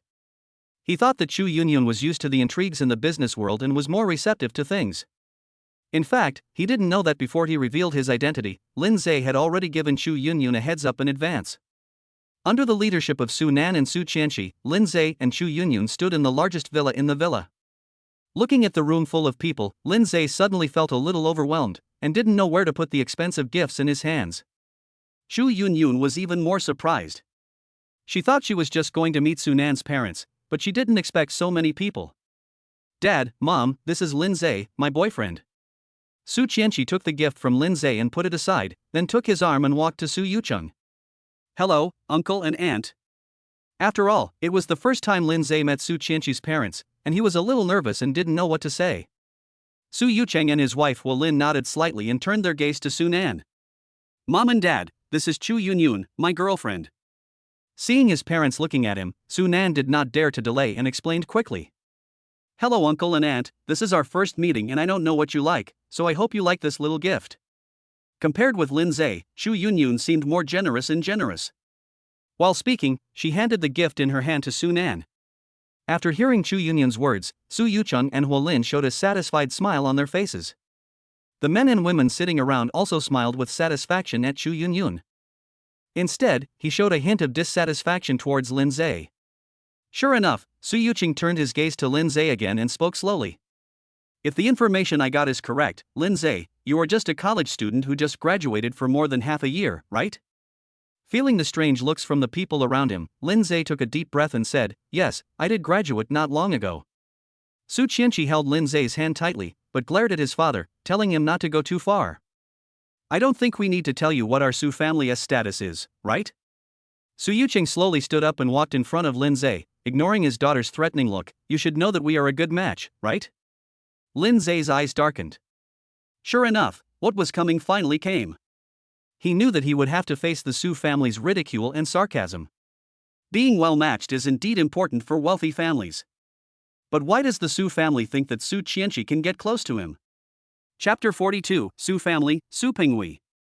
Dad, if you say that again, I will leave the Su family with him immediately. Seeing that he was still unwilling to give in, Su Chenshi simply refused. Lindseay is the man she loves the most and also her legal husband. No one can bully him, not even her own father. Yucheng, they just arrived, and you don't know them, so how can you make a conclusion?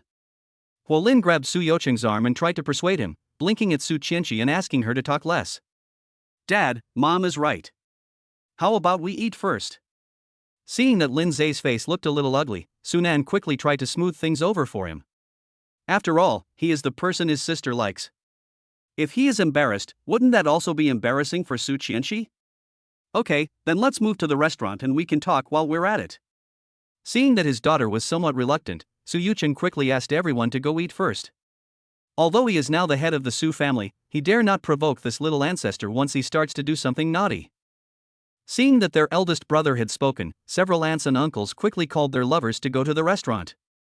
Don't be afraid, hubby. No one dares to bully you when I'm here. Su Chenshi leaned over and whispered in Lindseay's ear, then took his arm and walked towards the restaurant. Chu Yunyun didn't expect Su Yucheng to treat Lindseay like this when they just met, and she couldn't help but worry for him. If Su Yucheng knew that Lindseay was the young master of the Yi family, he would probably find a hole to hide in. Yunyun, What are you thinking about? Su Nan couldn't help feeling confused when he saw Chu Yunyun look like she was worried. Oh, it's okay. I was just wondering what I should do if my uncle and aunt embarrass me later. After all, you are the eldest son of the Su family, right, Su Nan? Chu Yunyun glared at Su Nan in a weird way and chased after Lindseay and the others. Su Nan smiled awkwardly. It seemed that Chu Yunyun was still blaming him for deceiving her.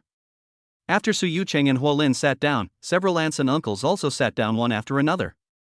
Lindseay sat next to Su Chenshi politely, glanced at Chu Yunyun opposite him, and cast his eyes on the empty seat in the middle of the dining table.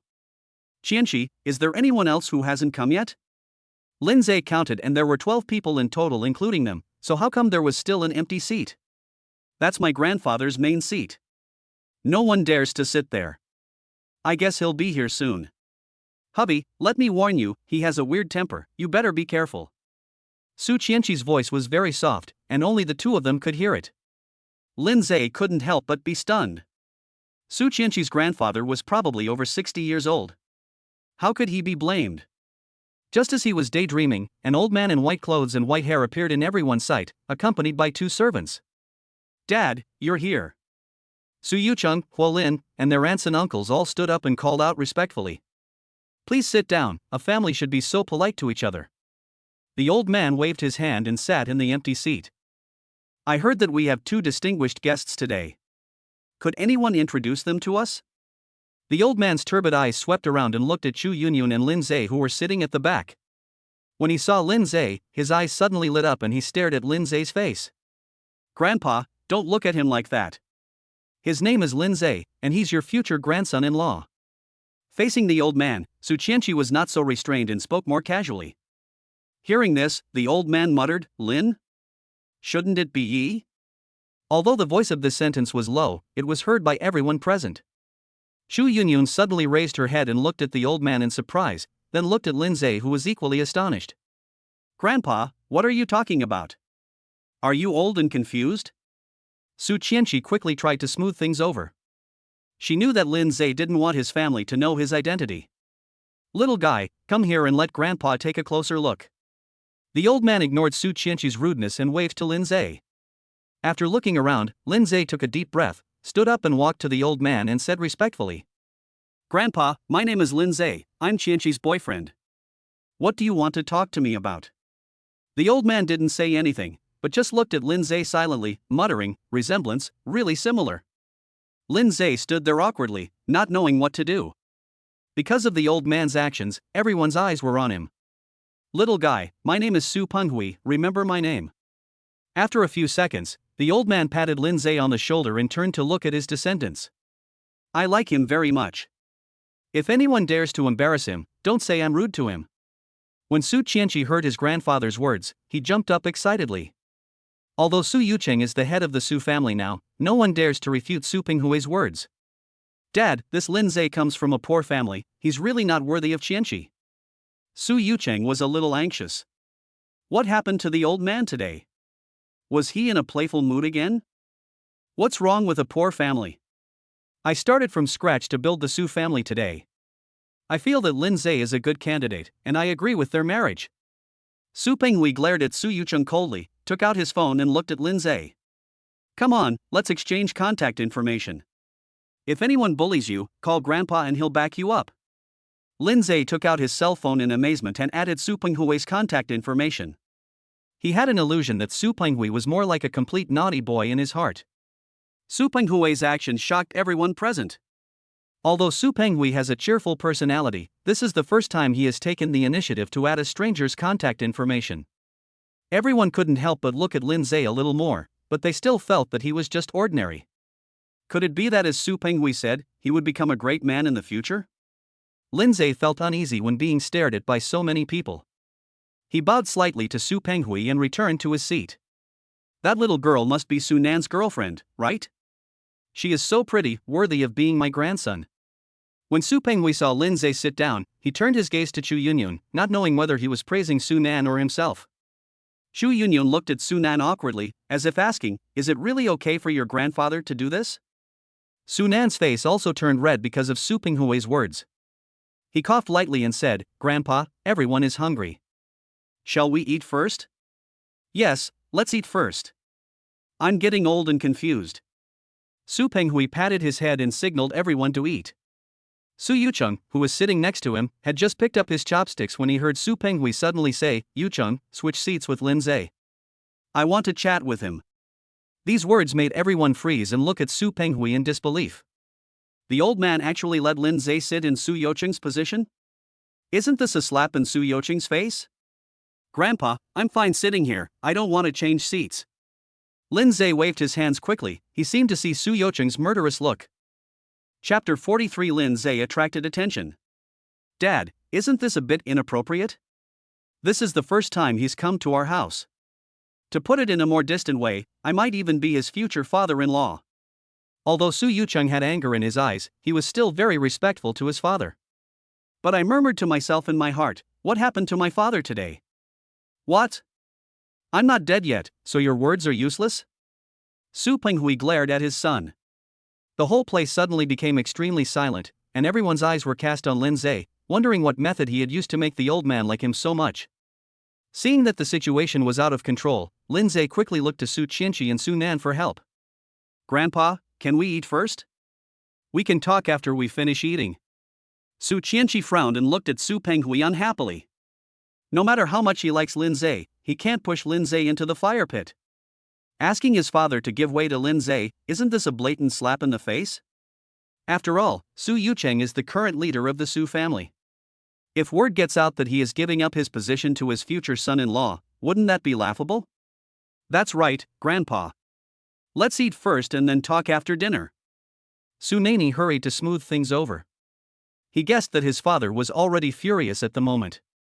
Seeing his precious grandchildren speaking, Su Penghui waved his hand indifferently, and everyone started eating. Lindseay, those two are my elder Aunt Su Ru and younger Aunt Su Shi, and that is my younger uncle Su Yui. During this time, while Su Chenshi was picking up food for Lindseay, he introduced the people sitting there to him. Su Nan on the opposite side was also introducing himself to Chu Yunyun, but his eyes kept glancing at Lindseay from time to time. It wasn't just Su Nan himself.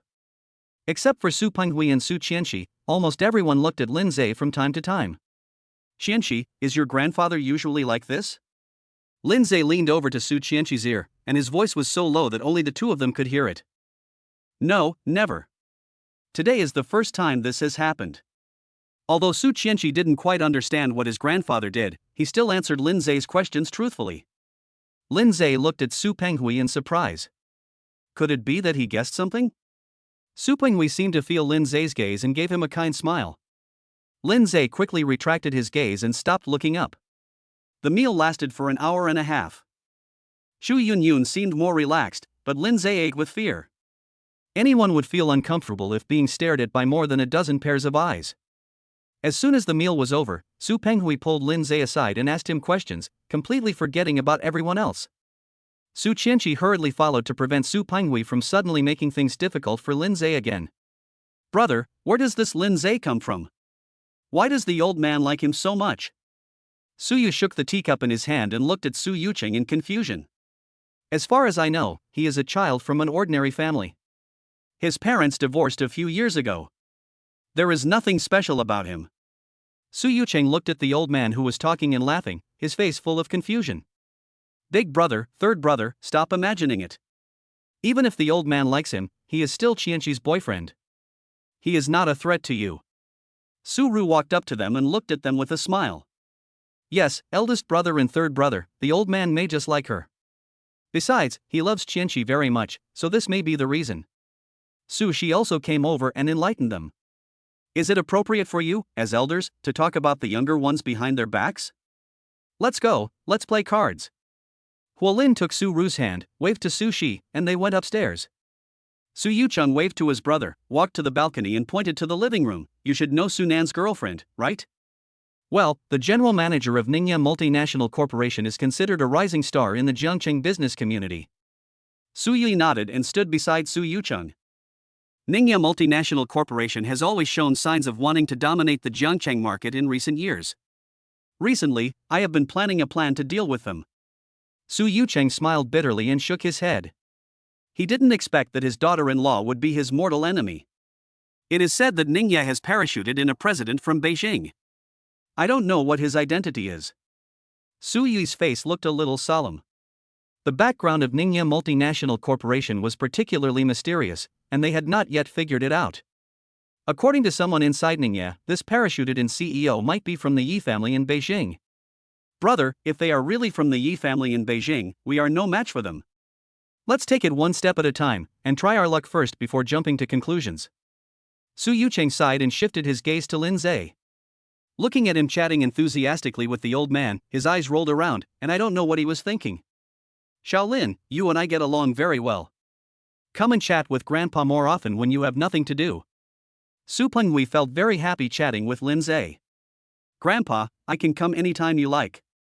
Lindseay agreed directly without any pretense. Su Nan and Shu Yunyun were sitting on the sofa nearby, joking around and talking about something happy. Grandpa, Lindseay and I are going back, and you should rest too. Su Chenshi pulled Lindseay up, greeted Su Penghui, and walked out. Grandpa, we'll leave too. We won't disturb your sleep. Seeing this, Su Nan quickly grabbed Shu Yunyun and left. He didn't want to listen to his grandfather and Su Yucheng's nagging. Let's go, old man, it's time for me to go to bed too. Su Penghui waved his hand and walked to the second floor with the help of his servants. Brother, what do you think is the situation between Chenshi and this Lindseay? Looking at Su Chenshi and Su Yu walking hand in hand in the villa, Su Yu was very curious. They are all adults, and I trust Chenshi's decision. Su Yucheng looked at his daughter's back, a playful smile appearing on his face. Brother, you don't want Lindseay to deal with Ningya Multinational Corporation, do you? Seeing his elder brother's expression, Su Yu's heart couldn't help but skip a beat. Why not give it a try? It's a good opportunity to see what he is capable of. Su Yucheng patted his brother's shoulder, turned around and walked back to the living room. On a platform on the second floor, Su Penghui put away his mischievous look and looked at the gate of the villa with a heavy face. Su Penghui did not withdraw his gaze until Su Chenshi, Lindseay, and the other four drove away. It looks like him. At least 50% similar. I won't be mistaken. But what's going on here? Why is his last name Lin instead of Yi? Su Penghui seemed very puzzled, his brows were deeply furrowed. After a long while, he looked up in the direction of the capital, muttering to himself, Yi Xingtian, you owed me a life back then, are you here to pay it back? Shaking off the ridiculous thoughts in his mind, Su Penghui slowly walked towards the room. Give the order and send someone to protect Lindseay and the young lady's safety 24 hours a day. Yes, sir. A black shadow disappeared into the endless darkness after Su Penghui entered the room. Chapter 44, Reality Show Rehearsal. After returning to the Howding mansion, Lindseay almost fell apart on the bed, not wanting to move at all. Talking with Su Penghui was so taxing that it was even more tiring than a full day's work. Hubby, with Grandpa's amulet, no one in the Su family dares to touch you. Su Chenshi changed into her pajamas and fell into Lindseay's arms. The Su family is the richest family in Zhangcheng. It's normal for them to look down on an ordinary person like me. Lindseay held Su Chenshi's tender little hand and didn't seem to care. Come on, you are a wolf in sheep's clothing. If they knew your identity, they would be scared silly. Su Chenshi felt Lindseay's tenderness and pressed her body tightly against him. Chenshi, there is something I am considering whether to tell you. Lindseay looked at Su Chenshi's loving eyes and spoke with some hesitation.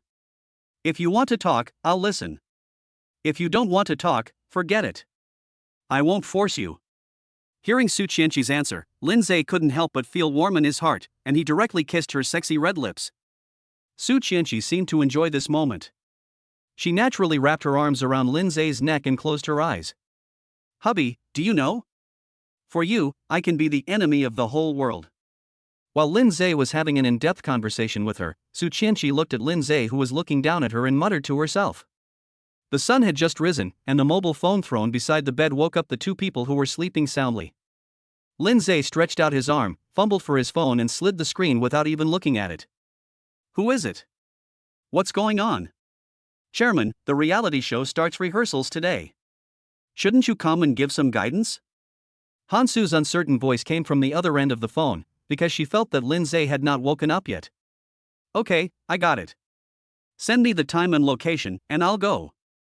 After Lindseay finished speaking, he hung up the phone, threw the phone away casually, and hugged the beauty in his arms again. Su Chenshi had woken up at this moment. Looking at Lindseay's lazy face, he stared at him with interest. It seemed that after that night, all my thoughts were focused on him, and I was even too lazy to take care of the Su group. What kind of charm does this man have that can make her fall in love with him? Just as Su Chenshi was daydreaming, her cell phone rang again at an inopportune time. After taking a look at the number jumping on the screen, Su Chenshi gently broke free from Lindseay's arms and walked to the bathroom wrapped in a blanket. And ran, "What's the matter?" "Boss Su, your father has come to the group and said he will hold a board meeting in an hour." And Rant's tone was a little anxious. This was the first time Su Yuqing appeared in the group since Su Chenshi took over the group. What the hell is he going to do? Su Chenshi was stunned and glanced at Lindseay, who was still sleeping. "I'll be there in a while, you keep an eye on that old guy first." After hanging up the phone, Su Chenshi didn't have time to think about it. She quickly put on her clothes and put on her makeup.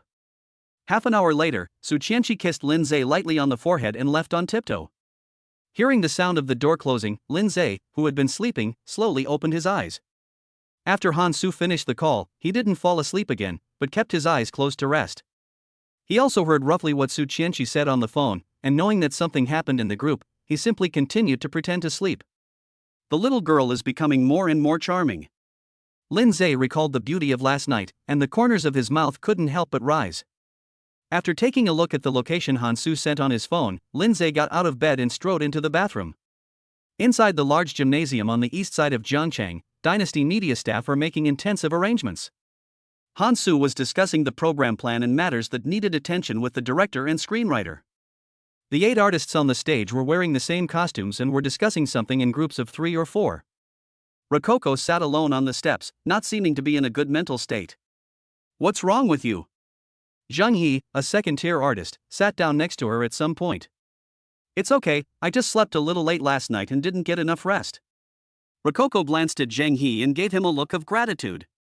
"The program will divide the 8 of us into groups later, and I will take the initiative to be in the same group with you." Zhang He glanced at Rococo, then stood up and walked aside. Rococo looked at Zhang He's back with extremely complicated feelings. Last night, she and Wang Yuan went out drinking with a few of his clients all night and didn't return home until 4 in the morning. And for the whole night, Wang Yuan didn't consider her feelings at all, but kept asking her to drink with him. It was not until he dragged his tired body back to his home that Rococo realized that Wang Yuan was with him just out of vanity. It's not what he said on the surface, like he loves me and wants to give me a home. Because last night when one of his clients touched his thigh in front of him, Wang Yuan pretended not to see it. And this Zhang He, a second-tier artist and a stranger whom he met through this show, cares about him much more than Wang Yuan does. Rococo bit her lip. She seemed to have made up her mind to break up with Wang Yuan after the show was finished. "Okay, let's start rehearsing, and if we're in good condition, we can go straight to recording." Just then, the director clapped his hands and called everyone together. Luo Kiki didn't dare to hesitate until she stood beside Zhang He. Zhang He looked at Rococo beside him and an imperceptible smirk appeared on the corner of his mouth. "Okay, everyone, relax throughout the process and treat it as a playful experience. Let's get ready." The director briefly explained the precautions and then stepped back behind the camera. The program officially entered the rehearsal stage. Han Su looked at the 8 artists who performed with ease and revealed a satisfied smile. "The next game requires a man and a woman to form a team of 2. You will be given 30 seconds to voluntarily form groups." As the director finished speaking, several artists began to make their choices quickly, except Zhang He and Rococo, who stood together in tacit understanding. In the stands not far away, Lindseay sat in an inconspicuous corner and observed the entire show. Looking at the 8 artists who had already started recording, Lindseay's gaze stopped on Rococo and Zhang He. He could clearly see that Zhang He was rubbing Rococo's oil from time to time. However, because Rococo was too serious about the show, she didn't notice Zhang He's little thoughts at all. Han Su clearly saw what Zhang He was thinking, and his palms couldn't help but sweat. If Rococo hadn't noticed, it wouldn't have been a big deal.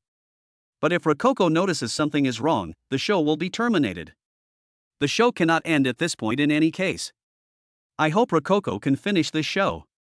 "Rococo, I'll hold you for a while, and you go get the ball." Just as Rococo turned around, Zhang He's hand quietly climbed up her chest, and his other hand directly picked her up. Rococo finally felt something strange in her body and looked into Zhang He's eyes in disbelief. Chapter 45, Hiding Zhang He. Bang! A loud slap hit Zhang He's face. Rococo covered her chest with her hands, looking angrily at the man who had once given her a glimmer of hope. "You hit me?" Zheng Yi's face was full of disbelief. Cut. The director quickly called for a stop and looked at Han Su at a loss. It is very common for male and female artists to have physical contact whether they are acting or on variety shows. But this is the first time that a female artist slapped someone before the show was finished. Han Su couldn't help but sigh.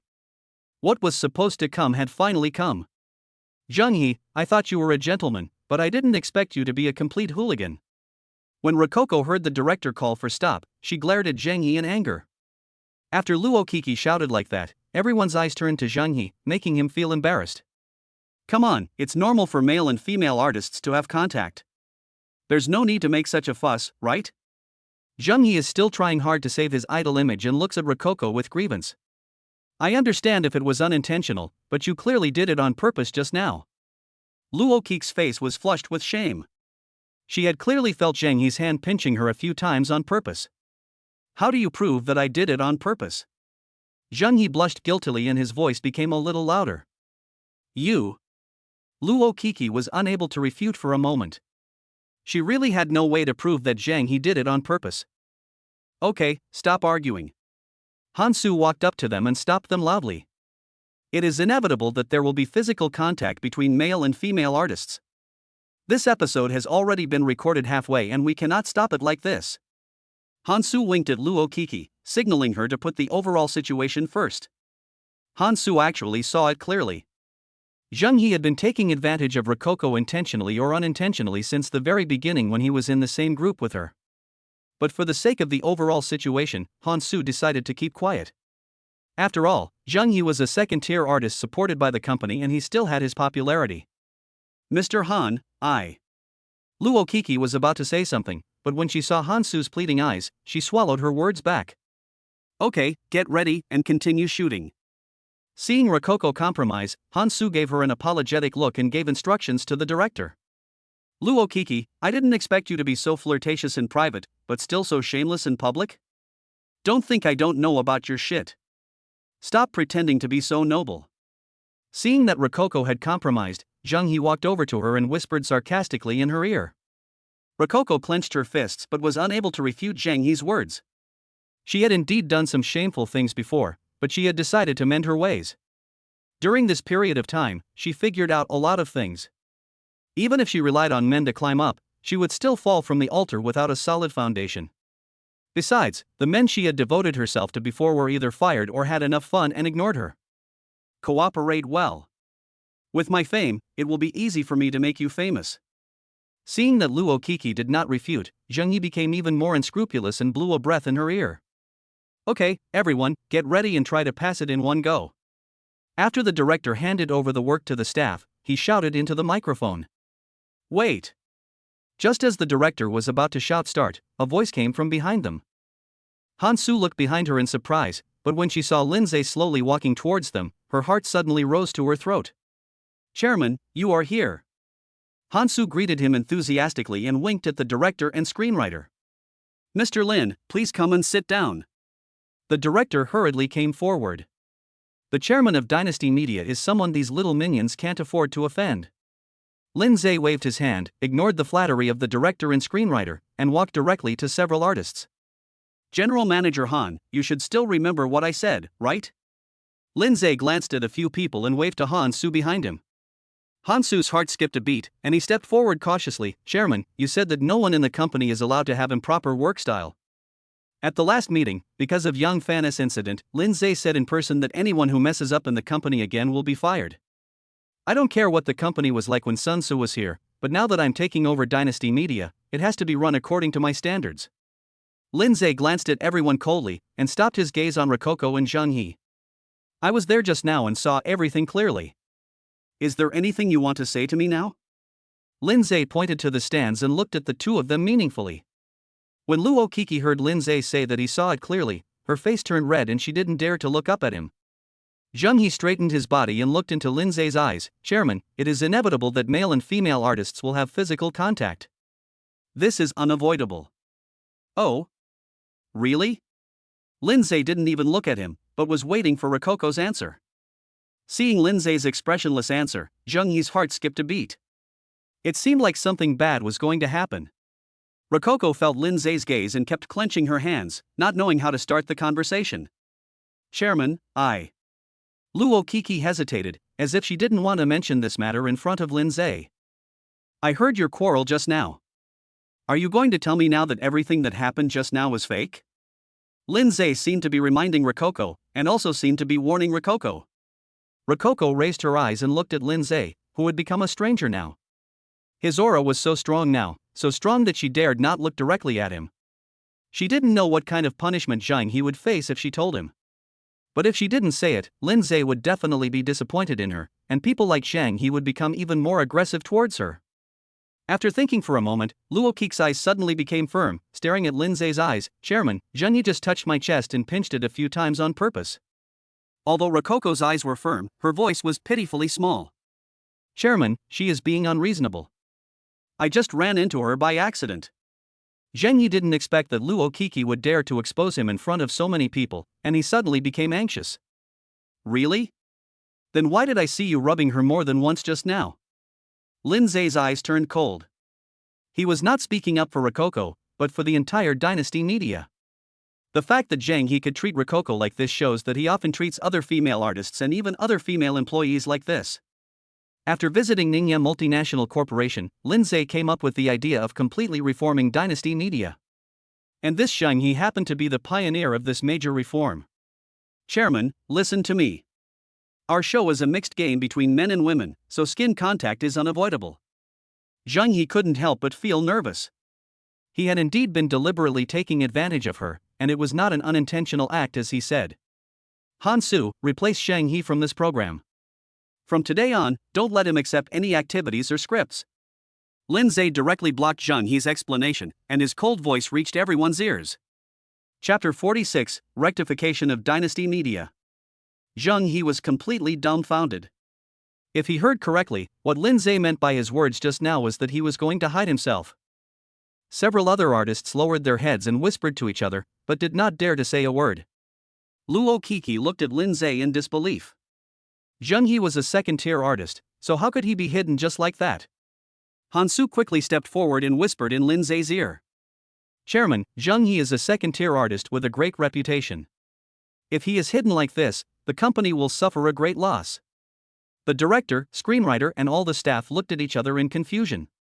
If Zhang He was replaced, wouldn't it mean that they would have to reshoot the movie? What's wrong with second-tier artists? Aren't second-tier artists created by companies with money? Lindseay looked into Hansu's eyes and said firmly, I don't want to repeat what I said a second time. Today's recording is cancelled. Let everyone go back to the company for the meeting. Looking at Lindseay's leaving back, Hansu glared at Zhang He angrily. If he wanted to take advantage of him, he could have found someone else, but he had to find Rococo. Everyone in Dynasty Media knows that Luo Kiki is Lindseay's ex-girlfriend. Even if they have broken up now, a lean camel is still bigger than a horse. Are you all deaf? Call it a day and go back to the company for a meeting. Hansu roared in anger and turned to chase in the direction Lindseay left. Zhang He collapsed to the ground all of a sudden. He thought that as a second-tier artist he could do whatever he wanted in the company, but he didn't expect that Lindseay would put him on ice with just one sentence. Rococo glanced at the decadent Zhang He, pursed her lips and wanted to say something, but finally turned and left. As Lindseay and others left, the director and screenwriter looked at each other, shook their heads helplessly, and arranged for the staff to go home. Just as Lindseay was on his way back to Dynasty Media, the entire company was in chaos. No one expected that such a young chairman would either not take action or, if he did, hide a second-tier artist. This sounded a wake-up call for the entire company's employees and even all the company's artists. Lindseay's action indirectly told everyone that no matter who you are, if you don't follow his rules of the game, you must be eliminated. In the meeting room of Dynasty Media Company, all the executives were on pins and needles, and no one dared to whisper. All the artists in the company were like children who had made mistakes, sitting or standing on both sides of the conference table, praying silently. Accompanied by Hansu, Lindseay strode into the conference room and sat directly in his seat. Chairman. All the executives and artists stood up and looked at Lindseay respectfully. Please sit down. Is everyone here? Lindseay glanced around and saw that there were more than 50 people in the conference room. Chairman, except for security consultant Lin Hai, everyone else is here. Why doesn't he come? Company meetings generally don't involve security, so I didn't notify them. Han Su was a little embarrassed because the security department had never been invited to attend previous meetings. Notify Lindseay to come to the meeting. I'll only give him 3 minutes. Lindseay glanced at the time and began to close his eyes to rest. Han Su did not dare to delay and quickly took out his cell phone to contact Lindseay, asking him to be in the conference room within 2 minutes. Lindseay's cold tone and his aura at the moment made the 50 or so people present dare not breathe. They seemed to feel that Dynasty Media Company would undergo a thorough reform after this meeting. 3 minutes later, Lindseay ran into the conference room panting. Seeing that it was full of people, he was a little overwhelmed for a moment. Okay, now that everyone is here, let's start the meeting. Lindseay glanced at Lindseay, who was neatly dressed but a little out of breath, and took a deep breath. I think everyone knows that our company's artist Zhang Yi has been hidden by me 2 hours ago. Although Dynasty Media is the largest entertainment company in Jiangcheng, the social atmosphere within the company is vulgar and there is no organization or discipline. It is like a pile of loose sand. Lindseay's words echoed in the crowded conference hall, but no one dared to refute them. I have no control over what artists from other companies do, but there cannot be any unspoken rules in our company. Zhang Yi is an example. He openly flirted with female artists during the recording of the program. This is a slap in the face of the company and an insult to the company's image. After hearing Lindseay's words, everyone realized that Zhang Yi was hidden away because he violated the heavenly law. As an artist, image is very important. Openly molesting female artists is simply destroying your own future. Yang Fan, have you recruited all the security guards I asked you to recruit? Lindseay changed the subject and looked directly at Yang Fan, the head of the Human Resources Department. Reporting to the chairman, we have recruited all the members. There are now 12 people in the company's security team. Yang Fan was startled by Lindseay's voice and answered quickly. Okay, starting today, there will be 4 people on the night shift and 8 people on the day shift. All vehicles entering and leaving the company must be registered. Also, everyone in the company must dress neatly. Anyone who dares to dress as casually as before will be asked to resign immediately. Lindseay, can you do these 2 things well? Lindseay glanced at everyone with a sharp gaze and then looked at Lindseay. No. No problem, I guarantee you'll be satisfied. Lindseay was stunned and blurted out. Lindseay rolled his eyes at him and looked at everyone, all artists. If anyone dares to challenge the company's bottom line like Zhang Yi did, I guarantee that you will end up like him. Luo Kiki looked at Lindseay sitting in the chairman's seat and was a little dazed for a moment. Is this still the Lindseay she knows? It's been less than a month, and he has become a completely different person. He is now decisive and resolute, and doesn't look like a young man who just graduated. As Lindseay's words of shocking authority fell, everyone in the meeting room breathed a sigh of relief. Chairman, who do you think should take over Zhang Yi's position? Han Su asked in a low voice. The reality show really couldn't be delayed any longer. What's the name of the most popular artist in our company? Return to the chairman, call Chung Jun.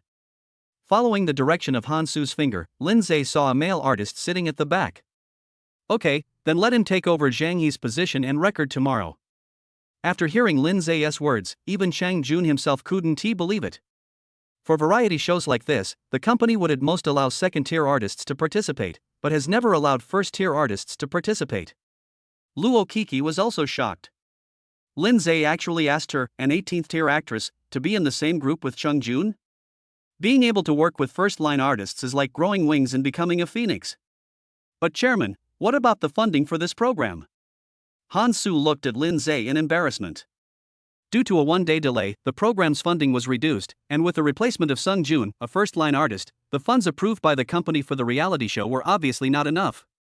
Give me a report of how much you need, and after signing it, go to the finance department of the head office to get it. Lindseay threw down a few words and strode out of the meeting room. What a joke! My wife is the president of Su Group. She will approve any amount of money he asks for. He just doesn't believe that a variety show produced with money will not be popular. Chapter 47 let Lindseay deal with Ning Yi.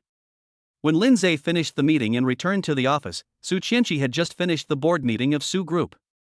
Dad, do you have to hold a board meeting for a whole day? My waist hurts from sitting there. After the board meeting lasted so long, Su Chenshi felt that his father had a bit of Alzheimer's disease. You are so young, you don't have a good waist. Just move around a little bit. Su Yucheng glared at his daughter unhappily and sat down on the sofa. Okay, I'm small, is it okay if I'm small? Su Chenshi waved her little fists, wishing she could hit her father's head like a wooden fish. Don't argue with me about letting Lindseay be the general manager. The board of directors has already voted unanimously in favor of it.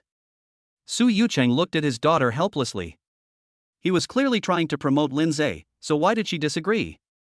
If Su Chenshi hadn't refused to agree, would this meeting have lasted so long? Dad, I said I agree with Lindseay being the general manager of the group, but I don't agree with him competing with Ningye Multinational Corporation. I made this very clear at the board meeting. His current abilities are not enough to handle such a large company alone. When this issue was mentioned, Su Chenshi felt overwhelmed. The president of Ningye Multinational Corporation is Lindseay's mother, and the general manager is Su Nan's girlfriend.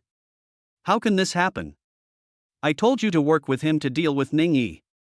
This will be a good opportunity to train him and make your grandfather look at him with new eyes. Su Yucheng argued calmly, but there was a cunning look in his eyes. He just wanted to see Lindseay embarrassed and make him realize that he was not worthy of the Su family.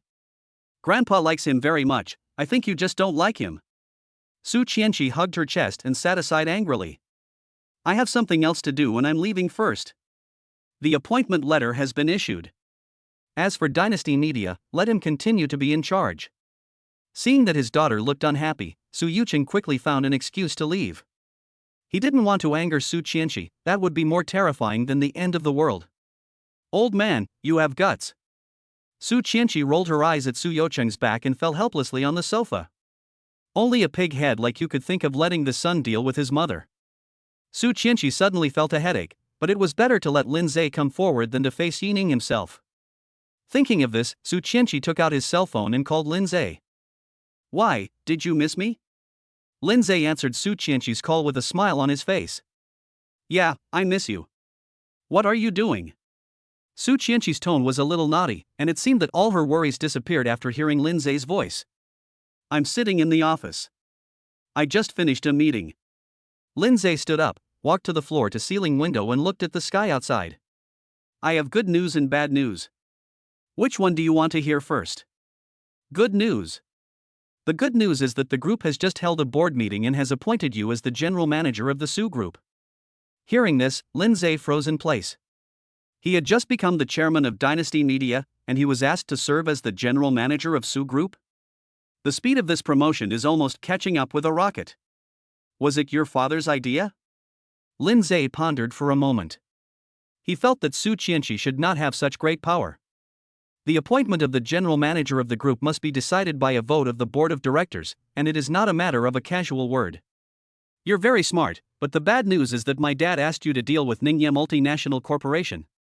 Su Chenshi's voice was a little hesitant. She was not sure what kind of emotions Lindseay would have after hearing it.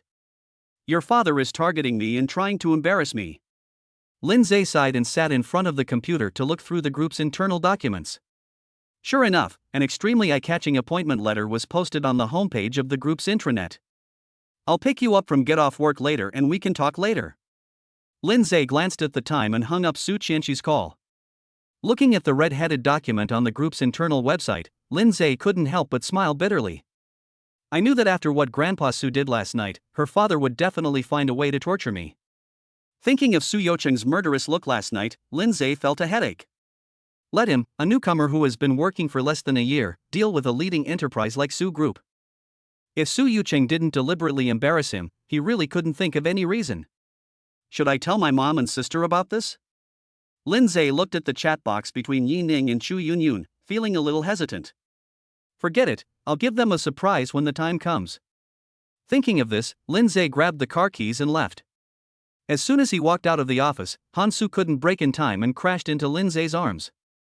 I'm sorry, Chairman, Hansu looked up and saw that it was Lindseay, and quickly took a few steps back.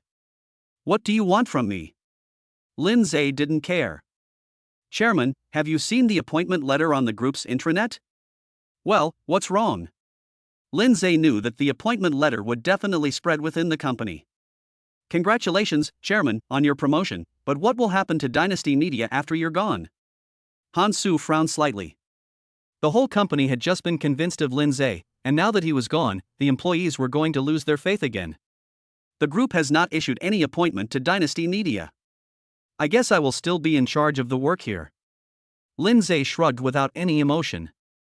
That's good, that's good. Hansu breathed a sigh of relief, as long as Lindseay was not transferred away. Anything else? That's all. Mr. Lin, please get busy.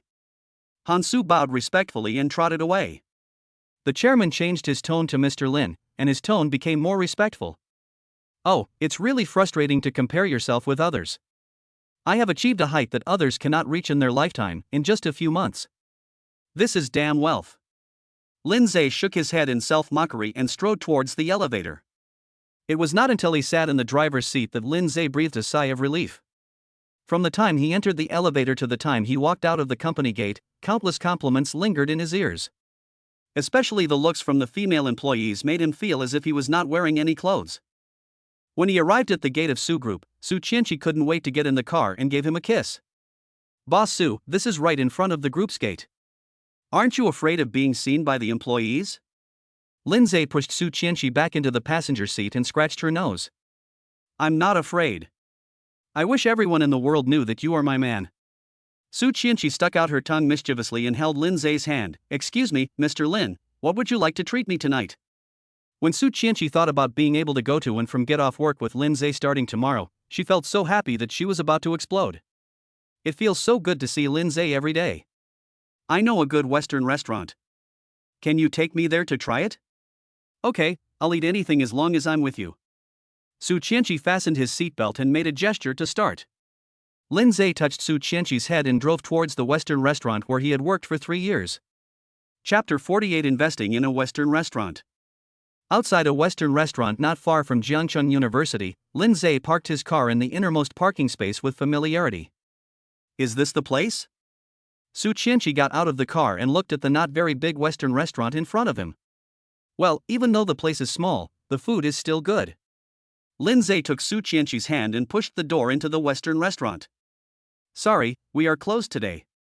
As soon as Lindseay and the others walked into the Western restaurant, they heard a lazy voice coming from the bar. 2 steaks, 1 pasta, and 1 fruit salad. Lindseay turned a deaf ear and walked straight to a seat not far from the bar and sat down. Honey, didn't they say they were closed for business? Su Chenshi looked at Lindseay in confusion, feeling that he was weird. Lindseay smiled without saying anything, just silently looking at the people at the bar. Seeing that the person who came in not only did not order food, but also ordered food, the people at the bar seemed a little impatient. I told you that we were temporarily closed, how could you? But when she saw the person clearly, she froze in place for a moment. Sister Leah, long time no see. Seeing the person at the bar standing up, Lindseay gave her a bright smile. Husband, do you know each other? Su Chenshi looked at the two of them in surprise. Her name is Leah, and she is the owner of this Western restaurant. Lindseay explained to Su Chenshi, but his eyes were on Leah, who was coming towards him. Leah's face was full of joy, and she was even a little excited. Lindseay, how long have you not been here? It's been more than half a year. Why isn't the shop open today, Sister Leah? Lindseay looked at her with a smile. Open for business. If others don't receive you, you must come and wait for me to do it for you personally. Leah turned around and walked towards the kitchen. When she entered the kitchen, she turned her head and looked at Lindseay. Is the steak medium rare? Lindseay nodded and walked to the bar to get some water. But when he saw a transfer contract on the bar, his movements paused instantly. Looking at Lindseay, who was worried, Su Chenshi was puzzled. Husband, what's wrong with you? Su Chenshi looked towards the bar. Why did Lindseay, who was smiling just now, turn so sullen when he took the glass of water? He seemed to be very familiar with the woman and even knew where to get the water. When I was in college, I came here to work every day. Sister Leah was very kind to me and took good care of me. Lindseay saw Su Chenshi's confusion and began to explain. Then why do you look so worried? Su Chenshi understood the feelings between them better. I just saw a transfer contract. Sister Leah wants to sell this Western restaurant. Lindseay sighed and looked around reluctantly. He has worked in this Western restaurant for 3 years and has long regarded it as his second home.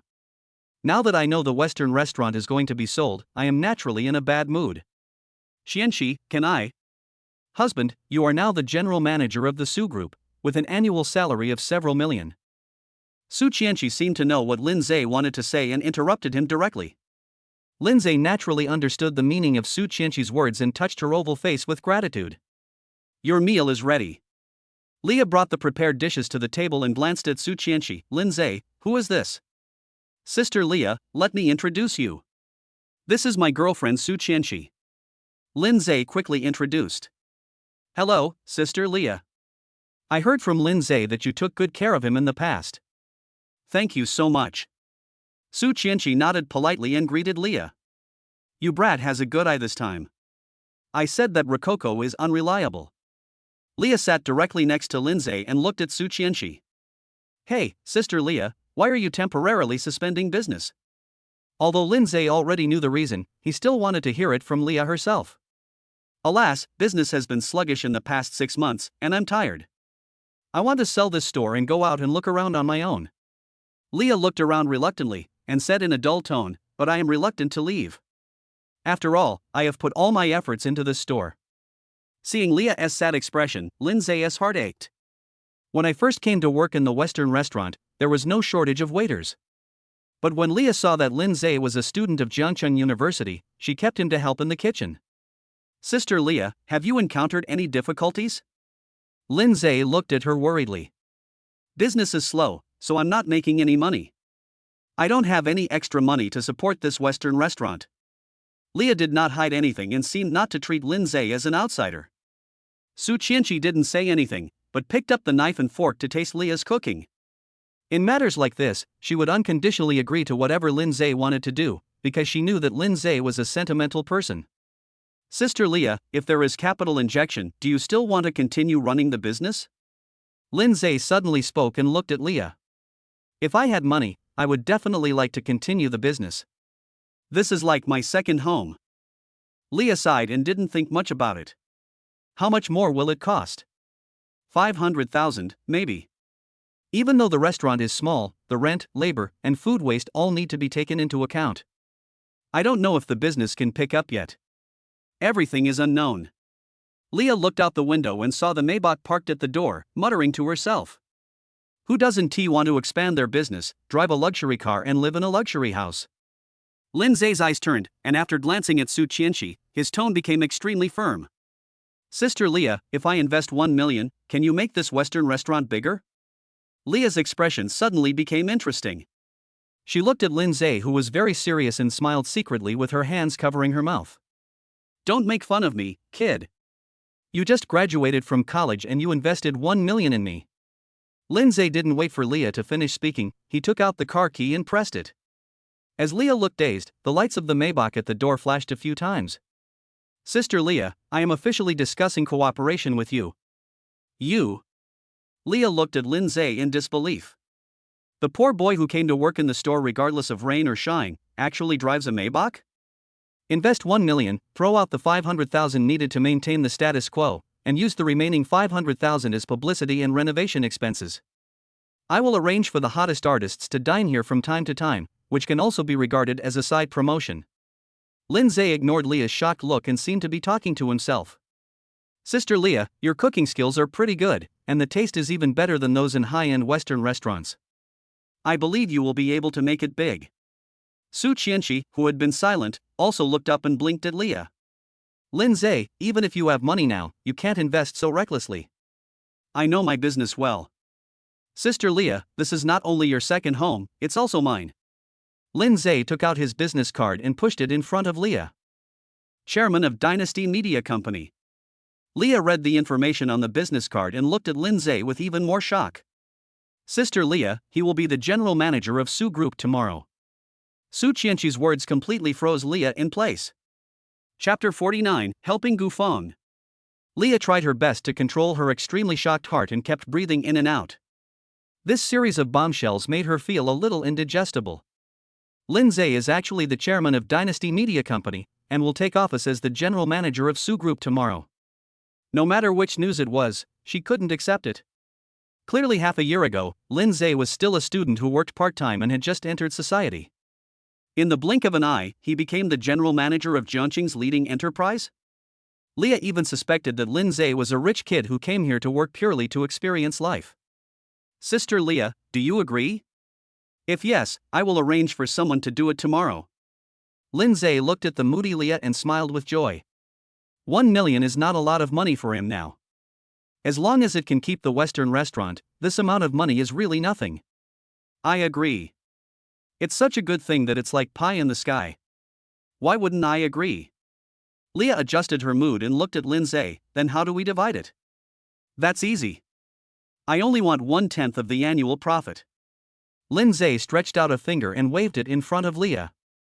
What a joke, you invest 1 million and only get 10 points. Leah kept shaking her head. It's settled then. I haven't eaten your cooking for a long time. Has the taste changed? Lindseay didn't care whether Leah agreed or not and started eating directly. Yeah, it's still the same taste. Sister Leah is still as good as ever. Lindseay praised while eating. Leah looked at Lindseay's eating manner and an intriguing smile appeared on her face. If she wasn't already 40 years old, she would probably fall in love with this down-to-earth and capable young man in front of her. Shaking off the random thoughts in her mind, Leah said softly, eat slowly and don't choke. If it's not enough, I'll make more for you. Su Chenshi looked at Lindseay, who was eating voraciously, and looked at him quietly with his chin in his hand. It seems that he is the most real at this moment. Sister Leah, I'll tear up this transfer contract for you.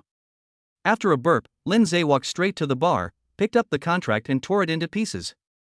While Leah wasn't paying attention, he took out another 1,000 yuan from his wallet and threw it on the bar. Sister Leah, I'll come over tomorrow afternoon to talk to you in detail. We're leaving first.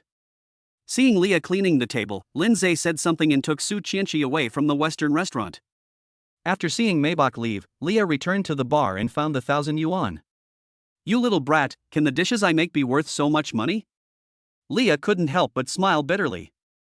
It's really frustrating to compare yourself with others. Honey, is Sister Leah still single? On the way back to the Howding mansion, Su Chenshi looked at Lindseay curiously. Well, I don't know why I've been single. This is also the question that Lindseay has always wondered about. Leah has a good figure and looks, so why is she still single? It's not easy to run this Western restaurant alone. Su Chenshi looked at the night sky outside the window, wondering what he was thinking. By the way, I hit a second-tier artist today. You won't blame me, right? The company has given it to you, you can do whatever you want, you're just an artist. Su Chenshi didn't care about these things at all. With the strength of the Su group, making an artist famous was as easy as eating. Husband, do you think that person is Gu Feng? Suddenly, Su Chenshi pointed at a group of people fighting on the side of the road and shouted. Lindseay turned his head and immediately stopped the car by braking. Damn it, hit my brother. After Lindseay saw that it was Gu Feng, he drove his car and hit him. A group of people were cursing and kicking, and when they saw the Maybach speeding towards them, they subconsciously jumped around. Gu Feng wiped the blood from the corner of his mouth, raised his hand to block the glaring car lights, and thought to himself, it seems that I really have to explain myself here today. Lindseay got out of the car, looked around, and walked towards Gu Feng anxiously. Brother, are you okay? Gu Feng, who had seemed to have lost all hope in life just now, was overjoyed when he heard this familiar voice. But thinking that the other side had more people and more power, he quickly shouted, Lindseay, go. Go quickly. Lindseay didn't listen to Gu Feng's words, and directly helped him up from the ground, wondering, what happened, why did they beat you? Su Chenshi looked at the group of ferocious people around him and directly called and ran. Oh, it's hard to put it into words. Just go away and don't worry about me. Gu Feng saw that the group of people had surrounded them again and pushed Lindseay to leave quickly. Boy, there aren't many people who are brave enough to do what is right in society nowadays. A burly man glanced at the Maybach and looked at Lindseay with an unfriendly look. Lindseay didn't say anything, but took out his cell phone to call the police. Boy, I advise you to be more sensible. The burly man snatched Lindseay's phone and raised his hand to make a call. I advise you not to do it, or I will make sure you don't see the sun tomorrow. Su Chenshi appeared in front of Lindseay and looked at the strong man coldly. Hey, where did this little girl come from? Are you planning to be a hero and save her? As the sturdy man finished speaking, the men around him burst into laughter. Tell me, how much do you want? Su Chenshi still stared at the burly man coldly, as if he didn't take them seriously at all. I don't want money, I just want his life. The sturdy man pointed at Gu Feng, but his eyes wandered on Su Chenshi. But if you're willing to sleep with me for one night, I'll let him go. Pa! As soon as the sturdy man finished speaking, Lindseay slapped him in the face.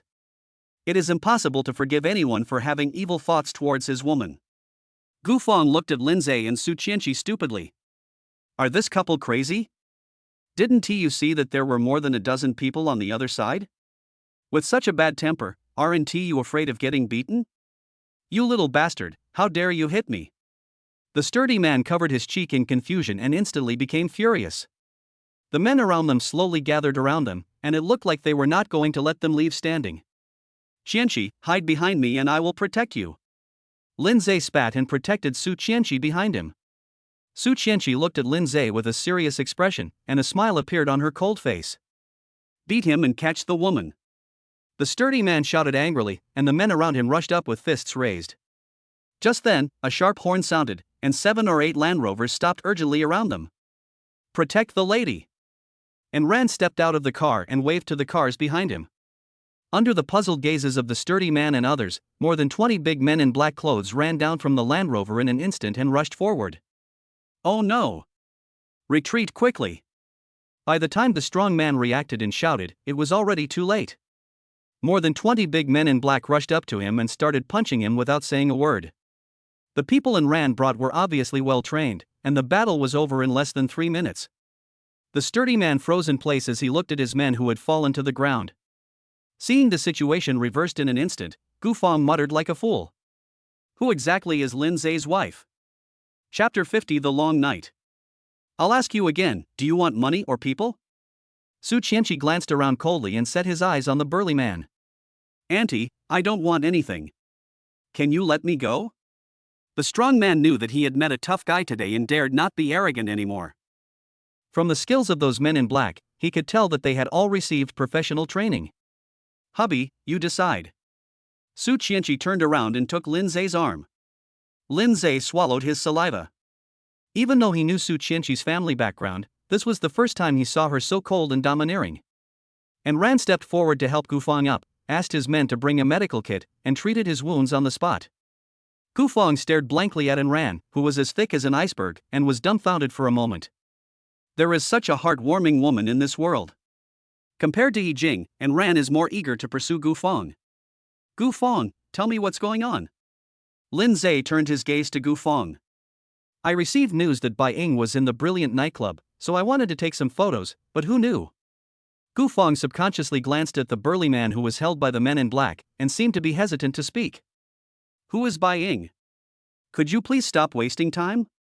Lindseay was a little impatient. It seemed that Gufang was scared of being beaten. Mr. Lin, Bai Ying is a top female artist under Dynasty Media.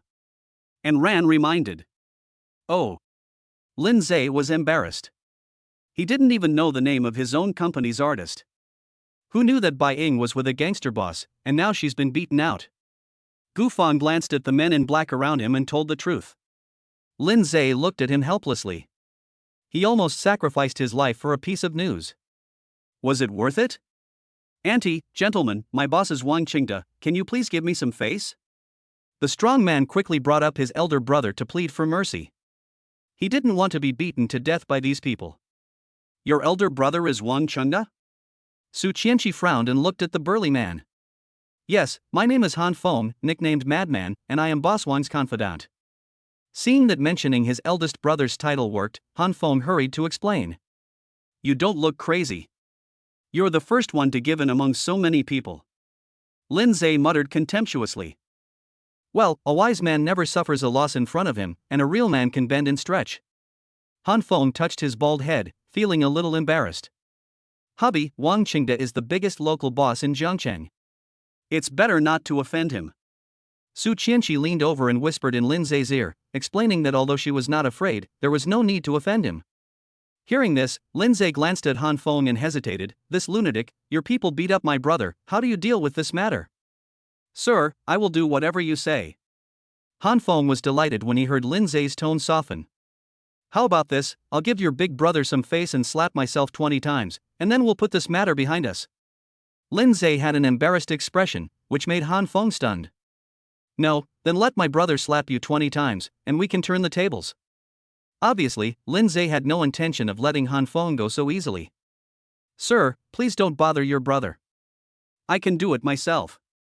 There was a cold flash in Han Feng's eyes, and he raised his hand and began to slap himself. Su Chenshi did not stop him, but just looked at Lindseay quietly. Unexpectedly, even though I reminded Lindseay, he still had no intention of letting Han Feng go. It seems that the feud between me and Wang Qingde has been established. Su Chenshi's beautiful eyes flickered as she muttered to herself. After 20 loud slaps, Han Feng's face turned red, looking a bit like a pig's head. Take your people and go, and tell Boss Wang that my last name is Su. Seeing that the food was almost cooked, Su Chenshi waved at Han Feng. Han Feng's foot, which had just been raised, suddenly stopped when he heard the 3 words "my surname is Su." He bowed respectfully to Su Chenshi, then left with his remaining troops. Miss, can I escort you back? And Ran was a little worried. No need, take Gufang to the hospital for a checkup, and if he's fine, send him home. Su Chenshi waved his hand and sat in the passenger seat of the Maybach. Brother, let Ran take you home. She is very responsible. Lindseay winked at Gufang and drove away. Ms. Ran, thank you for your help. Gufang stared at Ran intently, as if he wanted to see through her. If you keep staring at me, I don't mind letting them kill you. Ran said this and got into the car. There was great embarrassment written all over Gufang's face as he was helped into the car by 2 men in black. Hubby, you shouldn't have embarrassed Han Feng like this. After returning home, Su Chenshi pulled Lindseay to sit down and spoke hesitantly. He hit my brother, and he has to pay the price. Even if he is Boss Wang's man, he can't do whatever he wants. Lindseay didn't care at all. As long as the people he cared about were not to be bullied. Aren't you afraid that Wang Qingde will not give you face and come to hold you accountable? Su Chenshi looked at Lindseay curiously. I'm afraid, but I don't regret it. There was a gleam of determination in Lindseay's eyes. That's right, you are the young master of the Yi family. No one in the entire Dragon Kingdom dares to touch you. Su Chenshi lay in Lindseay's arms, playing with his fingers, muttering to himself. Lindseay, as long as you want, I can give you everything. Looking at Su Chenshi's delicate oval face, Lindseay kissed her directly and carried her into the bedroom. At this moment in the Su's villa, Su Penghui listened silently to the Black Shadow's description and looked out the window. The worrying thing has finally happened. Wang Qingde is a very face-conscious person. If he gets into a conflict with Lindseay over this matter, I'm afraid. Su Penghui pondered for a moment and slowly said, give Wang Qingde a gift on my behalf, and he will naturally understand what I mean. Understood. I'll do it right away. The Black Shadow nodded and left the study. Wang Qingde, you'd better understand my intention, otherwise the position of the dragon head may be displaced. Su Penghui closed the door of the study and walked towards the bedroom slowly. I don't know how long they lingered. Looking at the exhausted Su Chenshi, Lindseay hugged her tightly. He was not sleepy at all at this moment, and the scene of himself being rescued by Su Chenshi's men kept appearing in his mind.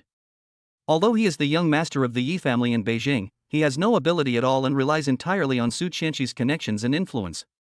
Lindseay looked at the moonlight outside the window and couldn't help but reflect, do I have to live under Su Chenshi's protection forever? Lindseay shook his head in self-mockery. The answer to this question was undoubtedly no.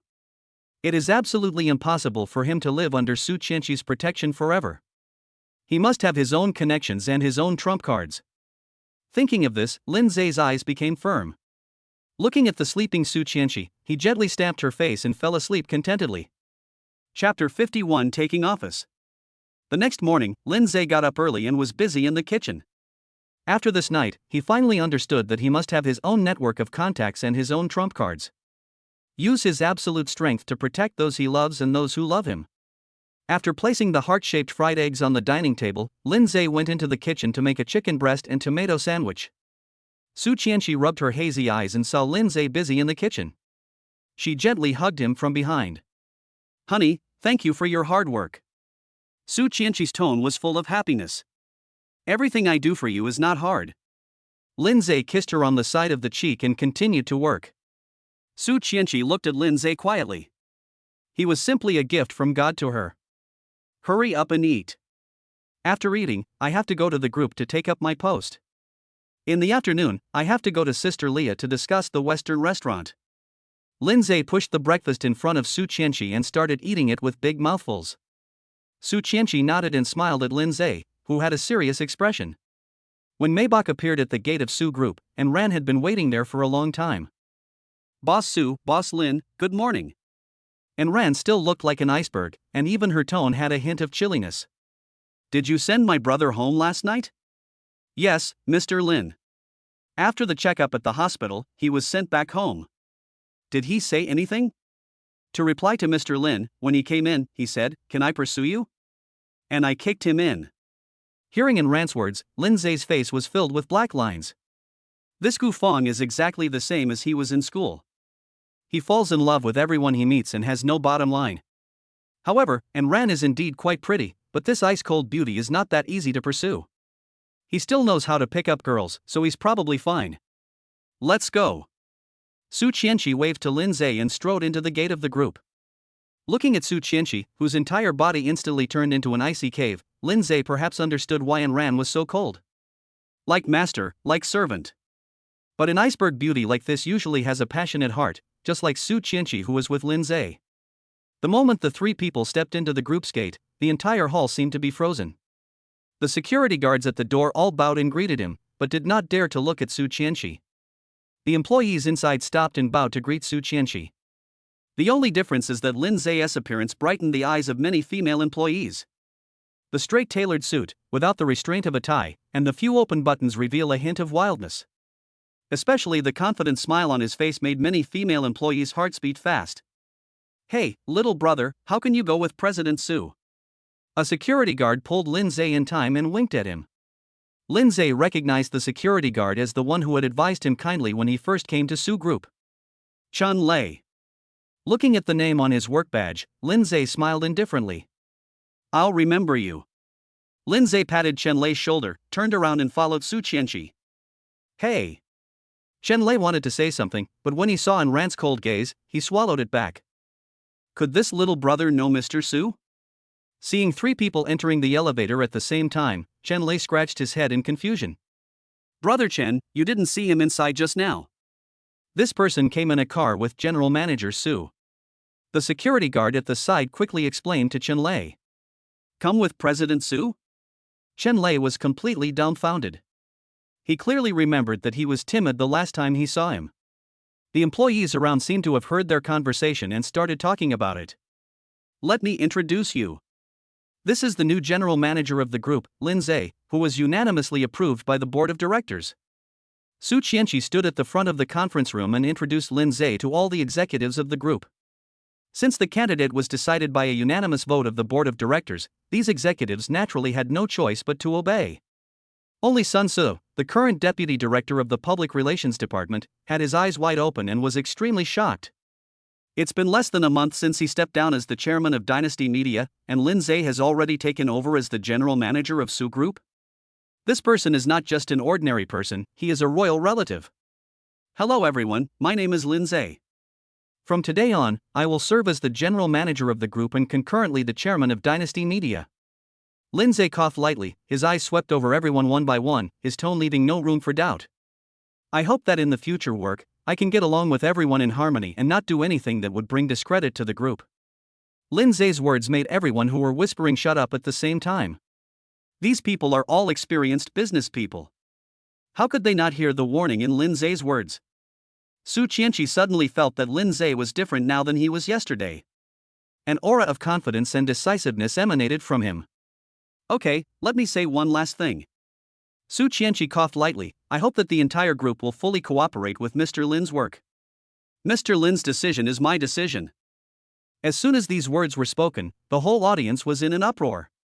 Su Chenshi has never said such words in the group, and even if he becomes the general manager, he does not have such great power. Although the president is above the general manager, this level of delegation of power makes people doubt Lindseay's identity. "Deputy Minister Sun, you were originally transferred from Dynasty Media. Do you know his identity?" Zhao Min, the director of the marketing department, asked in a low voice. "Minister Zhao, I dare say he must be an important figure. When President Su promoted him to be the general manager of Dynasty Media, he personally served as his assistant." Sun Tzu leaned over and whispered in Zhao Min's ear, afraid that others would hear.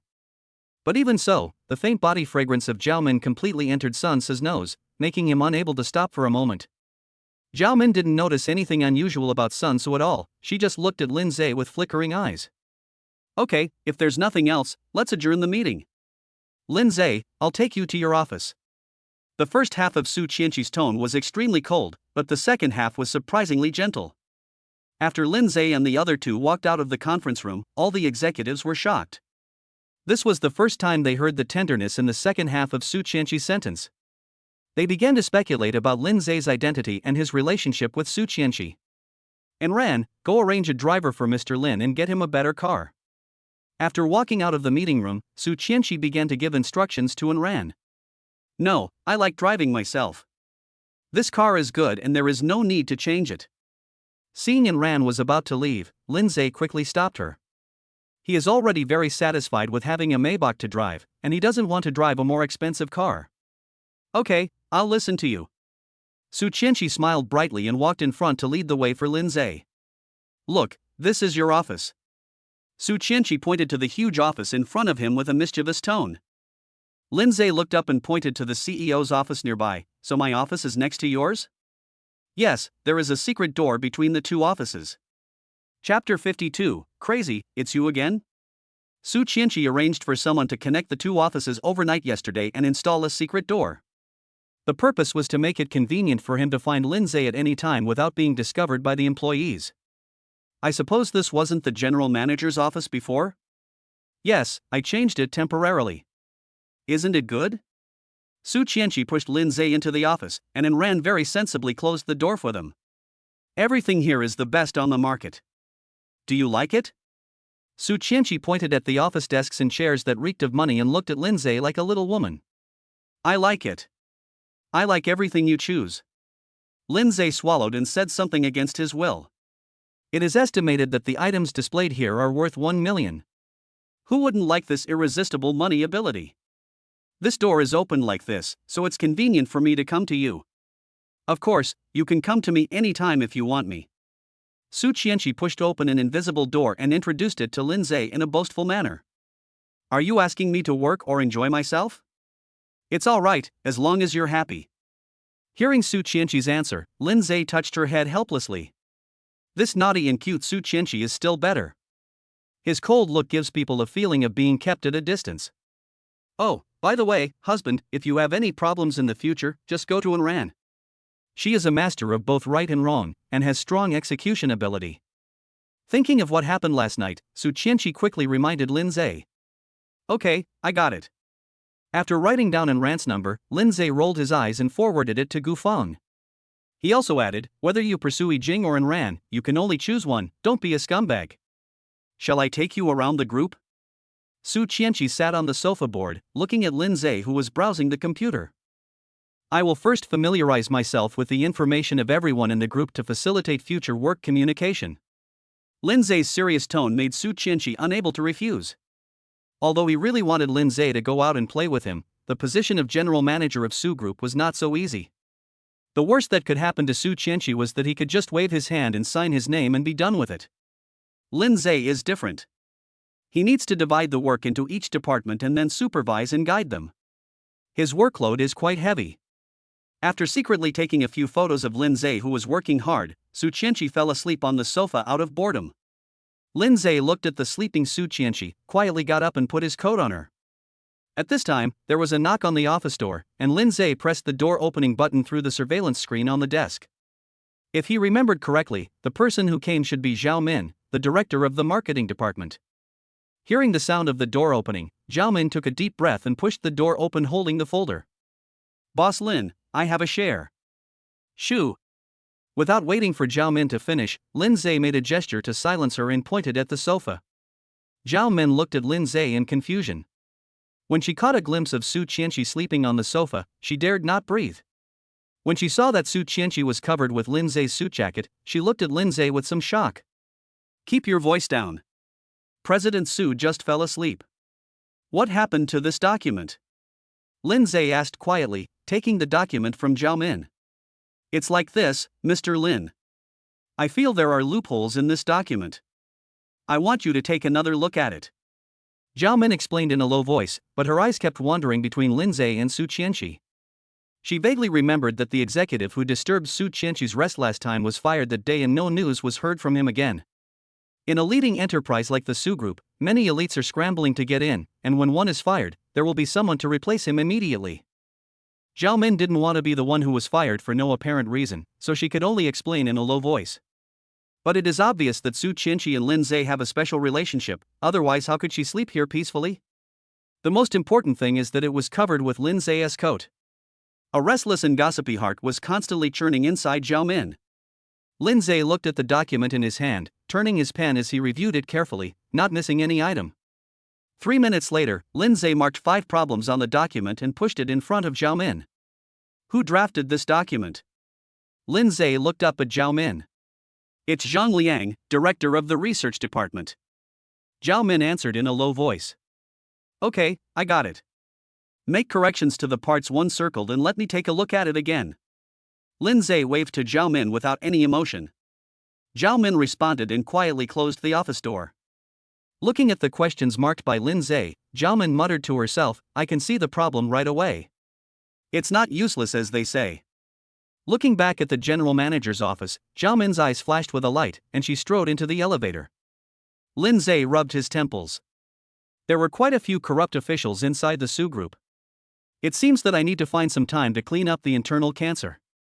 Stretching lazily and glancing at the clock on the wall, Lindseay got up and walked to the sofa. Xianxi is up, we should go to the Western restaurant. Well, are you done with your work? Su Chenshi opened his hazy eyes, stretched out his hands and hugged him in his arms. You girl, this is in the group. The door of our office cannot be opened from the outside. What are you afraid of? Su Chenshi didn't listen to Lindseay's explanation at all and hugged him tightly. I haven't eaten yet. Let's go to Sister Leah's place for lunch. Hurry up.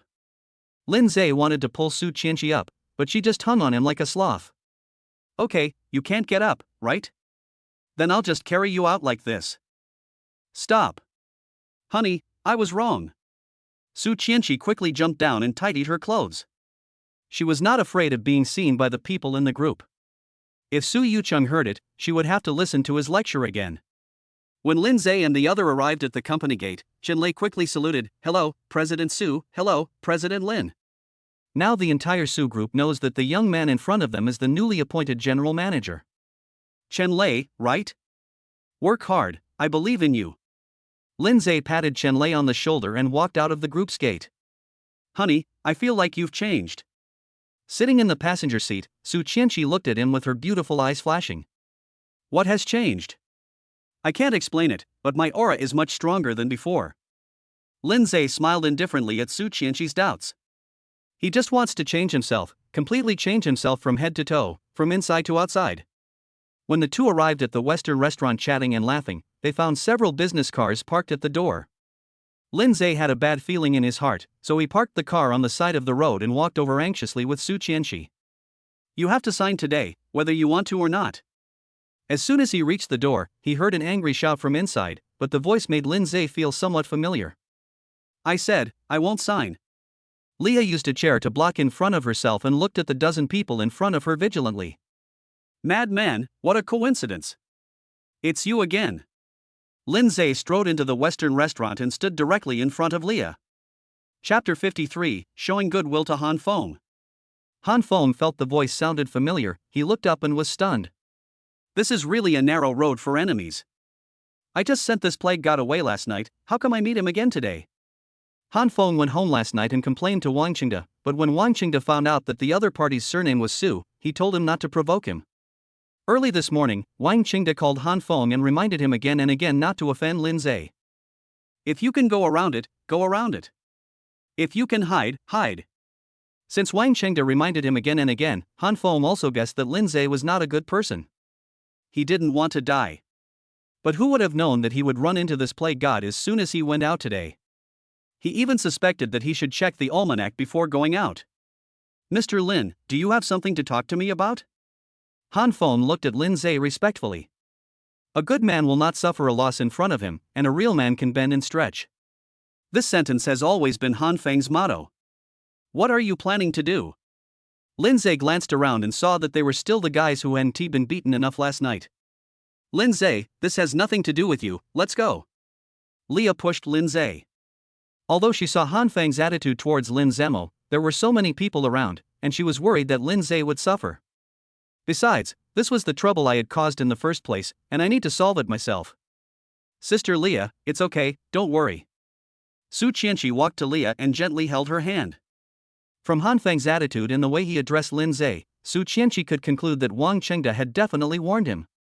Although Wang Chengda is the biggest local tyrant in Jiangcheng, he is also afraid of the power of the Su family.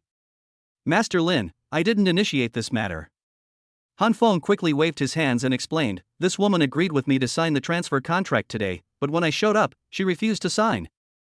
Han Feng felt extremely aggrieved.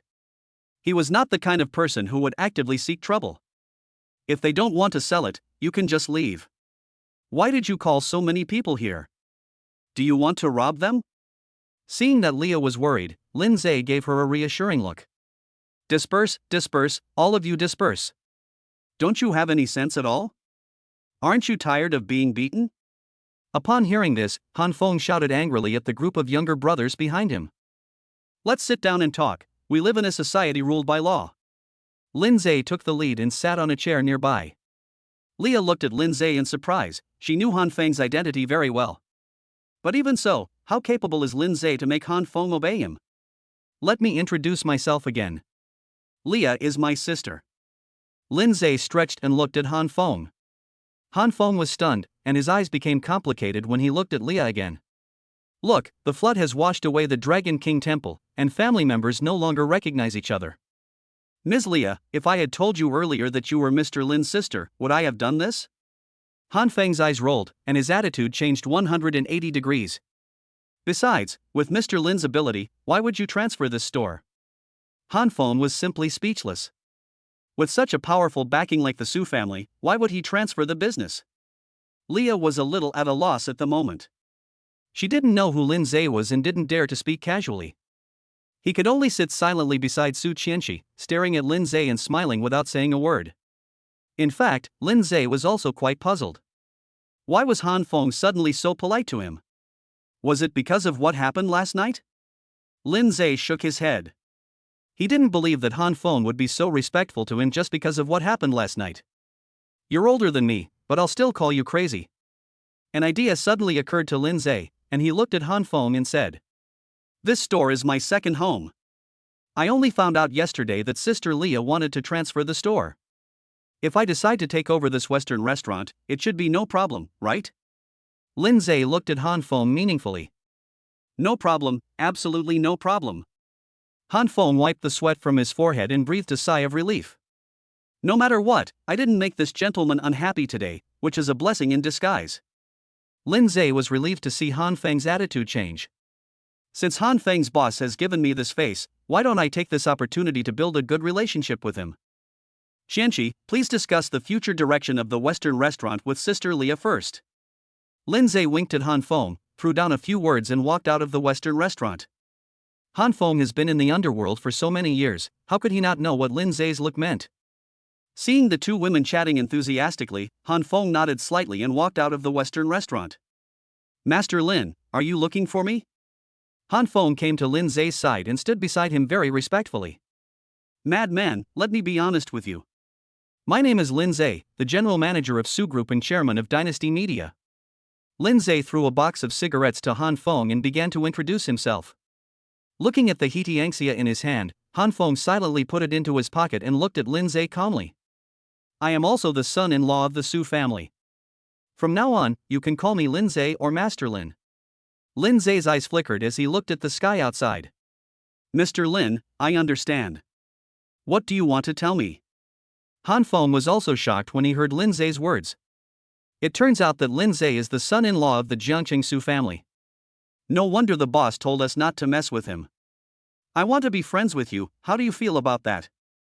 Lindseay looked at the people coming and going at the door and said in a low voice. Han Feng was stunned and quickly rubbed his ears, wondering if he had heard it wrong.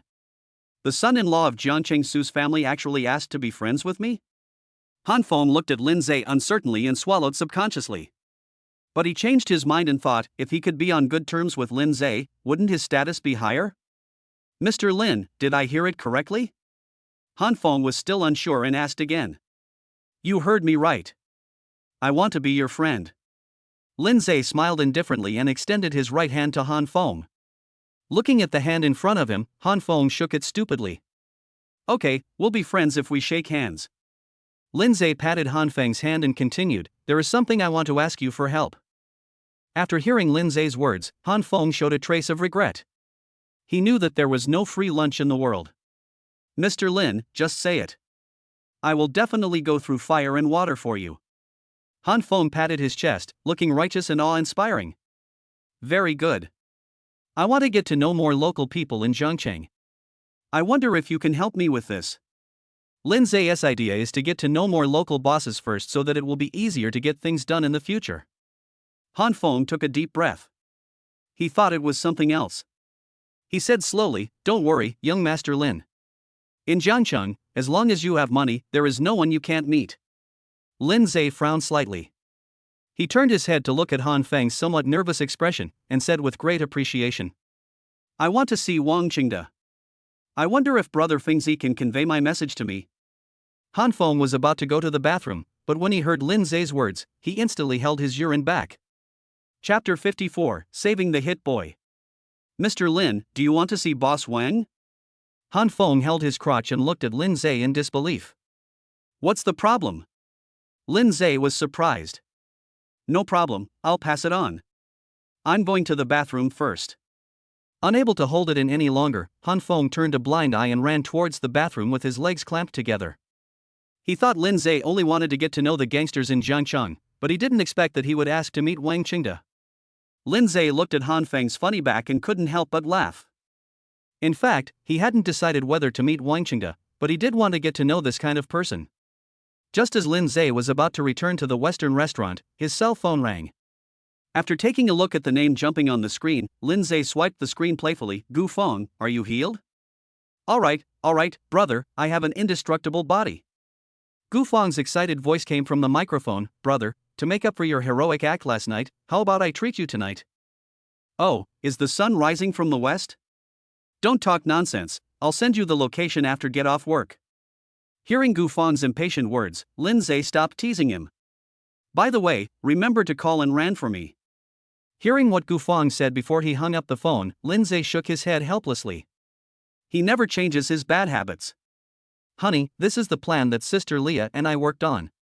Come and take a look. Seeing Lindseay walk into the Western restaurant, Su Chenshi hurriedly greeted him. Lindseay walked up to them, looked at the plan on the table and nodded silently. That's right. Let's follow this plan first and make adjustments based on how well the business is doing in the future. Sister Leah, you should have received the 1 million, right? Lindseay put the plan down and looked at Leah. Yes, I got it, Lindseay, I really don't know how to thank you. Leah looked at Lindseay excitedly. If it weren't for Su Chenshi, she really wanted to hug him tightly. Why thank you? This is just to repay you for taking me in. Lindseay smiled calmly, glanced at the time and turned to look at Su Chenshi. Gu Feng is treating us tonight, why don't you ask Ran to come along? Sister Leah, would you like to have dinner with us tonight? No, you young people just have to have fun together, I won't get involved. Faced with Lindseay's invitation, Leah directly refused. Now that her own Western-style restaurant was revived, she no longer had the heart to go out for dinner. What she needs to do now is to figure out how to use the 1 million to make the Western restaurant better. Mr. Lin, if there's nothing else, I'll leave first. Han Feng walked over from the bathroom comfortably and asked Lindseay for instructions.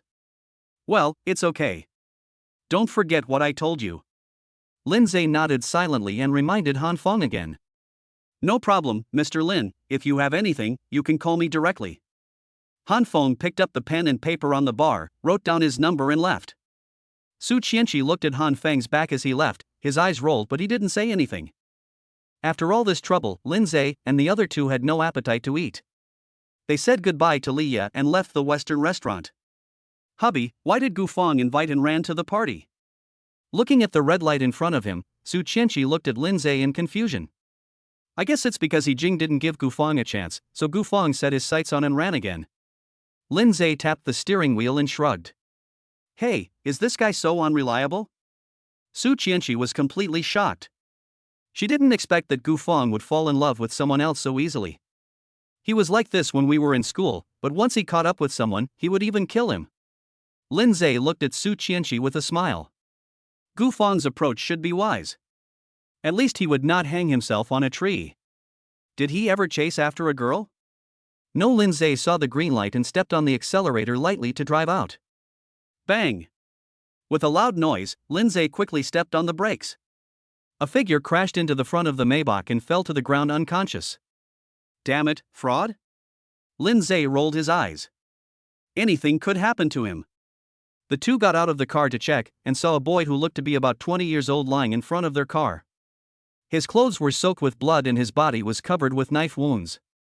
Lindseay subconsciously looked up and saw 5 or 6 thugs with knives standing on the side of the road, looking at them nervously. Husband, what should we do? Su Chenshi also saw those gangsters and his face gradually turned cold. Help! Lindseay picked up the injured boy without saying a word. Su Chenshi opened the back door and put the boy in the car with Lindseay. Lindseay walked to the driver's seat, glanced at the gangster still standing on the side of the road, ignored the red light in front of him, honked the horn and rushed over. 15 minutes later, with the help of medical staff, the injured boy was pushed into the emergency room. Looking at Lindseay's blood-stained clothes, Su Chenshi took out a tissue and wiped his forehead with heartache. She did not ask Lindseay why he wanted to save the boy. She only knew that she would cooperate with whatever Lindseay wanted to do. Who will pay the medical bills? The nurse walked up to Lindseay and the other man and looked at them with the payment slip in her hand. Let me do it. Su Chenshi took the payment slip, glanced at Lindseay and followed the nurse. Looking at the emergency room with a red light on, Lindseay slowly hugged his head. He didn't know what he was thinking, nor did he know why he saved a stranger in a fit of anger. Maybe it was because the boy was still young, or maybe it was because I was too sympathetic. Anyway, it's too late to say anything now. I can only wait silently for the operation to be over. An hour later, the lights in the emergency room finally went out. Seeing the doctor walk out of the operating room, Lindseay hurried forward and asked, "Doctor, how is it?" He had a total of 10 knife wounds of varying sizes, but none of them were fatal and had already been sutured. The doctor looked at Lindseay meaningfully and said hesitantly, "I suggest calling the police." "It's just a suggestion." Su Chenshi walked to the doctor and quietly put a red envelope into his pocket. "Doctor, thank you for your hard work. I will have someone in charge of his medical care." The doctor subconsciously touched his pocket, said something very responsibly and left. After a while, the boy was pushed out by the nurse and walked towards the ward. Looking at the young man lying on the bed with his eyes closed, Lindseay felt a little hesitant. Should we send someone to protect him? Su Chenshi looked at Lindseay. As long as they were together, Lindseay would make the decisions first on everything. I'll ask Han Feng to send someone to protect him. We'll talk about it after he wakes up. Husband, you have to know that Han Feng is Wang Qingda's man. Su Chenshi kindly reminded him that she was worried that Lindseay would have an unpleasant experience with Wang Qingda because of this matter. Don't worry, I know my limits. Lindseay gave Su Chenshi a reassuring look and called Han Feng. He had a feeling that his encounter with this young man might have been arranged by God. Chapter 55 Gu Fang's Persistence. After waiting silently in the ward for 20 minutes, Han Feng hurried in with a few of his men. Mr. Lin, what's the matter? Han Feng was relieved to see that Lindseay was fine. As soon as he arrived at Wang Qingda's place, he received a call from Lindseay. After Wang Qingda nodded, he brought people and hurried over. I accidentally bumped into a little brother. Can you please take care of him for me? Lindseay pointed at the unconscious boy lying on the bed. Han Feng looked at the bed. As a big gangster, he could see the knife wound on the boy's body at a glance. But he didn't question it, but nodded, no problem, I'll let you know when I wake up. Lindseay nodded and pulled Su Chenshi out of the ward. Husband, do you trust Han Feng so much? Walking out of the hospital, Su Chenshi looked at Lindseay in confusion. I don't trust him, but he's looking for opportunities to help me, can't you see? Su Chenshi savored Lindseay's words and nodded silently. Although she didn't know what Lindseay said to Han Feng's behavior was to pretend to obey but actually disobey. So where are we going now? Go find Gu Feng and notify Ran. Lindseay started the Maybach and drove towards Gu Feng's position. Su Chenshi pointed at Lindseay's bloodstained clothes and said, how about we change clothes first? 25 minutes later, Lindseay, who had changed his clothes, parked the car on the side of the road and walked towards a food stall nearby with Su Chenshi. Looking at Enran, who had been waiting for a long time, Lindseay couldn't help but sigh secretly. This efficiency is really extraordinary. Hubby, Enran has been with me for more than 10 years. You will know her abilities in the future. Su Chenshi took Lindseay's arm and waved to Enran. Lindseay, here. Before the three of them could look for him, Gu Feng was already standing in front of the table waving at them. Gu Feng, why did you choose to be here? Su Chenshi took a look at the surrounding environment and couldn't help but frown. This is a large barbecue stall. Not only is it smoky, but the people around are shouting and yelling, which is very annoying. Miss Su, if you are used to eating big meals, it's good for your health to eat some fireworks occasionally. Gu Feng pulled over a chair attentively and motioned for Anren to sit down. Please sit down. There is nothing else tonight. Gu Feng just wants to thank you. Seeing Enran still standing there, Lindseay hurried to explain. Enran hesitated a little, but sat down after seeing Su Chenshi's gaze. Seeing Gu Feng still with a bruised face, Lindseay couldn't help but tease him. Your wounds haven't healed yet, and you're running out? I still need to earn money to marry a wife. This injury can't stop me from making money. Gu Feng spoke seriously, but his eyes remained on Enran. After a while, the waiter brought the barbecue and beer. Come, I'll toast to the three of you. Thank you for your kindness. Gu Feng poured a glass of wine and watched Lindseay and the other two drink it all in one gulp. Lindseay didn't hesitate. After all, he was his brother, so he drank the glass directly. Su Chenshi hesitated to drive, so he just drank one drink. Enran, why don't you drink? You are so disrespectful to me. This is my thank you wine. Seeing that Enran didn't touch his wine glass, Gu Feng immediately became unwilling. Ms. Enran, I am sincerely thanking you, please don't be so disrespectful. You even sent me home last night. This favor. Gu Feng began to chant scriptures incessantly, and Enran couldn't stand it anymore and drank it all in one gulp. That's right. Gu Feng smiled immediately when he saw Enran finally move the wineglass. Here, this cup is for saving me. This is for you to take me to the hospital for a checkup. This is for you to take me home. This is a toast to you for having the honor of coming out to eat. This is for you to drink with me. Watching Enran drinking one cup after another, Lindseay put down his glass tactfully. He now understood that Gu Feng just wanted to invite Enran tonight and just brought them along. Enran was also so angry that she laughed, so she just opened her heart and started drinking with him. Perhaps this was the first time Enran met such a shameless person, but he happened to suit her temper. Hubby, don't you feel like we are redundant? Su Chenshi looked at the two people who were almost calling each other brothers and shook his head helplessly. I feel like Enran is interested in Gu Feng, otherwise why would she drink with him like this? Yeah, I also feel that Enran is a little abnormal. Su Chenshi strongly agreed with Lindseay's words. This was the first time she saw a smile on Enran's face, and also the first time she saw her drinking so heartily. Enran, let me tell you, the first time I saw you, I knew we were right for each other. We are suitable to be brothers. Come on, brothers, cheers. Enran covered Gu Feng's mouth with her hand and picked up the wineglass directly. No, I don't want to be your brother, I want to be your man, even a little puppy is fine. Okay, then you will be my little puppy, be obedient and good. Enran drank it all in one gulp, then hugged Gu Feng's red and swollen face and gave him a kiss. Gu Feng was stunned, but adhering to the principle of not suffering any loss, he kissed her back. Lindseay and Su Chenshi stared at the two people hugging and biting each other in amazement, with black lines on their faces. The diners around also looked over here from time to time and whispered. It's really embarrassing, let's go. Lindseay couldn't afford to lose this person, so he grabbed Gu Feng, threw down 500 yuan and left. Su Chenshi pulled and ran, took a look at the conspicuous 500 yuan on the table, and put another one on it. She didn't like to see the 500 yuan. After all, it was the 500 yuan that hurt her self-esteem. Just as Lindseay was pushing Gu Feng into the car, a few heads popped out from the entrance of an alley not far away, staring at their license plate number. Boss, they were the ones who rescued the people. A gangster pointed at the license plate of the Maybach. That bastard must have gone to the hospital. Take some people to the hospital and bring him back. Others follow me to rob that car. A man with a devil tattoo on his bald head waved his hand and walked towards the Maybach. The gangster who spoke first called the rest of the people, hailed a taxi and rushed to the hospital. Lindseay and Su Chenshi took a lot of effort to throw Gu Feng and ran into the back seat. Looking at the two people sleeping together, Lindseay looked helpless. Honey, where are we going to send them? Su Chenshi shook her sore arms. She had never exerted such force in her life. She would definitely punish and ran tomorrow. Send them to the hotel. There are people to help move them. Lindseay shook his head helplessly, closed the back door and was about to get in the car, but he saw 7 or 8 gangsters walking towards him from a distance. Chenshi, get in the car and wait for me. Lindseay could see that those people were coming for them. No, I'm with you.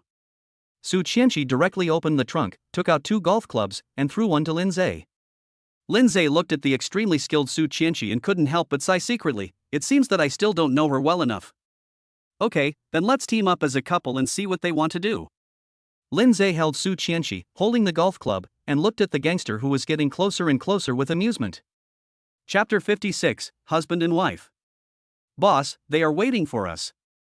Lindseay couldn't help but laugh at the little gangster behind the bald man, who was holding a golf club with a playful look on his face. Brothers, let's beat up the men and let the ladies have a good time. The bald man also found it funny and couldn't help but quicken his pace. You're looking for me? Looking at the gangster who stopped in front of him, Lindseay glanced around.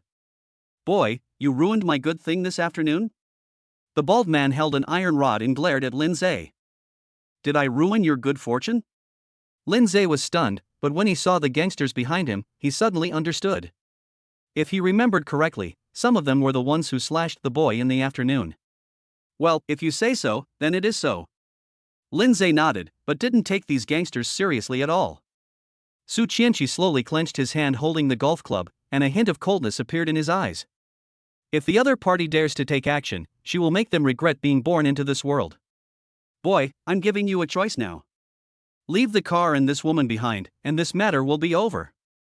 The bald man looked at Su Chenshi wantonly and licked his lips subconsciously. The few hooligans behind him burst into laughter and stared at Su Chenshi's proud body with lustful eyes. Want to turn the page? Sure. Lindseay's eyes turned cold. He gripped the golf club tightly and swung it directly at the bald man's head. The moment Lindseay made his move, Su Chenshi swung the club towards the bald man's calf. The bald man's pupils suddenly shrank, but it was too late to dodge. He was hit hard on the head and calves, and immediately screamed in pain. Damn it, destroy them for me. The bald man shouted angrily, and the younger brothers behind him rushed forward waving iron rods. The diners at the food stalls were attracted by the sounds of fighting.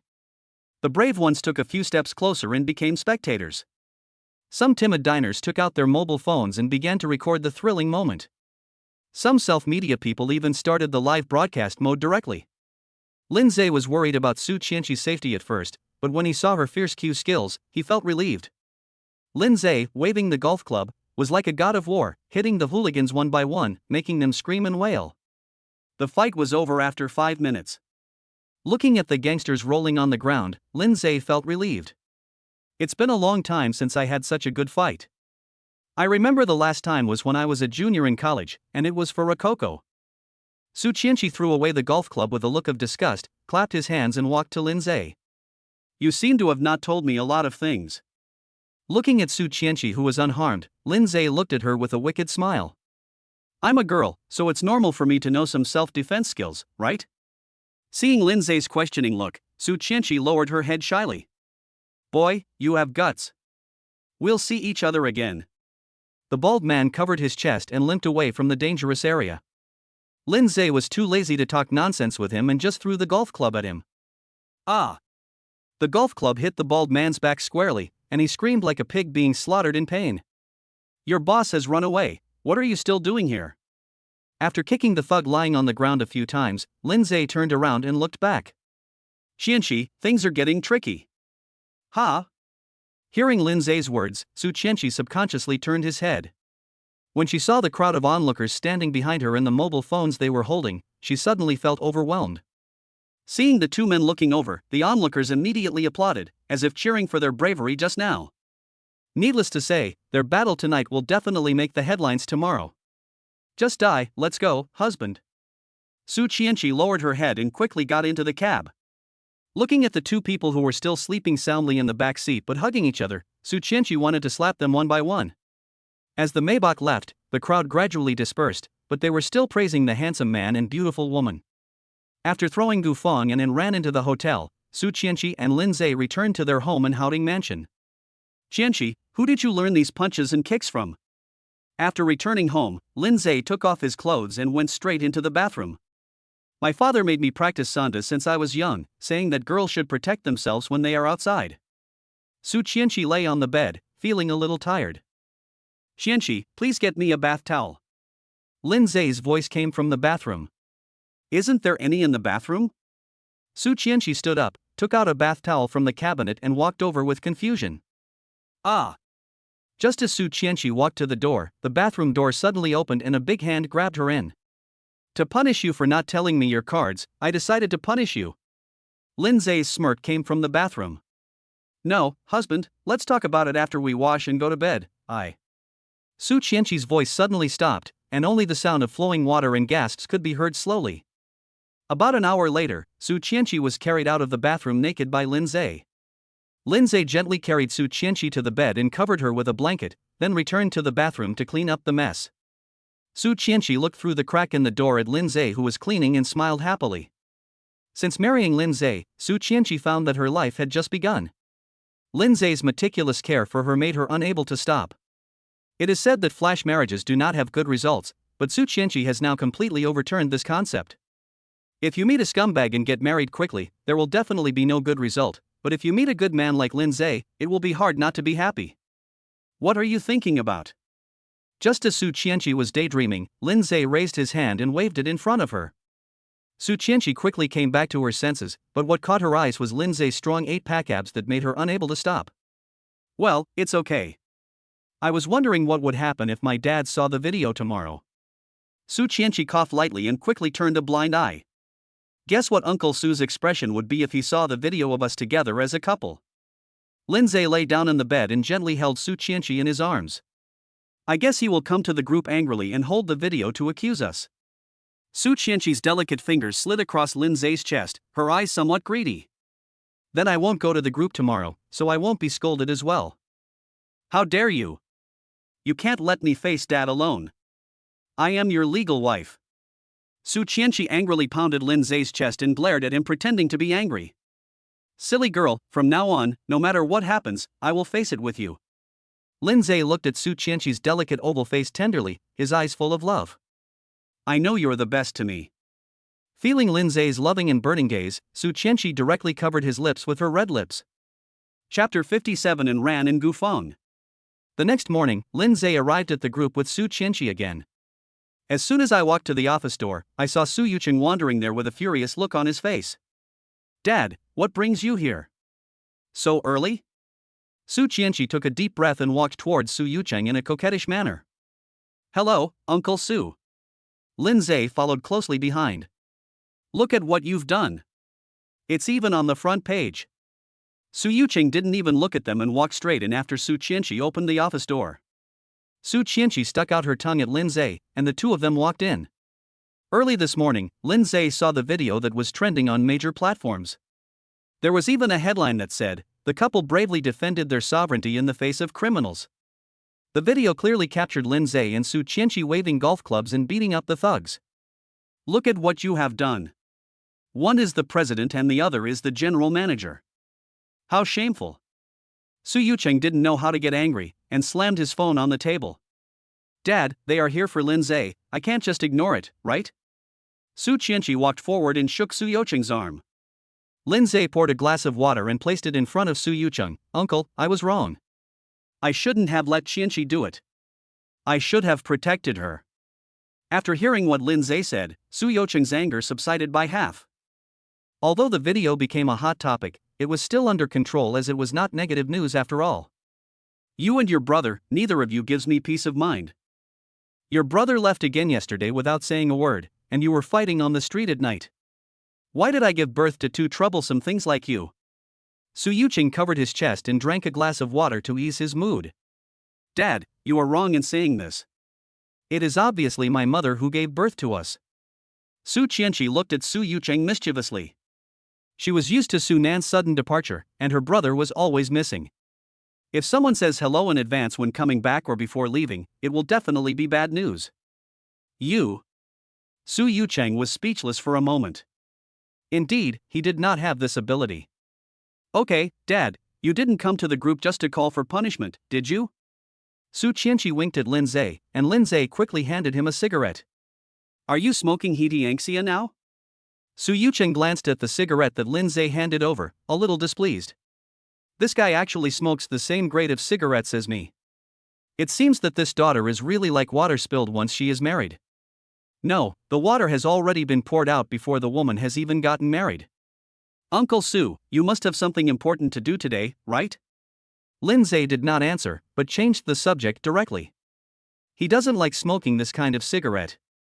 It's not as good as Shin Heman, which tastes better, is cheaper, and more affordable. Well, our group has a project and needs to bid with Ningya Multinational Corporation. Lindseay, I'm leaving the task of dealing with Ningya Multinational Corporation to you. Don't let me down. Su Yucheng looked at Lindseay cunningly. His main purpose of coming to the group today was to urge Lindseay so that he could embarrass himself as soon as possible. Don't worry, Uncle Su. I've been researching Ningya Multinational Corporation these days. I promise I won't let you down. Lindseay talked nonsense in a serious manner. Indeed, he already had a very good understanding of Ningya Multinational Corporation.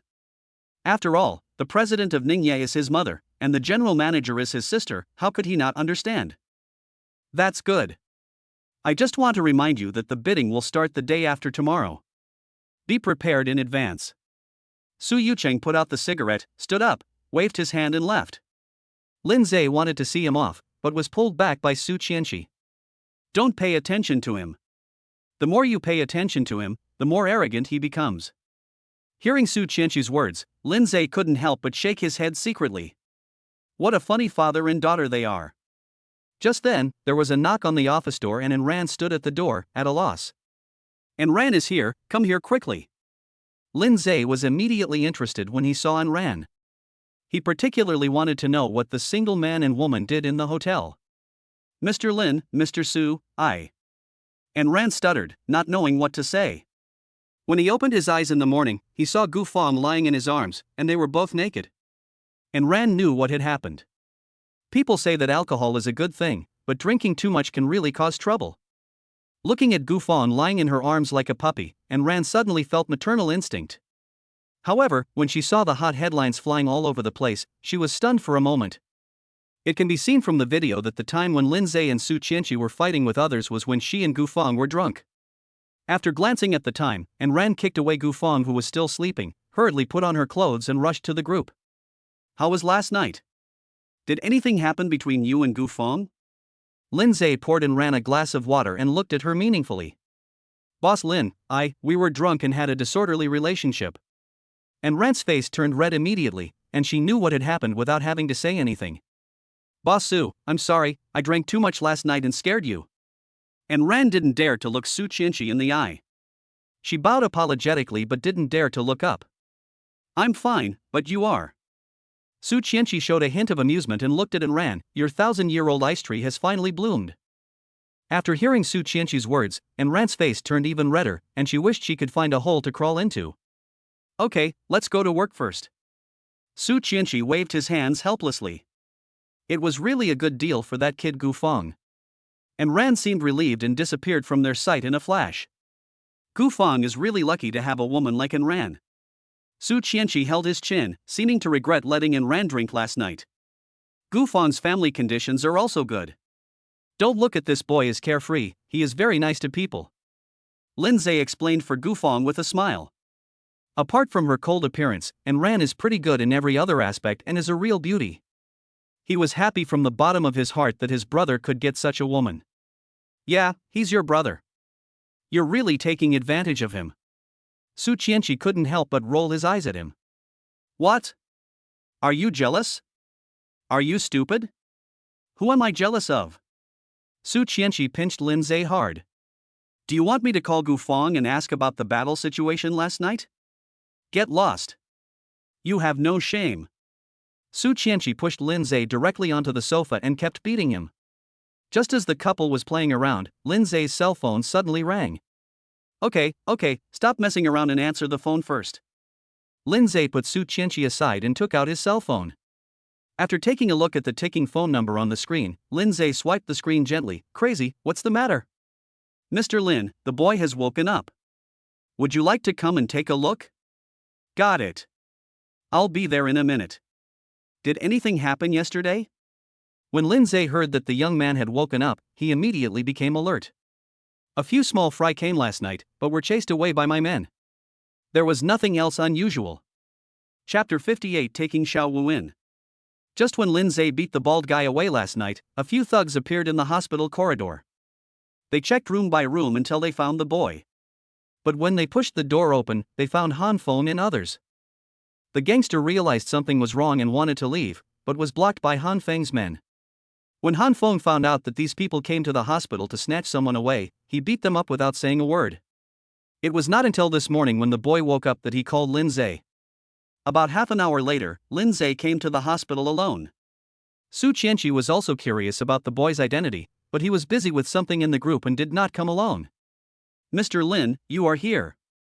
Seeing Lindseay push the door open, Han Feng and others looked at him respectfully. Lindseay nodded and walked directly to the bedside to check on the boy's condition. You saved me? The boy had woken up a long time ago and heard from Han Feng that a man named Lindseay saved him. And seeing Han Feng being so respectful to Lindseay just now, he guessed that he was his savior. Yes, why did they want to kill you? The reason why Lindseay used the word kill was because the boy was covered in blood and knife wounds yesterday. Thank you for saving me, but I can't say it. The boy's eyes were full of gratitude, but he was still a little hesitant. His name is Madman. You should have heard of his name, right? I am the general manager of the Su Group. You should know the influence of the Su Group in Zhangcheng. Lindseay knew what the boy was worried about, so he decided to make him feel safe enough. Hearing Lindseay's words, a light flashed in the boy's eyes, and he looked at Lindseay and the other two with difficulty concealing his expression. Everyone in Zhangcheng knows the power of the Su Group. They are an all-powerful group. And the madman is the confidant of Boss Wang, the Zhangcheng underworld boss. Lindseay didn't speak in a hurry. He pulled a chair and sat beside the bed. Han Feng waved to his men, gently closed the door and left, leaving only Lindseay and the young man. After about 5 minutes, the boy finally spoke. My name is Xiao Wu, I'm 20 years old, and I have no parents. I grew up in an orphanage. At the age of 8, I started hanging out in all kinds of chaotic places in Zhangcheng, eating at many people's houses. According to Xiao Wu's account, he had been hanging around at the bottom of society in Zhangcheng for many years, and spent every day either beating others or being beaten. It would be a blessing if we could have a full meal every 2 days. Yesterday he accidentally entered a KTV, intending to steal some valuables. Who knew that I would run into a group of people playing with a girl in a private room? When they saw me open the door, those people chased me out like crazy. After listening to Xiao Wu's speech, Lindseay narrowed his eyes and stared straight into his eyes. I thought if you told me the truth, I would consider helping you. I paid your medical bills. It's enough for you to recover in the hospital. Lindseay didn't say anything more, he just stood up and walked out. He didn't believe what the boy said. Maybe what he said before was true. Maybe his name was really Xiao Wu, or maybe he really was an orphan. But if you were almost hacked to death because you saw a few hooligans bullying a girl. Lindseay is not a fool, he doesn't believe it at all. Seeing Lindseay's hand touching the door handle, Xiao Wu suddenly shouted, I'm telling the truth. Hearing Xiao Wu's shout, Lindseay raised a playful smile and turned to look at him. My name is indeed Xiao Wu. It's a name given to me by the orphanage. I wanted to kill Brother Gui and become their boss, but I failed and they chased me and hacked me. Xiao Wu lowered his head dejectedly, not daring to look at Lindseay. Does that ghost brother have a bald devil tattooed on his head? Lindseay became interested and walked back to the bed. Yes, it's him. He owns a KTV, 2 nightclubs, and more than a dozen subordinates. There was a hint of greed and envy in Xiao Wu's voice. Why do you like to be the boss? Lindseay seemed to have grasped something and stared at Xiao Wu closely. If you are the boss, you won't have to go hungry. If you are the boss, you won't have to hide from place to place every day. If you are the boss, you can call the shots. Xiao Wu suddenly looked up and looked at Lindseay, his eyes full of determination. Do you think Brother Gui has no one to fear? No, he is just a small boss. There are many people who are more powerful than him. I know that. Then why did you kill him? Only by killing him can I become the real boss step by step and rule the entire Jiangcheng like Boss Wang. Xiao Wu's eyes became abnormally flickering, and a murderous aura emanated from his tattered body. Lindseay looked at him quietly. This persistence and yearning seemed to make him a little shaken. As the saying goes, there are top talents in all 36 professions. Lindseay made up his mind and looked at Xiao Wu. How many can you fight by yourself? Xiao Wu was stunned at first by Lindseay's sudden question, and then he said, 5. Your name is Xiao Wu, can you beat 5 people by yourself? Lindseay was suddenly amused by his childish expression. But think about it, I am only 3 or 4 years older than him. If I give you a chance to completely overthrow Brother Gue, would you want it? As long as I can become the boss, I'll take any opportunity. Xiao Wu seemed to have noticed something and looked at Lindseay with twinkling eyes. I'm in need of someone like you right now. Are you interested in following me? Lindseay looked at Xiao Wu with a firm tone. Xiao Wu remembered how Lindseay introduced his identity just now, and seeing Han Feng's respect towards him, he nodded directly. I can give you the wealth and glory you want, and I can also give you enough power. But I have one request. You must obey my arrangements. You are not allowed to do anything without my order. Lindseay's words were the result of his long consideration and decision. He wants his own power, and he wants everyone to look at him with new eyes. Mr. Lin, I'm fine. You saved my life, and this life belongs to you for the rest of my life. Xiao Wu's expression suddenly became firm, and a look of determination appeared on his young face. Have a good rest. I will arrange someone to buy clothes and daily necessities for you. Lindseay patted Xiao Wu lightly, turned and left. Mr. Lin, I will follow you for the rest of my life. Looking at Lindseay's disappearing back, Xiao Wu swore secretly in his heart. He didn't know that the decision he made at this moment would completely change his poor life. Mr. Lin. Seeing Lindseay coming out, Han Feng walked forward respectfully. Crazy, you've worked hard. Can you arrange for someone to protect him until he recovers? Lindseay looked at Han Feng. No problem, it's a piece of cake. Thanks. I won't treat you and my brothers unfairly. Lindseay threw down a sentence and left the hospital directly. Lindseay had no idea that the young man he rescued would bring him so much power in the future. He didn't expect that his decision today would also save his life. Chapter 59. Have fun, brother. Walking out of the hospital and looking at the blue sky above his head, Lindseay's whole temperament seemed to have changed just now. At this moment, his eyes were sharper and his expression was more stable and mature. Hearing the ringing of his cell phone, Lindseay glanced at it and swiped the screen. Hansu, what's the matter? Mr. Lin, the first episode of the reality show has been recorded. Would you like to take a look? Hansu's excited voice came from the microphone. Okay, ask the director, screenwriter, and artist to go to the conference room. I'll be there in a minute. Looking at the time, Lindseay drove towards Dynasty Media. What Lindseay didn't realize was that as he left the hospital, an inconspicuous car was slowly following behind him. When we arrived at the meeting room of Dynasty Media, everyone had been waiting for a long time. Seeing Lindseay coming in, everyone stood up and shouted respectfully, Boss Lin. Lindseay, now serving as the general manager of Su Group, can be said to be able to directly determine their future lives. Let us play it once everyone is here. Lindseay glanced around, his gaze paused on Rococo for a second, and then he sat down in the main seat. Hansu walked over, turned off the lights, drew the curtains, and nodded to the director. The director turned on the projector, and the original negative of the reality show began to play on the smooth wall opposite.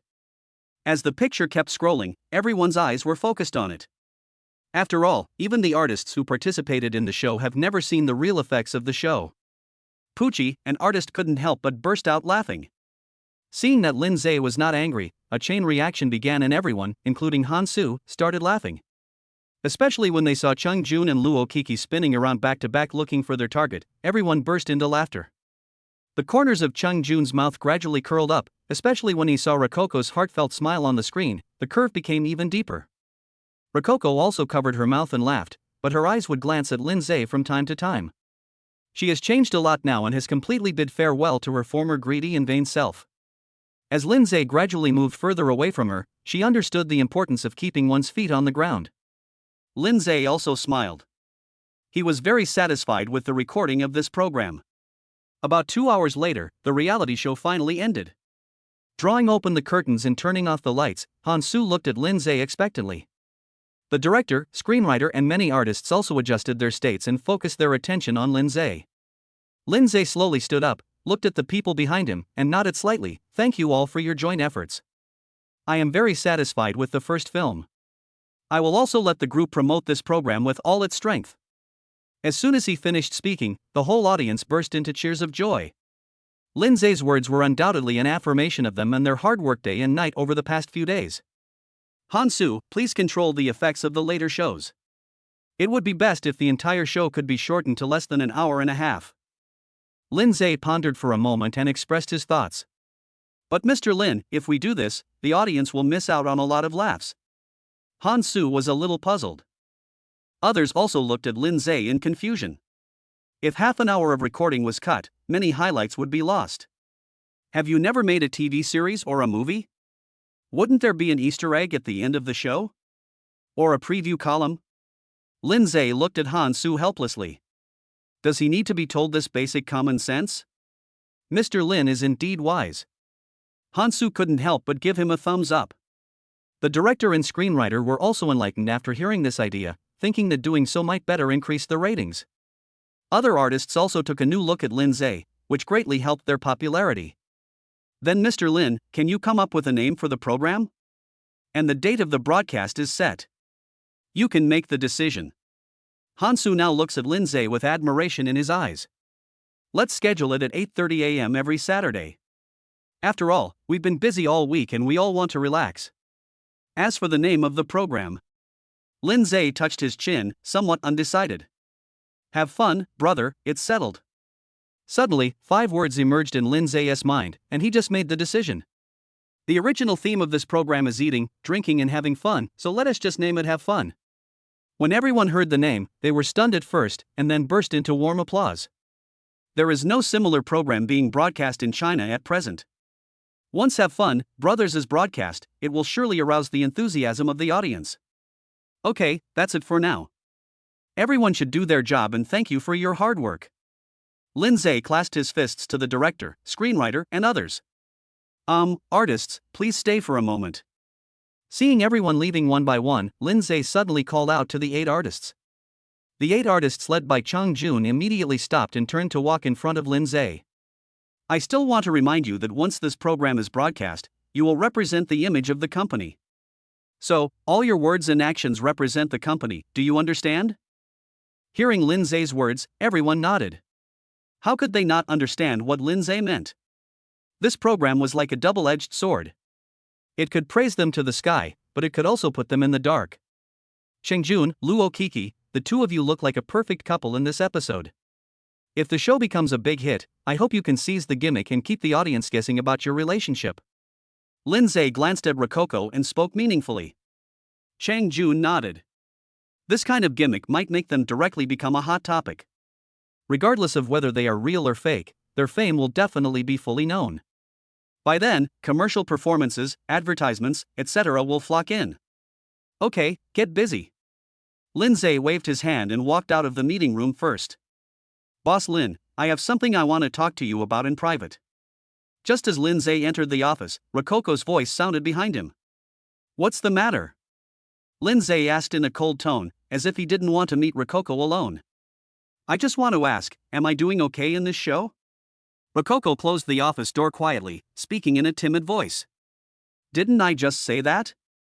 They're all very good. Lindseay looked at Rococo in confusion. He admitted that he did love her in the past, but that was only in the past. Boss Lin, can I treat you to lunch? Seeing Lindseay's expression change, Rococo quickly explained, the last time. Lindseay looked at the time and it was already 1 o'clock in the afternoon. Okay, this is the last time. I'll treat you. Lindseay didn't even look at Rococo and walked out of the office.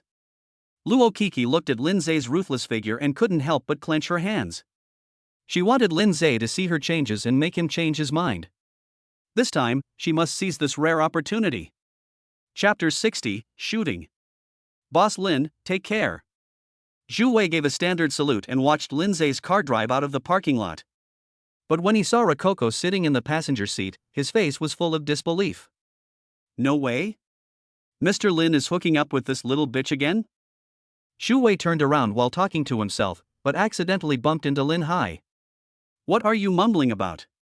Lindseay patted his clothes unhappily and looked at Zhu Wei with some disgust. He learned from Yang Fan that this Zhu Wei was the former general manager and had often exploited Lindseay in the past. Now that I am Zhu Wei's immediate superior, I naturally cannot give him a good face. Advisor Lin, are you here to inspect the work? Are you thirsty? Let me pour you a glass of water. Zhu Wei looked attentive. Now everyone in the company knows that Lindseay is Lindseay's father. No one dares to refute this nepotism. No need. Whose car went out just now? Lindseay rolled his eyes at him and flipped through the registration form. It's Mr. Lin's car. He just took Rococo out. Zhu Wei's eyes rolled, thinking that maybe this was an opportunity to take credit. Rococo? Lindseay frowned. If he remembered correctly, this Rococo was the slutty woman who kicked Lindseay. That's right. I seriously suspect that she used the name of work to trick Mr. Lin out, but she actually has ulterior motives. Zhu Wei looked around and whispered something in Lindseay's ear. Do your job well and don't meddle in things that shouldn't be your business. Lindseay retorted and left the security booth with his hands behind his back. But Zhu Wei's words made Lindseay feel uneasy. Lindseay is kind-hearted and easily deceived.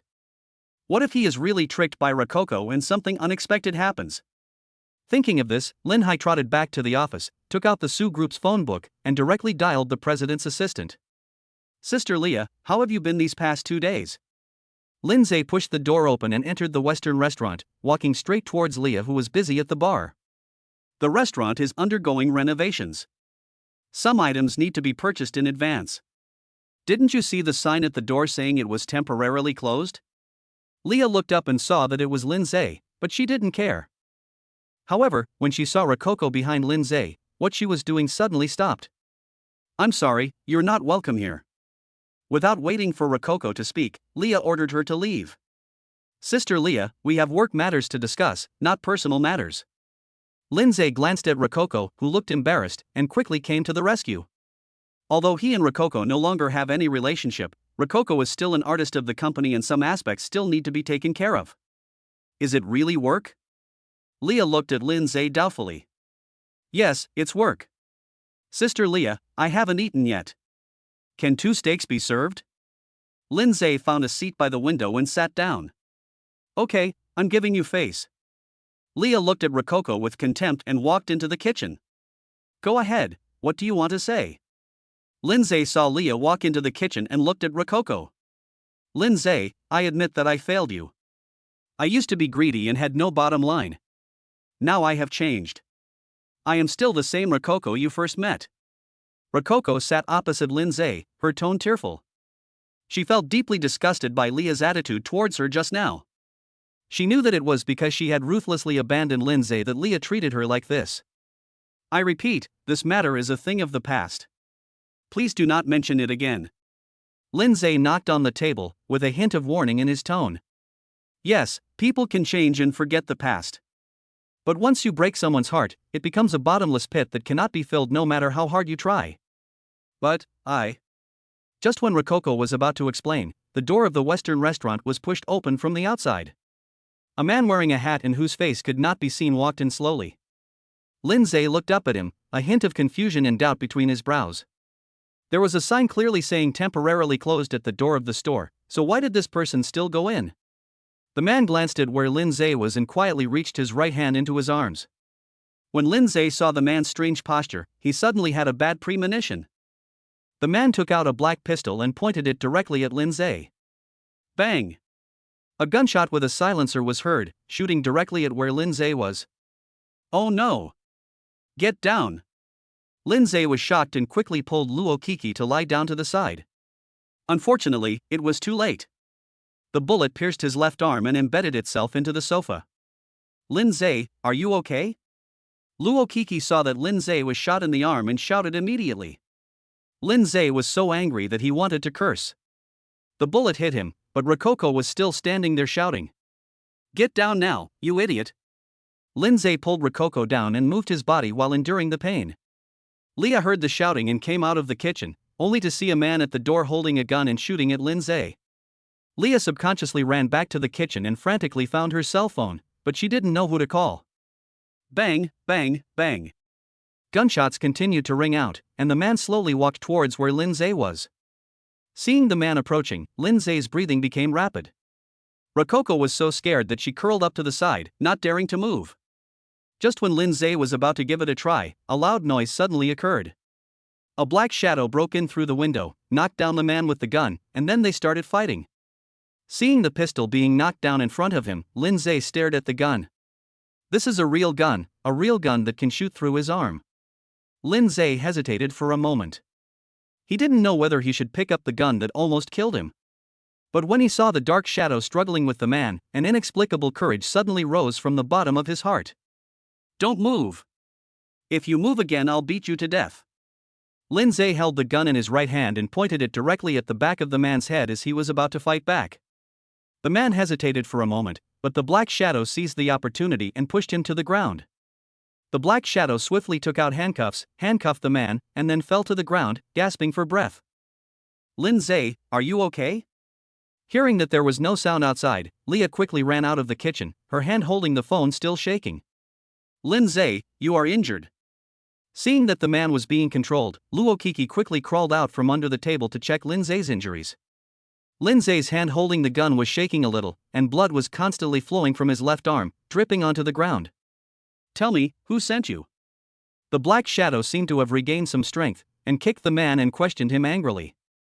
Lindseay looked at Leah, who was running over, then looked at Rococo, who was standing aside with a nervous expression, and finally his gaze fell on the black shadow. I say, none of you want to call an ambulance first? Before he could finish his words, Lindseay fell backwards helplessly, his face pale. Chapter 61 Furious Su Chenshi. Outside the emergency room of Jiangcheng Central Hospital, Leah squatted on the ground with lifeless eyes, not knowing what she was thinking. Rococo held her head. She was very upset at the moment. If she hadn't insisted on going out to dinner with Lindseay, Lindseay wouldn't have been shot, and he wouldn't be lying in the emergency room now. The dark shadow leaned against the side, occasionally looking up at the light in the emergency room, with an expressionless face. Just then, Su Chenshi and Ran ran over anxiously, followed by a dozen bodyguards. Sister Leah, what's going on? Su Chenshi looked anxious, helped Leah up and asked urgently. Lindseay told her to come to the store this afternoon and said he had something to discuss about work, so I went to make steak for them. Who would have thought that someone would walk into the store and shoot Lindseay directly with a gun? At this point, Leah couldn't help crying. Su Chenshi's heart suddenly tightened, and looking at the emergency room with the red light still on, anger suddenly rose in his heart. Luokiki, Lindseay has already cut ties with you, why are you still pestering him? Pa! Su Chenshi slapped Rococo loudly on the face. Rococo looked at Su Chenshi blankly. Seeing a group of bodyguards following her, she realized that Su Chenshi's identity was not simple. Mr. Lin is fine, his left arm was just pierced by a bullet. The black shadow walked silently in front of Su Chenshi. Uncle Xiao, why are you here? After hearing the voice, Su Chenshi realized that Xiao Jiang was also here. Xiao Jiang is my grandfather's personal bodyguard, how could he appear here? To answer miss, after Mr. Lin left the Su family that night, the master ordered me to protect him secretly. Excuse me miss, I need to go to the toilet. Xiao Jiang didn't dare to look directly into Su Chenshi's eyes.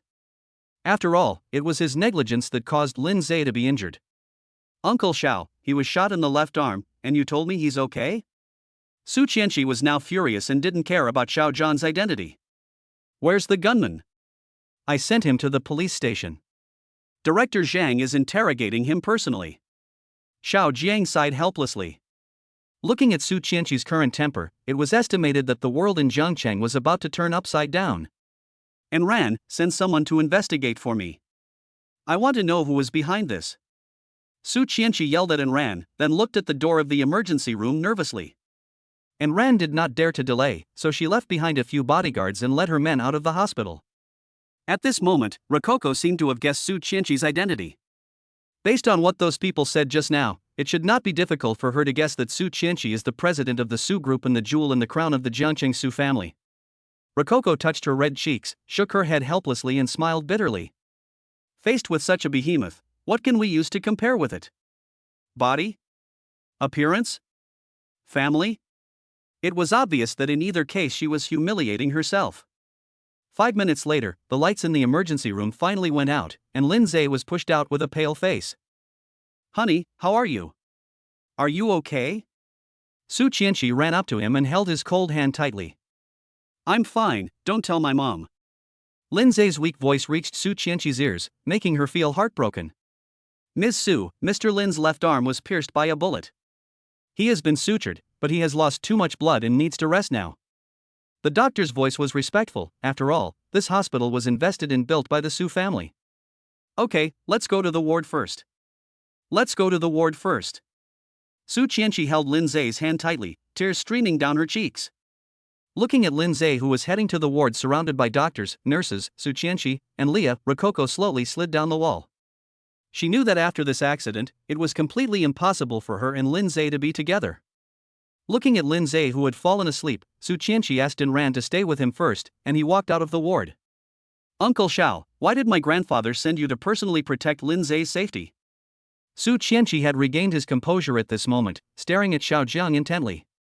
Xiao Jiang has always been close to protecting his grandfather's safety and never leaves his side. But at this moment, she couldn't find any reason to convince herself that Xiao Jiang came to protect Lindseay. I don't know either. After you left that night, the master sent me to protect Mr. Lin's safety. Xiao Jiang didn't understand the reason either. In his opinion, Lindseay was just a child from an ordinary family, so why should he protect him personally? However, today he seemed to sense something was wrong. Because the gunman today is definitely not an ordinary person, but a professional killer. From his skills and strength, as well as the ruthlessness in his work, Xiao Jiang could confirm this fact. Uncle Xiao, during the days you protected Lindseay, didn't you see everything that happened between him and me? Su Chenshi suddenly realized a very serious problem. Wasn't he everything that happened between them seen by Xiao Jiang? No, miss, you're overthinking it. I was just following from a distance. How could Xiao Jiang not know what Su Chenshi was talking about? His old face turned red. I hope so, otherwise I won't give you face. Su Chenshi waved his fist at Xiao Jiang and went straight back to the ward. Xiao Jiang shook his head helplessly, and after instructing several bodyguards to ensure Lindseay's safety, he left the hospital. He must tell Su Pinghui about this. Since the other party has fired a gun, he must have bad intentions. Su Chenshi returned to the ward and saw Leah still sitting by the bed with a somewhat moved expression. Sister Leah, Lindseay is fine. You can go back first. I'm here. Su Chenshi stepped forward and patted Leah on the shoulder. Well, I still need to go to the police station to cooperate with the investigation. Leah wiped the tears from the corners of her eyes, smiled at Su Chenshi, then stood up and left. And Ran, send Sister Leah off, and arrange for someone to drive Lindseay's car back. Su Chenshi gave Ran an instruction and turned around to sit next to the bed. Looking at Lindseay, whose face was still pale and whose breathing was steady, Su Chenshi couldn't help but increase the strength in his hands. Hubby, don't worry, once I find out who it is, I will tear him into pieces. In Jiangcheng, there is no one that I, Su Chenshi, dare not touch. Su Chenshi bit her lips tightly, tears streaming down her face uncontrollably. In a villa somewhere in the capital. Boss, I missed it. A dark figure was half kneeling in front of the desk. Who are these people you're looking for? Can't they even handle a little brat? Yi Chen slammed the table angrily. He had someone secretly protecting him, and he almost succeeded. The black shadow didn't dare to look up and knelt on the ground trembling. Is someone protecting us secretly? Yi Chen frowned slightly as he looked at the slowly darkening sky. Lindseay is just a child whose hair has not yet fully grown. Who could be protecting him secretly? Boss, I'll arrange for someone else right away, and it will definitely succeed this time. No, just stay calm for a while. Yi Chen stood up and walked to the window, muttering to himself, Lindseay, should I strangle you in the cradle? Chapter 62 Bustling Ward. As a ray of morning sunlight shone in, the entire ward was filled with vitality. Su Chenshi was sleeping beside Lindseay, but her little hand was still tightly holding his big hand. Lindseay's eyelids twitched slightly, as if he felt the sunlight was a bit dazzling. Feeling the pain in his left arm, Lindseay raised his eyebrows and slowly opened his eyes. Looking at the white ward and Su Chenshi sleeping beside him, Lindseay's face showed a trace of heartache. I tried to raise my left hand, but couldn't because of the pain in my left arm.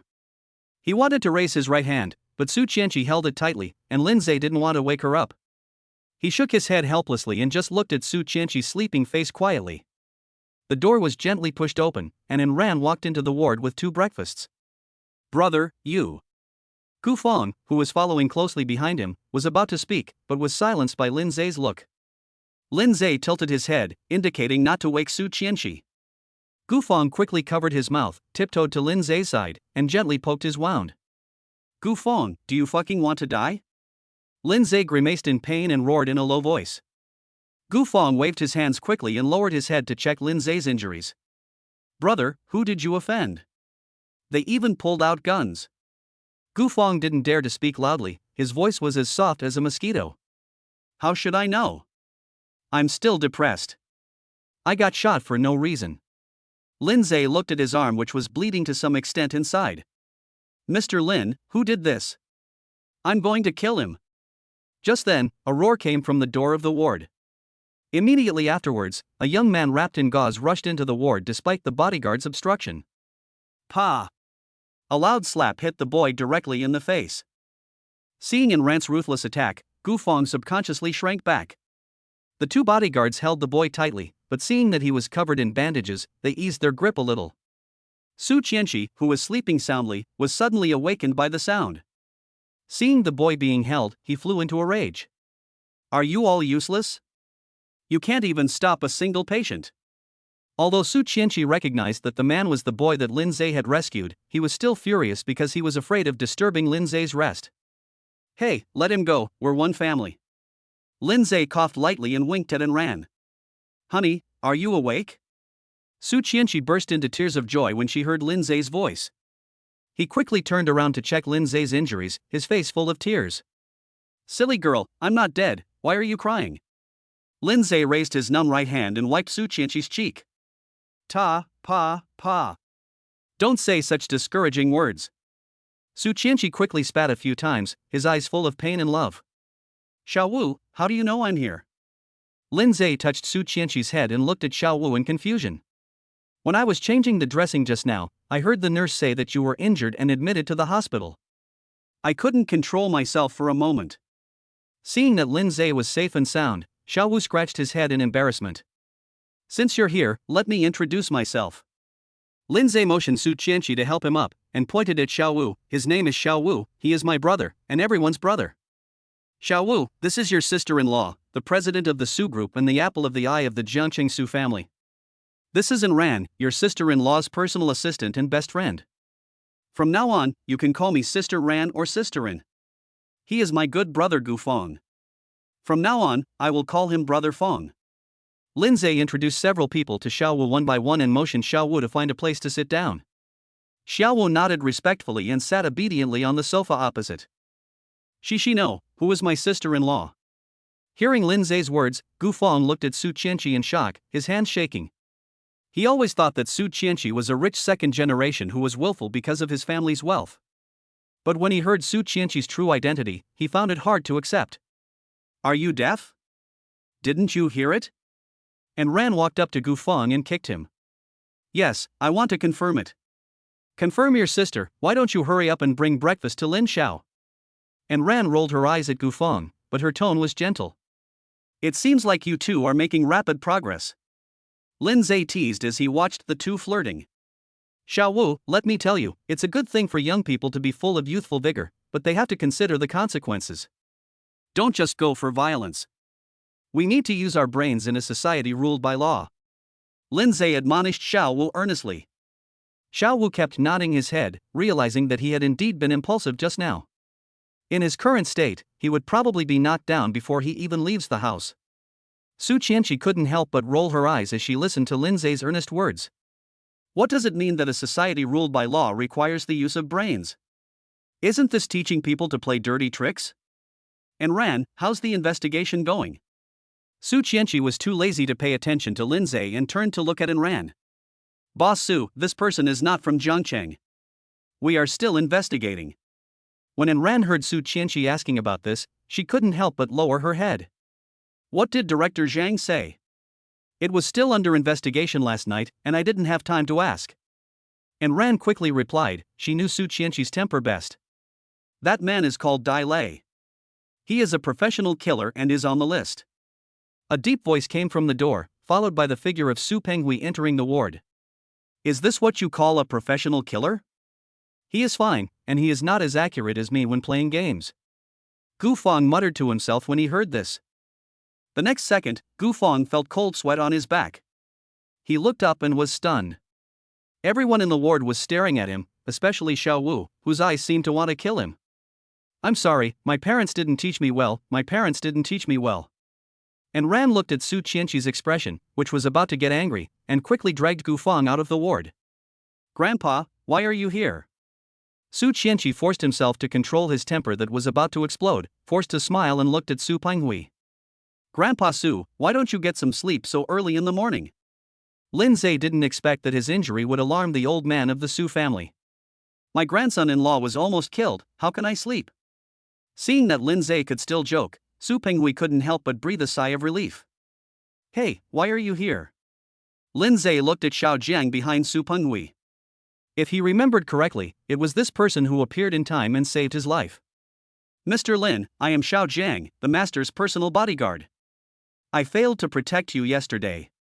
It was my fault. Xiao Jiang was very considerate and apologized before Su Penghui even signaled otherwise. After hearing Xiao Jiang's words and seeing Su Penghui's nervous and concerned expression, Lindseay seemed to understand. It was Su Penghui who arranged Xiao Jiang, who had been protecting himself secretly. But why did he send someone to protect himself? A huge question mark emerged in my mind. Zer, how are you? Why don't you tell Mom?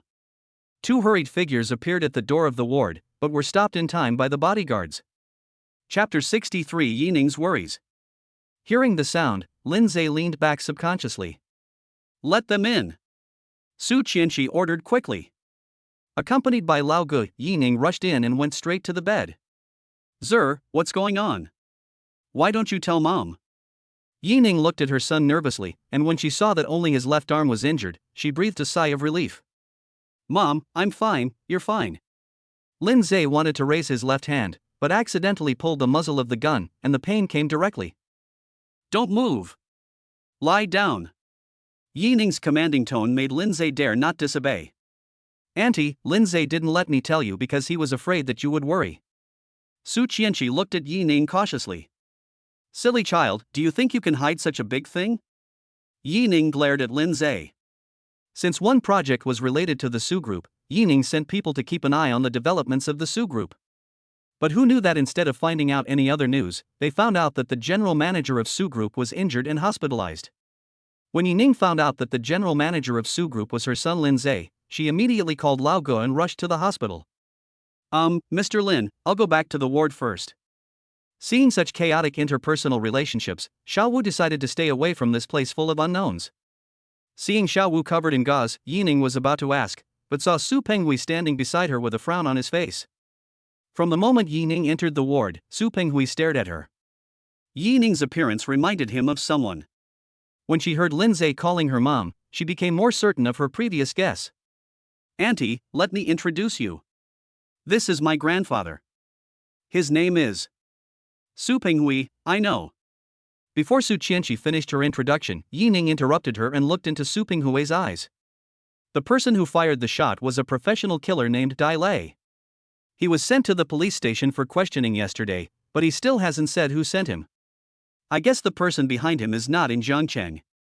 Su Penghui spoke first and told Yining what he knew. Yining nodded slightly and looked at Lao Gu. Use all your connections to investigate. Even if you have to turn Zhangcheng upside down, you must find out where this person is. Yes, miss. Old Gu bowed slightly, glanced at Xiao Jiang behind Su Penghui, then turned and left. Hearing Yining's words, Lindseay shook his head helplessly. Su Chenshi held Lindseay's hand tightly. She knew that Yining was angry, and she estimated that the whole Zhangcheng would fall into a period of unrest. Yi, can I talk to you alone? Su Penghui hesitated, as if asking Yining for instructions. Zer, take good care of your injuries. Mom will get you the best doctor in the world. Mom, this is just a minor injury. Lindseay smiled bitterly. What the hell is going on? My son was injured, even if they only had a few scratches, it's worth it for them to come. Yining threw down a few words and walked out of the ward first. Lindseay and Su Chenshi looked at each other, shrugged at the same time, and started eating breakfast. At the stairs outside the ward, Yining stood by the window, trying her best to keep herself calm. Lindseay was shot and she realized that something was wrong. He had just taken over Ningya Multinational Corporation and Lindseay had just taken over as the general manager of Su Group, and he was shot at this critical moment? Is he from Jiancheng or Beijing? For this project, Yining prefers someone from the capital. Ms. Yi, if I'm not mistaken, Yi Xingtian is your father, right? Su Penghui stood behind Yining with a very respectful attitude. Facing the eldest daughter of the Yi family in Beijing, he had no choice but to bow down and grovel. Master Su, was it your people who saved my son? Yining took a deep breath and looked at Su Penghui with some confusion. Yes, the first time I saw the young master, I sent someone to protect him secretly.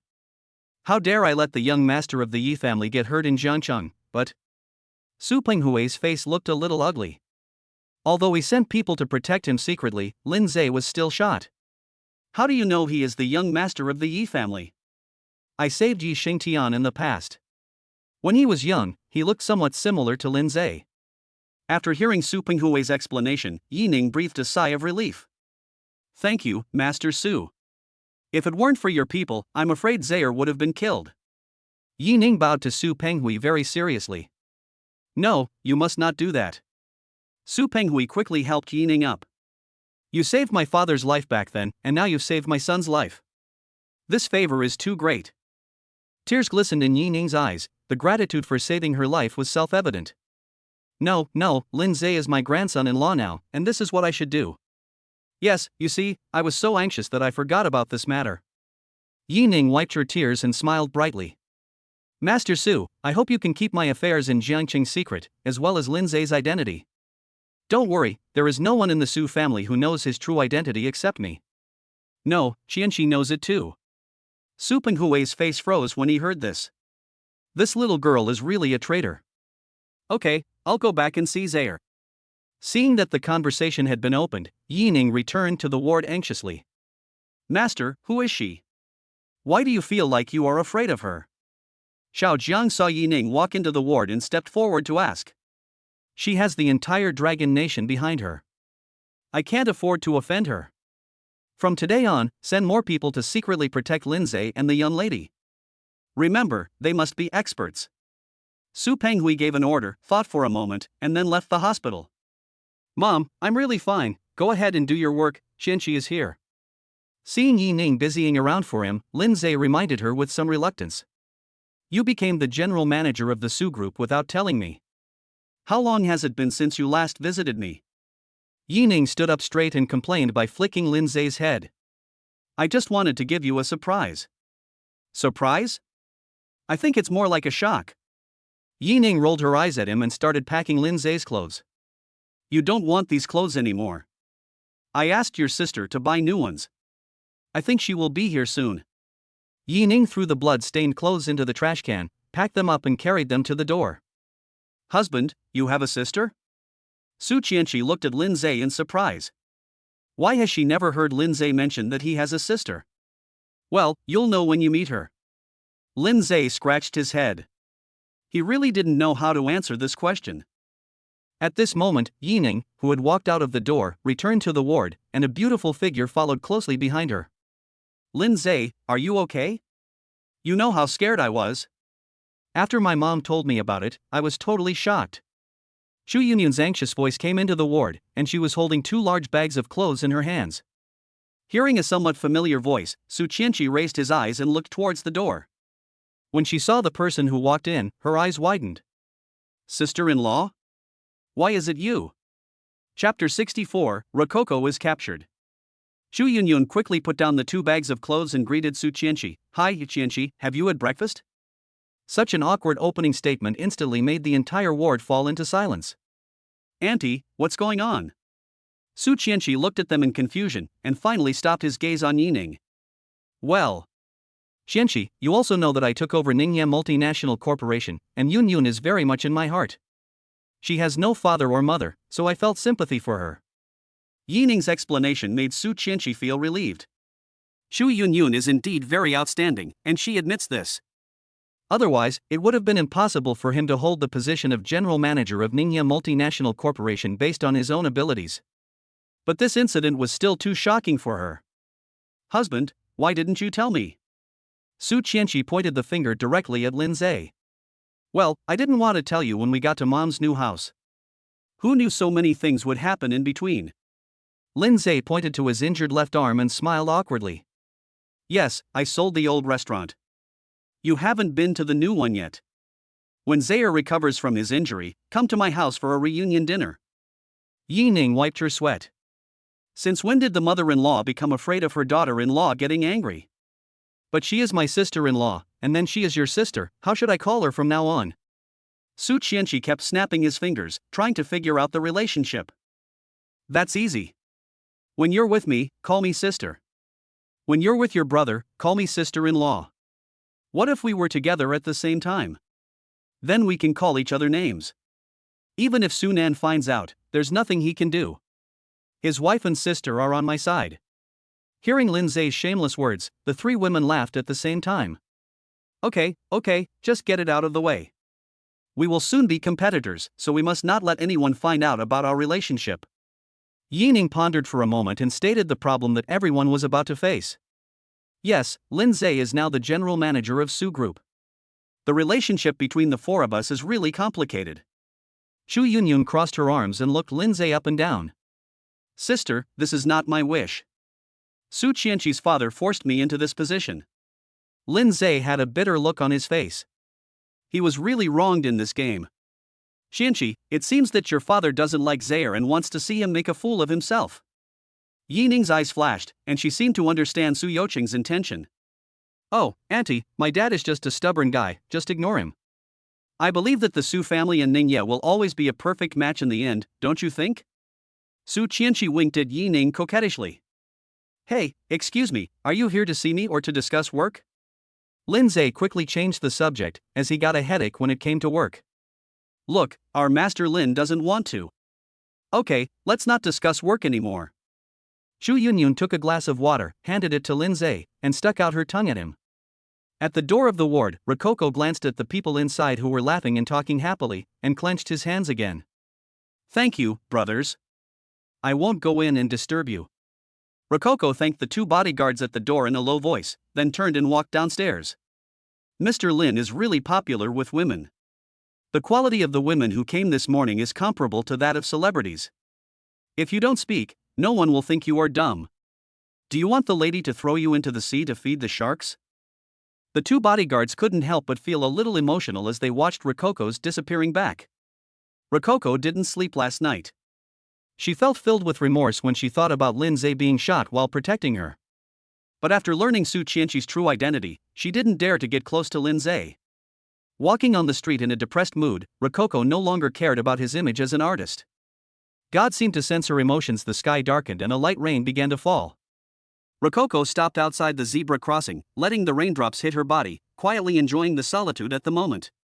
Wang Yuan, who was not far away, looked at Rococo's figure and couldn't help but clench his fists.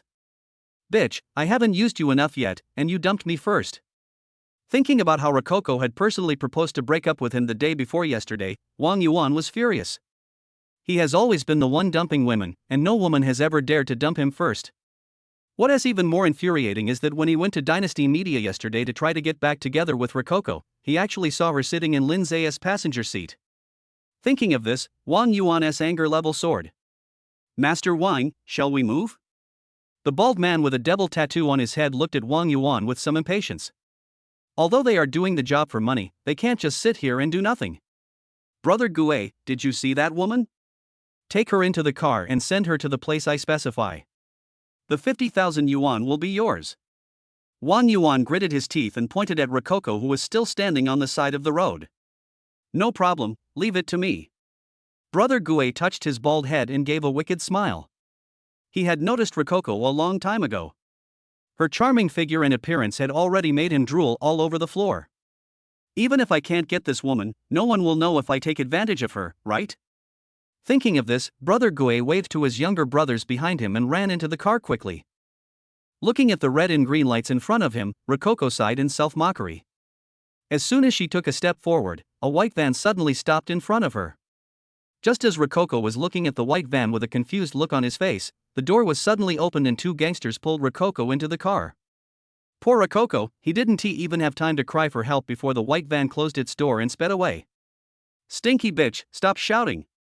Brother Gue looked at Rococo, whose mouth was covered, and sized her up with lustful eyes. She's really top-notch.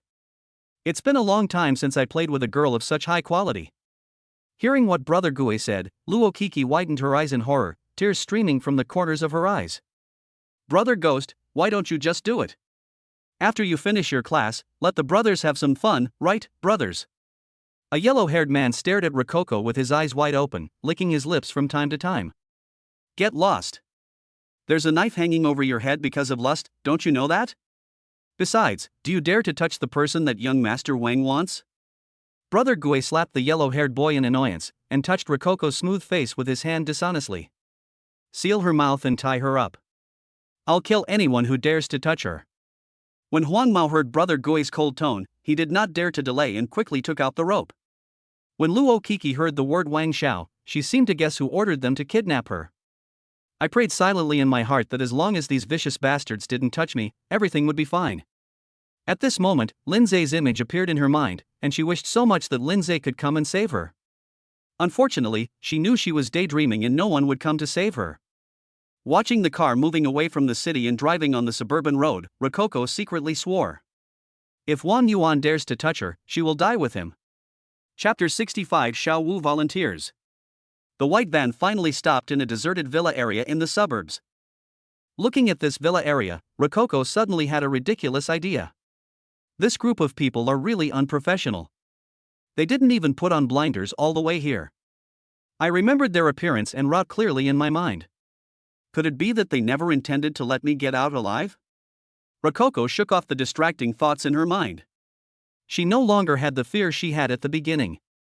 Because she has already made up her mind to die, the worst that can happen is that both of them will be destroyed. We're here, take her out of the car. After taking a look at the house number, Brother Gue waved his hand and got out of the car first. Huang Mao and his men dragged Rococo out of the car and entered the villa. There are only simple furniture in the villa, without any breath of life. It is obvious that no one has lived there for a long time. Wang Yuan stood at the door and waited for Brother Gue and his companions to enter, then he closed the door. Rococo, you finally fell into my hands. Looking at Rococo, who was tied up and thrown on the sofa, Wang Yuan revealed his ugly side. Master Wang, I brought the person to you intact. Where is our money? Brother Gue kept staring at Rococo lying on the sofa, trying hard to suppress the impulse in his heart. Rococo was originally wearing a one-piece dress, with her white thighs exposed, which was simply irresistible. Brother Gue, 50,000 yuan has been transferred to you. Wang Yuan waved his phone to Brother Gue and looked towards the door. How could Brother Gue not know what Wang Yuan meant? After checking the balance, he left with his men. Brother Gue, are we just leaving like this? After getting in the car, Huang Mao looked at his boss and felt it was particularly worthless. We can't leave like this, but we can't offend Wang Yuan either. Brother Gue touched his chin, thoughtfully. He was already attracted by Rococo's beauty, and all he could think of was her exposed white thighs. Let's find a place to hide first. I don't believe he can stay here forever. Brother Gue and Huang Mao looked at each other, and both of them showed cunning smiles at the same time. Wang Yuan, get out of here, you bastard. Watching Brother Gue and his companions leave, Rococo spat at Wang Yuan. I'm a bastard? I spent so much money on you, and you just break up with me. Damn it, you went to find Lindseay the day after you broke up with me. You're such a bitch. Wang Yuan was so furious that he slapped Rococo in the face. Wang Yuan, don't be so self-righteous. Lindseay and I are now in a boss-employee relationship. Don't fool yourself. Rococo stared at Wang Yuan fiercely, but her peripheral vision was looking around for something that could untie the rope. You have a mouth on your body, you can say whatever you want. Just wait and see how I kill you. Wang Yuan spat and strode upstairs. At the same time, Su Chenshi, who had just sent Yi Ning and Chu Yunyun away, received a message from Enran. Rococo seems to have been kidnapped. Below the information, there are several photos and the Villa S house number. It turned out that when Enran chased Gu Fang away and returned to the ward, she saw Luo Kiki leaving the ward in a daze. Driven by curiosity, Enran secretly followed and unexpectedly found that Luo Kiki was dragged into a white van. At this moment, Enran was observing in the villa opposite Wang Yuan's villa. Looking at the message on the phone, Su Chenshi hesitated for a moment and decided to tell Lindseay. Although they were once boyfriend and girlfriend, Rococo was still an artist of Dynasty Media after all. Su Chenshi could still tell what was more important. Honey, there's something. Su Chenshi returned to the ward and was about to speak when she saw Xiaowu sitting next to Lindseay and she didn't know what he was talking about. Sister-in-law, it was young Master Lin who asked me to come. Xiaowu saw Su Chenshi's puzzled look and hurried to explain. What's wrong, Chenshi, what happened? Seeing that Su Chenshi looked worried, Lindseay asked. It's like this, Rococo was taken away half an hour ago. Su Chenshi didn't say anything and directly handed the phone to Lindseay. After seeing the photo on the phone, Lindseay signaled Xiaowu to enlarge it. Mr. Lin, it's Brother Gue. After seeing the people sitting in the white van in the photo, veins on Xiaowu's forehead instantly popped out. It was this ghost brother who almost got me killed. Su Chenshi leaned over and saw Brother Gue sitting in the white van. Isn't this person the bald guy who was chased away by us that night? Su Chenshi looked at Lindseay in surprise. Could it be that Brother Gue kidnapped Rococo to take revenge on Lindseay? That's not right. It was her who beat them that night. Besides, how did they know about Rococo? Well, Chenshi, Luo Kiki is an artist of Dynasty Media, I think. Hubby, you just make the decision on such trivial matters. Without waiting for Lindseay to speak, Su Chenshi gave him a reassurance. Lindseay nodded, thought for a moment and called Han Feng. Crazy, I need your help with something. You won't be short of money.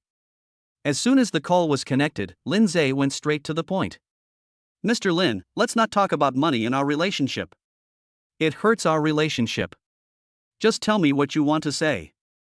Han Feng's cheerful voice made Lindseay feel relieved. It's like this. Lindseay told Han Feng the whole story and asked him to ensure the safety of the artist. Mr. Lin, I'm going too. After hearing what Lindseay said on the phone, Xiaowu volunteered. But your injury. Lindseay looked at Xiaowu, who was covered in bandages, with a strange expression on his face. I've been well for a long time, really. Xiaowu was afraid that Lindseay wouldn't believe him, so he tore off the gauze on his body. The bronze muscles were exposed to the air, but this strong body was covered with knife wounds. Crazy, come to the hospital to pick up Xiaowu before you go. Lindseay's eyes flickered, he said something to Han Feng, and then hung up the phone. At the same time as hanging up the phone, Lindseay unknowingly sent a message to Han Feng. Thank you, Mr. Lin. I'll go change my clothes right away. Xiaowu was suddenly very excited and turned around to run out. Come back. Your clothes are all covered in blood.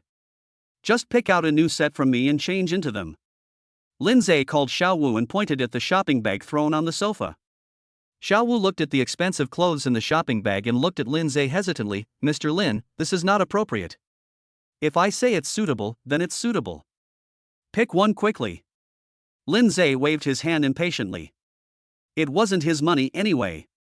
Xiaowu looked at Lindseay gratefully, picked out the cheapest looking set of clothes, and walked out of the ward. Husband, are you planning to reuse him? Seeing Xiaowu leave, Su Chenshi walked over and sat down next to Lindseay. Well, he is a good seedling. If he is nurtured, he will become a great man in the future. Lindseay raised his hand and touched Su Chenshi's small hand, clasping his fingers together.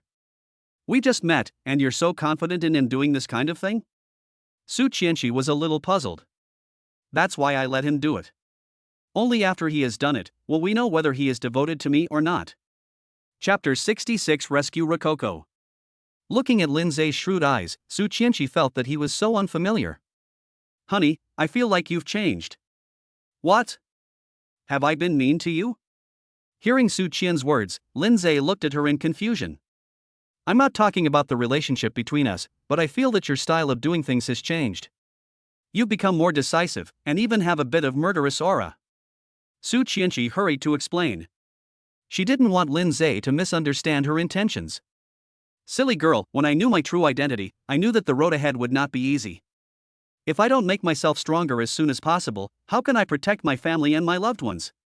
Lindseay stroked Su Chenshi's delicate oval face, his eyes full of love.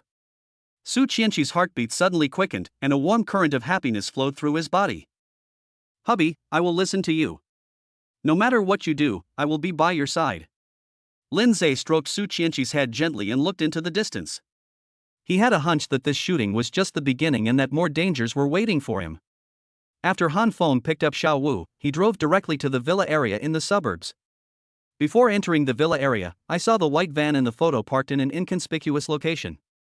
Notify the cars behind to block it. Han Feng spoke to his men behind him and directly ordered the driver to stop the car in front of the white van. Xiao Wu saw through the car window that Guego was resting with his eyes closed in the white van, and he clenched the steel pipe tightly in his hand. Brother Gue, something bad has happened. The yellow-haired man who was in charge of observation was shocked when he saw two Mercedes-Benz commercial vehicles coming at them aggressively and blocking them inside. What? Wang Yuan is out? Brother Gue opened his eyes dazedly and looked out the car window. When he saw the 15 or 16 strong men surrounding the car, he suddenly lost all sleepiness. Especially when he saw the person standing in the front, he felt like he saw a ghost. Everyone get out of the car, quickly. Han Feng's men directly opened the car door, and the steel pipes in their hands were like death warrants. Brother Feng, what brings you here? Brother Gue got out of the car in a daze and looked at Han Feng timidly. Han Feng is a popular figure around Boss Wang, he can't afford to offend him. Brother Gue, do you still recognize me? A young man walked out from behind Han Feng, staring at Brother Gue. Xiao Wu. How did you get along with? Before he could finish the rest of the words, Brother Gue swallowed them back. Asking such an idiotic question is just paying an IQ tax. Old Ghost, I want to ask you, who sent you here? Han Feng grabbed Brother Ghost with a fierce look in his eyes. Brother Feng, I was paid to do things for others. Everything is done, what are you still doing here? Faced with Han Feng's questioning, Brother Gue didn't know how to explain for a moment. You can't tell him that you'll wait here for Wang Yuan to leave and then go in to sleep with Rococo, right? However, when Han Feng appeared here, Brother Gue seemed to understand that he had caused a big disaster this time. Being able to alarm Han Feng means that the woman he kidnapped has a very deep background. I'll come back and deal with you later. Tie them all up and send someone to watch them for me. Han Feng threw down his sentence and ran towards Wang Yuan's villa with Xiao Wu and his men. You stinky bitch, today I will make you wish you were dead, but you can't live. Wang Yuan set up the video recorder and looked at Rococo sinisterly. Wang Yuan, what do you want to do? The moment she saw the video recorder, Rococo suddenly had a bad feeling in her heart. What? I'll ruin your reputation. Wang Yuan put on a clown mask, rubbed his hands and walked in front of Rococo. Wang Yuan, I beg you, don't do this, don't do this. Luo Kiki guessed Wang Yuan's intention. If her naked body was posted online, it would be better for her to die. You know how to beg for mercy now? Where did your toughness go? Wang Yuan ignored Rococo's pleas and put his hands directly onto her skirt. Just as he was about to take the next step, there was a knock on the door of the villa. Damn it, Brother Gue, what are you going to do again? Wang Yuan's hands trembled, and he pulled off the mask and shouted angrily. This was the first time he had done something like this, and he was already feeling uneasy. The sudden knock on the door almost scared him to death. Brother Gue, you'd better give me a reason to come back. Wang Yuan went to open the door without thinking. After all, apart from himself, only Brother Gue knew about this villa. The door had just been opened a crack when a huge force kicked it open. Wang Yuan stumbled and fell to the ground, and the clown mask in his hand slipped out of his hand and fell to the ground. Damn it! Who? Before Wang Yuan could finish his curse, Xiao Wu picked up the steel pipe and went into a manic mode without any explanation. Wang Yuan's wails of pain echoed throughout the villa, and by the time Xiao Wu stopped, he was no longer recognizable as a human. It's true that a newborn calf is not afraid of a tiger. After Han Feng saw clearly that it was Wang Yuan, he couldn't help but shake his head secretly. If it were him, he would also think twice before teaching Wang Yuan a lesson. After all, Wang Yuan's father has some power in Zhangcheng. However, seeing the young general Wang Yuan beaten into such a miserable state, he did not feel too much upset. After all, this time he is doing things for Lindseay. Compared with Lindseay, Wang Yuan can still tell the difference between the important and the unimportant. Rococo stared at Xiao Wu, Han Feng, and the other strong men in a daze. She even thought she was dreaming. She couldn't believe that someone would come to save her. Perhaps we can think of it this way, are these people really here to save us? Rococo looked resigned to his fate, as if he had already seen the black and white impermanence waving at him. Are you Rococo? Xiao Wu nodded to Han Feng and walked in front of Rococo. Rococo nodded instinctively, and the next second shook her head like a rattle, with some fear in her eyes. After all, Xiao Wu looks too scary now. Especially the scar on the side of his face, coupled with the fact that he was a little out of breath, made him look even more hideous. You are not mute, are you? I ask again, are you? Yes. I am. I am Rococo. Luo Kiki panicked and admitted her identity without waiting for Xiao Wu to finish speaking. Artists from Dynasty Media? Xiao Wu breathed a sigh of relief, turned around and walked to the video recorder, and skillfully operated it to delete the contents. Yes, I. Hearing this, Luo Kiki was completely confused. Is he really here to save me? Seeing that there was no one else in the villa, Han Feng ordered his men to tie up Wang Yuan and throw him aside. And I looked at Xiao Wu with interest, wanting to see what he would do next. Who asked you guys to come and save me? Rococo mustered up her courage and spoke out the doubts in her heart. Xiao Wu untied the ropes that bound her and said indifferently, It's Master Lin. Luo Kiki was stunned. Master Lin? Suddenly, Lindseay's image appeared in her mind. Chapter 67 Wang Yuan's Handle. The young Master Lin you mentioned is Lindseay? Luo Kiki suppressed her excitement and looked at Xiao Wu, who untied the ropes for her. Well, what did he want to do to you just now? Xiao Wu snorted coldly and pointed at the video recorder in front of him. He wants to take my clothes. Thinking of this, Rococo couldn't stop crying. If Xiao Wu hadn't suddenly appeared, perhaps his innocence would have been exposed now. But how did Lindseay know that he was kidnapped? Has he been sending people to keep an eye on him? A huge question mark emerged in my mind, but I felt a little secretly happy in my heart. It seems that Lindseay doesn't care about me at all. Does that mean that I still have a chance? Xiao Wu couldn't help but shook his head as he looked at Luo Kiki, who was crying and laughing at the same time. This woman is so crazy when she becomes obsessed with sex. Brother Han, bring this kid over here. Xiao Wu pointed at the tied-up Wang Yuan and gave a wicked smile. Han Feng simply waved his hand and asked his men to follow Xiao Wu's arrangements. Who of you will wear the mask? Xiao Wu fiddled with the video camera and pointed it at Wang Yuan. Wang Yuan, who had been in a drowsy state, felt a chill instantly when he saw Xiao Wu fiddling with the video recorder. Brother, I was wrong. I really know I was wrong. Wang Yuan struggled desperately, and he seemed to understand what Xiao Wu wanted to do next. Sorry, it's too late. Xiao Wu grinned evilly and signaled his masked men to take action. As Wang Yuan cried and screamed, the video camera recorded him being stripped naked piece by piece. Watching the VCR cover close, Wang Yuan sat naked on the sofa, looking lifeless. Boy, I won't send this video off for now. If you dare to do something like this again, I will make sure you are completely finished. Xiao Wu warned Wang Yuan with a fierce look on his face, and helped Luo Kiki, who was still covering her eyes and looking a little nauseous, out of the villa. Han Feng looked at Xiao Wu's back, with an appreciative smile on his face.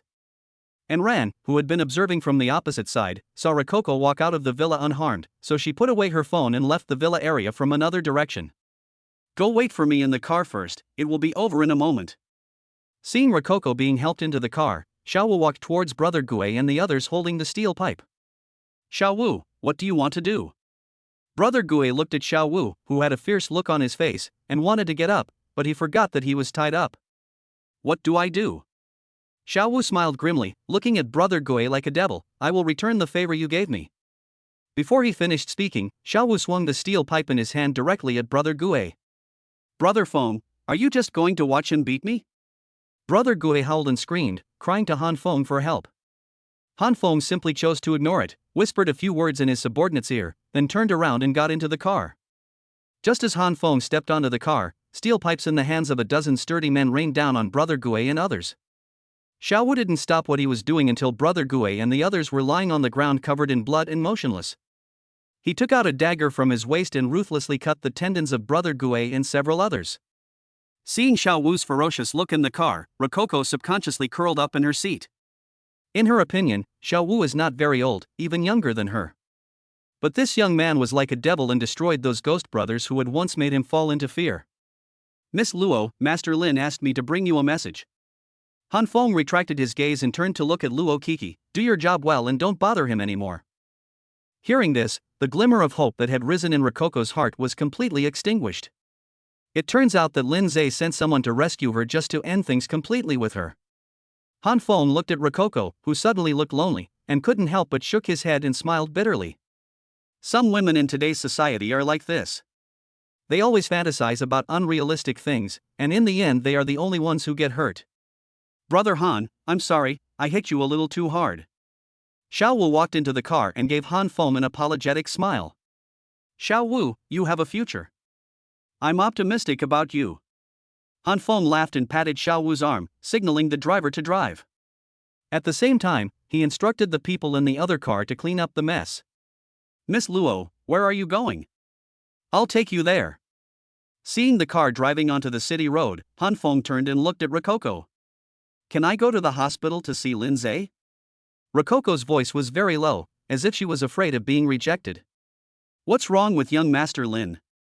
Han Feng was shocked when he heard Luo Keik's words. He just listened to Lindseay and went to the hospital to pick up Xiao Wu, but he didn't know that Lindseay was also in the hospital. Mr. Lin was shot yesterday, but it's nothing serious. Xiao Wu didn't treat Han Feng as an outsider. While talking, he took out his cell phone and asked Lindseay. Han Feng was immediately shocked. Lindseay was shot? This matter doesn't seem to be that simple, the boss must be notified. Thinking of this, Han Feng took out his mobile phone and sent a message to Wang Qingde. Brother Han, let's go directly to the hospital. Xiao Wu glanced at the reply message on his phone and looked up at Han Feng. Han Feng nodded and told the driver to go to the hospital as quickly as possible. He had received instructions from Boss Wang, asking him to visit Lindseay on his behalf. When the three people appeared in Lindseay's ward, and Ran quietly took back her phone. Lindseay's eyes stayed on Xiao Wu, as if he was considering something. After watching the video recorded by Ran just now, he felt that Xiao Wu was definitely a capable person worthy of trust. But at the same time, he is a double-edged sword. It would be best if you always listen to yourself. If one day he wants to turn against us, it will definitely be a time bomb. Rococo, what are you doing here? Su Chenshi glared at Rococo. If it weren't for her, Lindseay wouldn't have been shot. As for Lindseay sending Xiao Wu to rescue her, it was also out of sympathy for the company's artists. I'm sorry, Miss Su. I just wanted to come and thank Mr. Lin for saving my life and take a look at his injuries. Rococo's timid voice calmed Su Chenshi down a bit. Rococo is just a poor person. Is it worth it for me to be angry with her? Luo Kiki, I agree that you come to the hospital, but I just want to give you a warning in person. Lindseay moved his left arm and looked at her panicked expression. As an artist of the company, you should put the company first. The show, Have Fun, Brothers, is about to be aired. I hope you can have a positive attitude and do a good job on this show. Hearing Lindseay's words, Su Chenshi felt relieved at first, because it turned out that he only cared about the show. Luo Kiki felt a pang in her heart, but she also understood Lindseay's original intention and nodded silently. Xiao Wu, send Miss Luo back first. Lindseay winked at Han Feng and then sent Xiao Wu away. Chapter 68, number 1 in ratings. Seeing Xiao Wu and Luo Kiki leave, Lindseay took a look at the gift Han Feng brought and couldn't help but wonder. Crazy, this is a hospital stay, why did you bring such an expensive gift? Mr. Lin, I didn't know what to bring you, so I just bought a box of ginseng to nourish your body. Han Feng scratched his head. Apart from a fruit shop, there was also a nutritional supplement store in front of the hospital. Since he came to see Lindseay on behalf of Boss Wang, he couldn't just buy those cheap fruits. I want to know what you think of Xiao Wu. Lindseay changed the subject, as if he was just joking. Xiao Wu is a man of courage and resourcefulness, and he is decisive and ruthless in his actions. Han Feng didn't think twice and directly expressed his evaluation of Xiao Wu. Such a high evaluation? Lindseay was a little surprised. Mr. Lin, although Xiao Wu is young, he is daring and will become a great man in the future. Han Feng didn't speak for Xiao Wu at all, everything he said was the truth. Xiao Wu was a ruthless character. If he is given the right time, place and people, he will definitely stand at the top of Jiangchang and even surpass Boss Wang. Lindseay nodded silently. He also saw this from the video recorded by Ran. Crazy man, thank Boss Wang for his kindness for me. I'll come to his house to thank you some other day. Lindseay was a little tired, so he had to order him to leave. Although he was only shot in the left arm, he had lost too much blood and was still a little weak. Then Master Lin, I'm leaving first. If you have anything, just call me.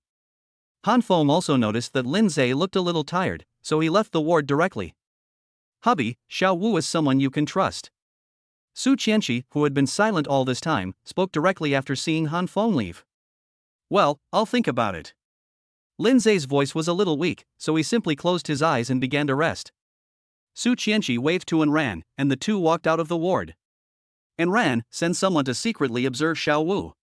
On the one hand, to protect his safety, and on the other hand, to see who he contacts privately. Su Chenshi looked at the sky outside the window and sighed silently. Miss, why do I feel that Mr. Lin wants to go that way?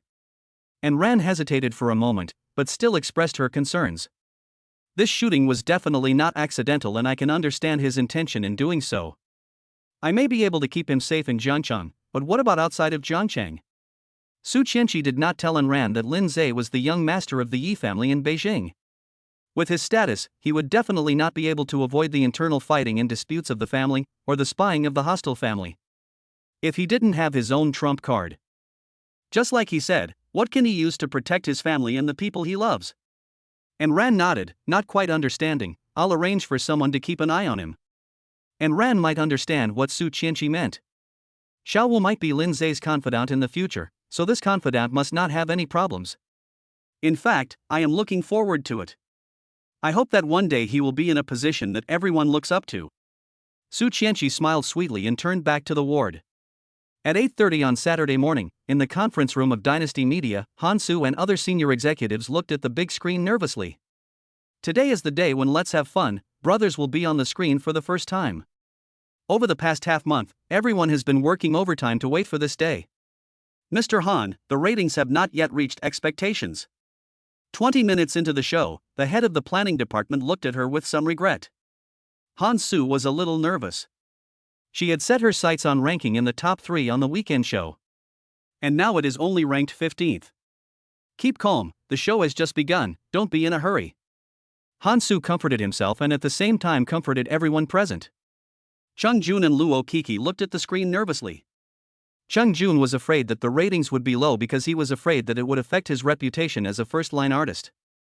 Rokoko was afraid that the ratings will not be high because he is afraid that he will not be able to stand out and become a household name. 10 minutes later, the program's ratings ranking moved up 2 places. Han Su's palms were covered with sweat. The trailer had obviously good ratings, so why didn't it improve today? The entire conference room fell into silence. Everyone's eyes were focused on the big screen and the atmosphere was extremely tense. Just when everyone thought that this show was firmly stuck at 10th place, the ratings suddenly skyrocketed. The data soared all the way and directly reached the number 1 position in the ratings. Yeah! Cheers suddenly rang out and everyone jumped up excitedly, as if they had won $1 million. Han Su looked at the ratings which were still rising and wiped the tears from the corners of his eyes excitedly. She didn't expect that this show would really become a hit on the internet as Lindseay said. Until the end of the show, the ratings of Let's Have Fun, Brothers reached a record high and remained in first place. Pa pa pa. Just when everyone was filled with joy, applause came from outside the meeting room. Everyone was stunned and turned to look at the door of the meeting room. Lindseay, accompanied by Su Chenshi, appeared in everyone's sight. Boss Lin, the ratings of Have Fun, Brothers, have broken the record for the same tier programs and are firmly ranked first. Han Su saw Lindseay coming in and greeted him excitedly. Originally, Han Su wanted to give Lindseay a bear hug, but because Su Chenshi was beside him, he restrained himself a little. I saw it, and it was beyond my expectation.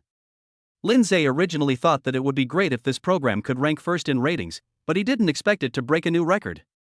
Lindseay walked to the screen with a smile on his face, looked at the excited expressions of the crowd, and waved his hand. On behalf of the Su Group, I would like to express my gratitude to everyone here. Thank you for your hard work during this period of time. Everyone's bonus will be doubled. I'll treat you tonight.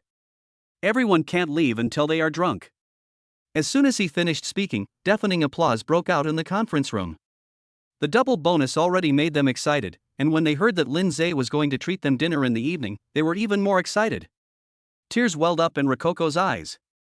Seeing Lindseay's left arm moving freely, she felt relieved. It seems that in the past half month, Lindseay's gunshot wound has almost recovered. Han Su, please inform all the people involved in this program that there will be a celebration banquet at Jiangcheng Hotel tonight. Lindseay was also very happy. After all, this was his first program, and being able to achieve such excellent results was also an encouragement to himself. No problem, Mr. Lin. Leave it to me. Han Su patted her chest. She might be a little timid about other things. But when it comes to eating, drinking and having fun, she is an expert. By the way, the president of our Su group will also attend the celebration banquet tonight. Before Lindseay left, he dropped a bombshell. The entire conference room was in an uproar. The president of the Su Corporation would actually be attending tonight? You know, only the top executives of Su Group have seen that mysterious president. Watching Lindseay and the other two walk out of the conference room, Luo Kiki stared at Su Chenshi's back and muttered to himself. Is this ready to be announced to the public? Chapter 69, Announcing Relationship. Hubby, are you crazy? As soon as he entered the chairman's office, Su Chenshi quickly locked the door. What? Is there a problem? Lindseay lazily sat on the sofa and moved his left arm, which had just recovered. Why did you say that I was also attending the celebration banquet? You should know that apart from the top executives of the Su Corporation, few people know me. Although Su Chenshi didn't know what Lindseay was thinking, he didn't act unreasonable. She knew that everything Lindseay did had his purpose. I think everyone in Dynasty Media has a rough idea of our relationship. By making your identity public, we are also making our relationship public. Lindseay hugged Su Chenshi in his arms, and suddenly a desire rose in his heart. I stayed in the hospital for half a month, staying with such a beautiful wife every day. I felt like I was going to explode. You want to make our relationship public? Su Chenshi snuggled in Lindseay's arms, sliding her fingers along his chin. You'll be surrounded by enemies. Lindseay was stunned at first, then he understood what Su Chenshi meant. As the apple of the Su family's eye, Su Chenshi must have a lot of suitors. Once their relationship is made public, I'm afraid those suitors will not let Lindseay off easily. Since I plan to make our relationship public, it means I'm ready for everything. Without going through the baptism of violent storms and rains, how can a tree grow into a towering tree? Lindseay took a deep breath and his hands began to wander dishonestly on Su Chenshi's body. Hearing Lindseay's words, Su Chenshi felt a little admiring for a moment. This is what a mature, stable, and positive man should say. But when she noticed Lindseay's restless hand, she quickly held it down. Honey, we can't do this in the office. Come home tonight and I will satisfy all your requests. Su Chenshi escaped from Lindseay's clutches with blushing cheeks. At 7 o'clock in the evening, the banquet hall of Jiangcheng Hotel was packed with people. Most of the employees of Dynasty Media were invited to attend the celebration banquet. Judging from the tone of Han Su's invitation, it means that the whole world must celebrate. Rococo, you look beautiful tonight. Cheng Jun, wearing a black tuxedo and holding a wineglass, came to Rococo. Thank you for your praise, senior. I'm still not worthy of being in such a refined place. Rococo smiled sweetly and clinked glasses with Cheng Jun. Even though she dressed up specially tonight, she still felt a little unnatural. In the show, her and Cheng Jun's CP has become a household name. Although she knew that this was hype in a show, she was still a little restrained when facing Cheng Jun face to face. There's no need to say thank you between us, right?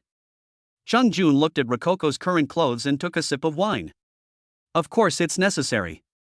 Hype is hype. Privately, you will always be my senior. Luo Kiki looked at Cheng Jun with a smile, but denied all of Cheng Jun's thoughts with just one sentence. Ever since being kidnapped by Wang Yuan last time, in Rococo's heart, any emotion is a prelude to interests.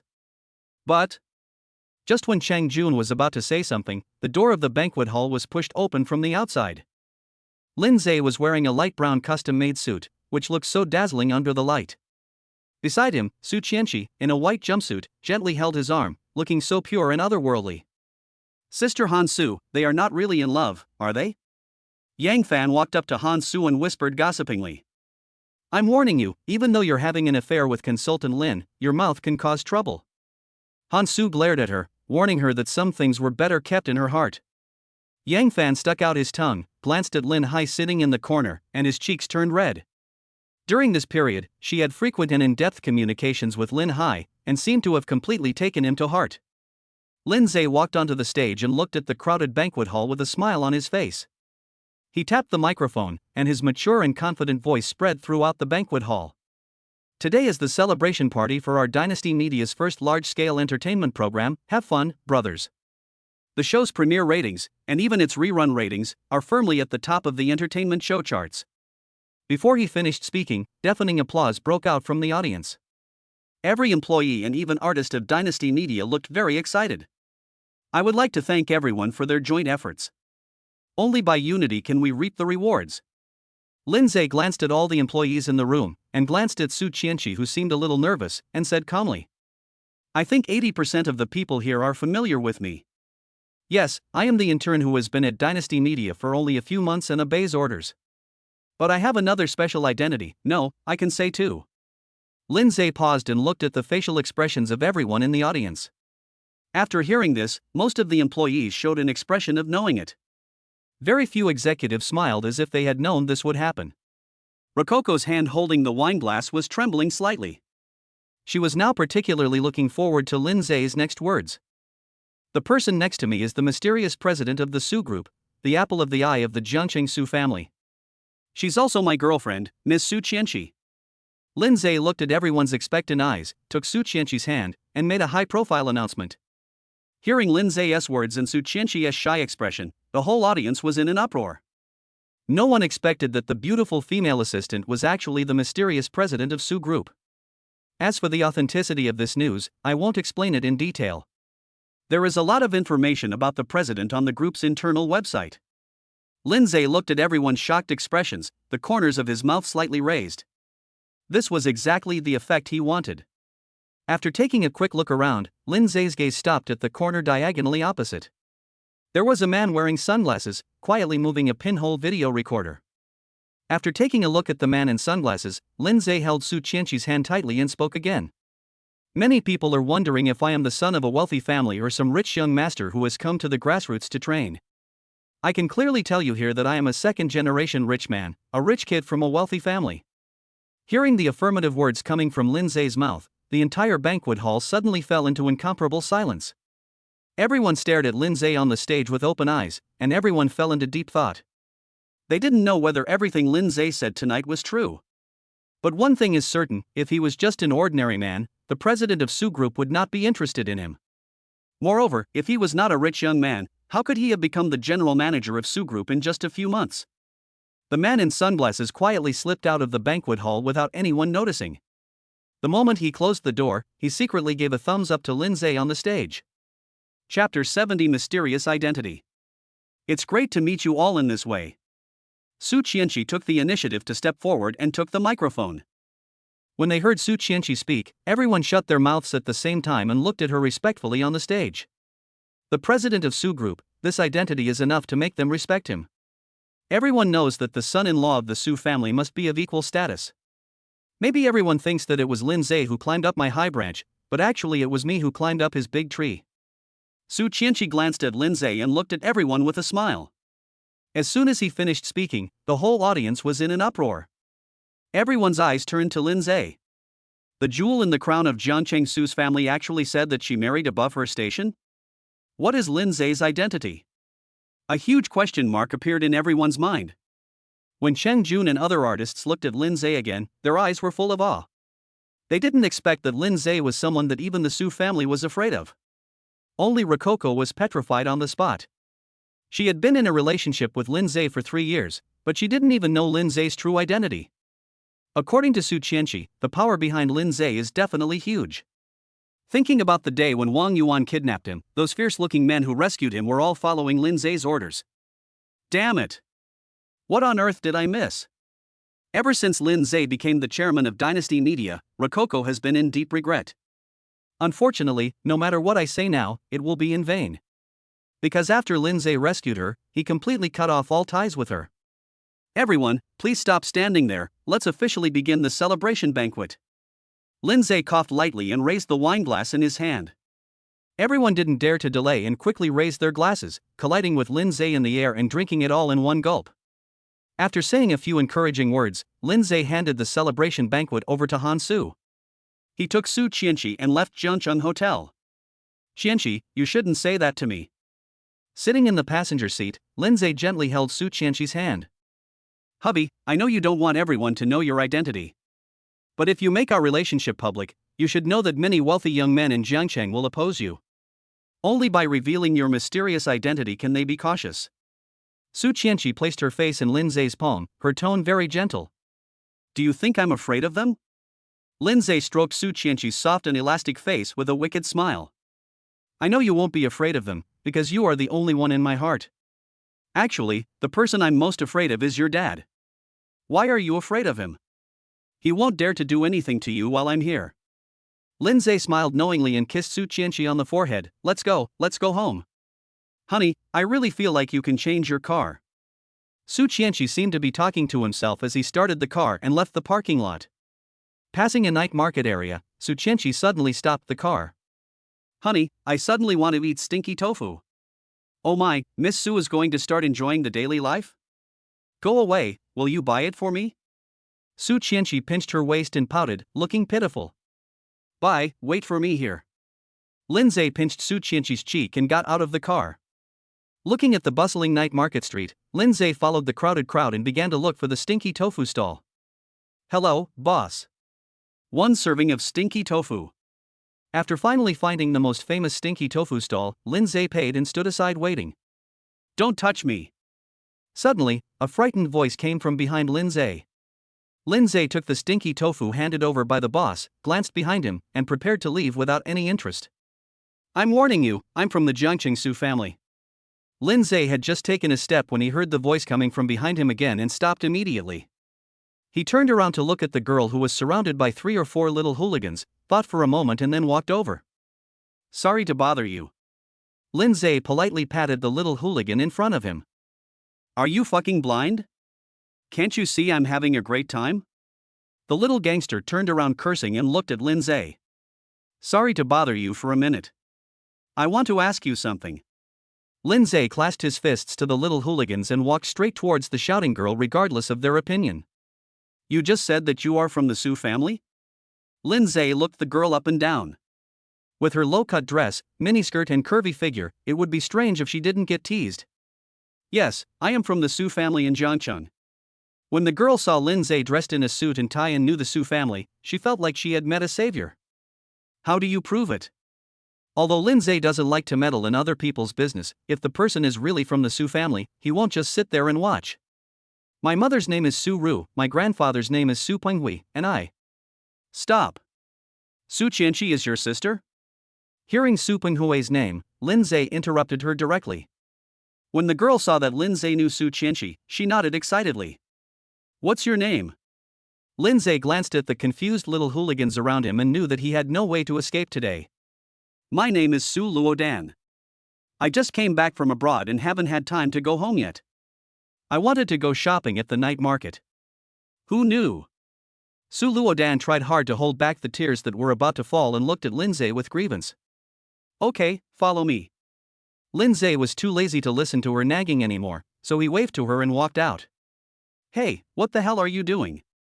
The leading gangster was stunned. What the hell is this? You want to take someone away just by saying a few words? I'm sorry, everyone.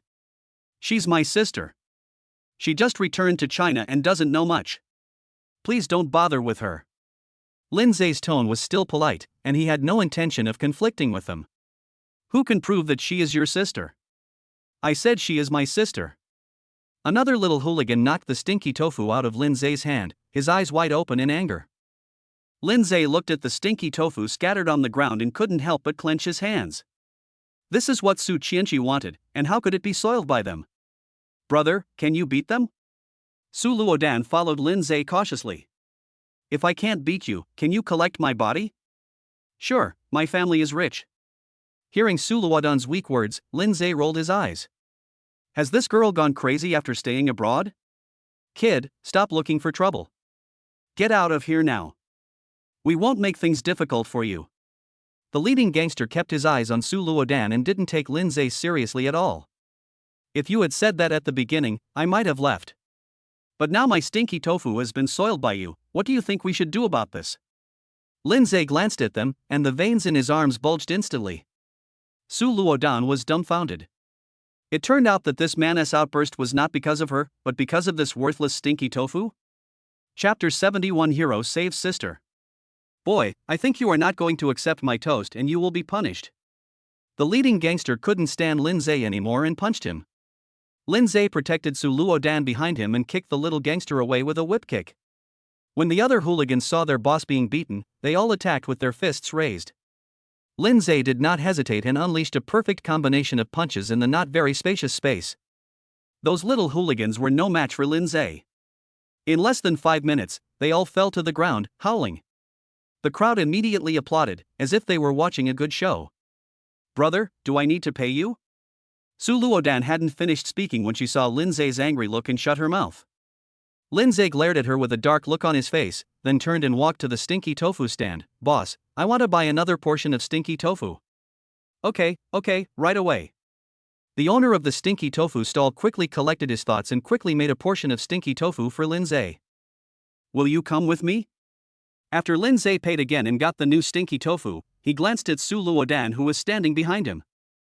I'll follow."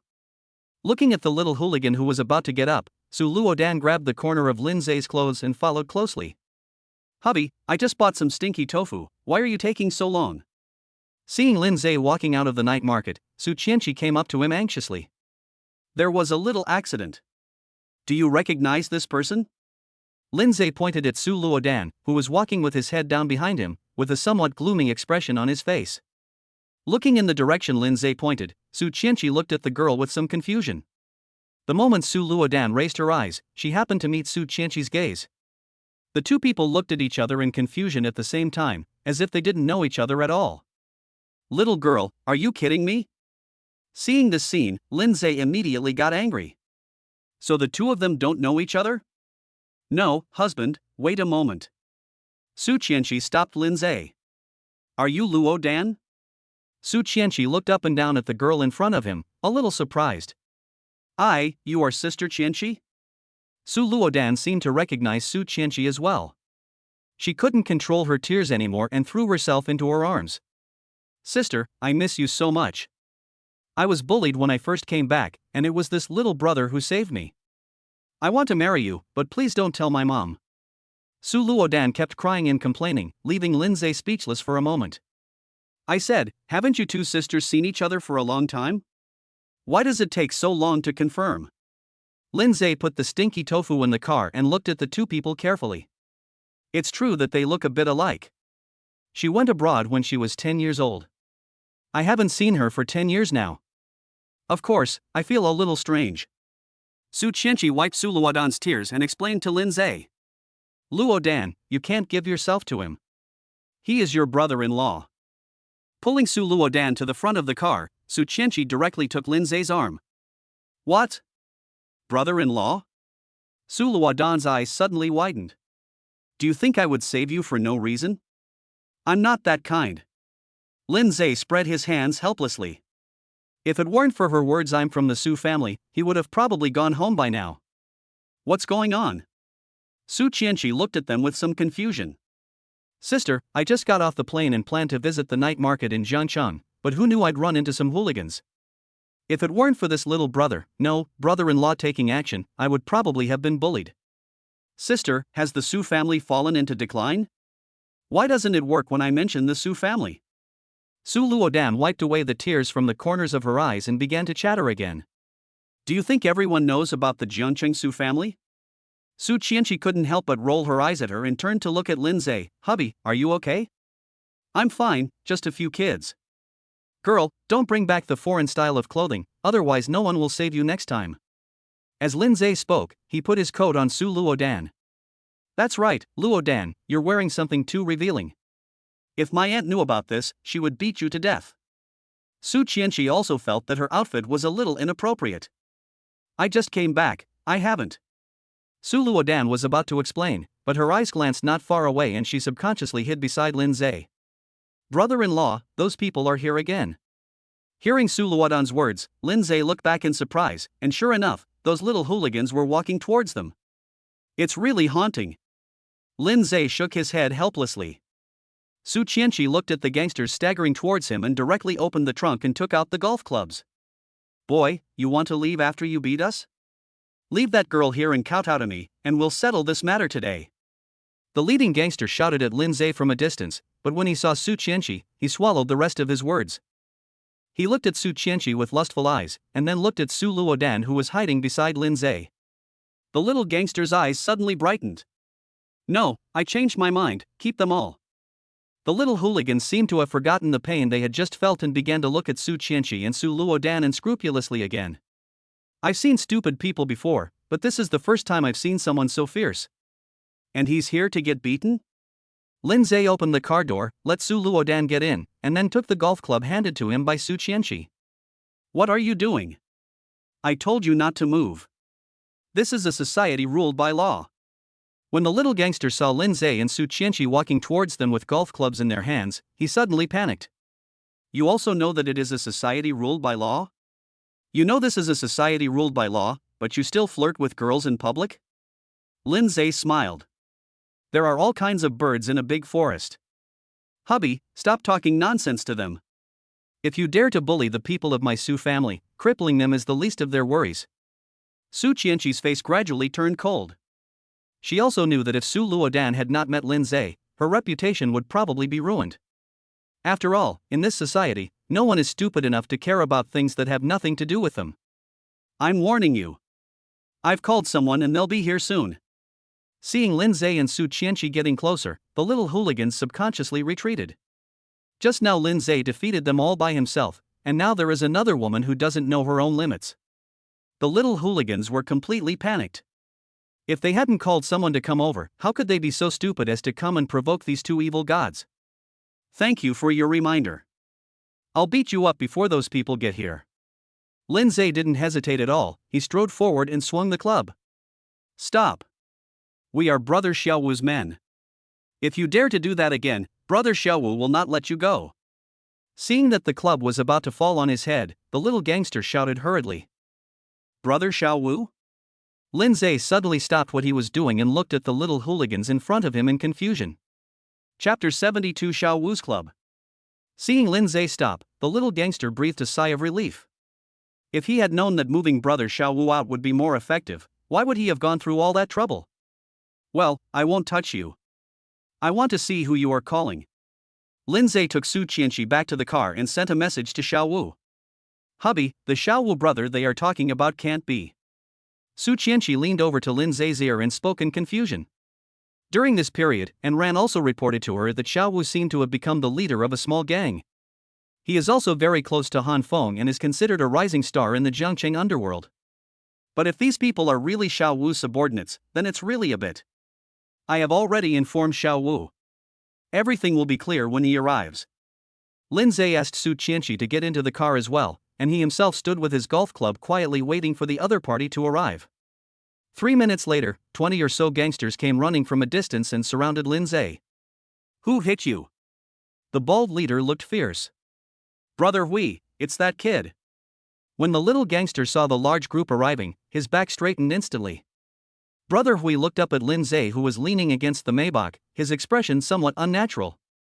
Although he brought all the members of the society out this time, they were outnumbered and powerful. But the other party can afford a luxury car worth 2 million. Do you really dare to touch such a person? Did you beat up my people? Brother Hui asked cautiously. What if he met a tough guy?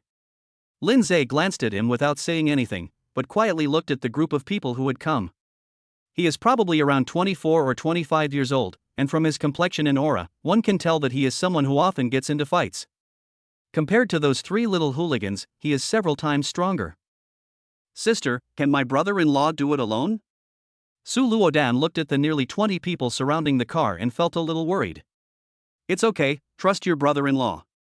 Su Chenshi didn't care at all. She knew that there was no way they could fight. However, the men Xiaowu gathered together do look quite intimidating, but I don't know how strong they are.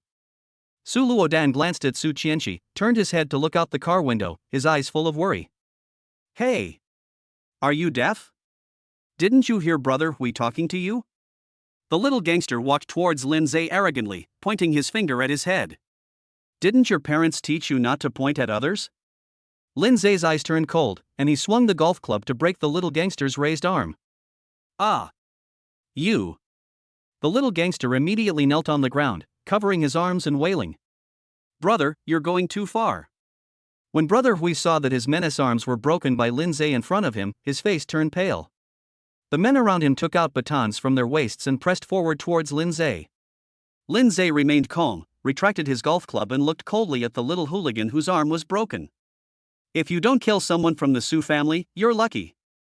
Lindseay snorted coldly and looked directly at Brother Hui with a sharp gaze. Don't move. When Brother Hui heard the Su family's words, he hurriedly stopped his men who were about to take action. You just mentioned the Su family? Which Su family? Brother Hui swallowed subconsciously and cold sweat instantly broke out on his forehead. Is there a second Su family in Zhongcheng? Lindseay looked at Brother Hui jokingly. What the hell did you do? Brother Hui suddenly panicked and kicked the little hooligan whose arm was broken. Brother Hui, we were just teasing a little girl, we didn't do anything else. The little gangster covered his arm, looking aggrieved. Did my sister tell you that she is from the Su family? Lindseay pointed at Su Luodan who was looking out the window and smiled at the little hooligan. The little gangster was speechless for a moment, and his whole body wilted instantly. Sir, my name is Zhang Hui. I'm not interested in your name. I'm waiting for someone. You guys wait with me. Lindseay waved his hand, put the golf club on his shoulder, and glanced at the time. Zhang Hui glared at the little gangster fiercely and stood there at a loss as to what to do. He never thought that the few brothers he had just recruited would dare to mess with the Su family. After thinking for a moment, Zhang Hui took out his mobile phone, found his boss's number and dialed it. The eldest brother seems to have a connection with the Su family. Maybe having him come here can make a big thing small, or a small thing nothing. After the call was connected, no one answered, and Zhang Hui broke out in a cold sweat. Get out of my way. A cold voice suddenly exploded behind the crowd. When Zhang Hui heard this familiar voice, he was overjoyed. But the next second he was stunned. He didn't tell the boss the location at all. The crowd quickly dispersed, and a figure strode towards where Lindseay was. Boss, Brother Hui wanted to say something, but was simply ignored. Mr. Lin, I'm sorry I'm late. Xiao Wu walked up to Lindseay and bowed deeply. Zhang Hui and others looked at each other when they saw this, and stood there at a loss as to what to do. That person could actually make the boss so humble, could it be? Xiao Wu, how long have we not seen each other? Lindseay looked at the high-spirited Xiao Wu and patted him on the shoulder. Reply to Master Lin, half a month. Without Lindseay's order, Xiao Wu could only speak like this while bending over. Those guys molested my sister, what do you think we should do about this? Lindseay pointed at those little hooligans and looked at Xiao Wu with a smile. Mr. Lin, I know what to do. Xiao Wu pointed at the little hooligans and winked at Zhang Hui. Zhang Hui immediately understood what Xiao Wu meant. He took out his baton and started beating those hooligans without saying a word. Seeing this, the other men did not dare to delay and picked up their batons to attack the little hooligans. Xiao Wu, I treat you as my brother, you can't mess around outside. Lindseay helped Xiao Wu up, put his left arm on his shoulder, and looked at him meaningfully. Mr. Lin, I just took over Brother Gui's place and recruited some younger brothers. Xiao Wu suddenly broke out in a sweat. He didn't dare to make Lindseay angry. So, you have set up a small club now? Lindseay winked at Xiao Wu and took him away from the Maybach. Mr. Lin, according to your instructions, it is slowly expanding. Xiao Wu glanced at the two people sitting in the Maybach and reported in a low voice. I asked you to form a club secretly, not to let you accept anyone. Why did you take those guys who tease young girls and bully the weak and fear the strong? Lindseay pointed at the little hooligans who had been beaten black and blue, his face full of anger. It might have been taken by one of my subordinates. I will definitely teach them a lesson when I get back. Xiao Wu nodded quickly to explain. Remember, you don't need a lot of people, but you have to be good. Do you understand what I mean? Lindseay whispered next to Xiao Wu's ear, afraid that others would hear. I understand. We only need elite soldiers and strong generals. Xiao Wu's eyes suddenly flickered, as if he saw a road leading to heaven. Chapter 73 Su Luodan. Brother Wu is unconscious. Zhang Hui walked up to Xiao Wu and bowed respectfully to Lindseay. Mr. Lin, this is Zhang Hui, a very nice guy.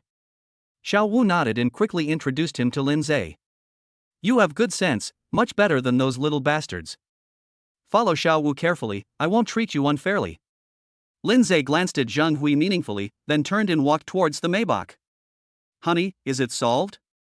Su Chenshi started the car when she saw Lindseay get in. It's okay, let's go and send her home first. Lindseay glanced at Su Luodan, who was sitting in the back row in amazement, and smiled indifferently. Sister, can I not go home tonight? Su Luodan finally came to her senses and looked at Su Chenshi dimly. You just returned to your country and you don't want to go home? You've been abroad for 10 years, don't you miss your parents?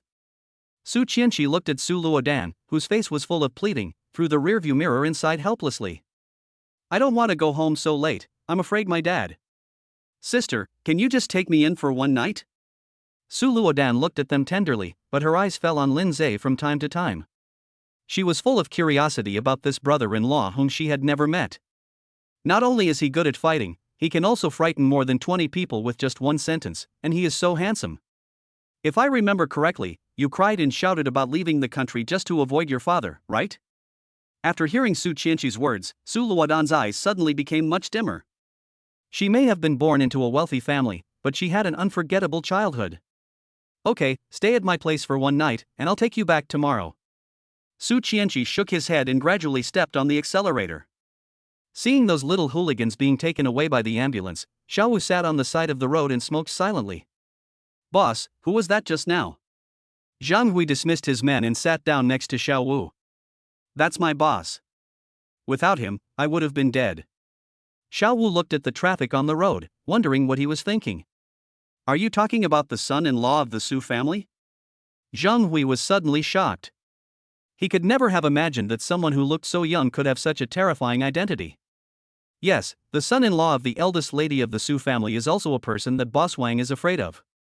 I have a feeling that he is not as simple as he seems. Xiao Wu blew out a smoke ring and looked up at the vast starry sky. Looking at Xiao Wu, who was so deep, Zhang Hui fell silent. Although he is a few years older than Xiao Wu, he is not as ruthless as Xiao Wu. Xiao Wu's ruthlessness and courage were the reasons why he was convinced. Now, seeing the man that even Boss Wang was afraid of, Zhang Hui had a vague feeling that he would be successful if he followed Xiao Wu. Brother Hui, next time you hire people, be selective and don't hire too many. I don't want to see trash like those just now again. The society is still expanding, so don't cause trouble. Remember, we are here to serve Master Lin. Xiao Wu put out his cigarette, patted Zhang Hui on the shoulder, stood up and walked towards the parking space. Zhang Hui nodded as if he understood, groped his bald head, and followed Xiao Wu away. Sister, why do you live here? Why don't you live in a villa? Didn't Grandpa give each of us a sea view villa? Looking at the house in Haoding Mansion, Su Luodan was very puzzled. Su Chenshi's hand, which was hanging close, paused for a moment and did not answer the question. We are used to living here. It is close to the group and it is convenient for work. Lindseay placed the stinky tofu on the table and began to explain casually. Oh, so that's how it is. No wonder. I told you that you don't want to live in a big house, but you have to come and live in this small building. Su Luodan fell carelessly on the sofa, as if he was at home. Luodan, when will you return to China this time? Su Chenshi glanced at Lindseay, poured a glass of water and handed it to Su Luodan. Oh, the virus is spreading abroad recently, so I came back to have some peace and quiet. I haven't told my parents yet. If they knew I went back without permission, I would be in trouble. Su Luodan took a sip of water and then lay down on the sofa, looking ready to be slaughtered. Lindseay glanced at Su Luodan and went straight back to the master bedroom. Su Luodan was originally wearing very little, and lying on the sofa like this, she was exuding unlimited spring light. Any normal man would feel a little lustful when seeing such a beautiful sight. In order to avoid embarrassment, Lindseay could only lie on the bed and play games on his mobile phone. Your brother-in-law is at home, can you please pay attention? Su Chenshi noticed Lindseay's embarrassment and glared at Su Luodan. Sister, when did you find such a handsome brother-in-law? Su Luodan's eyes rolled, she stood up, took Su Chenshi's arm and started asking. Children should stop asking about adult matters. Go wash up and go to bed. Su Chenshi tapped Su Luodan on the head and pulled her towards the second bedroom. Sister, how about I wait until you marry your brother-in-law before going back? Sister, the guy who just came here is quite handsome. Can you ask your brother-in-law to introduce him to me? Sister, how far have you and your brother-in-law progressed?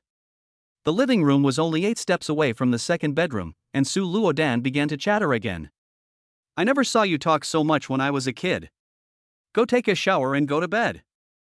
Su Chenshi pushed Su Luodan into the second bedroom and closed the door for her. Well, another little ancestor is back.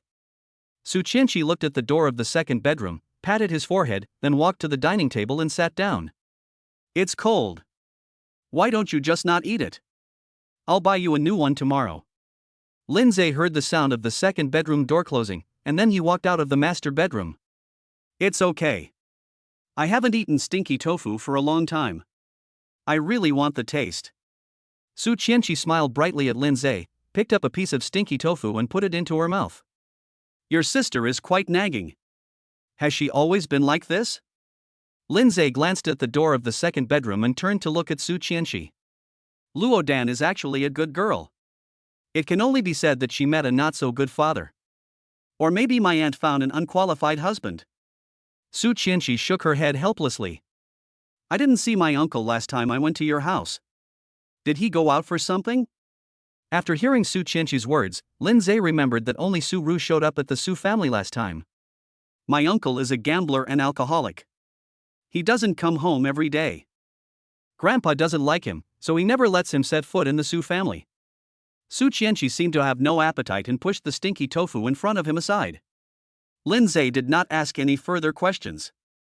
Even if Su Chenshi didn't say anything, he would have guessed it roughly. It is probably because Su Ru loves this person very much that Su Penghui is so tolerant. Sister, where is the bath towel? Just then, the door of the second bedroom opened and Su Luodan walked out yawning. Lindseay just took a sip of water, and when he saw her cool outfit, he sprayed it out. Chapter 74 Difficult Sister-in-Law.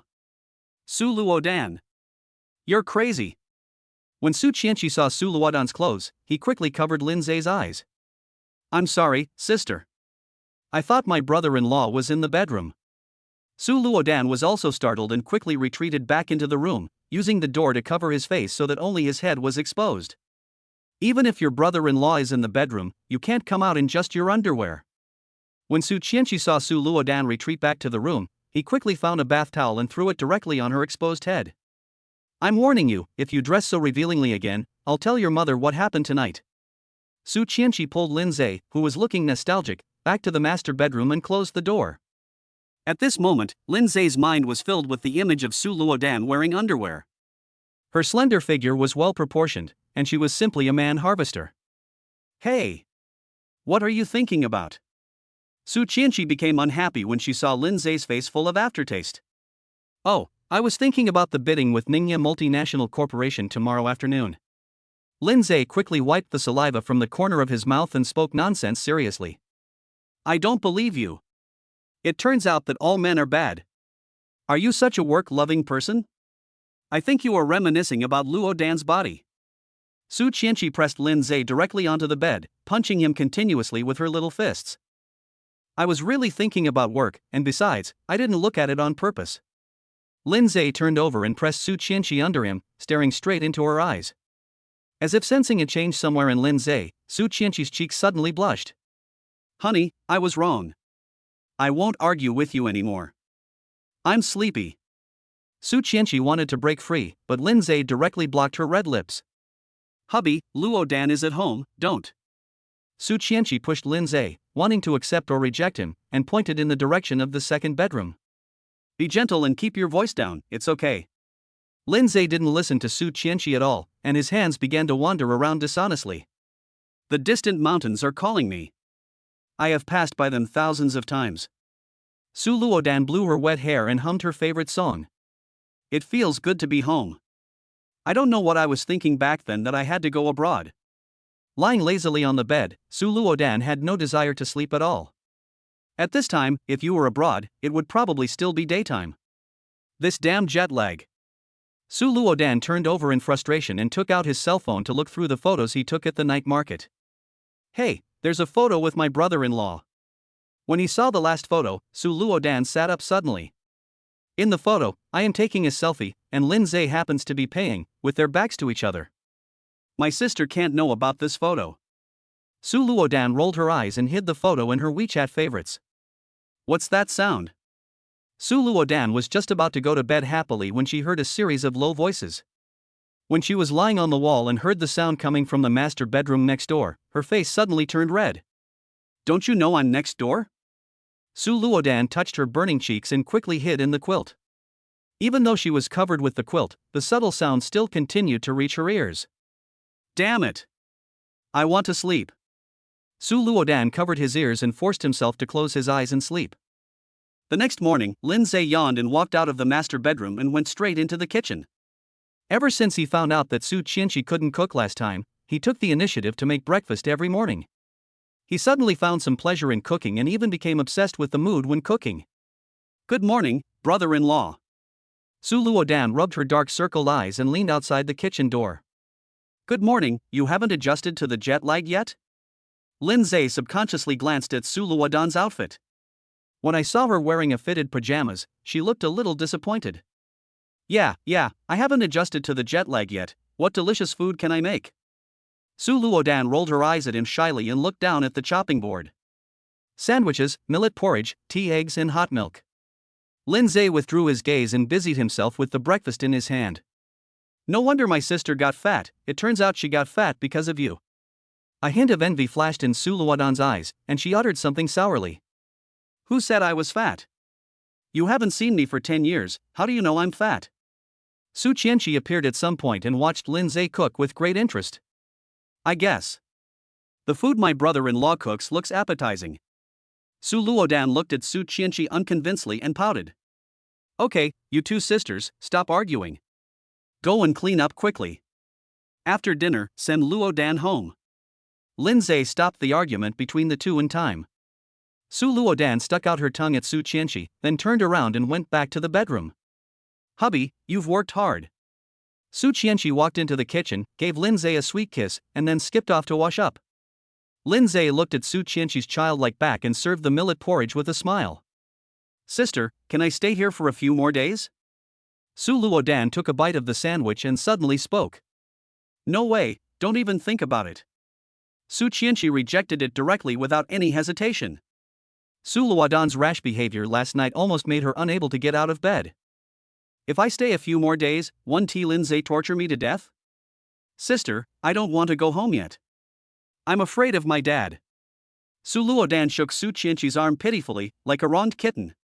Your brother-in-law and I will go back with you. He won't dare to do anything to you. Su Chenshi patted Su Luodan's little hand and began to eat breakfast in big mouthfuls. Seeing that the discussion was fruitless, Su Luodan had no choice but to accept his fate and lower his head to eat his sandwich. Lindseay looked at the two sisters and couldn't help laughing. I didn't expect that there are still rich girls who don't want to go home. After the three of them finished breakfast, Lindseay drove them to the Long Lake Villa. I'm sorry, it's not the owner of this community who needs it. The security guard at the gate of Longhu Lakeside Villa District was about to stop them, but when he saw Su Chenshi sitting in the passenger seat, he was speechless. Tell your manager to enter this car into the system as well, understand? Su Chenshi glanced at the security guard from the side. Yes. President Su. The security guard quickly opened the door and gave a standard salute. Chenshi, if I remember correctly, this is the most luxurious sea view villa area in Jiangcheng, right? As the car drove into the gate, Lindseay looked at Su Chenshi in surprise. Brother-in-law, you are ignorant now, aren't you? This was developed and built by my grandfather, and he gave each of us children in the Su family a set. Without waiting for Su Chenshi to speak, Su Luodan leaned over and spoke first. Oh, so you have a house here too? Not only my sister has it, I have it too. As soon as Lindseay finished speaking, Su Luodan answered first. Su Luodan, shut up. You should think carefully about how to face your parents later. Su Chenshi glared at her with a somewhat displeased tone. When Su Luodan heard that she would be meeting her parents soon, she instantly wilted. Chapter 75 Su Ru's Grievances. Looking at the strange yet familiar villa in front of her, Su Luodan was a little at a loss. After all, I haven't been back for 10 years. Standing at the door again, I don't know whether I should go in. What's wrong? Where's that mischievous spirit just now? Su Chenshi looked at her mischievous sister with amusement. Sister, please stop teasing me. I really don't know how to face this. There was a hint of uneasiness on Su Luodan's little face. For the past 10 years, she has lived with a nanny and only occasionally video chats with Su Ru. As for her addicted gambling father, she hasn't had any contact with him for 10 years. Don't worry, I'm here. Su Chenshi also put on a serious expression, hugged Su Luodan and rang the doorbell. Soon, a middle-aged woman in her 40s walked out of the villa and hurriedly opened the gate. "Miss, you are here." "Auntie Wang, what's wrong with you?"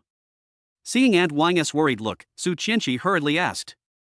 "Oh, sir, he came back early in the morning." Aunt Wang wanted to explain, but when she looked at Su Luodan, she was stunned. You are Luodan?" Aunt Wang rubbed her eyes in disbelief. "Auntie Wang, it's me." A few tears appeared in Su Luodan's eyes. "Aunt Wang watched me grow up and has worked hard for this family for more than 20 years. She is also an indispensable member of the family." "Miss, you are finally back." Aunt Wang stood there at a loss, looking very excited. "Auntie Wang, what happened?" Su Luodan also noticed that something was wrong with Aunt Wang and asked anxiously. "Your father came back early in the morning and asked for money, but your mother refused to give it to him, so the two of them." Before Aunt Wang finished her words, she heard the sound of something breaking in the villa. "Wang Anha, you bastard, I won't give you another penny." A sharp, crying female voice reached everyone's ears. "It's bad." Aunt Wang slapped her thigh, turned around and ran towards the villa. Su Chenshi and Su Luodan looked at each other and ran into the villa in panic. Lindseay shook his head helplessly. It turned out that even wealthy families had so many troubles. "Miss, are you okay?" Aunt Wang screamed and quickly helped Su Ru, who was lying on the ground, up. In front of them stood a middle-aged man with a slicked-back hair and fancy clothes. He was Su Ru's idol husband and the father that Su Luodan feared the most. "Wang Anha, when Luodan comes back, I will definitely divorce you." Su Ru was supported by Aunt Wang. She pointed at her husband, her eyes full of despair. "You stinky bitch, you want to divorce me? No way. I tell you, even if you divorce me, half of this property will belong to me." Wang Anha was drunk and roared as he picked up the vase beside him and wanted to throw it at Su Ru. But the next second, his wrist was clamped tightly and the vase in his hand was snatched away. "Mom, what's wrong with you?" Su Luodan ran to Su Ru crying and looked her up and down worriedly. "Luodan? Why are you back?" Su Ru was stunned. When she saw her daughter in tears, she immediately hugged her in her arms. "Luodan, why didn't you tell me when you came back so I could send someone to pick you up?" Su Ru hugged her daughter tightly, tears streaming from her eyes. It seemed that the moment he saw his daughter, all the grievances of these years were vented. "Mom, he treated you like this, why didn't you tell me?" Su Luodan stared at Wang Anha with tearful eyes. "I'm afraid it will affect your mood abroad." Su Ru was already crying. "Luodan is back? My precious daughter is back? Dad misses you so much, do you have any money? Give me some." Wang Anha looked at Su Luodan, sizing her up and down with greedy eyes. "Who the hell are you? Let me go." Wang Anha turned his head to look at Lindseay, who was still holding his wrist tightly, and started cursing. "Pa!" A loud slap landed directly on Wang Anha's face. "Can you bully the people of our Su family?" When Su Chenshi saw Su Ru's pitiful appearance, he was immediately furious. If it weren't for Su Ru who had always protected Wang Anha, the Su family would have kicked him out long ago. This slap not only woke up Wang Anha, but also woke up Su Ru. "Chenshi, when did you come?" Looking at Su Chenshi and Lindseay, Su Ru quickly wiped away her tears. "Aunt, he has treated you like this, and you are still protecting him? If we hadn't sent Luodan home, how long would you have kept it a secret?" Su Chenshi pointed at Wang Anha's nose and looked at Su Ru in a questioning tone. Su Ru wanted to explain, but when she saw Su Chenshi's cold gaze, she sighed helplessly. "Chenshi, listen to what your uncle told you. I just owed some money outside, so I came back to discuss it with your aunt." "Negotiation? This is how you negotiate?" Su Chenshi interrupted Wang Anha and pointed at the debris on the ground and shouted. Lindseay stood aside and watched them silently. As an outsider, he had no right to interfere in their family affairs. The only thing he can do now is to keep an eye on Wang Anha and not let him do anything desperate. This was accidentally knocked off, really. Wang Anha looked at Su Chenshi like a guilty thief, his eyes dodging constantly. Su Chenshi is the apple of the Su family's eye. Among the children of the Su family, she has the highest prestige. Even Su Yucheng didn't dare to offend his own daughter, let alone himself. "I don't care what you do outside, but you can't hit anyone from my Su family. Take your things and get out of here." I'll notify the lawyer to draft a divorce agreement. Su Chenshi didn't give Wang Anha any face and directly ordered him to chase away the guest. Although you are the apple of the Su family's eye, divorce is a matter between your aunt and me. Why do you interfere? Wang Anha was still anxious. If they divorced, the Su family would definitely make him leave the house with nothing. Chenshi is right. I will ask a lawyer to draft a divorce agreement. You should be ready to leave the house with nothing. Su Ru wiped the tears from her face, looking very determined. I had been silently enduring all this because I was afraid that Wang Anha would harass my daughter who was abroad. Now that her daughter is back, she must divorce Wang Anha to prevent her daughter from suffering domestic violence from Wang Anha. Wang Anha was obviously stunned when he heard Su Ru's words. He never expected that his wife, who had always been tolerant of him and gave him money whenever he asked for it, would file for divorce so decisively. Luo Dan, you don't want to see your parents get divorced, right? Wang Anha rolled his eyes and looked at Su Luodan with a pitiful look. From today on, I will sever the father-daughter relationship with you. Su Luodan's tone was extremely firm and his eyes turned cold in an instant. Chapter 76, Kick Wang Anha. As soon as Su Luodan finished speaking, everyone was stunned. Su Ru was confused for only a moment, then she held her daughter's hand tightly. She didn't say anything because someone like Wang Anha was not worthy of being a father. Luodan, what did you say? Wang Anha rubbed his ears hard, thinking he had heard it wrong. I say, from today on, I will sever the father-daughter relationship with you. Su Luodan almost roared at Wang Anha, tears streaming down her face. As soon as she returned home, she saw her mother being torn to pieces on the ground and Wang Anha roaring angrily. She couldn't imagine what Su Ru had been through during the years she was abroad. Su Ru hugged her daughter in her arms, kept wiping her tears, and glared at Wang Anha with angry eyes.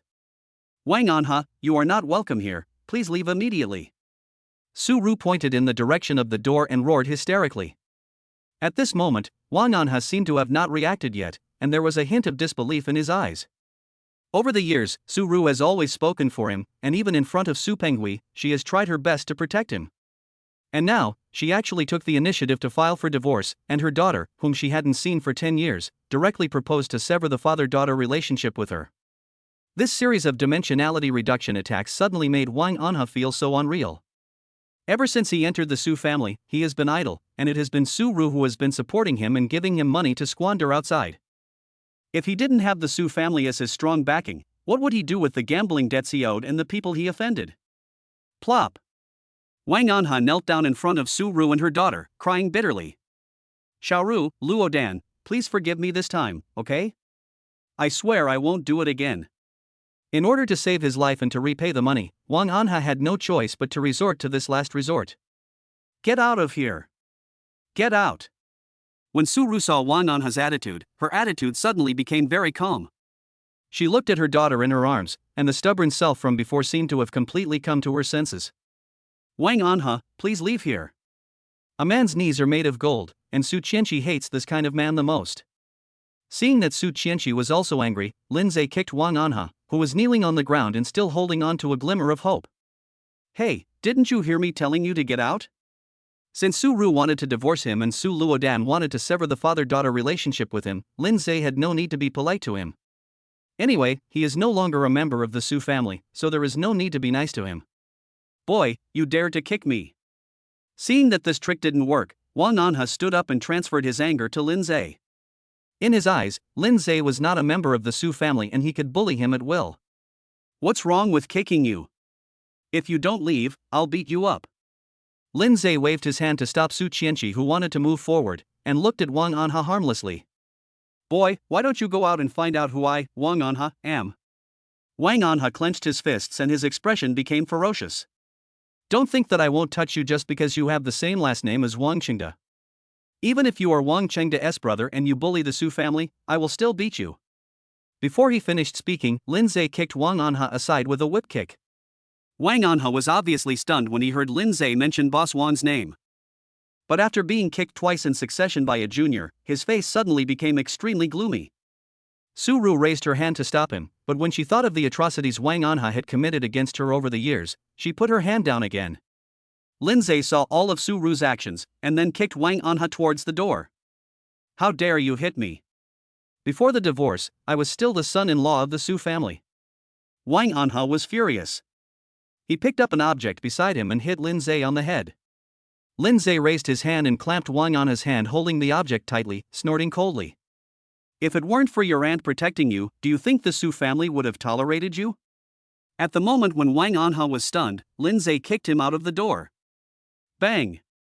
Lindseay closed the door of the villa and locked it. Wang Anha lost weight and rolled down the stairs, falling to the ground in a mess. He looked at the closed door, his eyes revealing a hint of unwillingness and regret. But now, Su personally kicked him out, and he could only leave here in shame.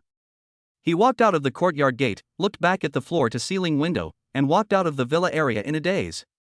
Aunt, he treated you like this over the years, why didn't you tell us? Su Chenshi helped Su and her daughter to the sofa and signaled Aunt Wang to quickly clean up the debris on the floor. Oh. Seeing that she couldn't avoid this question, Su sighed helplessly. Back then, I ignored my family's objections and fell in love with this scumbag. I thought that as long as I treated him wholeheartedly, he would help me manage the business under my name. But who would have known that ever since Luo Dan was born, he has been mocking me and even hitting me? Su recalled what happened in the past and tears couldn't stop flowing. Seeing this, Su Chenshi quickly handed over a tissue and looked at Su with some emotion. In order to give Luo Dan a good life, I agreed to let her live abroad. It was just to make her avoid Wang Anha, but who knew that he would still be so unrepentant until now? Su sighed again, and looked much more haggard. Mom, you should have told me that I'm not a child anymore. Su Luodan looked at her mother with heartache and held her hand tightly. Mom doesn't want you to worry. I just want you to grow up happily. But now that you're back, let's stay away from him together. Su looked at her daughter lovingly, as if this moment was her happiest. Aunt, you and Luodan should stay at the villa for a few days. Come back after the divorce procedures are completely completed. Hearing Su Chenshi's words, Su surprisingly did not object and nodded silently. She knew that with Wang Anha's character, he would definitely come back to cause trouble for her.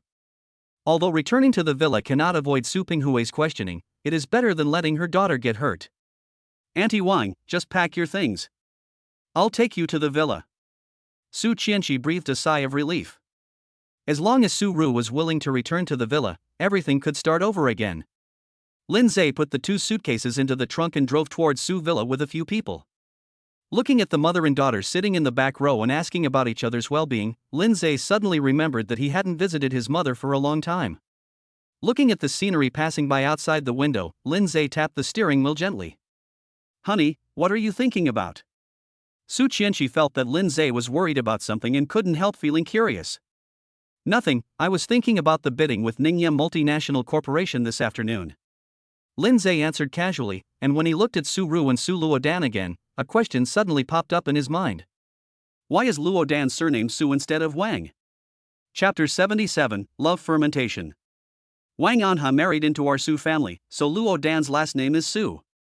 Seeing Lindseay's puzzled look, Su Chenshi spoke first like a worm in his stomach. Lindseay suddenly realized, but he admired Wang Anha very much. A son-in-law dared to be so arrogant in the Su family. Grandpa, we're back. As soon as they got off the car, Su Chenshi pulled Su Luodan and ran inside. You are so startled. Su Penghui was just about to blame Su Chenshi, but when he saw Su Luodan behind him, a layer of mist instantly covered his cloudy old eyes. Luodan, my good child, when did you come back? Su Penghui quickly stood up and hugged Su Luodan in his arms. Grandpa, I came back last night. Are you feeling well? Su Luodan hugged Su Penghui tightly, tears streaming down her face again. Okay, I'm fine, why are you crying, silly kid? Su Penghui stroked Su Luodan's aggrieved little face and suddenly felt distressed. Grandpa, I have severed the father-daughter relationship with Wang Anha. Su Luodan gritted her teeth, she could no longer stop her tears. What's going on? Su Penghui noticed that something was wrong and frowned slightly. Dad, it's okay, Luodan was just joking with you. Su quickly stepped forward and pulled her daughter's arm. Hello, Grandpa Su. Are you feeling well lately? Lindseay quickly spoke up to save the situation. I am old, but I am not stupid. Su Penghui pointed at Su red eyes and said, Tell me what happened. Su Chenshi pulled Lindseay aside. She knew that her grandfather was angry. Su Luodan wiped her tears and wanted to speak but was stopped by Su eyes. You won't say anything? Su Penghui nodded silently and walked up to Aunt Wang, who was a little reserved. I personally chose you to accompany the young lady. I hope to hear your truth. Facing Su Penghui's pressure, Aunt Wang glanced at Su Ru and said helplessly, Wang Anha has beaten Miss more than once, but Miss didn't let me tell anyone. Aunt Wang told her everything about Wang Anha's brutality towards Su Ru over the years, how much money he owed outside, and all the grievances Su Ru had endured. Su Penghui's face gradually became gloomy. He hadn't seen Wang Anha since Su Luodan went abroad. But he never expected that his daughter had endured so much injustice over the years. Xiao Ru, why didn't you tell Dad? Su Penghui looked at Su Ru with heartache, with a tear falling from the corner of his eye. I don't want to make you worry. I thought he could change. Su Ru didn't dare to look at Su Penghui. She lowered her head and spoke in a voice as small as a mosquito. I told you long ago that we couldn't keep this guy, but you just wouldn't listen. Su Penghui was angry and annoyed, but thinking of the grievances his daughter had suffered over the years, he touched her head with heartache. You guys can live here from now on. The rooms are still there. I'll take care of the divorce. After hearing what Su Penghui said, Su Ru wanted to say something but swallowed it back. Luo Dan, don't leave now that you're back. Stay with your mother. It hasn't been easy for her over the years because of you. Su Penghui looked at Su Luodan meaningfully, then turned around and walked upstairs. Su Luodan looked at her grandfather's elderly back and her mother's haggard appearance, and couldn't help but clench her fists. Aunt, Luodan, you can live here. You can also accompany Grandpa. The group still has things to do, so Lindseay and I will leave first. Su Chenshi threw down a few words and left Su's villa with Lindseay. When the two returned to the group without stopping, and Ran and several senior executives had been waiting for a long time. Boss Su, this is the bidding matter with Ningya Multinational Corporation this afternoon. Please take a look. And Ran placed the information in front of Su Chenshi and looked at her with a meaningful look. From now on, all matters concerning Ningya Multinational Corporation will be reviewed directly by President Lin. Su Chenshi pushed the information in front of Lindseay, but found that the eyes of several people were a little erratic. What's wrong? What's the matter? Su Chenshi looked at Ran and the others in confusion. Boss Su, Boss Lin, what happened at the Dynasty Media celebration banquet last night has become a hot topic on all major news media. And Ran opened her laptop, tapped the keyboard skillfully a few times, and then turned to Su Chenshi and Lindseay. The mysterious president of Su Group appeared at the subsidiary's celebration banquet and announced his relationship in a high-profile manner. The current general manager of Su Group is actually the president's mysterious boyfriend. From an intern to a general manager, the hard journey behind the gigolo. Several bright red news headlines kept flashing in front of Su Chenshi. Lindseay glanced at it and continued to look through the information in his hand, as if it had nothing to do with him. Bang! Su Chenshi slammed his fist on the table, with fire in his eyes. Find it for me. Who did it? I will tear him into pieces. Su Chenshi's chest was heaving. He had spent the whole morning taking care of Su Luodan's household chores and had actually forgotten about making their relationship public last night. Now the headlines of all major news media are all about her relationship with Lindseay, and there are also photos and videos of the scene. Su Chenshi can tolerate others saying bad things about him, but he absolutely cannot tolerate anyone saying that Lindseay is a gigolo. If Lindseay is considered a gigolo, then what is she? Green tea bitch? Or gold digger? Chenshi, isn't it just announcing a relationship? Why are you so angry? Don't you want people to know about our relationship? Lindseay asked suddenly. No, that's not what I meant. If anyone dares to call you a gigolo, I will throw him into the sea to feed the sharks. As Su Chenshi explained, his hands gradually clenched into fists. And Ran glanced at Lindseay carefully, not daring to say anything. The term little white face was indeed a bit excessive. But there is no other way, this is the only way to attract the public's attention and make the article a hot search. Several senior executives lowered their heads, looked at each other, and then kept their mouths shut. Although they were also surprised when they saw President Su announce his relationship in a high-profile manner. But given Su Chenshi's status, they wouldn't dare say anything even if she kept 10 gigolos. Well, you guys go ahead and get busy. We'll leave at 2 p.m. Lindseay's hand trembled slightly as he flipped through the documents, and he quickly winked at Ran. After hearing Lindseay's words, Ran grabbed a few senior executives who were keeping their heads down and saying nothing, and ran out of the office. Assistant N, from now on, should we listen to General Manager Su or General Manager Lin? Just after closing the office door, a senior executive asked Sang Anran in a low voice. Can you stop talking nonsense? Of course, just play it by ear.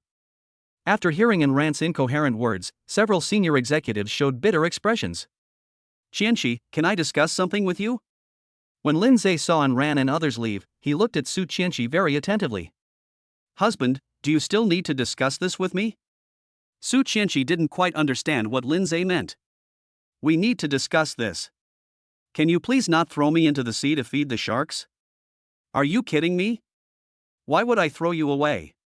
Before he could finish his words, Su Chenshi suddenly realized something and looked fiercely at Lindseay. Chapter 78 Funny Bidding. Honey, did you ask someone to do this? Su Chenshi pointed at the computer screen and looked at Lindseay in surprise. Lindseay didn't say anything, but nodded attentively and poured a cup of hot water for Su Chenshi. Husband, I don't object to making our relationship public, but you can't say that about yourself. Su Chenshi suddenly lost her temper. At first, Su Chenshi thought someone was playing a prank and deliberately slandering Lindseay's reputation. When Lindseay said that he had hired someone to do it, it seemed that I understood why he did it. That was a mistake. I will settle the score with Gu Feng. When Lindseay saw the news headline with Pretty Boy, he was furious. He only asked Gu Feng to make the gimmick bigger, but didn't ask him to make a spoof of himself like this. Maybe in Gu Feng's eyes, I am really that pretty boy. Thinking of this, Lindseay shook his head helplessly.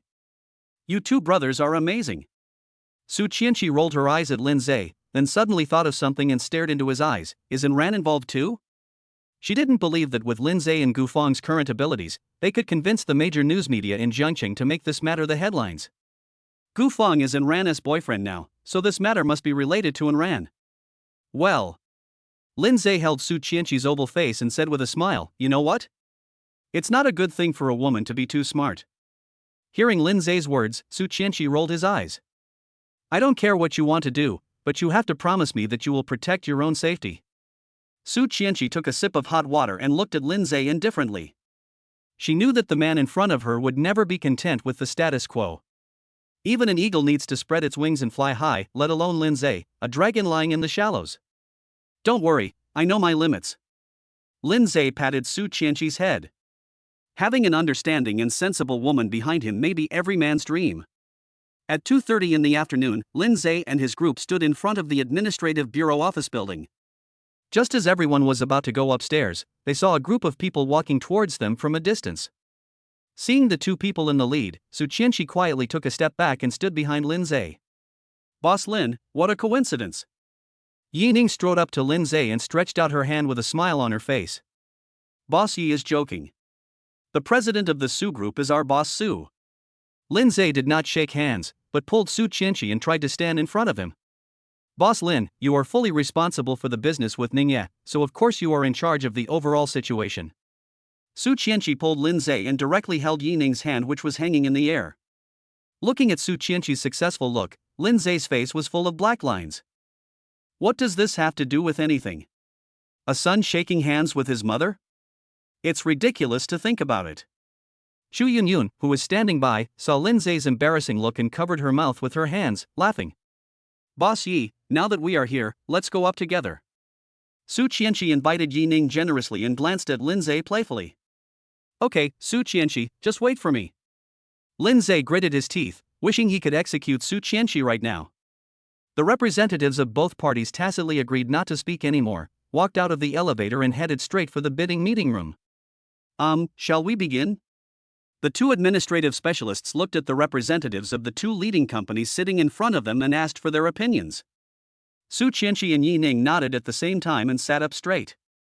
Regarding this bidding project, a rigorous investigation has been conducted. An administrative officer gritted his teeth and delivered the necessary nonsense. As to which of your companies will get the project, after going through various approvals, it was finally decided to be a bidding process between the two parties. Hearing this, the representatives of both parties were stunned at the same time, looking at the two administrative commissioners in front of them in confusion.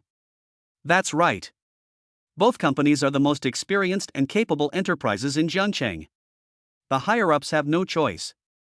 The administrative officer was a little embarrassed and his voice suddenly became lower. If I understand correctly, you mean for us to bid? Lindseay frowned slightly. What kind of logic is this? This is the first time I heard that bidding is conducted in the form of an auction. Boss Lin, this is what the higher-ups mean. We are in a difficult situation too. The administrative officer coughed lightly, and then switched the screen to the bidding content that had been prepared long ago. Yun, I'll leave this matter to you. Yi Ning whispered in Chu Yunyun's ear. Lindseay looked at Yi Ning and Chu Yunyun, who were whispering to each other and looking at him from time to time, and suddenly a bad premonition arose in his heart. Su Yucheng asked himself to be in charge of this project just to embarrass himself. So in this bidding, you can only win and not lose. Chenshi, do we have a reserve price? Lindseay asked Su Chenshi in a low voice. Su Chenshi shook her head without even thinking about it, leaned over to Lindseay's ear and blew a breath. Hubby, as long as you are happy. Feeling the warmth next to his ears, Lindseay shivered all over. He took a deep breath and looked at the administrative specialist opposite him. Can we start now? If both parties are ready, then we will begin. The administrative specialist pointed to the text on the big screen and said, according to the project's target, our reserve price starts at 50 million. Hearing this, Lindseay was stunned again. According to the information provided by Enron, the bidding price was 350 million, but they actually started bidding from 50 million? This is not bidding, it's just playing. 150 million. Just when Lindseay was thinking wildly, Chu Yunyun spoke first. 200 million. Lindseay suddenly felt a hint of amusement. 250 million. 300 million. 350 million. 400 million. Hearing that Lindseay always offered 50 million more than her, Chu Yunyun glared at him angrily. This is not bidding, it's clearly making fun of yourself. The two administrative specialists looked at each other and saw the excitement in each other's eyes that was hard to conceal. They have looked at the reserve prices of the two companies, and neither is more than 400 million. But judging from the current situation, the bidding price continues to rise. Chu Yunyun hesitated a little and glanced at Yi Ning. 400 million is already their maximum budget. If the price goes above this, the profit will shrink by 10%. Yi Ning seemed to see Chu Yunyun's worry and reminded her in a low voice, 450 million is the maximum we can accept. Upon hearing this, Chu Yunyun directly quoted, 450 million. Hearing Chu Yunyun's offer, Lindseay frowned slightly.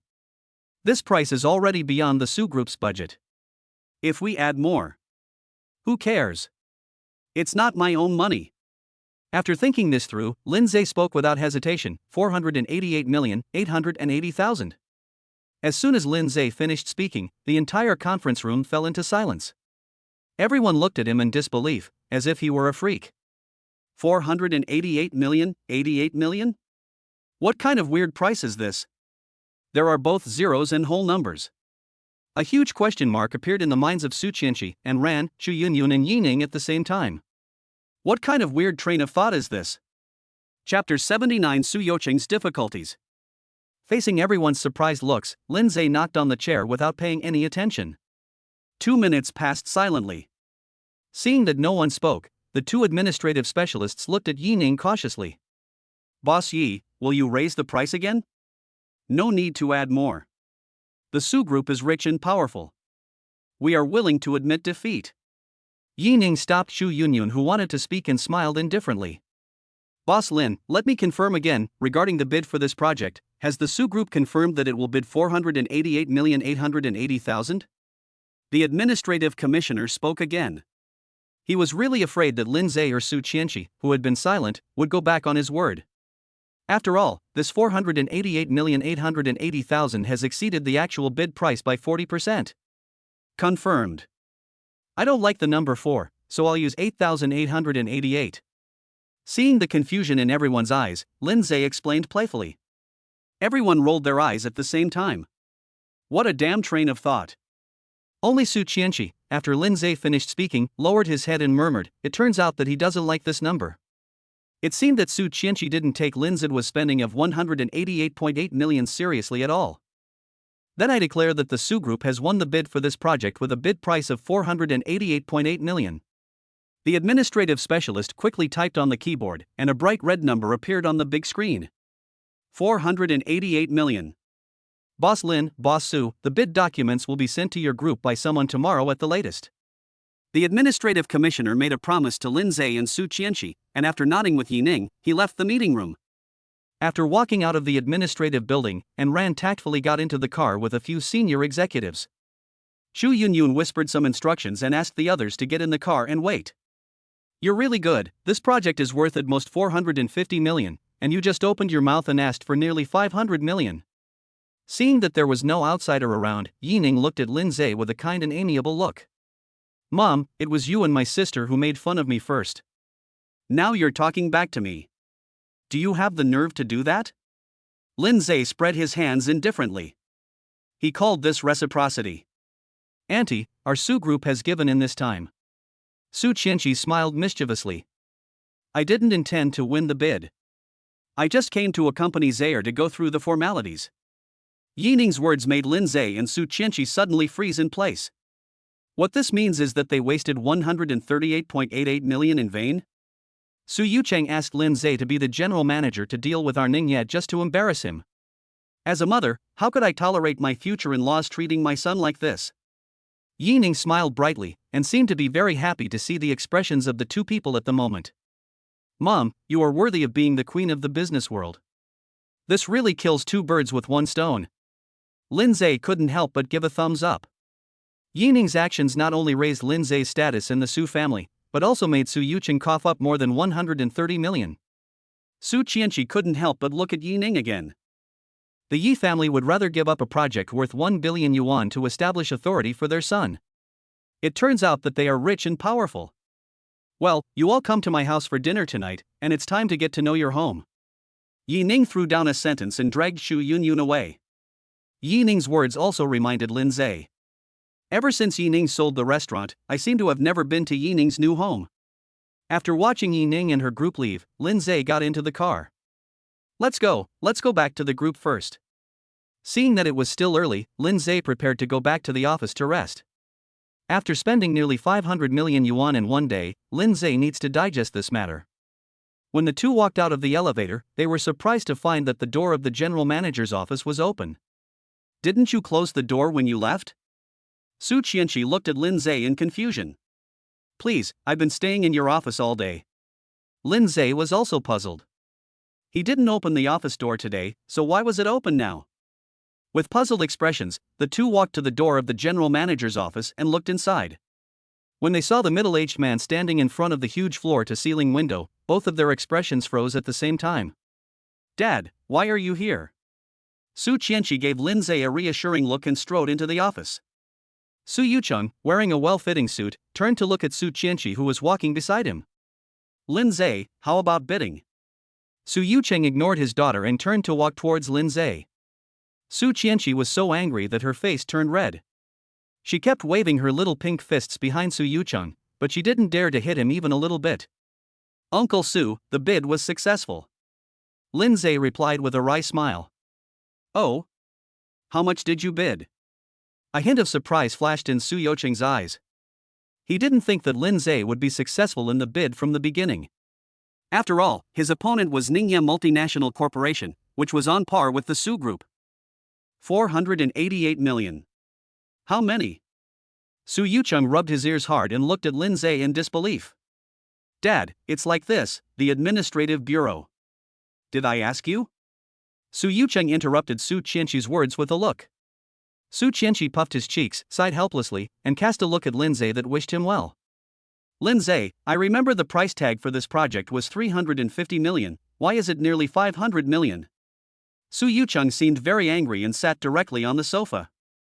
This time the administration did not proceed according to the usual rules, but in the form of on-site bidding. Ningye Multinational Corporation offered a price of 450 million.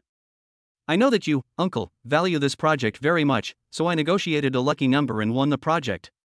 Lindseay started talking nonsense seriously, ignoring everything else for the time being, at least to let Su Yucheng calm down first.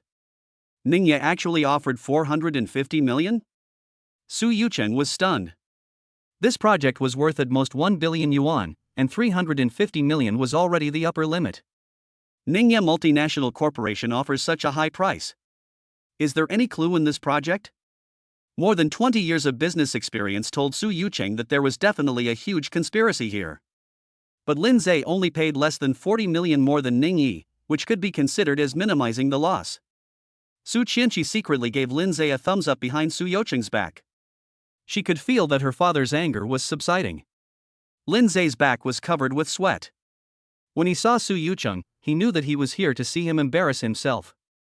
But now, even if Su Yucheng wanted to make things difficult for him, he had no suitable reason.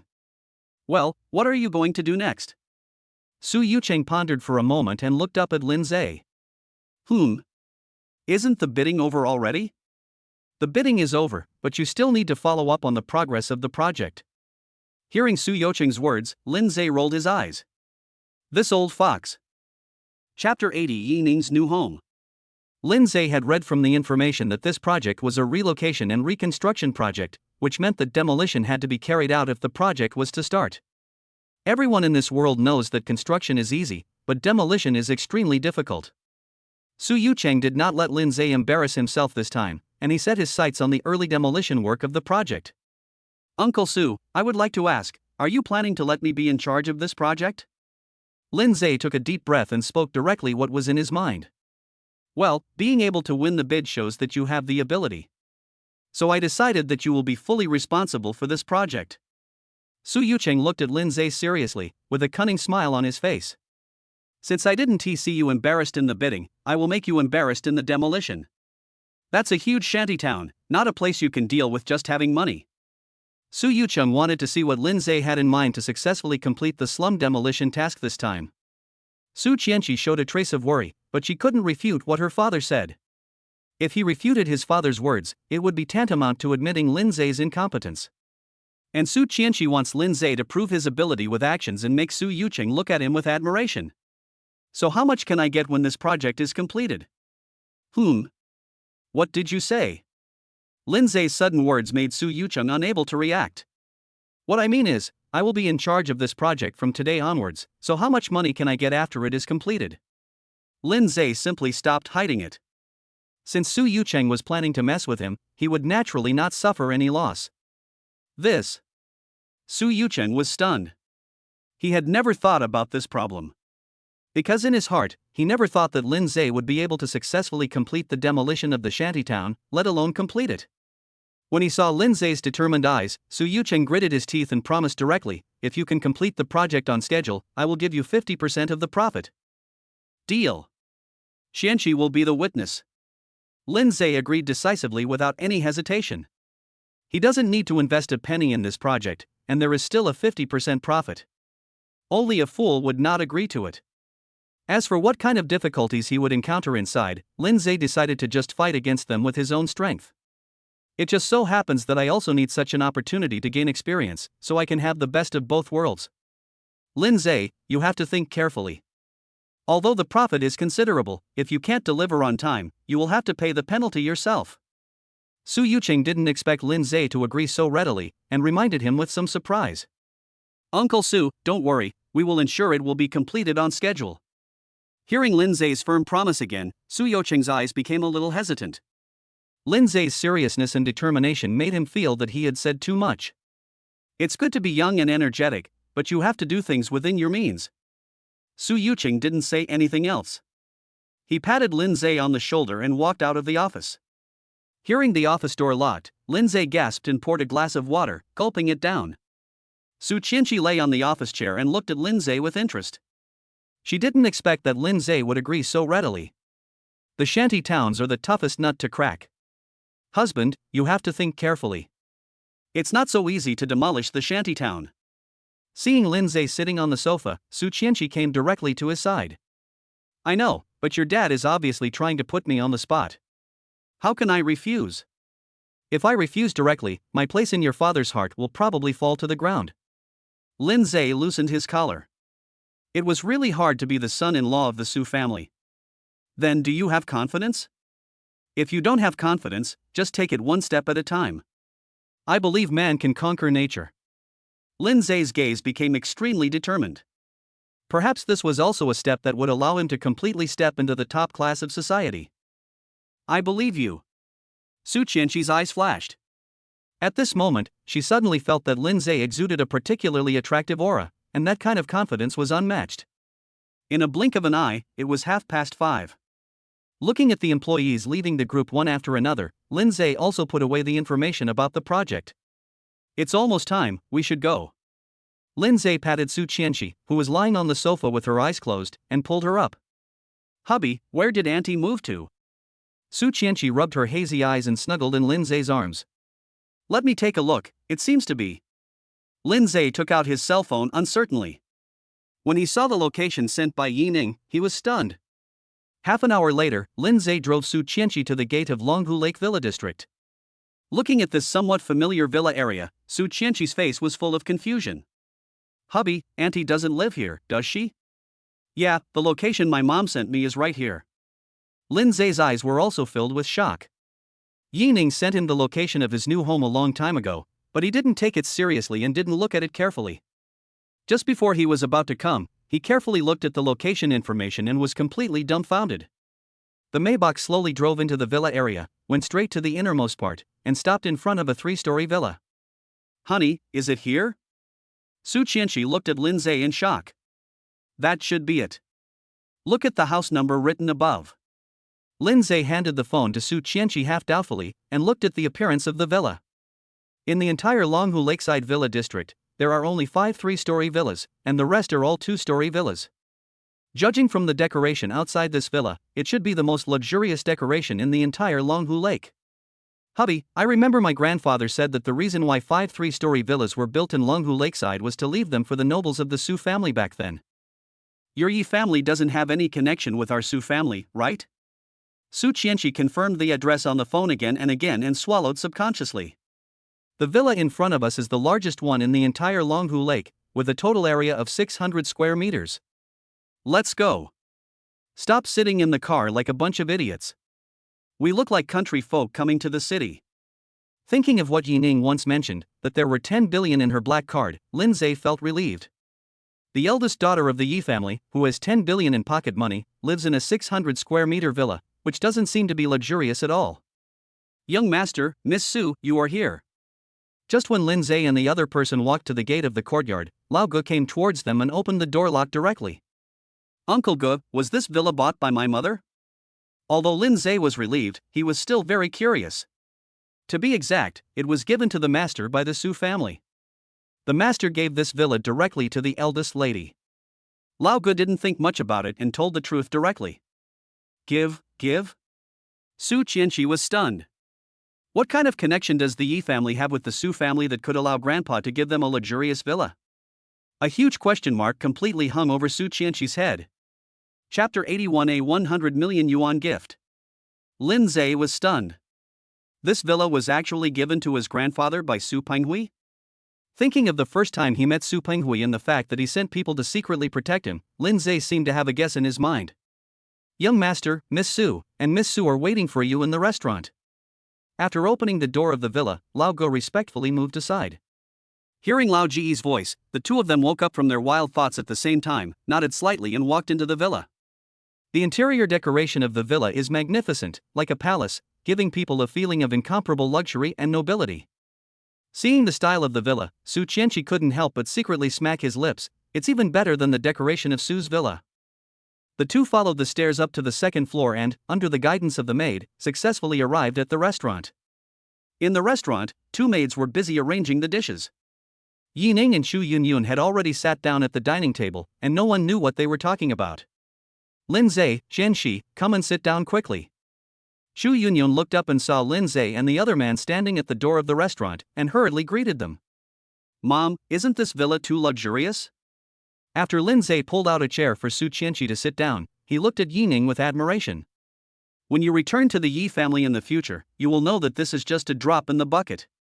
Yining smiled brightly, took out a bank card and placed it in front of Su Chenshi. Chenshi, I didn't show any appreciation for your marriage, so I'll make it up to you today. Here is 100 million, and the password is Zair's birthday. Yining tapped the bank card, her voice extremely gentle. What? 100 million. Lindseay and Shu Yunyun opened their mouths at the same time, but when they thought of Yining having 10 billion in pocket money, they immediately returned to normal. Su Chenshi stood there in a daze, staring at the bank card in front of him, feeling a little overwhelmed. Although she is not short of money at all, this is a clear 100 million. How much generosity does it take to come up with 100 million as a bride price? No, to be exact, it's just a gift for getting the marriage certificate. Auntie, I can't take this, it's too expensive. Su Chenshi quickly waved her hands, she definitely couldn't take this money. Please accept it. This is a little gift from your aunt. Yining stood up and stuffed the bank card into Su Chenshi's hand. This. Su Chenshi looked at Lindseay with some embarrassment. Take it. This is a gift for my daughter-in-law. Lindseay stuffed the bank card into Su Chenshi's arms, turned around and looked at Yining. Mom, what about me? Shu Yunyun, who had been silent on the side, looked as if she knew it when she heard Lindseay's words. Last time Yining gave him $1 million as a gift, this guy shamelessly asked for half of it. It would be strange for her if Lindseay didn't ask for this 100 million. What do you mean, haven't you heard of the principle of raising sons in poverty and daughters in wealth? Yining seemed to be prepared. As soon as Lindseay finished speaking, she retorted directly. Stop. You're trying to scare me with these words again. Lindseay quickly waved his hands. Yiningshu also said this last time when she was a goddaughter. Madam, the food is ready, you can eat now. At this moment, two maids stood respectfully aside and looked at Yining. It's rare for our family to get together, cheers. Yining waved to the maid, then raised the red wine in front of her. The 4 wine glasses clinked together, making a crisp sound. Sir, after you came back from the bidding, did Su Yucheng give you any trouble? After 3 rounds of drinks, Yining suddenly looked up at Lindseay. No, it's fine. Lindseay took a sip of red wine. Not only did he not make it difficult for me, he also asked me to be responsible for the project until the end, and gave me 50% of the profits after completion. Yining and Shu Yunyun stopped what they were doing at the same time, with a hint of surprise in their eyes. If I remember correctly, the preliminary work of this project is to smoothly demolish the shantytowns, right? Shu Yunyun's face was somewhat solemn. As a native of Jiangchang, she naturally knew the complexity of the shantytowns. Well, this is a relocation and reconstruction project, and the shantytowns must be demolished first. Lindseay shrugged indifferently and continued to put food into his mouth. Sir, the people in the shantytown are complicated, it's not that easy to demolish. Yining cursed Su Yucheng in her heart. This is because Lindseay didn't make a fool of himself in the bidding, but now they put a bigger pot of shit on his head. Don't worry, Mom. I know my limits. Lindseay put down his chopsticks and picked up a napkin to wipe the oil stains from the corners of his mouth. Without challenges, there is no growth. This project may be a stumbling block, but I see it more as a stepping stone. Lindseay's seemingly casual words cheered Yining up. She seemed to see the shadow of that person on Lindseay at this moment. Chenshi, come with me, I'll show you something. After dinner, Shu Yunyun took Su Chenshi directly to the first floor. Mom, I have something to ask you. Seeing Yining getting up to leave, Lindseay quickly stopped her. Okay, let's go to the balcony on the 3rd floor. Yining glanced at Lindseay meaningfully, and took the lead to walk towards the balcony on the 3rd floor. At the end of the 3rd floor, there is a large platform of 50 square meters, filled with flowers and plants that are refreshing to the mind. Lindseay followed Yining and sat down at a coffee table near the edge of the balcony. Are you going to ask me about the Yi family and the Su family? Yining looked up at the starry sky and revealed Lindseay's thoughts in one sentence. Lindseay said nothing. He looked at the bank of Long Lake and nodded silently. This villa is a property that Su Penghui gave to our Yi family. When Su Penghui was young, he once saved your grandfather's life, so he can be considered a benefactor of the Yi family. Yining sighed and told Lindseay about it. Lindseay's eyes suddenly widened. He didn't expect that the Su family and the Yi family had such a connection. That's not right. Suddenly, Lindseay realized something was wrong. If Su Penghui is the benefactor of our Yi family, then why did he give this villa as a gift? Also, after he guessed my identity, why did he send someone to protect me secretly? Question marks popped up in Lindseay's mind, and he spoke out the answers without hesitation. Since Yining guessed the doubts in his mind, he had to get to the bottom of it. Because our Yi family is the largest family in the entire Dragon Country, the Su family is like an ant in front of the Yi family. There was a hint of evasion in Yining's eyes, but she quickly regained her composure. That's all? Lindseay didn't believe Yining's words. Even if the Su family is like an ant in the eyes of the Yi family, can the grace of saving their lives be offset by this relationship? Lindseay had a feeling that all of Su Penghui's attitudes towards the Yi family were filled with a hint of submission. Yining felt a little uncomfortable being stared at by Lindseay. She knew that her son's stubbornness was coming up again. After a while, Yining sighed, "I just learned about this not long ago, you must keep it to yourself." Upon hearing this, Lindseay nodded solemnly. Yining's tone was extremely calm, and she opened her thin lips slightly. Su Penghui was once the dead waiter of the Yi family. Chapter 82: The Mysterious Yi Family. What? Deadpool? Lindseay stood up suddenly, his face full of disbelief. Su Penghui was once the Yi family's Deadpool? In other words, he was once his grandfather's attendant. What kind of existence is the Yi family? Why does it have someone like Deadpool? Lindseay had only seen various introductions about Deadpool in movies or on TV. Yining nodded silently. She had just learned about this matter recently. Just before Lindseay was shot, Yi Shengtian called Yining. The content of the call was extremely brief, and the message conveyed was, if you encounter any problems in Jiangcheng, you can go directly to Su Penghui. Only after Yining's questioning did Yi Shengtian reveal Su Penghui's true identity. Mom, what kind of family is the Yi family? Lindseay tried his best to control his mentality and looked at Yining in the calmest tone possible. The Yi family is the largest family in Dragon Country and one of the top 10 financial groups in the world. Perhaps only your grandfather knows how terrifying it is. All you need to know now is that the Su family is not even 1% as powerful as the Yi family. Yining's eyes flickered, but she still told Lindseay indirectly about the Yi family. In her eyes, Lindseay had just entered the business world and had not even fully entered Jiangcheng's upper-class society. The less he knew about some things, the better. Is the Su family only 1% of the Yi family? Lindseay kept muttering this sentence, and his fists gradually clenched. He knew nothing about the Yi family and had no idea how deep the water was. But he knew one thing for sure, that he had to be strong enough to gain the attention of those people in the Yi family whom he had never met before. But before that, he must rely on his own means to gain a foothold in Jiangcheng. You still need a long time. There are many levels in this world that even I haven't touched. Don't be impatient. Seeing that his son's brows were locked together, Yining stood up and patted his shoulder. It's getting late. You shouldn't leave tonight. I've had someone clean up your room. Yining said as she walked downstairs. Looking at the starry sky, Lindseay didn't know what he was thinking. The balcony door was pushed open again. Su Chenshi quietly walked behind Lindseay and gently hugged him. Husband, what are you thinking about? Su Chenshi's gentle voice reached Lindseay's ears. I just feel like what happened during this time caught me off guard. Lindseay stroked Su Chenshi's smooth and delicate back of the hand, and a hint of unreality flashed in his eyes. I had lived a hard life for 23 years, and everything changed that night. Now, he not only has a wife who is as beautiful as a fairy, but also has the identity of a young master. The mother who had raised me with so much hardship had suddenly become the eldest daughter of the Yi family in Beijing. It all feels like a dream. Everything will be fine. No matter what difficulties you encounter, I will face them with you. Su Chenshi buried her head in his back, feeling a sense of happiness. Su Penghui used to be the Deadpool of the Yi family. The Su family is not even 1% of the Yi family. Yining's words kept lingering in Lindseay's ears. Pulling Su Chenshi in front of him, Lindseay gently stroked her silky hair. Don't worry, I will always protect you. Lindseay kissed Su Chenshi's forehead gently and hugged her tightly in his arms. The next morning, Lindseay drove Su Chenshi to the downstairs of the group. Hubby, aren't you going up? Seeing that Lindseay had no intention of stopping the car, Su Chenshi looked at him in confusion. I'm going to go see Wang Chengda. You go back to the office first. Lindseay stroked her hair and unlocked the car. Go to see Wang Chengda? Alone? Su Chenshi was stunned and immediately became worried. Don't worry, I'll let Xiao Wu go with me. Be obedient, I know my limits.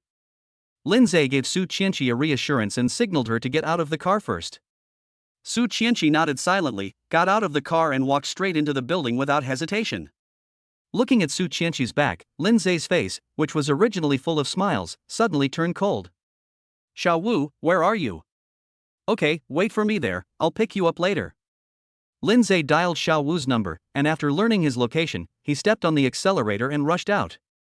Su Chenshi, who was standing behind the glass in the lobby on the first floor, couldn't help but clench her hands when she saw Maybach leaving. But she knew that there were some things that Lindseay had to do personally in order for him to grow as quickly as possible.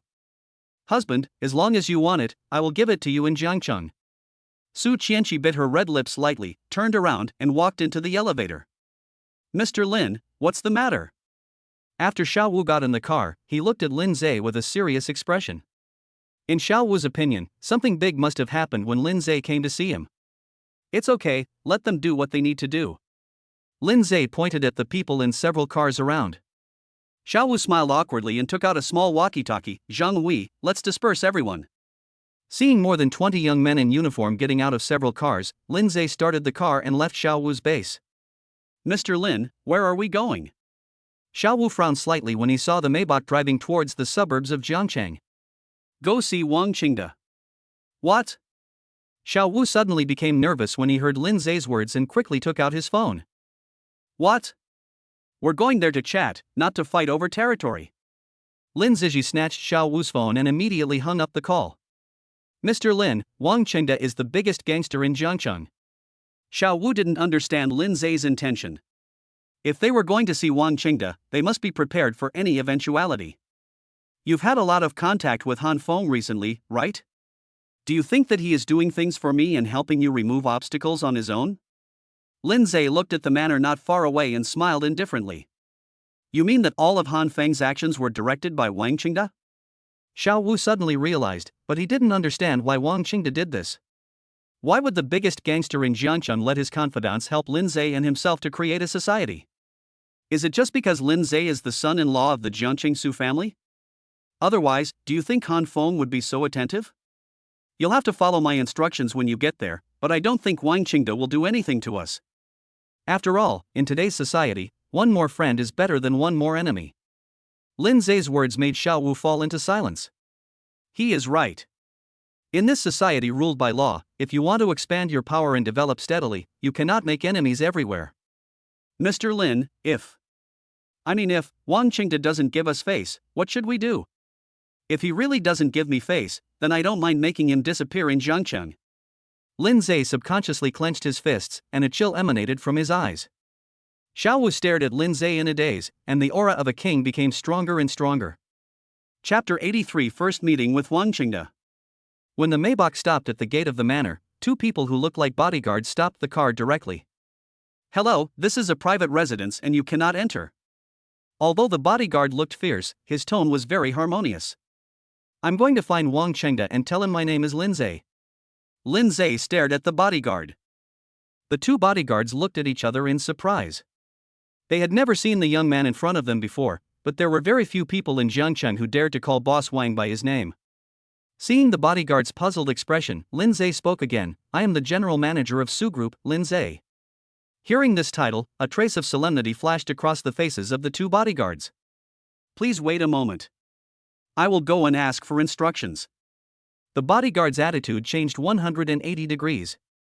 The other bodyguard ran straight into the manor without any hesitation. Mr. Lin, don't they have an intercom? Why do they need to go in and ask for instructions? Xiao Wu looked at the walkie-talkie in the bodyguard's hand, somewhat puzzled. Do you think Wang Qingde would carry a walkie-talkie with him? Besides, if they really just used the intercom to ask for instructions, it just shows that they don't take us seriously. Lindseay patted Xiao Wu on the shoulder with a smile, as if telling him that this was the way of the world. Xiao Wu nodded as if he understood, then looked around the entire manor. It is called a manor, but it is nothing more than a larger villa. However, the rockery on both sides of the entrance and the mountain viewing lake make people feel relaxed and happy. Do you like the environment here? Lindseay asked suddenly. I like it. Who doesn't like this kind of place? Xiao Wu was stunned at first, then he spoke directly. There are mountains and water here, the surrounding environment is so good, and the decoration is luxurious. Who would not like it? Work hard and you will get it too. Lindseay said calmly. Xiao Wu was stunned. He didn't understand what Lindseay meant by this. But he knew very well that if he were allowed to own such a manor, he would at least be on equal footing with Wang Qingde. But the reality is that he is only 1/10 of Wang Qingde now. What a huge difference. At this moment, Han Feng ran out in a hurry, led by his bodyguard. Mr. Lin, why didn't you notify us in advance? Han Feng waved to the bodyguard beside him to leave and looked down at Lindseay in the car.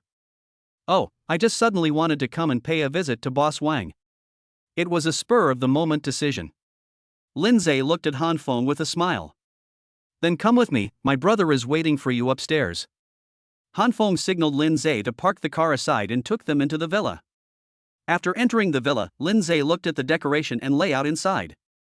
Although it was luxurious, it was incomparable to Yining's villa. "Boss Lin, I'm so sorry." As soon as he walked up to the second floor, a powerful voice came into Lindseay's ears. When I looked over at the sound, I saw a middle-aged man wearing gold-rimmed glasses standing in front of the huge floor-to-ceiling window with a glass of wine. Against the backdrop of his gold-rimmed glasses, the middle-aged man appears very elegant, and his every move exudes dignity. Lindseay didn't expect that the big boss who was so powerful in the Jiangchang underworld actually looked like a weak scholar. Xiao Wu behind him was also surprised when he saw Wang Chengde. "I didn't expect that the underworld boss who makes people tremble with fear is actually so young." "Boss Wang, I'm sorry to bother you with my sudden visit." Lindseay strode forward and stretched out his right hand. Wang Chengde looked Lindseay up and down, stretched out his hand and shook it gently, then motioned for him to sit down and talk. The young and beautiful maid squatted in front of the two men, pouring tea, washing tea, warming tea, and serving tea. Her movements were as skillful as flowing water. Boss Wang really knows how to enjoy himself. Good tea, good scenery, and beautiful women by his side. Lindseay took a sip of tea and looked at Wang Chengde calmly. "Boss Lin, you're joking. Compared to the Su family, my business is still a little bit unworthy of being in a high-class place." Wang Chengde was also very surprised. He didn't expect that Lindseay was so young. "No young person has ever been so calm after seeing me. Besides, anyone who can make Su Penghui feel afraid must have a very powerful background, so I must be careful with him. I wonder what Mr. Lin is visiting for this time." Wang Chengde is also a seasoned veteran and knows that Lindseay would never come to visit him unless he has a request. Boss Wang should have heard that the Su Group has won the Shantytown demolition and reconstruction project, right? Lindseay was also not vague. He knew there was no need to beat around the bush with a big shot of Wang Chengde's level. "Well, I heard that the shantytowns were going to be demolished and renovated, but I didn't expect that the Su Group won the project." Wang Chengde took a sip of tea and seemed to have guessed the main purpose of Lindseay's visit. "The shantytown is the place with the most complicated personnel in Jiangchang. I heard that there are two powerful forces mixed in there. So, I want to learn about the situation of these two forces through Boss Wang." Lindseay knew that if these two forces in the shantytown were not eliminated, demolition and reconstruction would be difficult to carry out. "Han Feng, who is leading the two forces in the shantytown?" Wang Chengde directly asked the question to Han Feng. Han Feng pondered for a moment and looked at Lindseay. "The two forces are formed by the original residents of the shantytown and the outsiders. One is called Chen Shang, and the other is called Yang Gang.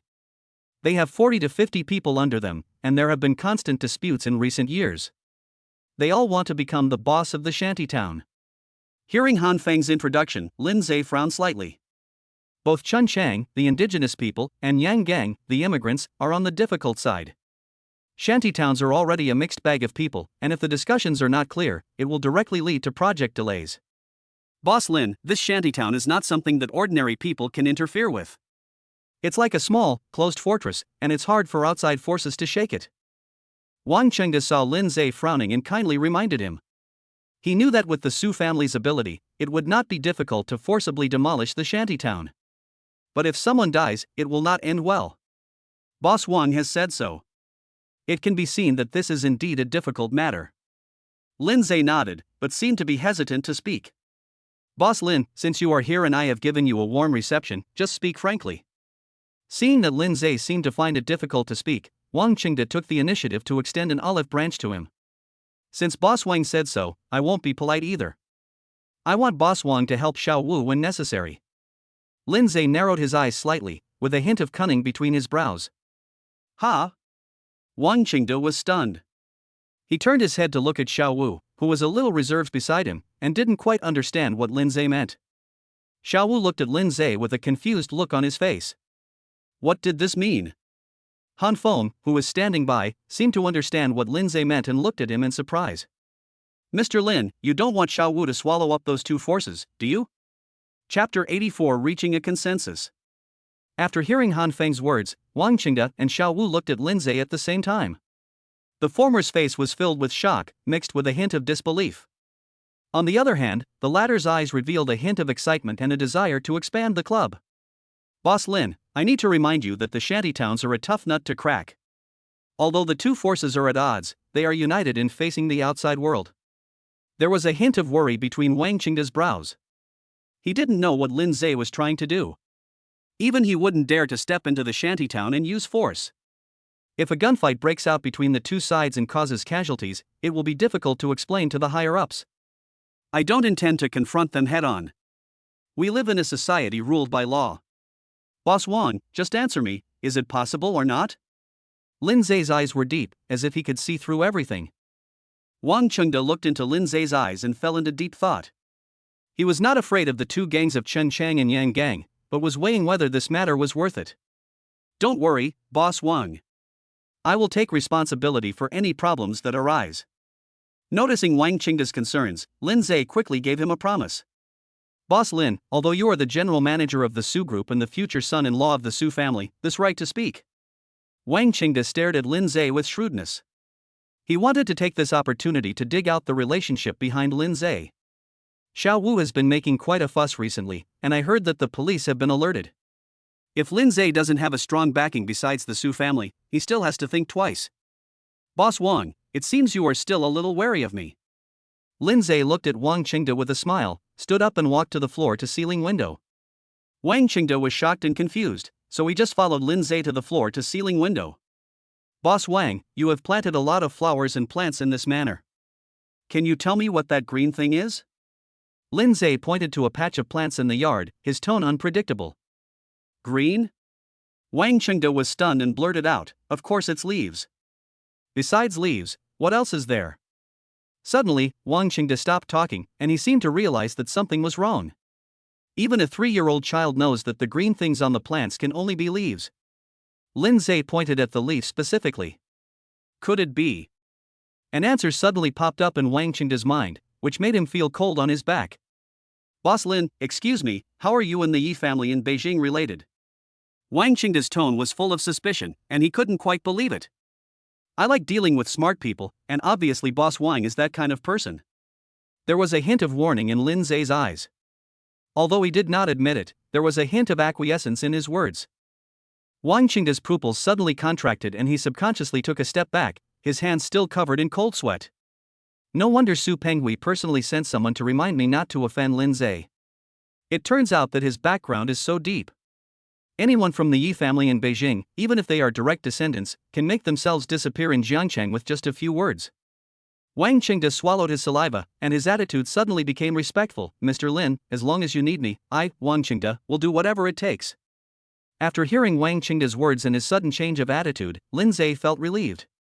He was just betting that Wang Qingda could understand what he meant, and that the prestige of the Yi family could intimidate Wang Qingda. But now it seems that the Yi family's deterrent power in Long Country is extremely strong. Behind Han Feng, Xiao Wu looked stupidly at Wang Qingda, whose attitude changed 360 degrees. A question popped up in the minds of both of them at the same time: who is Lindseay? You know, Wang Qingda is a powerful person in Jiangcheng, and even the Su family does not dare to confront him head-on. And this young man in his 20s actually made the leader of Jiangcheng kowtow with just a few words? Xiao Wu, tell me the truth, besides being the future son-in-law of the Su family, does young Master Lin have another hidden identity? Han Feng asked Xiao Wu in a low voice, the shock on his face not diminishing at all. If I tell you, I don't know if you will believe me. Xiao Wu had a pious look on his face, and the shock in his heart was no less than Han Feng's. However, Xiao Wu was clear about one thing, that is, following Lindseay, he would be able to live in such a villa sooner or later. Mr. Lin, it's time for dinner. Why don't we eat together and discuss our next plan in detail? Wang Qingda looked up at the time and made a direct suggestion. He wanted to take this opportunity to get closer to Lindseay. Okay, Boss Wang, I can't refuse your kindness. I'll treat you to the meal. Lindseay was quite generous and took the meal directly. Han Feng and Xiao Wu looked at each other and could only follow Wang Qingda and Lindseay obediently. In the office of the president of Su Group, Su Chenshi looked at the successful bid letter in front of him with a frown. Regarding this project, as long as the initial demolition work goes smoothly, the subsequent projects will definitely be completed on schedule.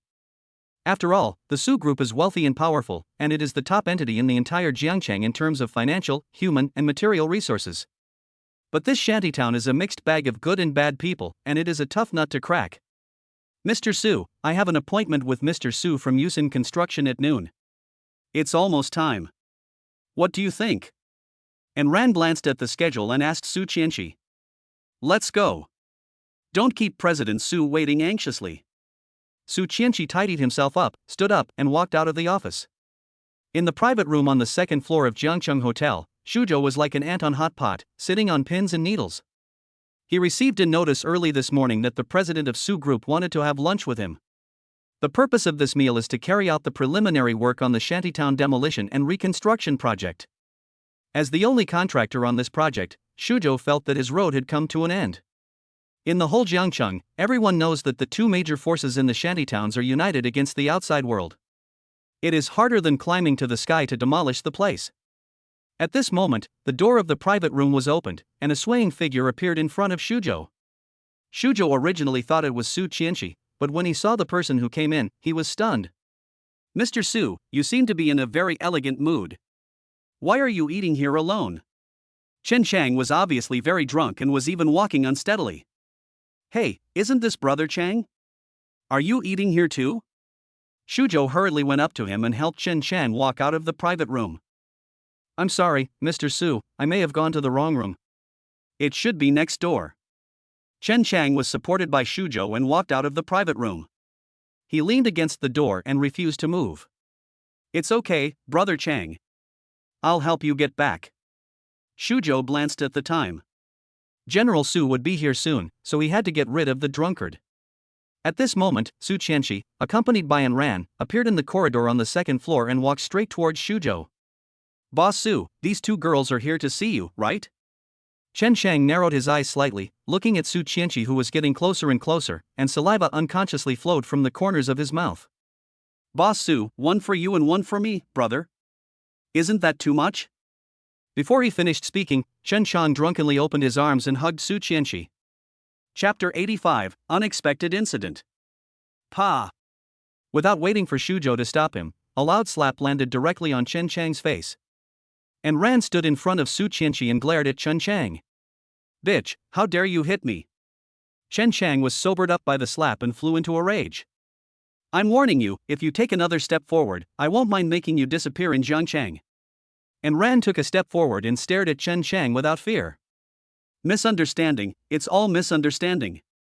Boss Su, assistant, this guy is drunk, you adults should not bear grudges.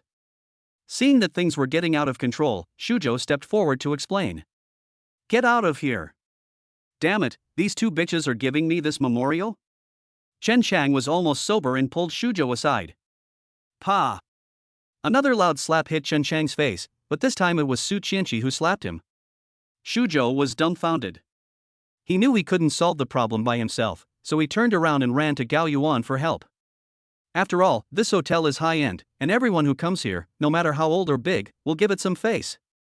The noise in the corridor attracted the attention of several private rooms nearby. The doors of the private rooms were open almost at the same time, and 4 or 5 strong men walked out of one of the rooms and came directly to Chen Chang. Brother Chang, what's going on? The burly man in the lead saw that Chen Chang looked unhappy, and glanced at Su Chenshi and the others with displeasure. Damn it! Take them back to the city and see how I deal with them. Chen Chang was now filled with rage from the 2 slaps he had just received. Boss Su, you go first, leave this to me. Looking at the approaching strong men, and Ran pushed Su Chenshi back. Su Chenshi only felt that he had bumped into a strong body. Just as he was about to turn around, he heard a voice that was familiar to his bones. Don't be afraid, I'm here. At the same time, a sharp dagger was pressed against the neck of the leading man, and a cold voice instantly filled his ears. Take another step forward, and I will kill you. The burly man in the lead quickly waved his hands, swallowed his saliva, and stared at the young man opposite him. A little kid scared you guys? FCK. Before Chen Chang could finish his words, a pitch-black gun muzzle was pointed directly at his forehead. Chen Chang, if you don't want to die, you'd better shut up.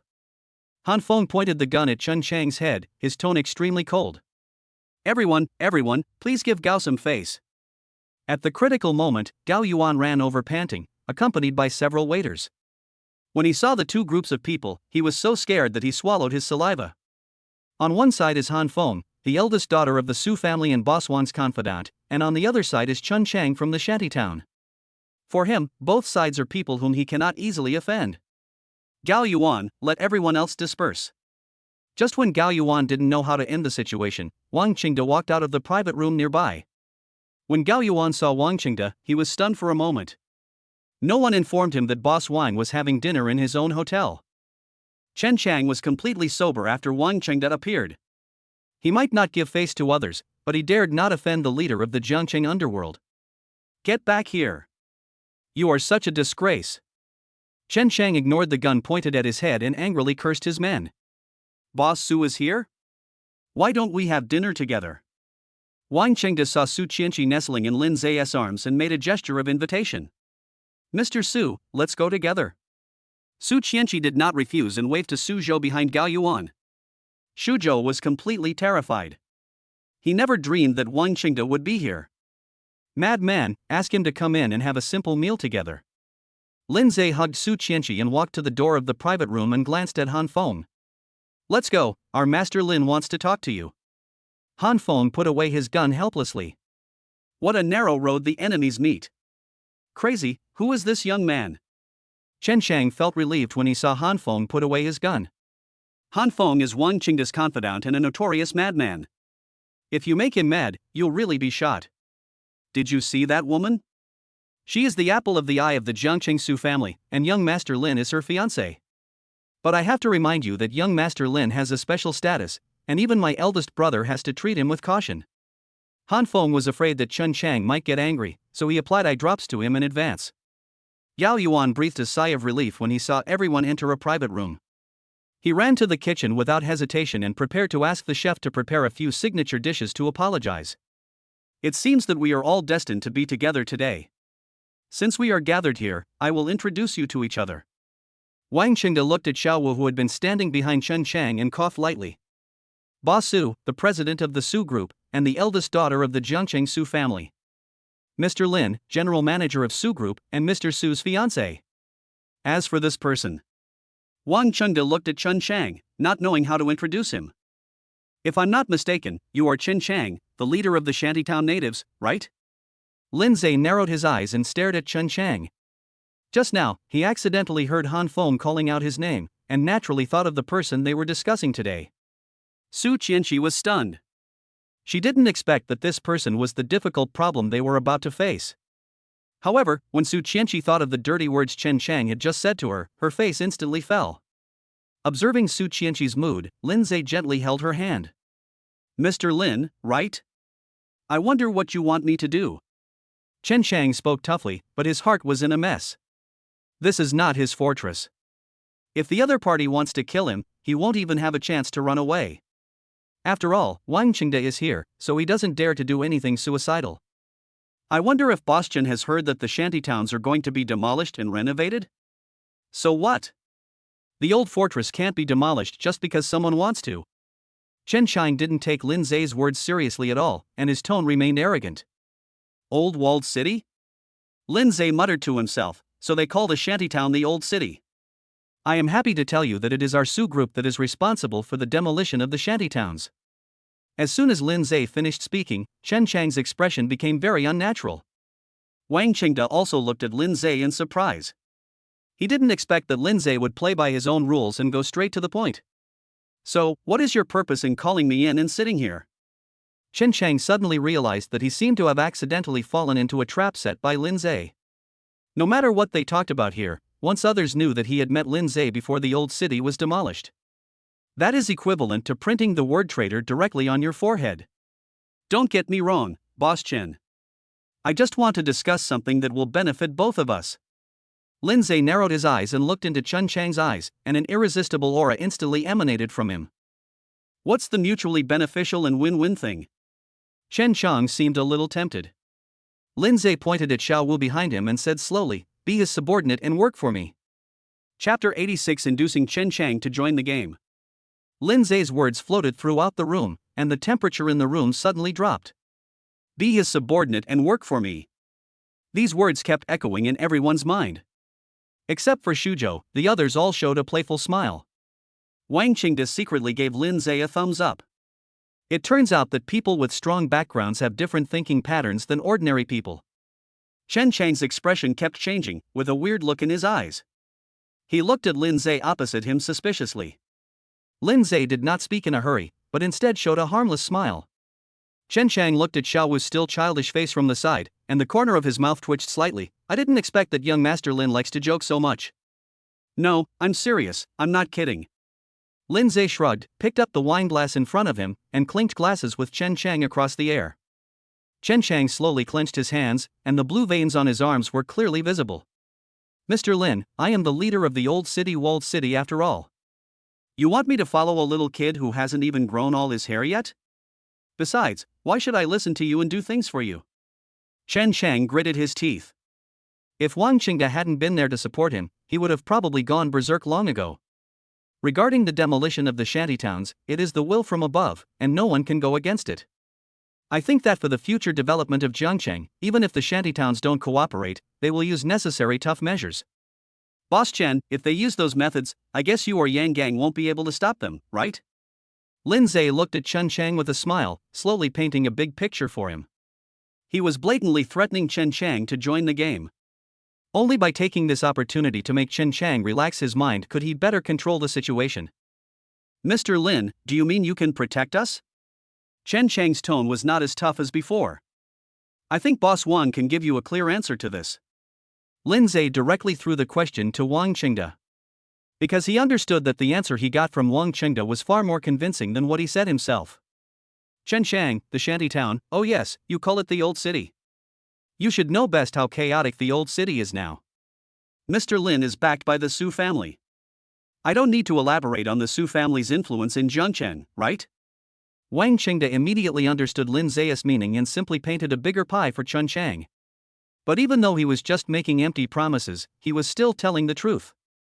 Even if Lindseay did not have that background, the influence of the Su family alone would have enabled him to push forward the demolition of the shantytowns as soon as possible. However, once the Su family intervenes, there will be no room for negotiation. Chen Chang was silent. He understood what Wang Qingda meant and knew that Wang Qingda was warning him not to go against Lindseay. But the old city is the result of the hard work of their ancestors. If it is demolished like this, wouldn't the efforts of the older generation be wasted? Boss Chen, I'm not an unreasonable person. If you agree to my terms, I will pay out of my own pocket to build an ancestral hall for you after the shantytown is demolished. Lindseay seemed to see through Chen Chang's thoughts and gave him a reassurance. Su Chenshi looked at the calm and collected Lindseay and instantly turned into a little fangirl. I didn't expect Lindseay to grow so fast. He is completely different from the shy boy he used to be. Mr. Lin, I admit that the conditions you offer are very tempting, but I can't accept it if I follow this little brat who is still wet behind the ears. Chen Chang's tone changed, but he still looked at Xiao Wu with disdain. Obviously, the reassurance Lindseay gave worked. But it is somewhat unacceptable for a middle-aged man in his 30s to follow a young man who is more than 10 years younger than him. In the new era, it is important that the capable prevail. If you can beat him, I will take back what I said before. Lindseay pondered for a moment and looked at Xiao Wu. No problem. As long as you can beat me, I, Chen Chang, will lead my brothers to follow this little brother. Chen Chang was overjoyed when he heard this. He didn't take Xiao Wu's thin body seriously at all. Chen Chang, are you sure? Han Feng winked. A man should stick to his word once it's spoken. After hearing Chen Chang's powerful words, Han Feng ignored him and took an attitude of watching the show. Shuzhou, who was silent on the side, instantly relaxed his nervous heart. It seems that he doesn't need to worry about the demolition of this shantytown anymore. How about we eat first? Wang Qingda was also looking forward to the PK between the two, but his stomach was rumbling with hunger. Yes, eat first. Only when you are full will you have the strength to fight. Lindseay picked up a chicken leg and placed it in front of Su Chenshi. Hubby, I'll get fat if I don't eat meat. It's okay, I don't dislike you. Amid the contemptuous looks of everyone, Lindseay picked up another piece of fish and put it on Su Chenshi's plate. Just then, Gao Yuan knocked on the door and walked in. Behind him, several waiters stood in a row, carrying several delicious dishes. Boss Wang, President Su, President Lin, why didn't you say hello when you came here to eat? the tall and attentive Wang Qingde bowed to the other two. He could still tell who was the oldest among the people present. These special dishes are for you to taste. Today's meal is mine. Gao Yuan served the dishes on the table while being attentive. Chen Shang, who was standing aside, sighed silently when he saw Gao Yuan ignoring him. This is the power of authority. In the old city, you will never get this kind of respect. Boss Gao is so polite. Han Feng, you must take better care of Boss Gao's business in the future. Wang Qingde narrowed his eyes slightly. Although Lindseay said he would treat them, he still understood the rules. Since Gao Yuan is so tactful, he must give him this face. Thank you very much, Boss Wang. Please continue, I won't bother you anymore. Gao Yuan naturally heard the meaning of Wang Qingde's words. He looked at him with gratitude and left the private room. Everyone, don't sit still, eat quickly. Wang Qingde looked at Chen Chang with a smile and started eating. Chen Chang looked at the delicacies in front of him and started eating without hesitation. Xiao Wu, who had just sat down, had a ruthless look in his eyes when he looked at Chen Chang. A few people chatted and laughed, and an hour had passed. Mr. Lin, I see everyone is full and satisfied, why don't we move on to the next program? Wang Qingde curled his lips towards Chen Chang and Xiao Wu, revealing an expectant look. Okay, it's about time. Lindseay wiped the corner of his mouth and looked at Chen Chang jokingly, then where shall we go to compete? Mr. Lin, I know there is an open-air stage outside the shantytown, why don't we go there? At Wang Qingde's instruction, Han Feng spoke first. Outside the shantytown? Lindseay's eyes turned and he looked at Wang Qingde meaningfully, let's go there. Seeing that Lindseay had no objection, Wang Qingde gave Han Feng a subtle look. Chapter 87, Shantytown PK. The open-air stage outside the shantytown is a venue specifically used for showing public movies and small performances. Normally there is almost no one here, but today it is full of luxury cars. Chen Chang got out of his second-hand Audi with an unhappy look on his face. Although this is the best PK venue, it also puts him in a dilemma. As expected, many good people began to appear in the shantytowns. When Chen Chang's men saw their boss among them, they rushed out one after another, but were stopped by the many younger brothers brought by Han Feng. A man with a burn scar on his face, followed by 40 or 50 people, was standing not far away and watching this scene with great interest. Brother Gang, what are Chen Chang and the others doing? A younger brother looked at Yang Gang in confusion. I don't know, but the man with the gold-rimmed glasses is the famous boss Wang. Yang Gang frowned slightly, he was a little confused about today's situation. Brother Gang, the other party seems to be malicious, do you want to go back and grab some weapons? The younger brother pointed to the other side and his expression became serious. Yang Gang looked in the direction his younger brother pointed and saw several Mercedes-Benz commercial vehicles speeding over. More than 20 strong men in black suits got out of the vehicles. Compared with the people brought by Han Feng, this group of strong men in black are simply regular troops. Including Han Feng's men, there were more than 100 people surrounding the stage. Don't worry. Based on my understanding of Boss Wang, if he wants to deal with us, he will definitely not give us time to react. Yang Gang restrained his men, hesitated for a moment and decided to wait and see what would happen. Chenshi, who did you ask and ran to bring? Looking at the 20 or so bodyguards getting out of the Mercedes-Benz commercial vehicle, Lindseay turned sideways to look at Su Chenshi. Well, the shantytown is full of good and bad people. I'm afraid you'll be in danger. Su Chenshi held Lindseay's arm, as if this was a very normal thing. Lindseay shook his head helplessly. They came here to play PK, not to grab territory. At this moment, 4 or 5 vans drove over from the distance, and Zhang Hui and dozens of his brothers ran out of the car with ferocious looks. Brother Xiao Wu, Master Lin. The shouts of dozens of people resounded throughout the shantytown. You did it?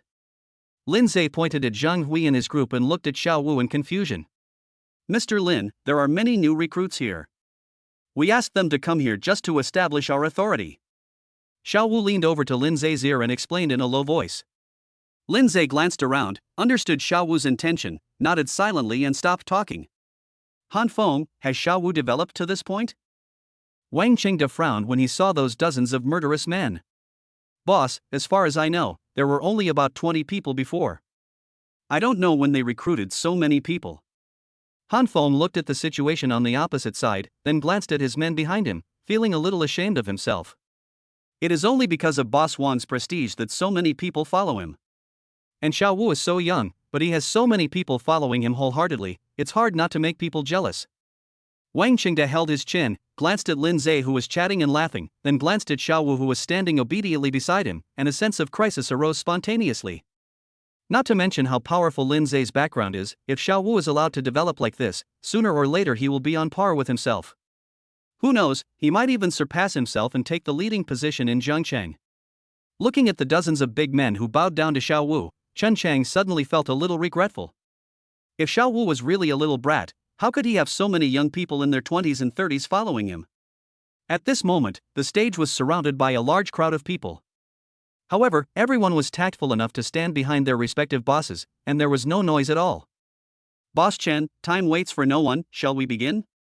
Lindseay raised his hand to check the time and asked Chen Chang for his opinion. Chen Chang nodded silently, took a deep breath, and strode onto the stage. Xiaowu, remember that he just insulted your sister-in-law. Just as Xiaowu was about to go on stage, Lindseay's cold voice reached his ears. A cold light flashed in Xiaowu's eyes. He didn't turn his head, but rushed forward in one step. Looking at the two people standing on the opposite sides, Yang Gang's frown suddenly relaxed. Are they just going to have a PK? The other brothers looked at each other, unable to guess what Chen Chang was up to. Then I will be the referee.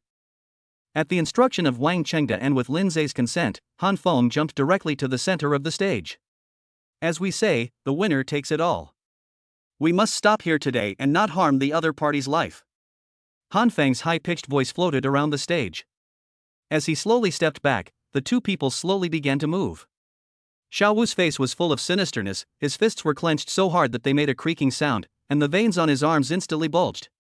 Chen Chang no longer had the disdainful look he had before, and looked at Xiaowu's actions with a serious expression. The two of them walked slowly around the stage and rushed towards each other almost at the same time. Come on, boss. Come on, boss. Xiaowu and Chen Chang's men waved their flags and cheered, looking nervously at the two people fighting on the stage. Chen Chang punched hard, aiming at Xiaowu's vital points, and kept swinging at him. Xiaowu is agile and he manages to dodge Chen Chang's attacks narrowly every time, then punch Chen Chang in the vitals with a heavy punch. After a few dodged, countless punches landed on Chen Chang's body. Chen Chang became more and more frightened as the fight went on. Xiaowu's flexibility was beyond his expectations. The power in his hands was insanely great, and every punch that landed on him felt like being hit by a hammer. Honey, has Xiaowu practiced it? Looking at the small house on the stage that could be opened and closed freely, Su Chenshi's face was full of shock. With bare hands, he can easily beat 5 Chen Changs by himself. Lindseay spoke calmly, but his brows were slightly furrowed. What is Xiaowu waiting for? According to my understanding of him, Chen Chang should be lying on the ground unable to move now. 2 minutes later, Lindseay's frown gradually relaxed, and he looked at the two people fighting on the stage with a smile. At this moment, Chen Chang was obviously exhausted, and the punches he swung were no longer as sharp as before. The whole person's movements gradually slowed down, and he walked around breathlessly. On the other hand, Xiaowu didn't show any sign of exhaustion, and his movements seemed to be getting faster and faster. When Xiaowu dodged Chen Chang's whip kick, he sneered and kicked Chen Chang to the ground with a sweeping kick. Xiaowu didn't give Chen Chang any time to react. He kicked him 2 meters away and then jumped directly on him. Fists fell on Chen Chang's head like raindrops, and Xiaowu's face became almost ferocious. The moment Chen Chang fell to the ground, he was completely exhausted and could only raise his arms to barely avoid Xiaowu's heavy punch. Boss! Chen Chang's men suddenly became anxious and tried to rush onto the stage, breaking through the obstruction of Han Feng's men. Upon seeing this, Zhang Hui, with Lindseay nod silently, led his men to confront him. Chapter 88. Chen Chang is willing to accept defeat. This punch is because you are disrespectful to Master Lin. This punch is because of your insult to my sister-in-law. This punch is because of your disdain for me. Xiaowu's punches were heavier than the last. It seemed that in his eyes, Chen Chang was just a sandbag at the moment, allowing him to hit him mercilessly. Chen Chang's arms, which were held up tightly, finally collapsed powerlessly under Xiaowu's torrential beating. He collapsed completely powerless on the ground, with a trickle of blood slowly flowing out from the corner of his mouth. Han Feng clenched his fists. He looked nervously at Chen Chang, who had been beaten into a pig's head on the stage, and didn't know whether he should end this PK. Boss! Fuck you! Stop it! Chen Chang's men couldn't stand it any longer and started fighting with Zhang Hui and others. Xiaowu, stop! Lindseay's voice rang in everyone's ears. Xiao Wu wanted to vent his anger by punching Chen Chang on the head, then stood up and kicked him off the stage. Boss! Boss! At the same time, Zhang Hui and others also made way for Chen Chang's men to swarm in. Boss, are you okay? Several men helped Chen Chang, who had collapsed to the ground, up, their expressions extremely nervous. The remaining men surrounded Chen Chang and glared at everyone around them. Especially when he saw Xiao Wu walking off the stage shaking his wrist, that fierce look seemed to tear him to pieces. Looking at Chen Chang's miserable condition, Wang Qingde swallowed his saliva. Unexpectedly, Xiao Wu, who looks thin, has such strong fighting power. From the beginning he had been waiting for Chen Chang to run out of strength, and like a ferocious beast waiting for an opportunity to explode, he gave Chen Chang a fatal blow when he was exhausted. This kind of person is meticulous and decisive, and he will definitely achieve great things in the future. Help me up! Chen Chang's weak voice came from the crowd. Several men helped Chen Chang up, walked out of the crowd and stood in front of Lindseay. Mr. Lin, I will keep my promise if I lose the bet. But, can you wait for my injury? Before Chen Chang could finish his words, Lindseay waved his hand to interrupt him. Boss Chen, I'll send someone to take you to the hospital, and all the expenses will be on my account. Lindseay winked at and ran. Walked up to Chen Chang and made a gesture of invitation. Boss Chen, please? Chen Chang glanced at Lindseay, and without hesitation, he asked his men to support him as he walked towards the Mercedes-Benz commercial vehicle. Boss, wait for me in the fortress. Remember, don't tell Yang Gang anything. The men behind him wanted to follow, but were stopped by Chen Chang's words. Looking at Yang Gang and his group not far away, Chen Chang took a glance and got into the car directly. Watching the Mercedes-Benz commercial vehicle leave, Lindseay turned to look at Wang Qingde. Boss Wang, I made a fool of myself today. What are you talking about, Master Lin? Since the show is over, I will go back first. Wang Qingde was smarter than a ghost. He knew that this was an order from Lindseay to chase him away, so he just used the stairs to leave. Lindseay waited until Yang Gang and his men returned to the shantytown before he looked at Xiao Wu and his men. My name is Lindseay, and I'm Xiao Wu's brother. As long as you follow Xiao Wu wholeheartedly, I will never treat you unfairly. On the contrary, if any rebels are found, they will be hundreds of times more brutal than Chen Chang. Lindseay's words echoed in everyone's ears, and those men who had just arrived lowered their heads in fear. However, Zhang Hui and his men who had always followed Xiao Wu had a hint of fanaticism in their eyes. They believed in Xiao Wu and admired Lindseay even more. After all, to be able to beat someone like Chen Chang like this and not let him say a word, his status must be extremely high. Especially someone who could make Boss Wang so respectful was a rare existence. Xiao Wu, take them away from here. Lindseay looked at the huge shantytown from afar, and took Su Chenshi's hand and walked towards the Maybach. And Ran, take your people back first. After Su Chenshi got in the car, he gave Ran some instructions and closed the door. Lindseay didn't stop, started the car and left directly the place where he would have to deal frequently in the future. Hubby, do you know that you were so handsome and manly just now? Su Chenshi held her chin and looked at Lindseay, who was holding the steering wheel with fascination. I said I would protect you, and I will definitely do it. Lindseay smiled calmly, and the dimples on his cheeks exuded a sense of confidence. So where are we going now? Let's go to the Western restaurant. I wonder how Sister Leah has done there. Before he finished speaking, Lindseay stepped on the accelerator and drove towards the Western restaurant. 20 minutes later, Lindseay looked at the congested road with a frown on his face. As far as I remember, there shouldn't be so many cars here? Honey, not only are there a lot of cars, but people are lined up all the way over there.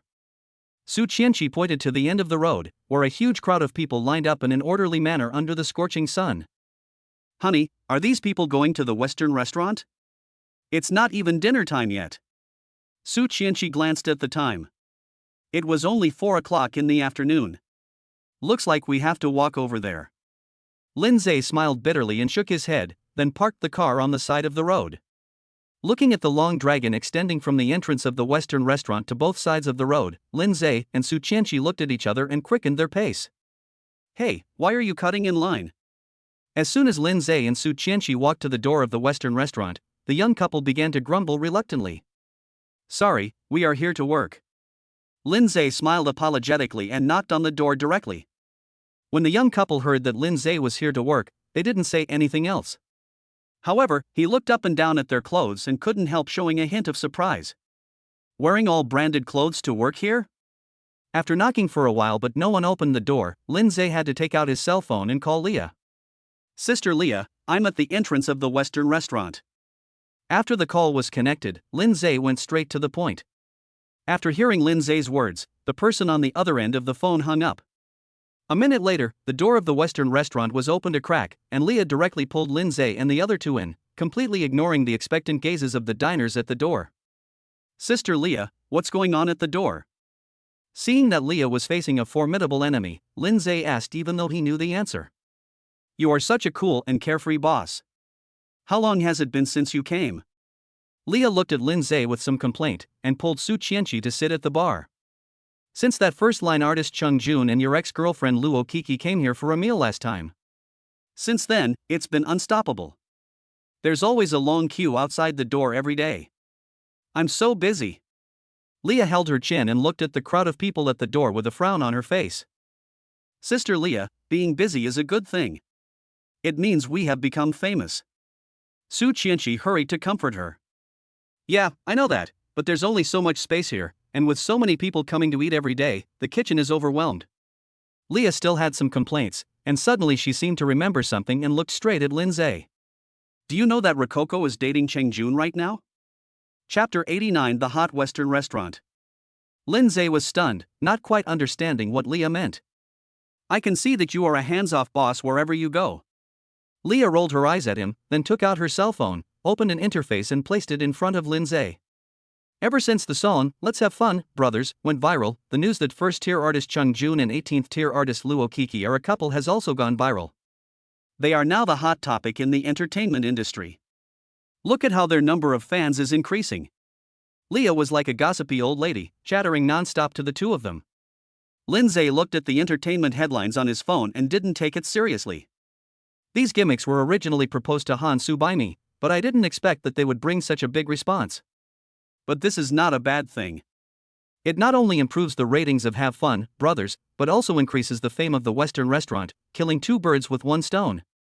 What's more, the pairing of Rococo and Cheng Jun also indirectly helped her to slowly climb up from the position of an 18-tier artist. The entertainment industry is full of truth and falsehood, and it's just to deceive those obsessed fans at the door." Su Chenshi looked at the diners at the door, with the corners of his mouth slightly raised. "Let alone others, you two hit it very well." Leah took back her phone and kept looking at Lindseay and Su Chenshi. What do you mean? What do you mean?" The mysterious CEO of the Su Group has publicly announced his love affair, which has been on the front page of major news media. Leah looked at Su Chenshi jokingly. After getting familiar with them, she was no longer as restrained as before. Su Chenshi's cheeks turned red and she held Lindseay's hand out of habit. "Sister Leah, I didn't expect you to pay attention to this matter." Lindseay's face was also full of embarrassment. He didn't expect that the news of his public relationship with Su Chenshi would still be so popular. "I never expected that the little brother in my eyes would actually make it big." Leah looked at the loving appearance of Lindseay and Su Chenshi, with a hint of envy in her eyes. "Sister Leah, have you always been single? How about I introduce one to you? I know a lot of rich young men." Su Chenshi looked at Leah with a smile on his face, full of teasing. "Well, it's almost time, open the door and welcome guests." Leah coughed lightly and waved to the waiter at the door. "Sister Leah, it's not even 5 o'clock yet. If we don't open the door soon, the customers waiting in line behind us won't be able to eat." Leah smiled sweetly, then walked to the bar and started playing the role of the proprietress. As the door opened, there was no swarm of diners coming in. Instead, they walked into the door of the Western restaurant one by one in an orderly manner. However, what surprised Lindseay and Su Chenshi was that most of the people who came were young couples, and everyone who came in would go to a corner to take pictures before returning to their seats to eat. That's where Cheng Jun and Luo Kiki sat. It's now a popular check-in spot for internet celebrities. Seeing the confusion of Lindseay and the others, Leah, who was sitting at the bar, slowly explained. Lindseay and Su Chenshi looked at each other and shook their heads helplessly, just sitting there watching the endless stream of diners coming in and out. "Sorry, our store is only open until 9 o'clock. I'm really sorry." At 9 o'clock in the evening, Leah looked at the long line of diners still waiting at the door, her face full of apology. "Madam Boss, please add another hour. We have been waiting for a long time." The little girl standing in the front pouted as if she was acting coquettishly. Yes, Madam Boss, we have been waiting for an hour, please don't let us go in vain. Madam Boss, you are so beautiful, you will not bear to see us return disappointed, right? Boss lady, you are kind and nice, please be kind. One stone stirs up 1,000 ripples, and endless requests and coquettish voices reach Leah's ears. Leah walked out the door and looked at the 10 or so tables of diners, and smiled helplessly. It's not that she doesn't want to take these customers, but the kitchen staff needs to rest. They have only rested for an hour and a half since noon. Forget it, I'll just receive you. Leah finally compromised. Long live the boss lady. The couples in the front jumped up with joy when they heard Leah's words. Sister Leah, how long have you been so busy? Seeing Leah return to the bar, Lindseay asked. About a week. There aren't usually so many people here. Who knows what happened today? Leah rubbed her temples, feeling a little distressed. If the business is too good, it will be a bit of a headache. How do they react to the taste of the dishes? It's not bad. There are quite a few returning customers who bring their friends here these days. When this was mentioned, Leah's eyes lit up instantly. Who doesn't want their food to be recognized? It seems that there is not enough here. Lindseay looked around the entire Western restaurant. Under the current conditions, it could only accommodate 15 tables at a time. Sister Leah, do you want to move to a bigger place? Lindseay hesitated for a moment and looked at Leah. Move to a bigger place? Leah obviously didn't react. Sister Leah, you see, we have enough customers now, and this place is obviously not enough. Why don't we move to a bigger place and expand the scale of the Western restaurant? Su Chenshi understood what Lindseay meant, so he simply took Leah's arm and explained to her. But we just invested 1 million here. Leah understood what they meant, but was reluctant to spend the 1 million she had just taken out. Money is meant to be invested. Now that business is good, we can only make more money by moving to a bigger place. But who can guarantee that there will still be such a large flow of customers after the location is changed? Leah knew what Lindseay meant, but it would take a long time from site selection to opening. At the same time, she was also afraid that if the customer flow was lost, it would not be worth it. You don't need to worry about these. Chengjun and Rococo are both artists under our group. When the new store opens, let them go and show their support, and the popularity will naturally come. Lindseay finally realized that the reason why the Western restaurant was so popular was because of the celebrity effect. He also knows that Chinese people tend to follow the trend, and as long as they become famous, everything will be easy. Yes, Sister Leah, before the new store opens, this place is still open for business as usual, nothing will be delayed. Su Chenshi and Lindseay sang the same tune and successfully brainwashed Leah. Okay, you have the money and you have the final say. I am just the boss lady in name only. Leah smiled sweetly, and seemed to be more refreshed. It's such a happy decision. After closing, let's go get some midnight snack together. Lindseay covered his rumbling stomach and spoke with a helpless tone. Look, I was so busy that I forgot to make 2 steaks for you. Leah slapped her forehead. How could she let the investors go hungry? Sister Leah, stop working. The kitchen staff has been working hard all day. Let's go out and eat something else. Lindseay quickly stopped Leah, who was standing up. Chapter 90 Uninvited Guests. It was not until 10:30 that all the diners in the Western restaurant left. While the waiter was cleaning the store, Leah sat at the bar as usual and calculated the day's turnover. Today's profit is greater than the profit of the previous few days. It's really a miracle. Looking at the series of numbers on the computer, a relieved smile appeared on Leah's tired face. Sister Leah, what is the turnover today? Lindseay was a little curious. Less than 50,000. Before, the most we could do was 30,000 a day. If there weren't so few places here, it would be no problem to reach 80,000.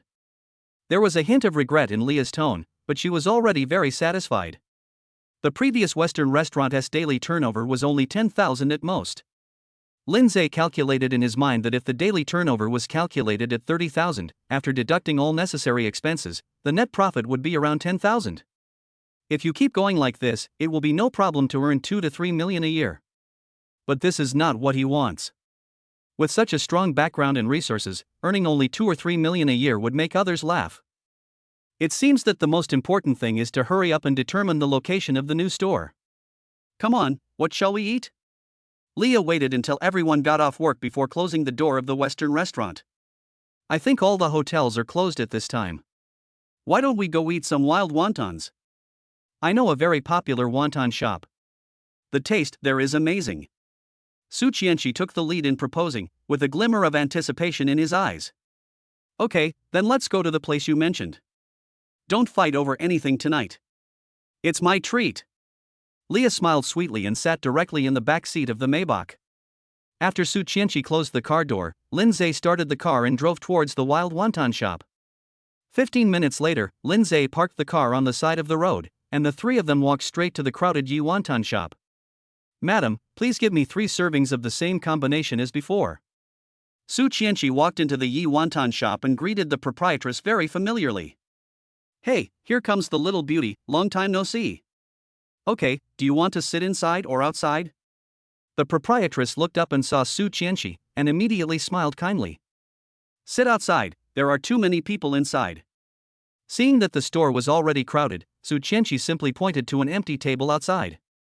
Okay, then you guys just sit wherever you want, it'll be ready in no time.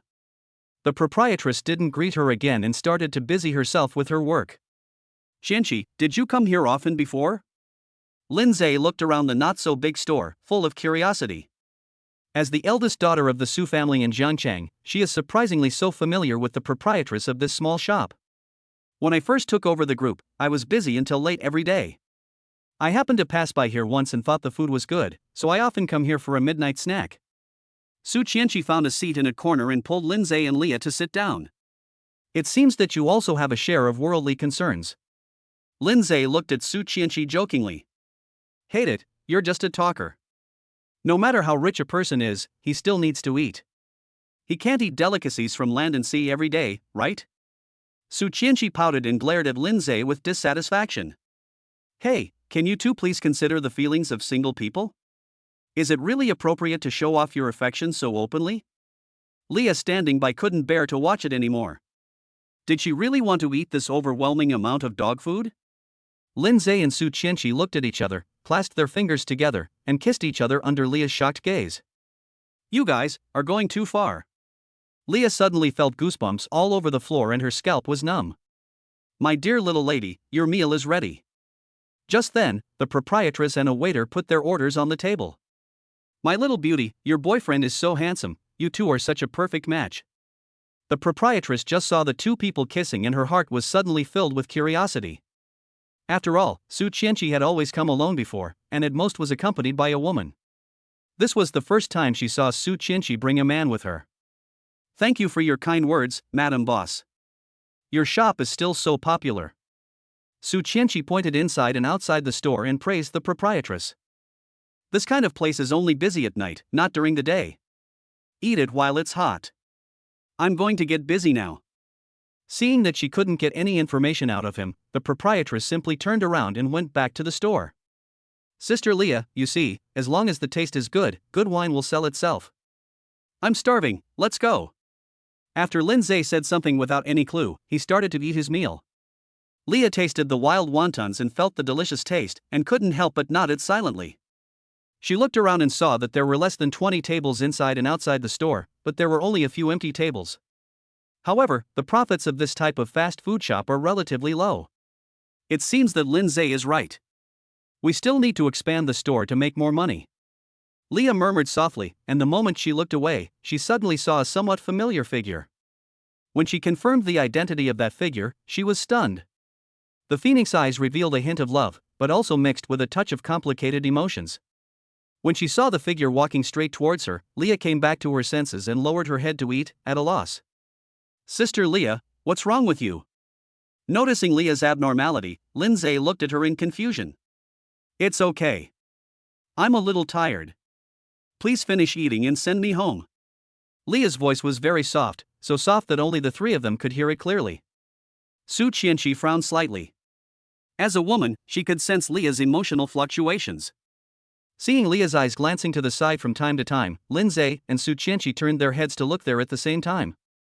A handsome and tall figure stood at the door of the Yi wonton shop, and next to him stood a seductive woman in revealing clothes. Leah stared at the figure intently, and a trace of tears appeared in her eyes. Sister Leah, do you know her? Lindseay observed Leah's emotional fluctuations after seeing the man, and suddenly became confused. I don't know him. Let's eat quickly. Leah avoided her gaze and lowered her head again. Hubby, I have a hunch that Sister Leah is very familiar with this man. Su Chenshi leaned over to Lindseay's ear and whispered softly. Lindseay nodded in agreement because he noticed the tears swirling in Leah's eyes. At this moment, the man also finished ordering the food, took the hand of the charming woman, and looked for a suitable seat. After the man glanced around, he set his eyes on Leah. He frowned, as if recalling something, and walked towards Lindseay and the other two. Lindseay raised his eyes and looked at the man and woman who were about to approach. When he looked at Leah again, he found that she had stopped what she was doing with a dazed look on her face. You are Leah? Hearing the man's puzzled voice, Leah trembled all over, and slowly raised her head to look into the man's eyes. Chapter 91 Leah's ex-boyfriend. Leah? The charming woman next to her became interested immediately when she heard the name. She is the foolish woman who loved you to death and almost committed suicide in the end? Hearing the woman's words, Leah's hands suddenly clenched and she stared at the woman's heavily made-up face. Who are you? Lindseay stood up and looked at the man and woman in front of him vigilantly. Lindseay, let's go, I don't know them. Leah pulled Su Chenshi and was about to leave, signaling Lindseay to leave. I don't know who it was, but he was like a beggar, begging our Junyi to change his mind. Seeing that Leah was about to leave, the charming woman started to sneer again. Leah stopped walking in an instant, and a chill rose from her body. Lindseay's face gradually became gloomy, even though the man named Junyi hadn't spoken a word. But he did not stop the charming woman from saying such ugly words, but just watched coldly. Just for this reason, he was blacklisted by Lindseay. Do Junyi, take your woman and stay away from me. I don't want to see you. Leah looked at the man with gritted teeth, trying her best to control her emotions. Oh, isn't it time to beg for mercy? You bitch, you are really. Pa. Before the charming woman could finish her words, Su Chenshi slapped her directly in the face. Faced with such harsh words, Leah could endure it, but she couldn't. You dared to hit me? The seductive woman covered her cheek in shock and pointed at Su Chenshi tremblingly. Pa. Another slap. Su Chenshi had a cold face, as if he had already sentenced this woman to death in his heart. You. The seductive woman was furious and raised her hand to hit him. If you don't want to die, you'd better put your hand down. Lindseay grabbed the woman's hand and blocked Su Chenshi and Leah behind him. Brother, it's inappropriate for a grown man like you to interfere in women's affairs, right? Besides, it seems like she was the one who hit my woman first. Du Junyi finally spoke, staring at Lindseay coldly. What's wrong with hitting your woman? You shouldn't hit someone who's rude. Lindseay shook off the woman's hand and looked at Du Junyi fiercely. Well said, it seems that brother is also a man of temperament. Du Junyi raised the corner of his mouth and touched the woman's red cheek. Meng Meng, be obedient and call someone. The woman named Meng Meng had tears in her eyes. She nodded, took out her cell phone and walked aside. At this moment, more and more people gathered around and kept talking about them. What's going on? The proprietress squeezed out of the crowd, and when she saw Du Junyi, her face changed instantly. Little beauty, hurry up and leave. You can't afford to offend him. The proprietress didn't dare to offend Du Junyi, so she ran to Su Chenshi and whispered a warning. Who is he? Su Chenshi asked casually. He is a well-known local boss in this area. The bar not far ahead belongs to him. The proprietress hurriedly explained, as if she was afraid that Su Chenshi and the others would suffer. He's just a local tyrant. Lindseay looked down upon hearing what the proprietress said. Leah, I just wanted to come over and say hello to you. Doesn't your friend seem a little rude? Du Junyi ignored Lindseay and turned his gaze to Leah behind him. It's your vixen girlfriend who is rude. Leah glared at Du Junyi righteously, but there was a hint of complicated emotions in her tone. Sister Leah, who is he? He is a scumbag, a complete scumbag. Leah seemed a little excited, with tears streaming from her eyes. Su Chenshi hugged her tightly and took a few steps back. She noticed that Lindseay seemed angry, so Du Junyi was in trouble. Lindseay understood the relationship between the two of them. If he guessed correctly, Sister Leah was deeply hurt by this man. Since you've asked me to help you, it would be a bit disrespectful of you if I didn't accompany you.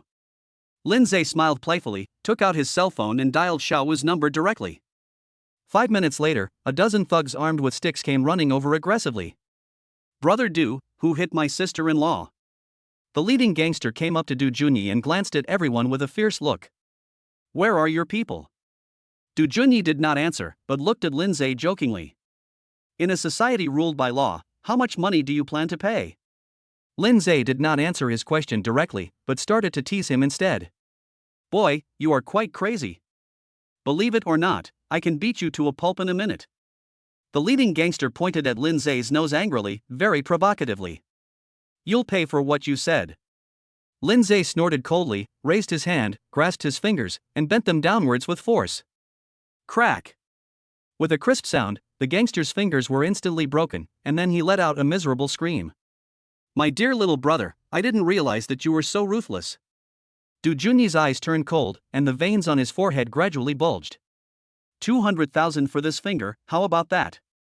Lindseay clapped his hands and continued to tease Du Junyi. "Do you think you can do whatever you want just because you have money?" Du Junyi's face gradually became gloomy and his fists clenched. "No, but it's more than enough for you." Lindseay's tone was full of teasing. "Destroy him for me." Du Junyi finally couldn't help it and waved to his men behind him.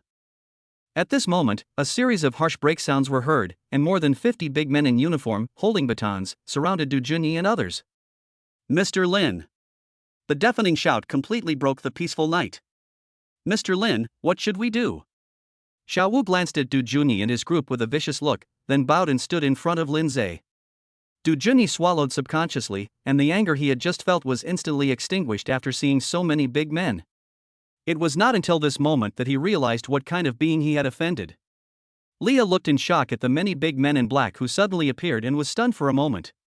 "Chenshi, you won't make things worse, right?" Leah held Su Chenshi's hand nervously. "Don't worry, he knows his limits." Su Chenshi didn't care at all.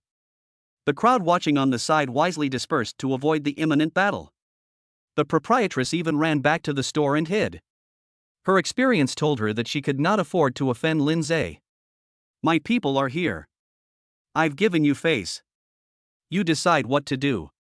Lindseay looked at Du Junyi coldly, then dragged a chair over and sat in front of everyone.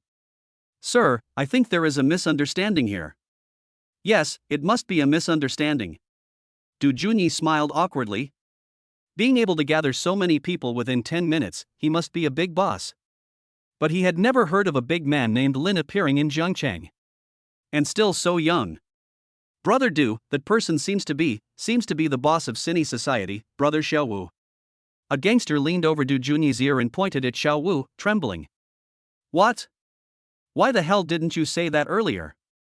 Chapter 92 Unlucky Du Junyi. Du Junyi looked at Lindseay again, and his eyes became evasive. The Cine Society is a new emerging force that has just emerged recently, and it is said to have the support of Boss Wang. The young man in front of Lindseay is the boss of Cine Society, known as Brother Xiao Wu. And it happened that this new boss bowed down to Lindseay. "I just recognized him too." The gangster felt extremely aggrieved. He is well known for the reputation of the Cine Society. He is ruthless and swift in his actions, and has surpassed many local tyrants in Jiangcheng. "There is no misunderstanding. Your woman scolded my sister and pointed at my woman's nose. We have a grudge against each other now. But unfortunately, I don't like hitting women." As soon as Lindseay finished speaking, Du Junyi raised his hand and slapped Meng Meng to the ground. "You bitch, I'll teach you a lesson." Du Junyi kicked Meng Meng in the stomach without any mercy. He even beats his own woman. He is indeed a scumbag. Lindseay stood up and patted Xiao Wu on the shoulder. "Fight according to the compensation standard of 1 million. After receiving Lindseay's instructions, Xiao Wu waved calmly to his men. Before Du Junyi and the others could react, the burly men in black around them swung their batons and rained down on them. The curious onlookers could only hear the wailing and screaming coming from the human wall but could not see what was happening inside. 5 minutes later, the big men in black dispersed again. Du Junyi and his men had been beaten black and blue and lay on the ground wailing. "Do you think money is useful to you?" It works." Du Junyi swallowed a mouthful of blood and looked at Lindseay in horror. He didn't expect that Lindseay would start fighting directly after a disagreement. Meng Meng, who was slapped to the ground, became disheveled and looked like a beggar. "As long as it works, tell me how much it costs." Lindseay sat down again and looked coldly at Du Junyi lying on the ground. No. No money, no. How could Du Junyi be so stupid as to ask Lindseay for money? That would be like asking for paper money for himself. That's not right. If you beat someone up, you have to pay. We've said this is a society ruled by law. Lindseay seriously took out 100 yuan and threw it lightly in front of Du Junyi. Is it enough? Enough. We're even? We're even now. Du Junyi answered with gritted teeth. This red 100 yuan just crushed his dignity to the ground. Very good. From today on, these people will take turns visiting your place. You won't refuse to receive them, right? We will definitely receive you. Du Junyi was completely convinced. He felt that if he continued to be tortured by Lindseay like this, he would really collapse. Very good. If I find out that you slander Sister Leah again, I will throw you into the sea to feed the sharks. Lindseay patted Du Junyi's cheek with a playful look on his face. Su Chenshi behind him was stunned. When did he steal my lines? I wouldn't dare. I absolutely wouldn't dare. Du Junyi nodded frantically like a chicken pecking at rice. Xiao Wu, call an ambulance for them and see them off to the car. Yes, Mr. Lin. Xiao Wu responded respectfully. After the three of them got into the car, Leah looked at Du Junyi, who was lying on the ground with a look of despair, and the tension between her brows suddenly disappeared. Lindseay's actions seemed to completely dispel the last bit of affection that had been suppressed in her heart for many years. Sister Leah, shall I take you home? Lindseay looked at Leah through the rearview mirror, who was still feeling a little worried. I want to drink, I wonder if you can. No problem, come to my house and drink. Without waiting for Leah to finish speaking, Su Chenshi agreed with both hands. Lindseay's face was full of black lines. It seemed that tonight would be a sleepless night. After buying some wine, food, and beer at the 24-hour convenience store in front of the Houting mansion, the three of them went straight home. Looking at the 200 square meter flat in front of her, Leah opened her mouth in surprise and kept looking at every room. It would be great if I could live in such a nice house. After a while, Leah couldn't help but sigh. Sister Leah, when the new store opens, I think you will be able to realize your wish next year. Lindseay placed the wine and food on the plates one by one, and then took out 3 wine glasses from the wine cabinet. Sister Leah, white wine, red wine, foreign wine, beer, which one do you drink? Su Chenshi seemed to be very interested in drinking, and put all the good wines in the wine cabinet on the table. Drinking red wine can invigorate blood circulation and improve skin quality. Leah answered directly without any hesitation. Husband, what about you? Su Chenshi turned her gaze to Lindseay. I'll just drink beer. I can't get used to the taste of red wine. Lindseay picked up a can of beer, opened it and poured it into his glass. Sister Leah, let's drink this, how about 1 bottle each? Su Chenshi put the other types of wine back into the wine cabinet and took out a bottle of red wine and placed it in front of Leah. Lafite from 1982? Looking at the red wine in front of her, Leah's eyes lit up. As someone who has been running a Western restaurant for such a long time, she can tell the varieties of red wine at a glance. If she remembered correctly, this variety of Lafite should be priced at around 50,000. Change it, this one is too expensive. Leah swallowed her saliva. The sales revenue from her hard work for a whole day was only worth this much money. Is it expensive? I think this is the only red wine I have at home. Su Chenshi picked up the wine bottle and looked at it for a while, then looked at Leah with some confusion. Well, okay, I'll listen to you. The guest should follow the host's wishes. Leah was too lazy to argue. After all, Su Chenshi was the eldest daughter of the Jiangcheng Su family. She only drank 2 bottles of red wine. But this is cheaper, isn't it? Leah looked at the beer in front of Lindseay and felt that the 2 bottles of red wine were somewhat disproportionate. I can't drink that stuff. It's easy to make mistakes if I drink too much. Lindseay didn't wait for them to pour the wine and took a sip on his own. What mistake? Leah looked at Lindseay in confusion. Su Chenshi, who was sobering up nearby, blushed when she heard Lindseay's words. If I remember correctly, it was a glass of red wine that caused me to lose control of myself. Nothing, Sister Leah, what's going on between you and that Du Junyi? Lindseay looked at Su Chenshi, whose face was flushed, and changed the subject with a smile. Hearing the words Du Junyi, Leah's movements suddenly paused, and she seemed to become a little more depressed. With a dull sigh, Leah drank the red wine that had just been poured. This Du Junyi is my ex-boyfriend and the one who hurt me the most. When he appeared in front of me, I felt like I had nothing else to ask for in this life. I even thought that he was the other half of my life. Leah slowly put down the wineglass, and a layer of mist appeared in her eyes again. Su Chenshi tactfully said nothing, picked up the decanter and added more red wine to Leah's glass. What is the reason that caused you to be like this now? Although Lindseay didn't want to dig up Leah's scars, he knew that some things could only be let go if they were said out loud. He cheated me of all my savings and told me in a high-sounding manner that he didn't love me anymore. He is a complete scumbag. Chapter 93 Leah's Past. Leah's voice became a little whimpering, and the hand holding the chopsticks began to tremble. Su Chenshi held Leah's hand tightly and clinked glasses with her gently. Lindseay looked at Leah, whose face was full of anger and regret, and didn't know what to say for a moment. I could only drink silently and pretend to be a silent listener. He was after my money from the beginning. When I gave him my true love and everything, he started asking me for money for various reasons. He also promised to get married to me and be good to me alone for the rest of his life. Leah seemed to be talking.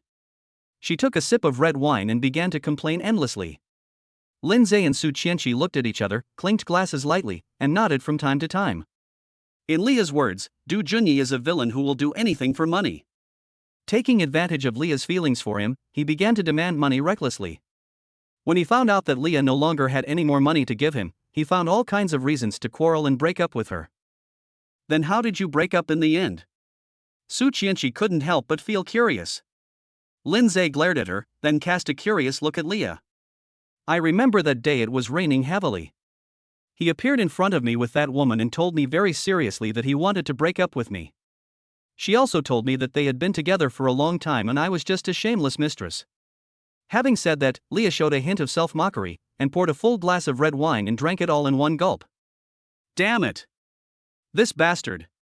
Su Chenshi slammed the table angrily, as if he was the one who was hurt, and drank the red wine in front of him. Lindseay's hands squeezed the can until it made a crackling sound, and he seemed to regret letting Du Junyi go so easily. That day I stood in front of the restaurant in the heavy rain for 3 hours. I actually found him and begged him to come back to me. Leah wiped the tears from her cheeks and her smile grew wider. Sister Leah, it's not that you don't want to fall in love again, but that you no longer trust men? Lindseay looked at Leah tentatively and silently handed her a tissue. Yes, this incident hurt me deeply. To be honest, until tonight, I still thought about him from time to time. Leah's laughter was a little exaggerated, as if she was laughing at her own foolish behavior. But I didn't expect that bitch would slander me like this. Leah's anger seemed to have reached its peak, and red wine could no longer satisfy her desire to get drunk. She stood up shakily, opened the only can of beer left in front of Lindseay, and gulped it down. Sister Leah, if you don't feel relieved, I will make Du Junyi disappear completely from Jiangcheng. Lindseay looked at Leah's current condition and felt a little distressed. In his heart, Leah is definitely a trustworthy person, kind-hearted and helpful. How can we not feel heartbroken when such a beautiful and kind-hearted person has experienced such a terrible past? Su Chenshi stood up and took out another bottle of 1982 Lafite from the wine cabinet. He was too lazy to decant the wine and just filled the glasses for the 3 people. To be honest, I really wish he would disappear forever. People like him don't deserve to live in this world. But what can I do? If you are not here tonight, how can I face this matter? Numbed by alcohol, Leah's tears could no longer be stopped and her voice began to tremble. Don't worry, Sister Leah, I won't let him appear in front of you again. Lindseay took a deep breath, picked up the wineglass in front of him and drank it all. Is this red wine? When he tasted the wine, Lindseay looked at Su Chenshi in surprise. Yeah, beer is gone, what to drink if not wine? Su Chenshi's face was already flushed at this moment. He clinked glasses with Leah and started drinking by himself. Sister Leah, I'll take you to the bedroom to rest. Seeing that Leah could no longer open her eyes, Lindseay patted his dizzy head, stood up and pulled Leah's arm. Su Chenshi's steps were a little shaky, and he and Lindseay helped Leah onto the bed in the second bedroom. Chenshi, take off Sister Leah's coat. I'll wait for you in the room. Lindseay loosened his shirt collar, walked out of the second bedroom, and went straight into their room. Su Chenshi looked at Lindseay's back, the blush on her cheeks becoming more and more intense. She quickly took off Leah's high heels and went straight into the master bedroom without even closing the door. After an unknown amount of time, Leah opened her eyes dazedly and looked around for the bathroom. At this moment, a series of suggestive sounds happened to reach her ears. Leah patted her dizzy head and walked unsteadily in the direction where the sound came from. "Honey, I'm out of strength, please be gentle." Su Chenshi's panting voice was heard from the master bedroom. "I want to be gentle with you, but I can't be gentle now." Lindseay's rough voice overlapped with Su Chenshi's alluring voice, like a song that touched the depths of the soul. After hearing these voices, Leah, who was originally drunk, seemed to sober up a lot. Seeing the half-open door, Leah gently pushed open a corner. When she saw the pair of figures constantly intertwining with each other, her cheeks instantly turned red. She turned around and leaned against the wall, trying her best to hold her breath. "Damn it, what am I doing?"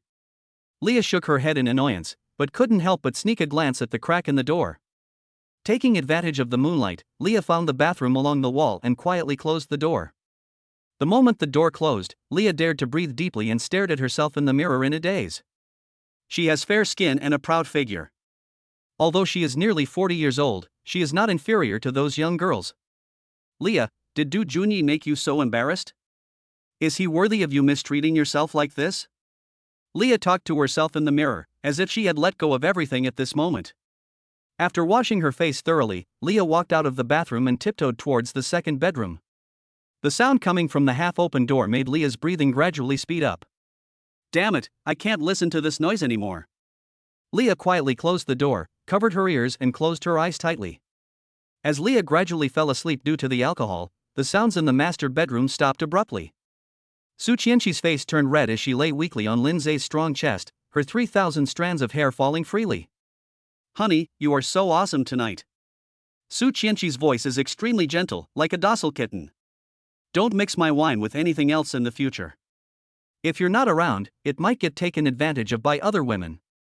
Lindseay silently lit a cigarette and looked at Su Chenshi in his arms with amusement.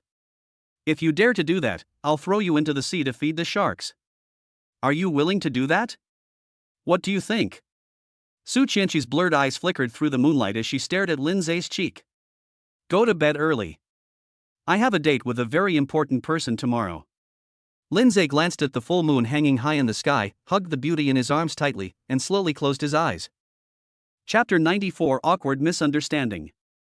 At 9 o'clock the next morning, Lindseay was awakened by the dazzling sunlight and slowly opened his hazy eyes. The aroma of breakfast came from the direction of the kitchen.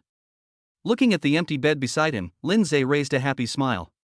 Lindseay casually put on a set of pajamas, rubbed his eyes and walked out of the master bedroom. "What are you cooking? It smells so good." Looking at the beautiful figure busy in the kitchen, Lindseay hugged her from behind. The next second, the delicate body that had just moved suddenly stiffened and her heartbeat suddenly accelerated. "Lindseay, I am Leah." Feeling Lindseay's strong and sturdy body, Leah's cheeks turned red instantly. "The scene that I secretly saw last night suddenly appeared in my mind, and my face turned so red that blood seemed to drip out." Hearing the voice of the figure in his arms, Lindseay suddenly woke up and subconsciously stepped back. "Sister Lee." "Leah, I'm sorry, I didn't know it was you." Lindseay quickly raised his hand to apologize, slowly backed away, and finally disappeared from Leah's sight. "It turns out I was seeing things." Leah took a deep breath, forced herself back into control, and a smile appeared on her face again. Lindseay looked at himself in the mirror and slapped himself in the face. "This wine is really not a good thing. It's better to drink less in the future." "Honey, are you up?" Su Chenshi walked out of the bathroom, wiping her wet hair. "Why did you get up so early?" Lindseay's eyes were a little vague, like a child who had done something wrong. "I have a meeting in the group today, so I got up early." "Who is like you, so leisurely every day?" Su Chenshi walked up to Lindseay and kissed his face with her red lips. "Do you know how strong you are no matter how late it is?" "My legs are still shaking." Su Chenshi's soft voice entered Lindseay's ears like an electric current. Watching Su Chenshi return to the bedroom, Lindseay subconsciously looked towards the kitchen. Their passionate outburst last night, wasn't it possible that Leah heard it? "Hurry up and eat breakfast. I still have to go to the Western restaurant. You really can't drink too much of this wine. It really messes things up." Leah brought breakfast to the table and urged Lindseay and the others. Su Chenshi changed into a smart tailor-made suit and walked straight to the dining table and sat down. "Wow, Sister Leah, your cooking skills are amazing. They look delicious." Looking at the sumptuous breakfast on the table, Su Chenshi praised it highly and started eating. How do you think the Western restaurant is maintained? It's all thanks to Sister Leah's secret recipe. Lindseay had also finished washing up at this moment, and sat down neatly dressed. Hurry up and eat, you are praising me to the sky. Leah smiled sweetly, lowered her head and started eating breakfast. Sister Leah, why don't you live here? You can have such a delicious breakfast every day. No. No. As soon as Su Chenshi finished speaking, Leah and Lindseay spoke at the same time. No, then no. Why are you so excited? Su Chenshi subconsciously stopped what he was doing and looked at them in surprise. How can I just live in your home? It's inconvenient. Leah glanced at Lindseay and began to explain nonsense. Lindseay felt Leah's gaze and didn't say anything, just ate his breakfast. Honey, what are you doing today? Su Chenshi adjusted her clothes in front of the mirror and looked at Lindseay, who was cleaning up the dishes. I met with an important person at noon to discuss the demolition and reconstruction of shantytowns. What big shot? Su Chenshi turned around and looked at him curiously. The secret cannot be revealed, you should go to the group immediately. Hearing Lindseay's words, Su Chenshi subconsciously glanced at the time and suddenly panicked. Sister Leah, please let Lindseay take you there. I'm running out of time. Su Chenshi hurriedly put on her shoes, took her bag and car keys and walked out of the house. Shall we go too? Lindseay looked at Leah. I'll clean up the kitchen and the second bedroom. It'll be quick. No need to clean up, there will be a cleaner to clean every day. Lindseay directly pulled out Leah, who was about to wash the dishes, and opened the door. The Maybach was driving on the busy streets of Jiangcheng, and the two people in the car were silent. Lindseay thought about the embarrassing moment this morning and didn't know how to start. Leah looked out the window with a wandering gaze, and no one knew what she was looking at. After all, she is a normal woman. She saw something she shouldn't have seen last night, and was suddenly hugged from behind by Lindseay this morning. She hadn't had any physical contact with a man for a long time, so she couldn't help feeling a little uneasy. Sister Leah, I'm sorry, I didn't know it was you in the kitchen. In the end, Lindseay gritted his teeth and explained to Leah.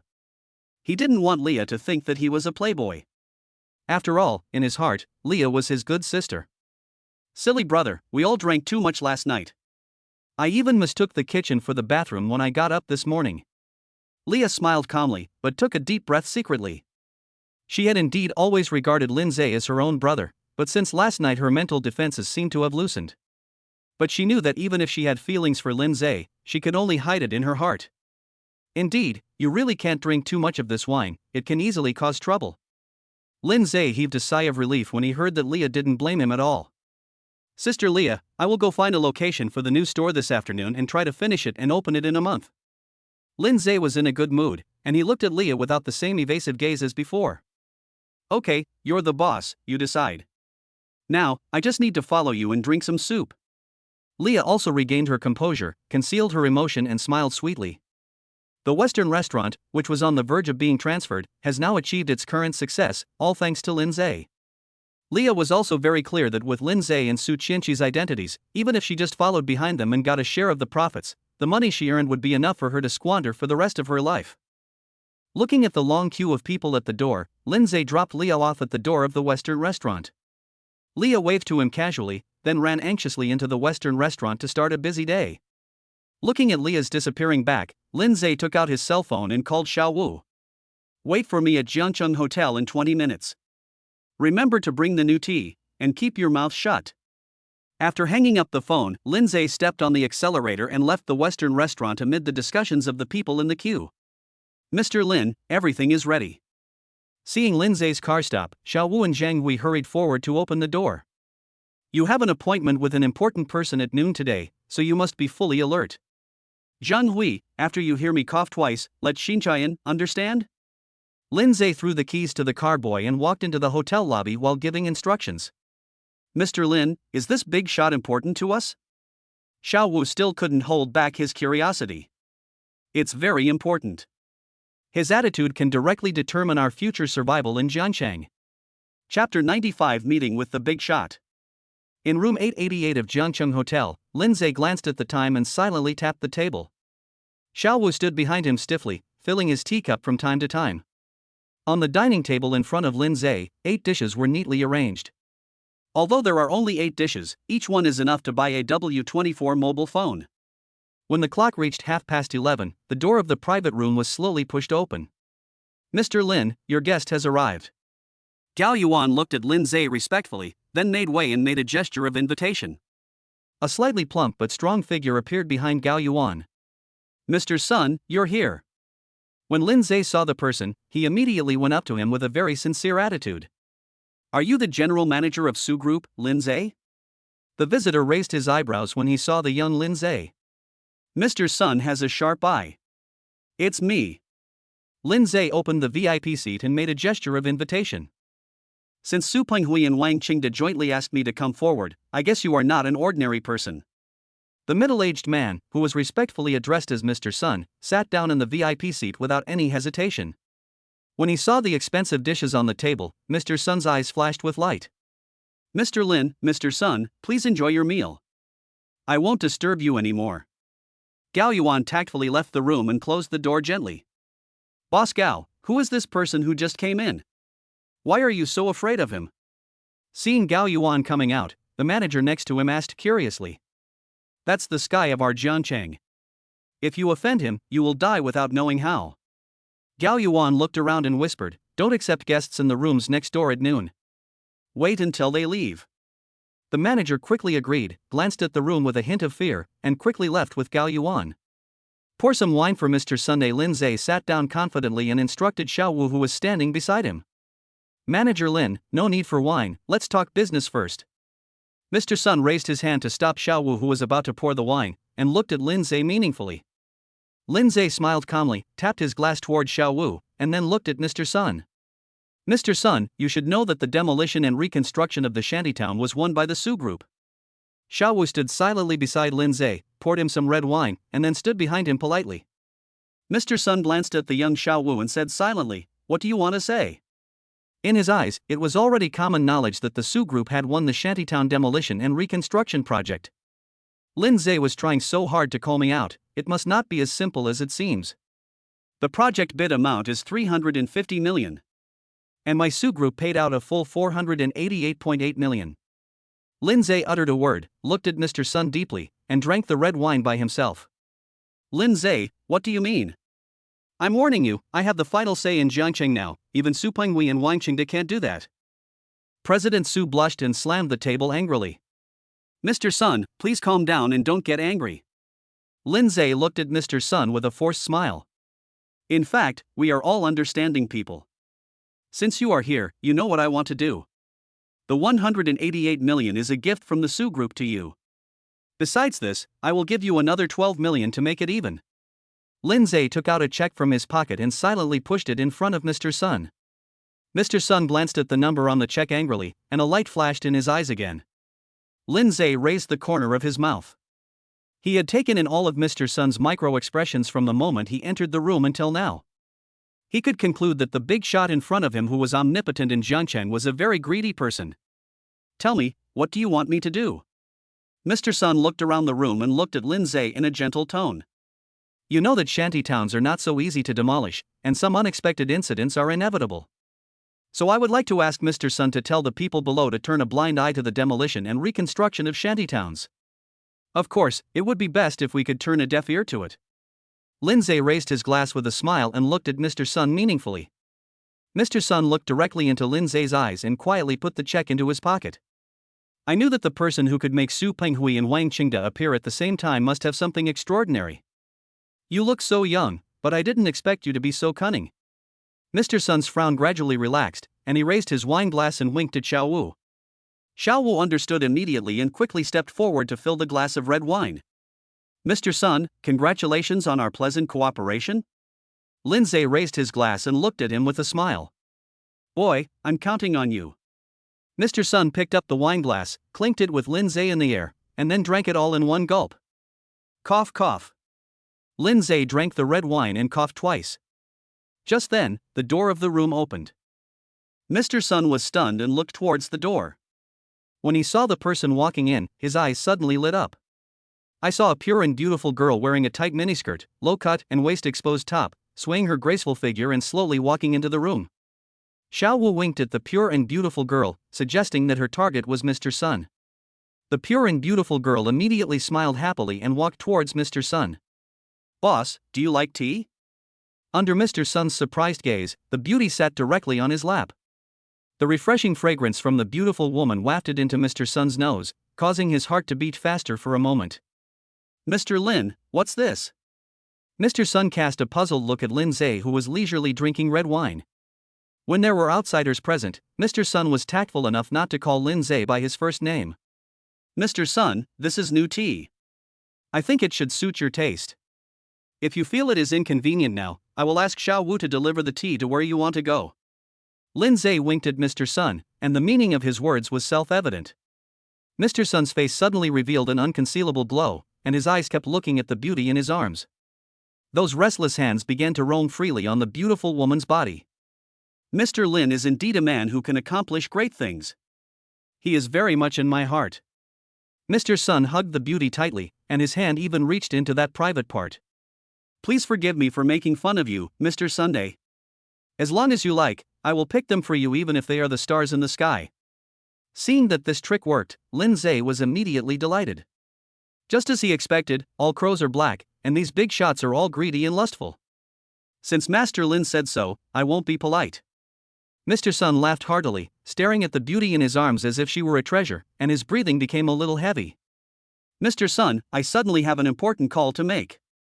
Please go ahead." Lindseay seized the opportunity, winked at Xiao Wu, and strode out of the private room. At the moment the door of the private room closed, the beautiful woman's coquettish voice came from the room. "Did you record everything?" Lindseay silently lit a cigarette and stood in front of the window outside the private room. "Yes, Mr. Lin, both the picture and the sound are very clear." Chapter 96, Finding a Temporary Backer. Zhang Hui stood behind Lindseay and reported in a low voice. Although he was curious about why Lindseay did this, he didn't dare to ask more questions. "Mr. Lin, can he really protect us from the wind and rain?" Hearing the sounds of men and women having sex coming from the private room, Xiao Wu couldn't help but frown. This person is too greedy and lustful, and he doesn't have any brains. Sooner or later, something bad will happen. It's okay to use it temporarily, but you can't always rely on it. Lindseay blew out a smoke ring, looked at the scenery outside the window and spoke silently. Xiao Wu and Zhang Hui looked at each other and saw the solemnity in each other's eyes.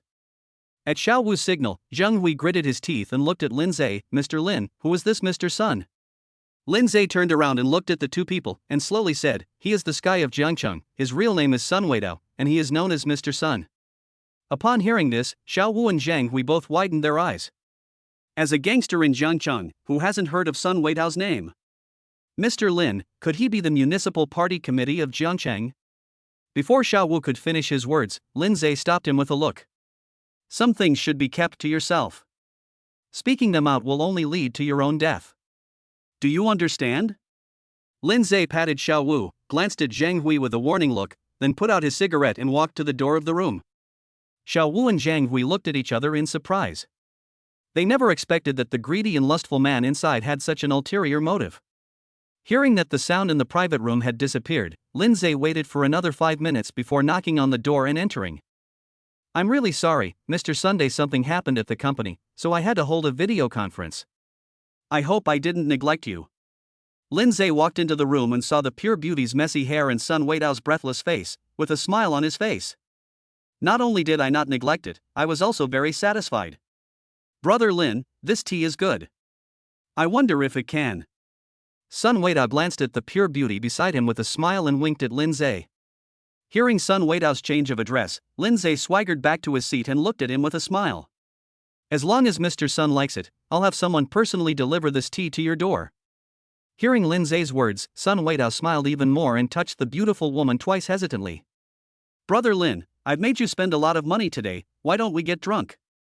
Sun Weidao picked up the wine glass in front of him and motioned to Xiao Wu to fill it up. Okay. As long as Mr. Sun is happy, I, as your younger brother, will accompany you to the end." Lindseay picked up the freshly filled glass, clinked glasses with Sun Weidao, and then drank it all in one gulp. It seems that after the good show just now, Lindseay and Sun Weidao have become closer. After a short while, after drinking 2 bottles of red wine, Sun Weidao's face had become extremely rosy. "Hey, little brother, stop drinking. Seeing that Xiao Wu wanted to drink more, Sun Weidao quickly stopped him. Brother Lin, I won't drink today. I still need to taste tea later. I need to stay awake. Sun Weidao and Lindseay were arm in arm, like friends regardless of age. Then I'll have someone send you and the tea back? Lindseay looked at Sun Weidao tentatively. I'll go by myself. I'll send you the location and bring you the tea later. Sun Weidao laughed and patted Lindseay on the shoulder, then stood up shakily and walked out the door. When he reached the door of the private room, he suddenly stopped and turned to look at Lindseay. From today on, no matter what you do, as long as no one is killed, you can do whatever you want in Jiangcheng. Seeing Sun Weidao leaving the private room and hearing the words echoing in his ears, Lindseay smiled with satisfaction. Xiao Wu, let Zhang Hui deliver the tea to Mr. Sun later, and you come with me. Okay, Mr. Lin, do you need someone to bring along? Bring a few good hands and find a few unfamiliar faces. After hearing Lindseay's words, Xiao Wu suddenly realized that someone seemed to be in big trouble. Although Lindseay was a little drunk, he never forgot Leah's crying last night. To be honest, I really wish he would disappear forever. People like him don't deserve to live in this world. These words kept lingering in Lindseay's ears, making him more certain of his thoughts. Mr. Lin, where are we going? Xiao Wu looked through the rearview mirror at Lindseay, who was sitting in the back seat with his eyes closed. Go to the bar where the guy named Du Junyi was last night. Lindseay uttered a word coldly and said no more. Xiao Wu was stunned for a moment, then he smiled playfully. It seems that pretty boy is going to be in trouble. Outside a bar not far from the Yi Wonton restaurant, there was a sign saying it was temporarily closed. There were more than a dozen gangsters sitting or lying in the hall with varying degrees of injuries, all with furious expressions on their faces. Brother Du, we can't afford to suffer this kind of loss. That's right, they beat us up and gave us 100 yuan, and even sent us to the hospital. You can't bully people like this. If it were you, I'd say we should find that guy tonight, put a sack over his head, and give him a beating. A few hooligans were cursing angrily, and the pain in their bodies made them grimace. Noisy, noisy, noisy, noisy. The people on the other side are from the Cine Society. Who among you dares to offend the Cine Society? You only know how to bully others at home. If you have the guts, go challenge the Cine Society. Du Junyi angrily threw the ashtray and cursed, but the injuries on his body made him afraid to move too much. After hearing Du Junyi's angry curse, the gangsters who had complained just now shut up tactfully. To be honest, they can only curse a few words to vent their anger. It would be really difficult to let them challenge the Cine Society. That's like a lonely ghost fighting against the king of hell. There's only one way to go, and that's death. Seeing that the hall had finally quieted down, Du Junyi sighed helplessly. He never thought that the young man who was with Leah had such ability. The ones who can make the boss of Cine Society bow down to them are definitely the top figures in Jiangcheng. Thinking of this, Du Junyi looked at the charming woman who was relaxing his body with annoyance. Meng Meng, can you please wear glasses when you go out next time, so as not to offend anyone? I understand, brother Du. Meng Meng looked at Du Junyi with some guilt, and increased the strength in her hands. Feeling the slight pleasure coming from his body, Du Junyi couldn't help but let out a long sigh of relief. I didn't expect that after so many years, Leah still maintained such a good figure and appearance. Holding Meng Meng in his arms, Du Junyi's mind appeared Leah's graceful body. Bang! At this moment, the door of the bar was suddenly pushed open with great force. Damn it! Didn't you see the sign outside saying it's temporarily closed? A gangster started cursing without even looking. Du Junyi looked towards the door in surprise. When he saw a dozen big men holding batons, his pupils suddenly contracted. I'm sorry, I don't have a high level of education and don't know those words. Lindseay's gloomy face appeared in front of everyone. Xiao Wu gently closed the door of the bar and picked up an iron rod beside him to lock it. Du Junyi sat up suddenly, and the men around him rolled to the ground with fear on their faces. Chapter 97. You'll have to pay the price for what you did. What are you going to do again?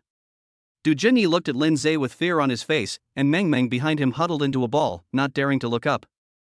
I drank with Sister Leah last night and heard her crying. I felt that people like you don't need to live in this world. Lindseay pulled over a chair and sat directly in front of Du Junyi.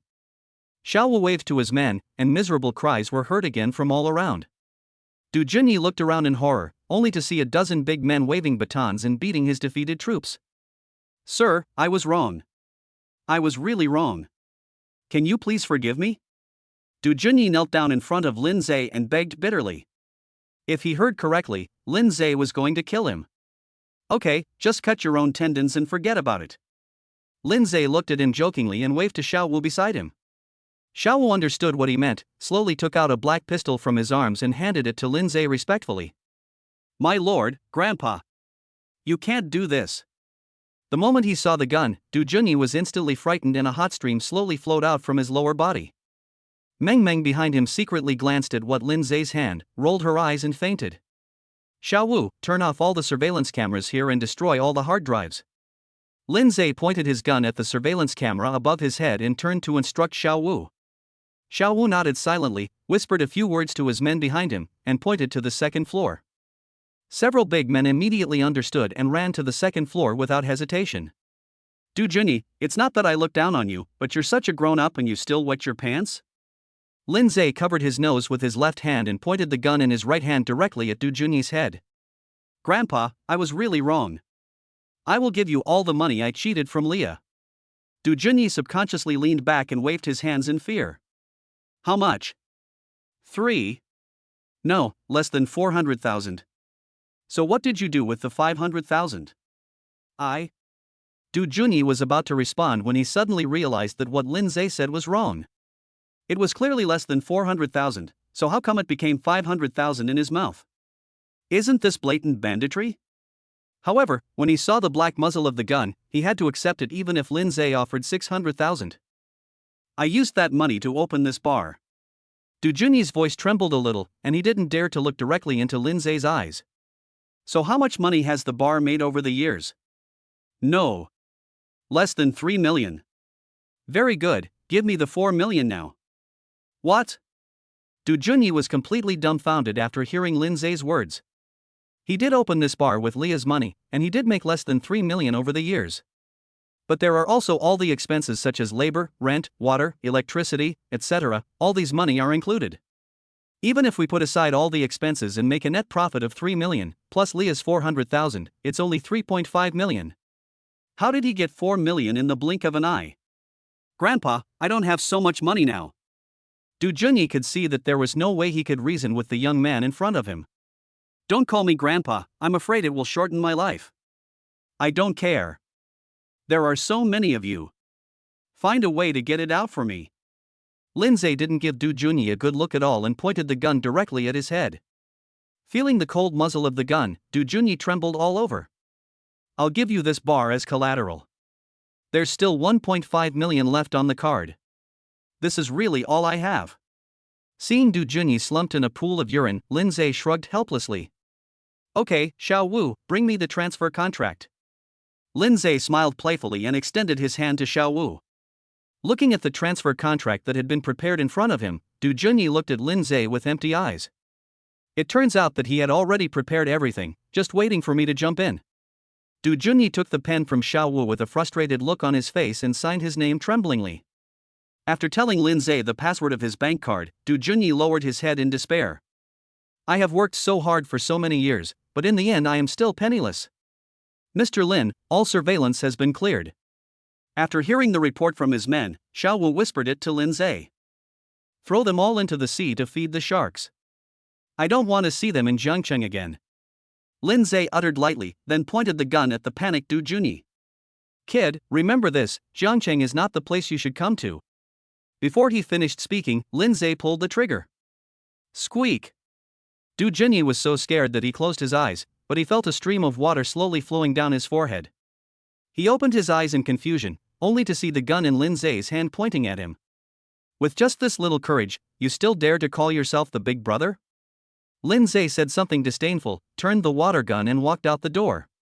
Seeing Lindseay leave, Du Junyi could no longer hold on and fell completely into his own pee.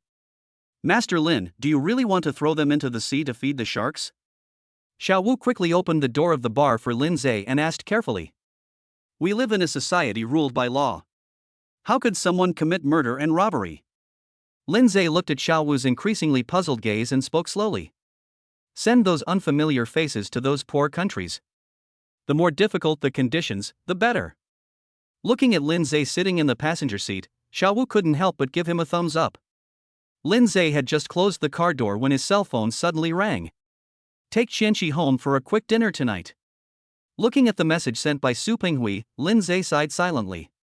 Mr. Lin, everything is arranged. Where are we going now?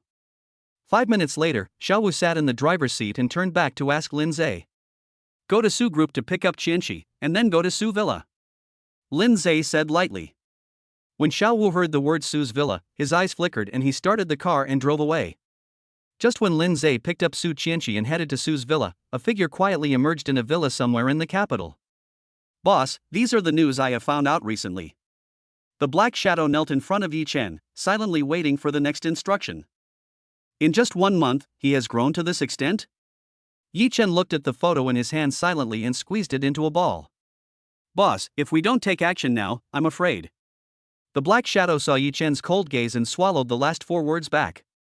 Lindseay, my good nephew, I didn't expect you to grow up so fast. Yi Chen looked at the day gradually ending in the distance, his brows slightly furrowed. Listen, find someone with good skills and go to Jiangqing to cripple Lindseay's leg. Don't let him die. After hearing Yi Chen's words, the black shadow nodded silently and left the villa. Lindseay, I want to see what my dad will do to you when he finds out you're disabled. Yi Chen raised a wicked smile, turned on the lighter and quietly lit the photo in his hand. Chapter 98 Marriage Revealed. Grandpa, we're back. Su Chenshi jumped into the hall and hugged Su Pinghui's neck. Hello, Grandpa Su. Lindseay carried a lot of expensive gifts and placed them in the corner. Sister, brother-in-law, I miss you so much. Su Luodan rushed into Su Chenshi's arms like a child and winked at Lindseay beside her. Luodan, how old are you? Can you act like an adult?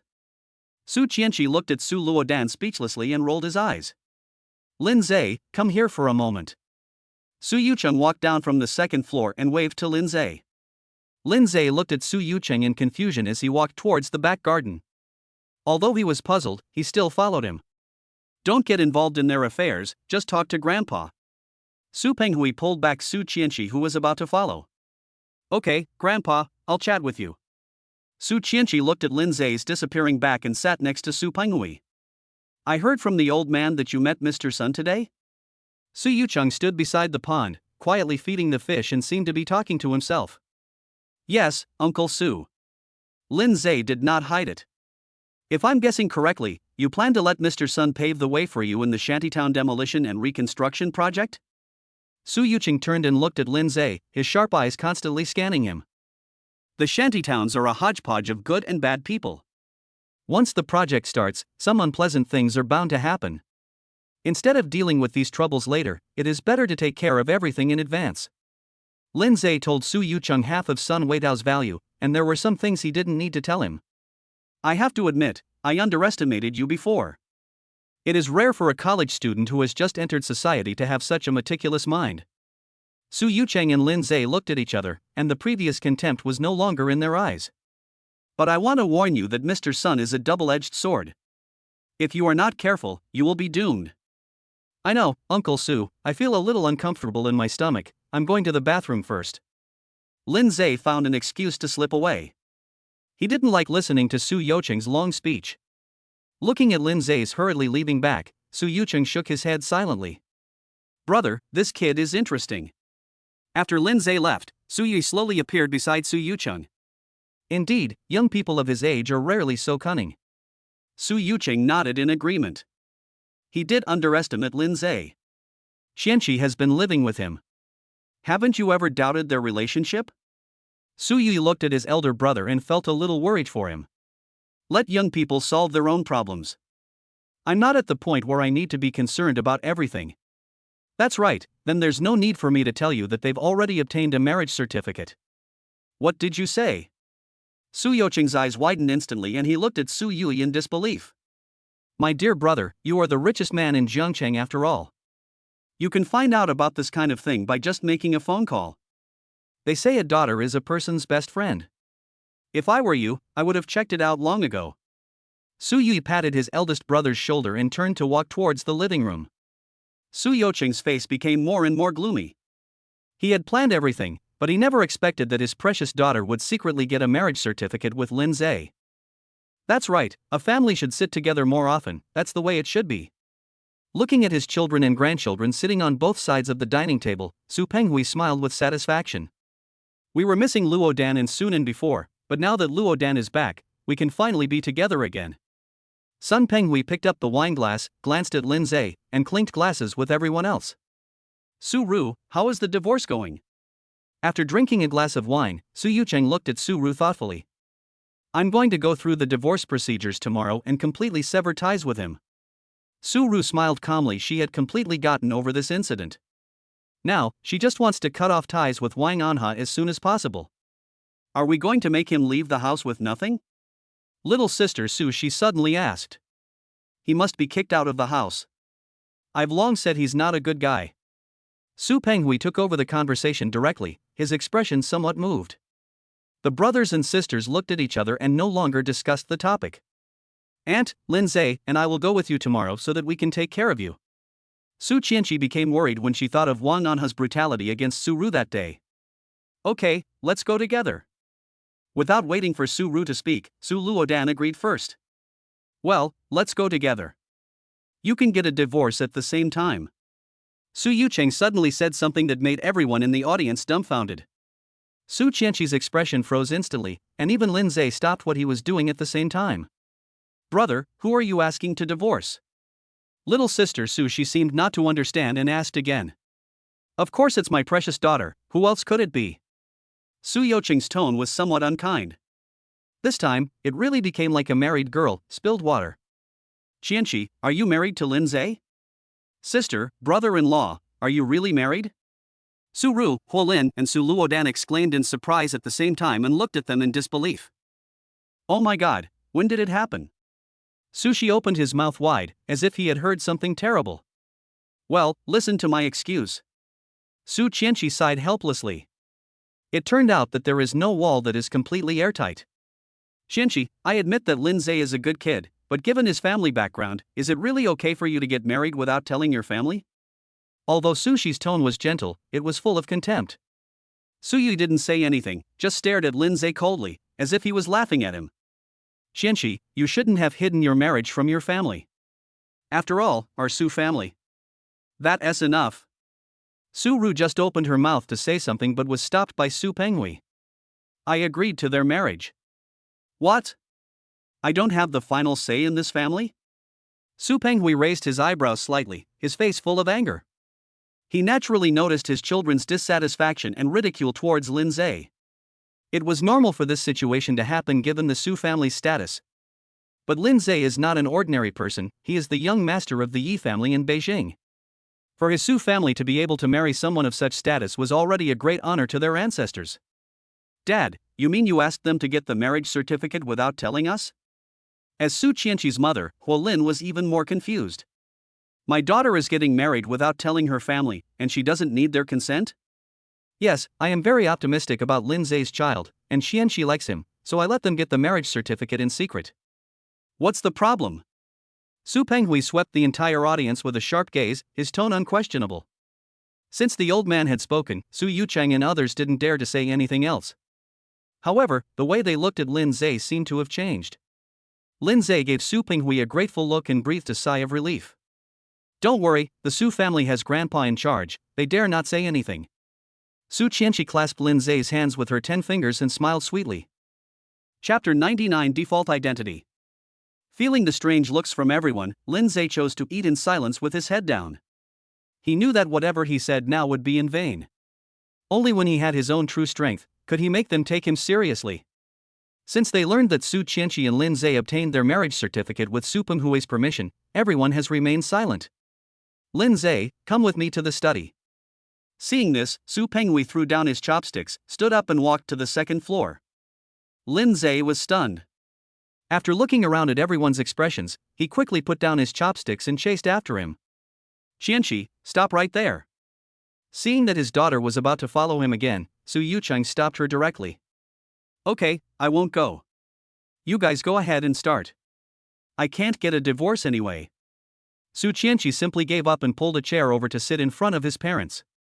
Chenshi, why didn't you tell your parents about such a big thing? Huolin looked at her furious husband and quickly walked up to Su Chenshi. Mom, I'm 26. I'm an adult. It's my right and my freedom to choose who I want to marry. Su Chenshi's tone softened a little in front of Huolin. After all, his mother still doted on him very much. I give you the power and freedom you deserve, but marriage is not a joke. Don't you need to communicate with us about such an important matter? Although Su Yucheng was angry, he still felt a little lacking in confidence when he really faced Su Chenshi. The expression he showed just now was purely for Lindseay to see. Okay, I was wrong for not discussing this with you. But why do you think Lindseay won't achieve anything? Did he lose the bidding against Ningya Multinational Corporation? Did he back down in the face of the demolition of the shantytowns? Hearing Su Chenshi's question, everyone fell silent. Others may not know the difficulties of slum demolition, but Su Yucheng and Su Yui are well aware of the problems involved. Looking at the dumb expressions of the elders, Su Chenshi was filled with disdain. Little guys, can I not beat you? Entering the study, Su Penghui, who had been standing in front of the French window in silence, suddenly spoke. Lindseay, you shouldn't have gotten married to Chenshi so early. Lindseay was stunned. From what he said, it seemed that Su Penghui had no idea that he and Chenshi had obtained their marriage certificate. Grandpa Su, what do you mean? Lindseay looked at the old man in confusion. With your status, Chenshi is not worthy of you at all. To be honest, we, the Su family, are marrying above our station. Su Penghui was silent for a moment, then turned and looked at Lindseay. Looking into the old man's cloudy eyes, Lindseay felt mixed emotions. So, Su Penghui meant that he knew his identity? Grandpa Su, please stop making fun of me. I don't understand what you mean. Lindseay continued to play dumb. I saw the eldest lady last time in the hospital. Lindseay, maybe you don't want to reveal your identity, or maybe you have your own ideas. But please believe me, I won't tell anyone unless you say it yourself. Su Penghui showed a bitter smile. Are all the people in the Yi family so low-key? Lindseay was silent. He looked at the old man quietly without answering. He naturally knew who the eldest lady Su Penghui was referring to. But what he couldn't understand was why Su Penghui would help him so much and even send people to protect him secretly. Is it really because he was the Yi family's Deadpool back then? However, as far as he knew, after Su Penghui risked his life to save his grandfather, he came to Jiangcheng and started his own business from scratch. It has been more than 40 years. Hasn't this kindness been offset yet? Grandpa Su, do you know my mother? Lindseay asked again in confusion. Su Penghui secretly cursed Lindseay for being cunning, but he could only speak helplessly. I have seen the eldest lady when she was young, and she is somewhat similar to now. So, you were able to guess my identity based on a slight resemblance in appearance? Lindseay planned to let Su Penghui voluntarily tell some unknown things about that year. A gleam of light flashed across Su Penghui's cloudy eyes, and he looked at Lindseay with a questioning look, a little hesitant. He didn't expect that Lindseay's character was so meticulous, or perhaps so vigilant. After a while, Su Penghui sighed, turned to look out the window and spoke slowly. I have been with Master Yi since I was a child. Whether it is the eldest lady or the young master, I can say that I have watched them grow up. I blocked a bullet for Master Yi, which made me unable to move. I had no choice but to leave the Yi family and come to Jiangcheng to settle down. Lindseay looked quietly at the already old Su Penghui, without disturbing him or intending to speak. From his tone, it can be heard that Su Penghui is still full of respect for the Yi family, and this attitude comes from the heart. Lindseay, I know that you have a deep relationship with Chenshi, and I also know that you plan to create your own power. But I still have to remind you that the Yi family is the largest family in Dragon Country and one of the top 10 financial groups in the world. There are many second-rate families in the capital who are eyeing the Yi family. If we are not careful, we will be doomed. Seeing that Lindseay had no intention of speaking, Su Penghui reminded him again helplessly. Grandpa Su, I understand what you mean, and I also know that the Yi family is not so easy to treat. However, have you ever considered whether there is anyone in Jiangcheng who covets the Su family's status? The reason why Lindseay reminded Su Penghui in return was precisely because he had heard some rumors that were unfavorable to the Su family in the past few days. Although the Su family is extremely powerful in Jiangcheng, I also know which families are coveting the Su family. As the saying goes, we will deal with the enemy when the time comes. We'll talk about it when the time comes. Su Penghui did not feel any pressure at all, and seemed not to care whether the other families in Jiangcheng would harm the Su family. Grandpa Su's broad mind is something I should learn from. Lindseay couldn't help but admire that Su Penghui, who was nearly 70 years old, was still so calm. Lindseay, don't worry, as long as I am still alive in the Su family, their opposition will never be effective. Su Penghui finally gave Lindseay some reassurance. After all, he also has selfish motives. Once the Yi family recognizes Su Chenshi's identity, the Su family's status will definitely rise. That's not necessary. I will use my own method to make them shut up. Grandpa Su, I still have a question in my mind, and I don't know whether I should ask it. Lindseay looked at Su Penghui with some hesitation. Just say whatever you want to say. We don't have so many restrictions.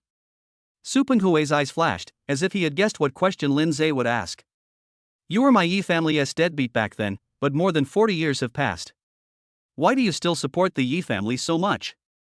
At first, Lindseay wanted to ask why someone was sent to protect him, but when he thought that if it weren't for the Yi family, he would not be worthy of being treated like this by Su Penghui, he changed his mind.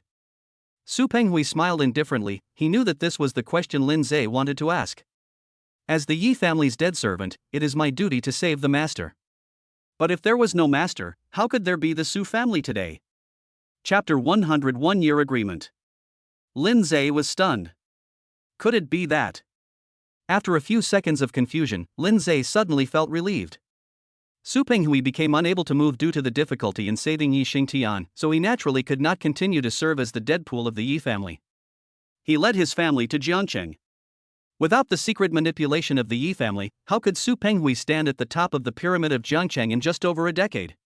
What's more, as far as Lindseay knows, the families in Jiangcheng that are second only to the Su family have always been resentful of the rise of the Su family. So, as long as I am still alive, as long as the Yi family needs it, I, Su Penghui, will definitely help you with all my heart. Hearing Su Penghui's resolute tone, Lindseay was somewhat moved. This kind of attitude and this kind of obsession are not something that ordinary people can possess. After all, so many years have passed. Grandpa Su, did my grandpa call you before I was shot? Well, let me take care of you and your daughter for him. Su Penghui sighed helplessly and looked at Lindseay. If the master hadn't told me in person, I wouldn't have known that you had been in Jiangcheng for more than 20 years. If I had known that you were in Jiangcheng, I wouldn't have let you suffer for so many years. Seeing Su Penghui's annoyed expression, Lindseay quickly explained. Grandpa Su, with my mother's personality, unless she wants to, the result will be the same no matter who comes forward. You don't need to be upset about this. Haven't we been doing well for so many years? Su Penghui looked at Lindseay with twinkling eyes, as if he was pleased that he was so sensible. Grandpa Su, now that we've spoken, let's go down and don't let others get suspicious. Lindseay just wanted to go downstairs quickly. The longer he stayed upstairs, the more those people would become suspicious. Okay, let's go downstairs. By the way, how was your conversation with Sun Weidao today? Su Penghui asked Lindseay as he walked towards the door. It's all settled, and I gave him another 12 million. Lindseay avoided the main point. He didn't want Su Penghui to know that he had sent new tea to Sun Weidao. Sun Weidao has a strong background and is said to have direct access to the capital. It would be a good choice to have him as a backer in Jiangcheng. But I need to remind you that this person is not a good person. He is greedy for money, lustful, and addicted to gambling. You must always be on your guard. Su Penghui reminded Lindseay from the bottom of his heart. Lindseay nodded silently. He fully understood the saying that one should always be on guard against others. Grandpa, you finally came down. Seeing Lindseay helping Su Penghui downstairs, Su Chenshi hurried to meet him. What? Did your parents scold you again? Su Penghui looked at his well-behaved and lovely granddaughter, his eyes full of love. That's for sure. If it weren't for you, Grandpa, I probably wouldn't be able to walk out of this door tonight. Su Chenshi pouted and complained to Su Penghui with a look of grievance. Dad, don't listen to Chenshi's nonsense. Everyone knows that she is the apple of our Su family's eye. Huo Lin glared at Su Chenshi. This girl is really not afraid of trouble. In addition to Su Yucheng, the Su family has a son and a daughter, and Su Ru has a daughter. Su Yu is still a wealthy bachelor, and as for Su Shi, she is even more picky and is left at home. Su Nan is serving in the army, Su Ru is studying abroad, and Su Chenshi is the only one by the side of the entire Su family. Su Chenshi is the one who is loved by everyone. Who in the entire Su family would be willing to scold her? Okay, don't mention this matter again. I agree with Chenshi and Linseay's marriage. You have no right to object. Su Penghui simply gave his children an ultimatum and warned them not to make things difficult for Lindseay. Su Yucheng shook his head helplessly. Although he was the apparent leader of the Su family, the decision-making power of the Su family was still in the hands of Su Penghui. Now that the old man has spoken, who in the entire Su family dares to object? Lindseay, I still have to remind you that the Su family's status in Jiangcheng is not what you can imagine. If you are with Chenshi, you will have to withstand the pressure from some people in Jiangcheng. Although they haven't found you yet, I believe they will soon. Su Ru still likes Lindseay more, so she kindly reminds him. Don't worry, I promise you all that I will prove my ability with my absolute strength. Lindseay expressed his serious attitude. He knew that the entire Su family was waiting for his promise. It's good to be young and energetic, but don't aim too high. Lindseay, I don't object to you two being together, but I will only give you 3 years. If you still haven't reached a position that I can take seriously when the 3-year deadline is up, don't blame me for breaking you up. Su Yucheng glanced at Su Penghui and spoke through gritted teeth. Su Penghui did not stop him, nor did he have any objections, because he knew that once his children knew Lindseay's true identity, they would take back what they had said. Su Chenshi was even calmer and composed. She didn't care at all about the so-called 3-year agreement her father had mentioned. Lindseay is the young master of the Yi family. If he wants, he can slap them in the face right now. Uncle Su, Aunt Hua, I, Lindseay, promise you here. Within a year, I will use my abilities to reach the heights you want. Lindseay raised the corners of his mouth. If he wanted, he could stand at the top of Jiangcheng in half a year. However, he didn't want to rely on the Yi family for help. He wanted to prove it to everyone with his own actions. You said it, don't regret it later.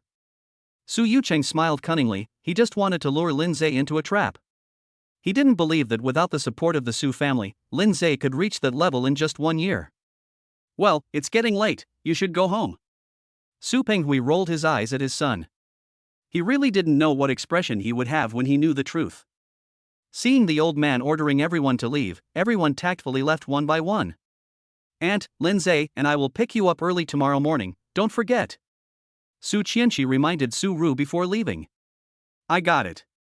Go back and rest. It's getting late. Su Ru patted Su Chenshi's arm affectionately. Sister, brother-in-law, I haven't even played with you guys yet, and you're leaving now?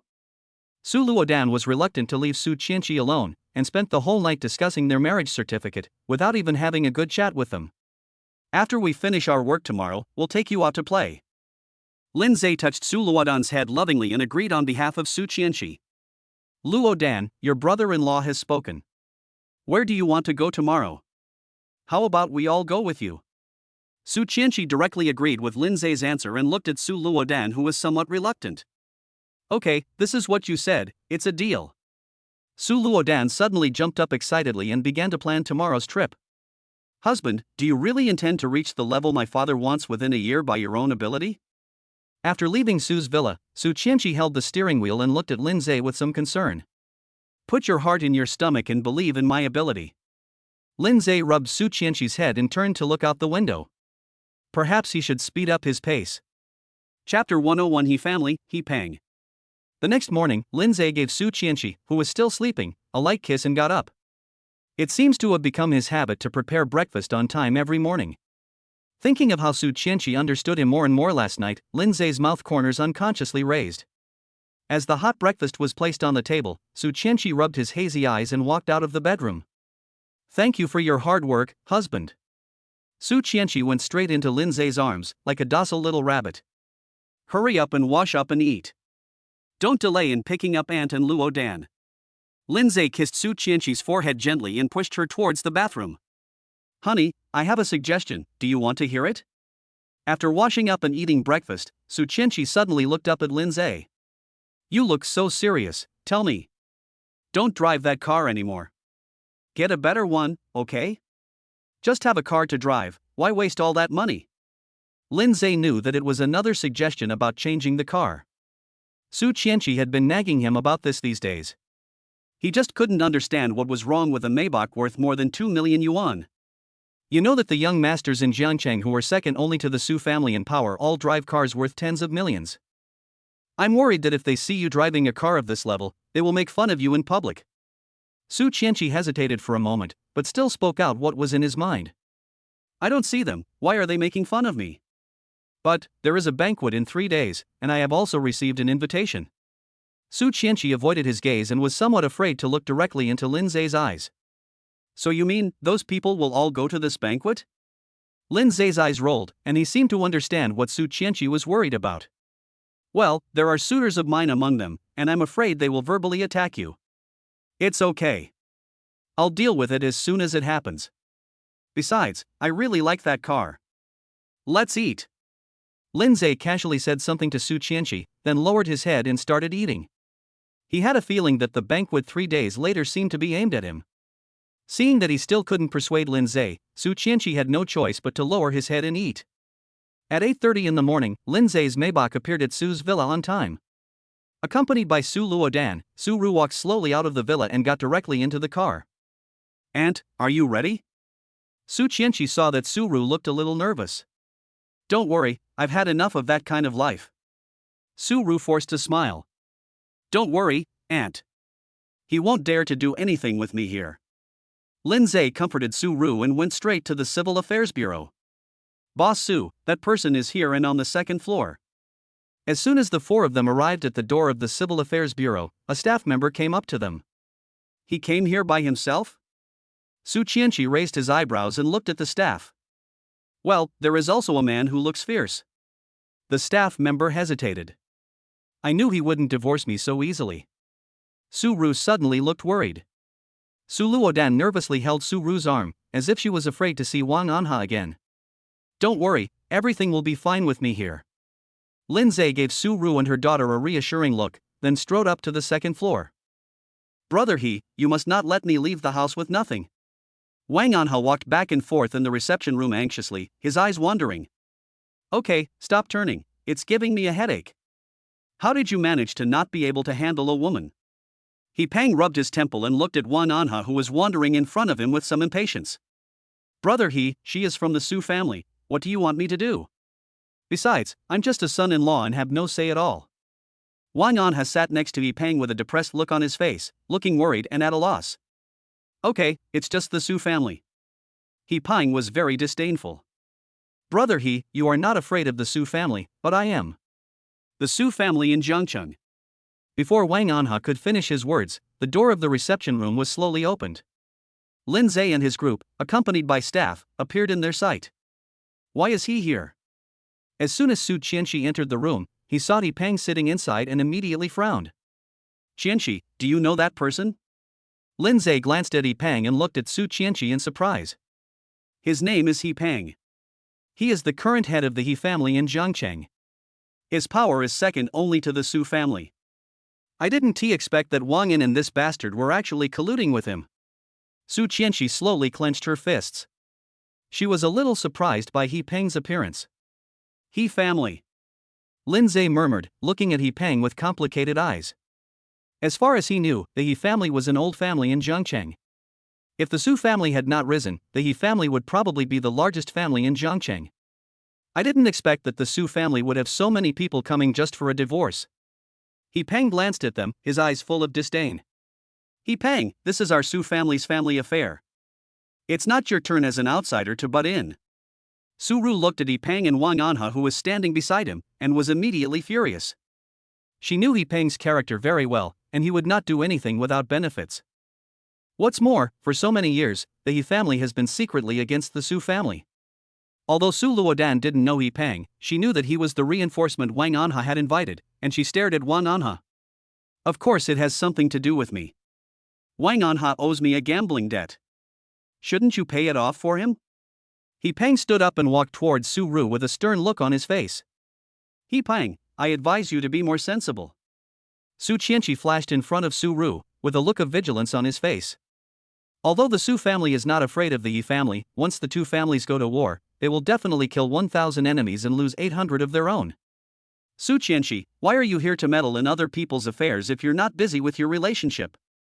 He Pang snorted coldly but did not stop. If you take another step closer, don't blame me for being rude to you. Lindseay appeared in front of Su Chenshi, his face gradually becoming gloomy. He would rather offend the He family than let his woman get hurt. A little brat who hasn't even grown all his hair yet has such a big mouth. He Pang walked straight to Lindseay and met his eyes with a sharp gaze. The staff on the side, looking at the few people surrounded by the smell of gunpowder, were suddenly at a loss. I'm clearly here to get a divorce, so why does it feel like I'm negotiating? Whether it's loud or not is none of your business. Today is the Su family's family affair. If you insist on interfering, I don't mind being your enemy. Lindseay's tone was full of provocation, and a chill seemed to emanate from his body. Peng had no expression on his face, but he was a little surprised in his heart. Why does such a young person have such a strong aura? Boy, I advise you not to meddle in other people's business. A sly smile appeared on Peng's lips. In his eyes, dealing with Lindseay was a piece of cake. Lindseay stared coldly into Peng's eyes, his tone icy. I'm sorry, as long as it's the Su family's business, I have to take care of it. Chapter 102. Wang Anha left home with nothing. Okay, you take care of it, I'll see how you do it. You can divorce me, but you can't let Wang Anha leave the house with nothing. Peng was completely enraged by Lindseay. How could he, the dignified head of the Yi family, be threatened by a junior? Peng, you're meddling too much. Su Ru took a deep breath and pushed Peng aside. Wang Anha was originally a son-in-law. In the 20 years of marriage, he has never earned a penny for me. It's good enough that he left the house with nothing and didn't have to pay compensation. There's no other way.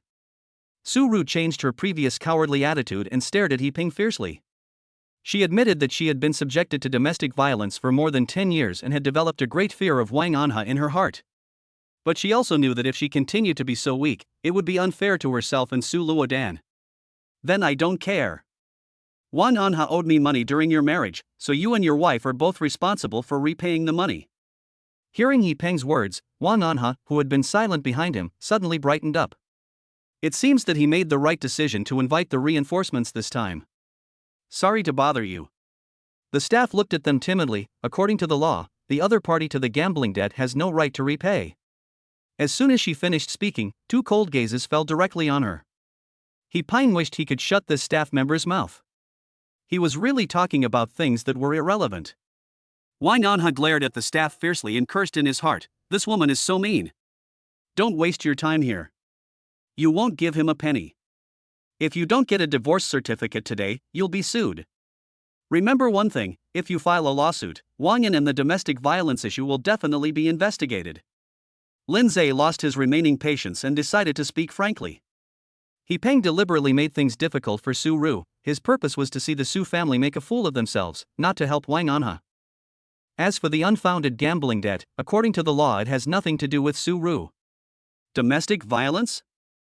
Peng was stunned when he heard the word. Although he always targeted the Su family, he came here today to see Su Ru make a fool of herself. But what he despises most is the men who beat women and commit domestic violence. Wang Anha, you didn't tell me the truth. Peng directed his words to Wang Anha. Brother nothing else matters. The main thing is that I can't leave the house empty-handed. Seeing that Peng's attitude had changed, Wang Anha quickly gave him a wink. Wang Anha, you bastard. You've been abusing my mother for 10 years, and you still want to divide the property, you bastard. Just when the atmosphere became a little subtle, Su Luodan, who had been silent, picked up the glass water cup beside him and threw it directly at Wang Anha. Ah, Su Luodan, I am your biological father. In the few seconds that Wang Anha was stunned, the glass water cup hit him on the head squarely, and he screamed. I don't have a father like you. Have you ever taken care of me once in the past 20 years? The anger in Su Luodan's heart seemed to have been ignited, and he roared at Wang Anha mercilessly. Luodan, calm down. Su Chenshi quickly stopped her to avoid being bitten back by Wang Anha. As the head of the Yi family in Jiangcheng, are you sure you want to get involved in such a matter?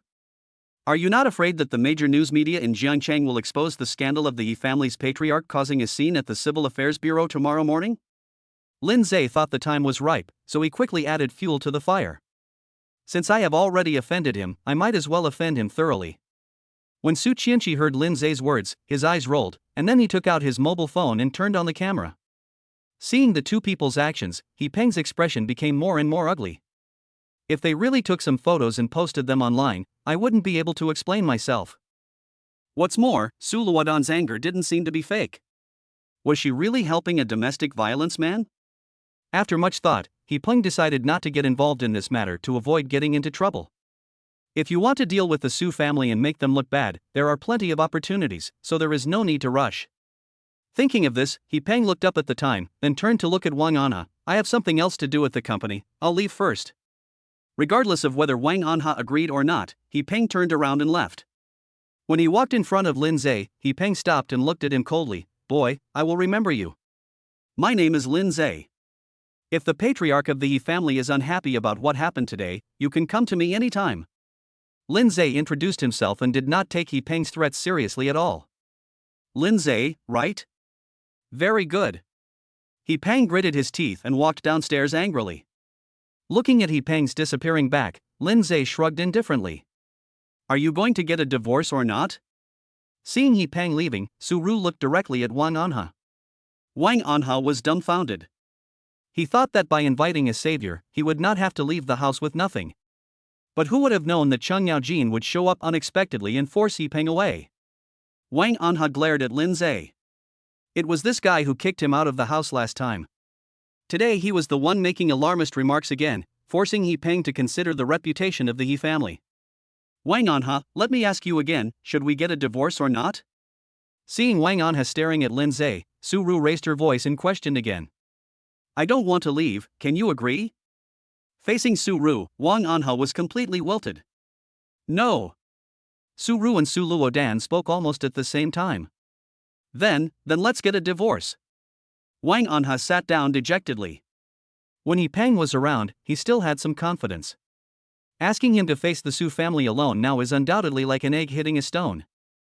5 minutes later, after some operation by the staff, 2 green divorce certificates were placed in front of Su Ru and Wang Anha. Mom, let's go. Seeing that everything had been done, Su Luodan took Su Ru and left. I warn you, if you dare to disturb their lives again, I will make you disappear completely from Jiangcheng. Before leaving, Su Chenshi warned Wang Anha viciously. Old man, everything is back to the origin, which is good. Lindseay threw down a sentence and followed closely. Old boy. Wang Anha was so angry that he almost vomited blood when he heard Lindseay addressing him. But what he said is true. He is now back to the time before liberation after the First World War. He is penniless and in debt. The Maybach slowly drove away from the Civil Affairs Bureau. Looking at Su Luodan in the rearview mirror, Lindseay hesitated for a moment before speaking. Luodan, do you still need us to go out and play with you? No, brother-in-law, I want to stay with my mother these 2 days. Su Luodan forced a smile and held Su Ru's hand tightly. Okay then, I'll take you back to the villa. Lindseay smiled indifferently and said nothing more. It was not until Su Ru and her daughter entered the villa that Lindseay looked at Su Chenshi. Chenshi, arrange for someone to find a new location for the Western restaurant. We can't delay any longer. Yeah, no problem. Su Chenshi nodded. Honey, are you planning to go somewhere? I'm going to go see Chen Chang. We need to speed up the work on the shanty towns. Lindseay looked out the window. It was time to start this big chess game.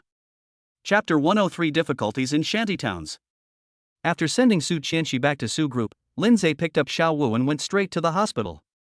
In the corridor of the internal medicine department, 5 or 6 hooligans gathered together, not knowing what they were discussing. In the VIP ward, Chen Chang was leisurely watching TV and sipping a bottle of expensive red wine. In his words, having a free VIP room, food and drinks without having to pay out of pocket is one of the greatest pleasures in life. A few gangsters had just finished their discussion and were about to return to the ward when they saw Lindseay coming over accompanied by Xiao Wu. Several people immediately became alert and blocked the door of the ward tightly. I want to see Chen Chang. Lindseay couldn't help but find it funny when he saw the postures of the few people. All the expenses here are provided by the Su Group, and they are actually hostile to me. Mr. Lin, you can go in, but he can't. Obviously, several people knew Lindseay, and they knew Xiao Wu who was standing behind Lindseay even better. If it weren't for Xiao Wu, their boss Wun Ti be lying in this hospital. Although, Chen Chang has almost recovered. Don't worry, it'll be fine. Lindseay knew their concerns, patted the leading thug on the shoulder and pushed them away. Xiao Wu's eyes were cold, and he didn't even look at them. He followed Lindseay into the ward. Oh, Boss Chen is quite leisurely. As soon as he entered the door, Lindseay saw Chen Chang who was enjoying himself very much and couldn't help but tease him. Lin, Mr. Lin, why are you here? Chen Chang looked over when he heard the voice. When he saw Lindseay and Xiao Wu, he suddenly panicked. He poured the remaining wine in the glass into the trash can like a fool, and then quickly hid the wine under the bed. Boss Chen, this bite will cost several $1,000s. Are you willing to spend it? Lindseay took in all of Chen Chang's actions and smiled even more. Ah! Thousands of dollars a glass? Chen Chang was stunned. He only knew that the wine tasted good and looked very valuable. At most it's only a few $1,000s a bottle. But when he heard Lindseay's words, Chen Chang suddenly felt a little regretful. A bottle of red wine that cost several thousand yuan a glass costs tens of thousands of yuan. It would be great to keep it and resell it. Okay, just a bottle of wine. Seeing Chen Chang's nervous look, Lindseay waved his hand nonchalantly. Boss Chen, how are you recovering? Lindseay looked Chen Chang up and down, checking his injuries. I'm almost recovered. If young Master Lin needs me, I can be discharged from the hospital today. Chen Chang was the first to express his opinion. He was watching TV and drinking a little wine. It would be a bit embarrassing to say that he had not recovered well. Don't worry, I want to hear your opinion on the demolition of the shantytowns. Lindseay waved his hand and then sat on the sofa opposite. Mr. Lin, what do you mean? Chen Chang was a little confused. If I want to get the residents of the shantytown to move out within a week, will there be any difficulties? As long as the demolition funds are in place and the subsidies are appropriate, I think most residents of the old city will move out soon. Most? Then who are those others you are referring to? Lindseay frowned and looked at Chen Chang. Some elderly people in their 50s and some indigenous people with feudal ideas. The old walled city is where they have lived all their lives. I don't think they will leave easily. Chen Chang looked at Lindseay with some embarrassment, his eyes wandering. You are the leader of the indigenous people.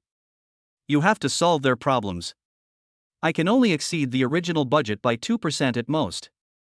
What difficulties are there on Yang Gang's side? Lindseay guessed Chen Chang's thoughts at a glance. He just wanted to make more money, which is human nature.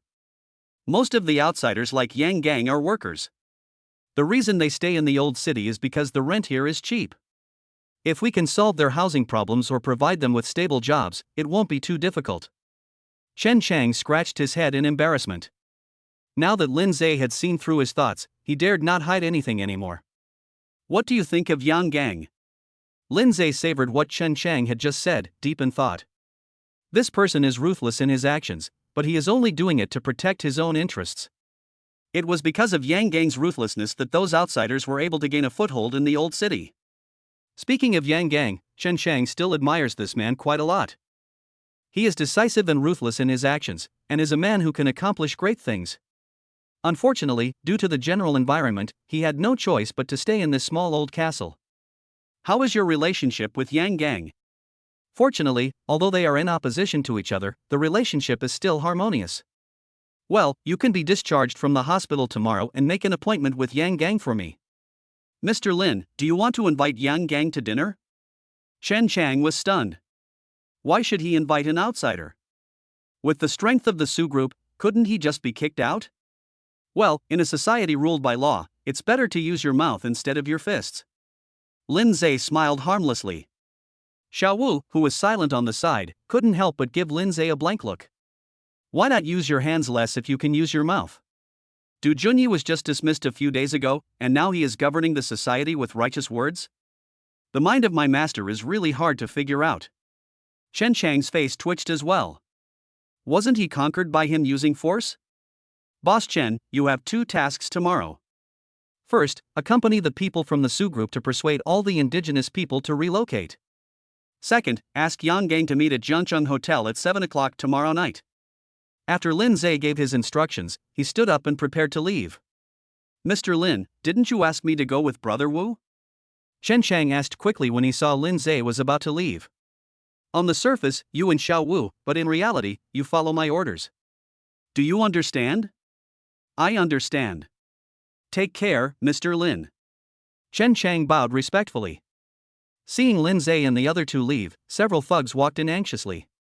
Boss, are we going to follow that little brat from now on? What do you know? He is the boss of the Cine Society. Haven't you heard how powerful the Cine Society is in Zhongcheng recently? Chen Chang slapped the gangster on the head who was speaking. The Su family is behind Cine society, and it is only a matter of time before it rises. Our entry into the Cine society is like stepping onto a new ladder. You know nothing. Chen Chang rolled his eyes at his man, took out the red wine from under the bed and examined it carefully, wondering what kind of wine was so expensive. Mr. Lin, where are we going? Xiao Wu held the steering wheel and looked at Lindseay through the rearview mirror. Xiao Wu, how about this car? That's great. I've always dreamed of having a car like this. Although Xiao Wu didn't understand what Lindseay meant, he still touched the steering wheel with fondness. Since you like it, you can drive this car from now on. Lindseay thought for a moment and then spoke. Xiao Wu doesn't have a decent car, so I need to pick him up every time and then ask him to drive for me, which is very troublesome. It would be better to just give him the car and let him pick me up directly if he needs anything in the future. Mr. Lin, are you serious? Xiao Wu was shocked. Well, you can just drive it when you have nothing to do. I will call you if I need it. Let's go to the Western restaurant first and give money to Sister Leah. Chapter 104 Xiao Wu's Secret Love. Lindseay felt that Su Chenshi was right.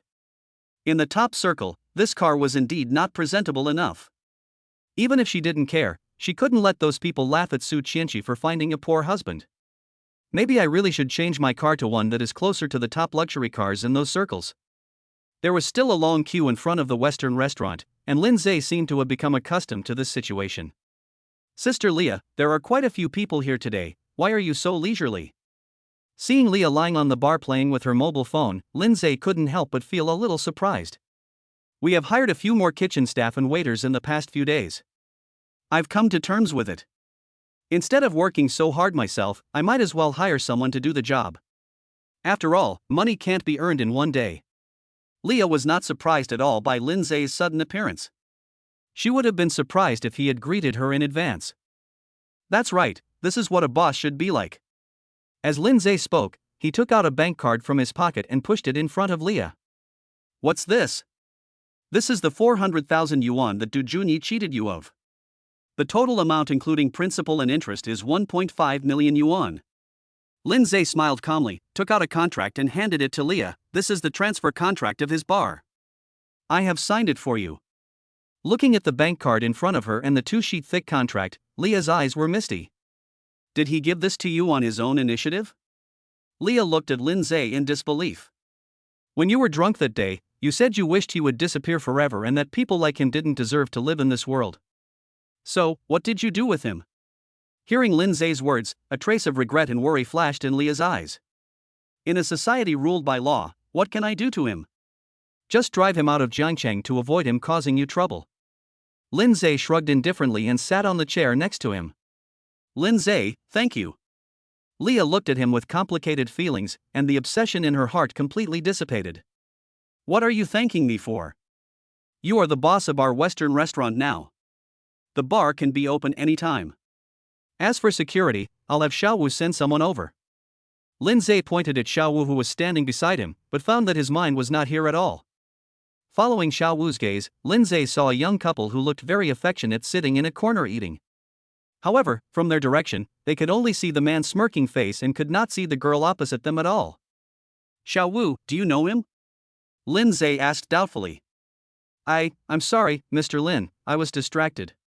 Xiao Wu retracted his gaze and did not directly answer Lindseay's question. I think this is the best way. Sister Leah probably doesn't have time to manage the bar.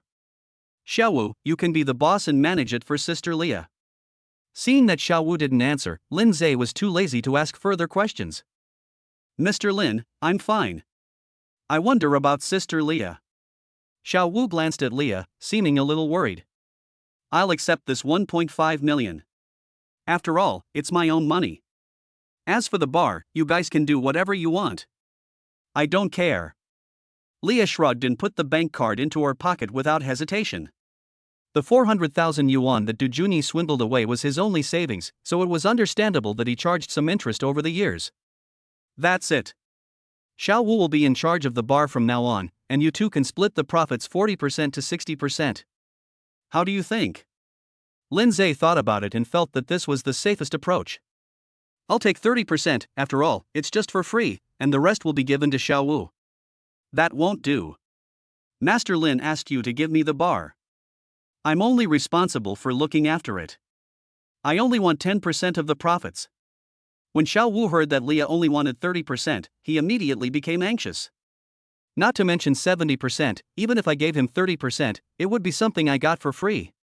After all, everything he has now was given by Lindseay. Alright, stop arguing. You get 4 and he gets 6. It's settled. Lindseay didn't want to listen to them arguing, so he just waved his hand to make the decision. Mr. Lin, you just gave me a car, and now you're giving me a bar. Xiao Wu was a little embarrassed. The car is for you. If I need anything, you can pick me up anytime. It's like a public bus. The bar was originally a windfall. If you make more money, you can recruit more capable people. Lindseay dispelled Xiao Wu's concerns and gave him a reassurance. When he heard that it was for the purpose of expanding the club, Xiao Wu no longer refused. He knew the original purpose of Lindseay asking him to establish the Cine Society. As long as it was beneficial to the society, he would go through fire and water for it. Just then, two figures walked to the bar, and when they were about to pay the bill, the girl's eyes suddenly fixed on Xiao Wu. Hello, the total consumption is 398. Leah did not notice anything wrong and directly printed out the bill. Guozi, you pay. The girl ordered and looked at Xiao Wu. Xiao Wu, don't you recognize me? Xiao Wu lowered his head, not daring to look at the girl in front of him. After a long pause, he said, I know her. Where have you been all these years? Xiao Wu was speechless for a moment and didn't know how to answer this question. The girl in front of him was Jonah, who grew up with him in an orphanage. She is also the one he has always had a crush on, but she seems to have a boyfriend now. Do you know each other? Lindseay couldn't help it, because he saw tears in the girl's eyes. Hello, brother. My name is Chao Na. I grew up with Xiao Wu in an orphanage. This is my brother, Xiao Gua. Xiao Na took a deep breath and introduced the two of them generously. Brother? Hearing this name, Xiao Wu suddenly looked up and looked at them with twinkling eyes. It turns out this is just her brother, not her boyfriend. Thinking of this, a hint of excitement appeared on Xiao Wu's face. I was wondering if you were staring at them just now. Turns out you really know them. Come, sit down and talk if you have anything to say. Lindseay stood up, pushed Xiao Wu into his seat, and walked to Leah's side. Xiao Wu, do you know that I have been looking for you? Xiao Na was generous and sat directly opposite Xiao Wu. Only Xiao Gua, who was standing behind him, paid the money with a wronged look on his face. My sister had originally agreed to treat me, and I was excited the whole night, but in the end I still had to pay the bill myself. You have been looking for me? Xiao Wu looked at Xiao Na blankly. After I was adopted, I went back to look for you, but the dean said you ran away on your own. We searched for a long time but couldn't find you. Since then, whenever I'm not in school, I'll ask around for news about you. Where have you been all these years? Have you ever been wronged? Xiao Na looked at Xiao Wu nervously, constantly sizing him up, tears in her eyes slowly flowing down the corners of her eyes. I have been in Jiangcheng all these years, but... Xiao Wu didn't know how to start, so he had to wipe the tears from Xiao Na's cheeks with his hands. Sister Leah, do you think there is any story between them? Lindseay lay on the bar, his face full of curiosity. Can you please stop talking nonsense? The girl is already like this, do you think there is a story behind it? Leah rolled her eyes at him, then took out a bottle of drink and handed it to Xiao Gui. Come on, little brother, sister will buy you a drink, don't disturb them. Chapter 105 The Mysterious Knife-Wielding Man. Are you doing well now? Xiao Na grabbed Xiao Wu's hand and looked at him nervously. I'm fine, that's my current boss, he takes good care of me. Xiao Wu pointed at Lindseay who was standing at the bar and introduced him to Xiao Na. Lindseay saw Xiao Na looking at him and waved politely. Where do you live now? Are you still in school? Xiao Wu looked expectantly. My brother and I go to school at Jiangcheng University and live in the dormitory. Xiao Gui is the son of the family I was adopted from, and we have a very good relationship. Joanna wiped away the tears from her eyes and smiled sweetly. Do you have a boyfriend? Xiao Wu took a deep breath, as if he had made some decision. Do you have a girlfriend? Joanna winked at Xiao Wu mischievously. The next second, both of them shook their heads at the same time. Will you be my girlfriend? I have liked you since I was a child. You're the one who gave me the courage to live all these years. Xiao Wu grabbed Xiao Na's smooth and delicate little hand, looking a little excited. Silly, if I didn't like you, would I have been looking for you for so many years? Joanna nodded vigorously and shed tears of happiness. Sister, it's almost time. If we're any later, the dormitory will be closed.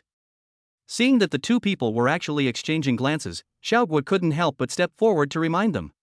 Yes, the dormitory is about to close. Xiaowu, give me your number and I'll call you when I get back. Joanna glanced at the time and suddenly became anxious. If she didn't go back, the dormitory door would really be closed. I'll drive you there. Xiaowu said, casting an inquiring look at Lindseay. Go ahead, come back and pick me up later. Lindseay waved his hand. After getting Lindseay's consent, Xiaowu took Xiaona's hand and walked out of the Western restaurant impatiently. You really forget your brother for the beauty. If I had known this would happen, I wouldn't have come out to eat. Xiaoguo walked out of the Western restaurant complaining. When he saw Xiaowu opening the door of a Maybach, his eyes lit up. Holy crap! My brother-in-law is so rich? Lindseay looked at Xiaona, who was pushing and shoving herself into the car, and Xiaoguo, who was shaking with excitement, and couldn't help but shake his head and smile bitterly. I remember that when I saw a luxury car of this level, I was also shocked.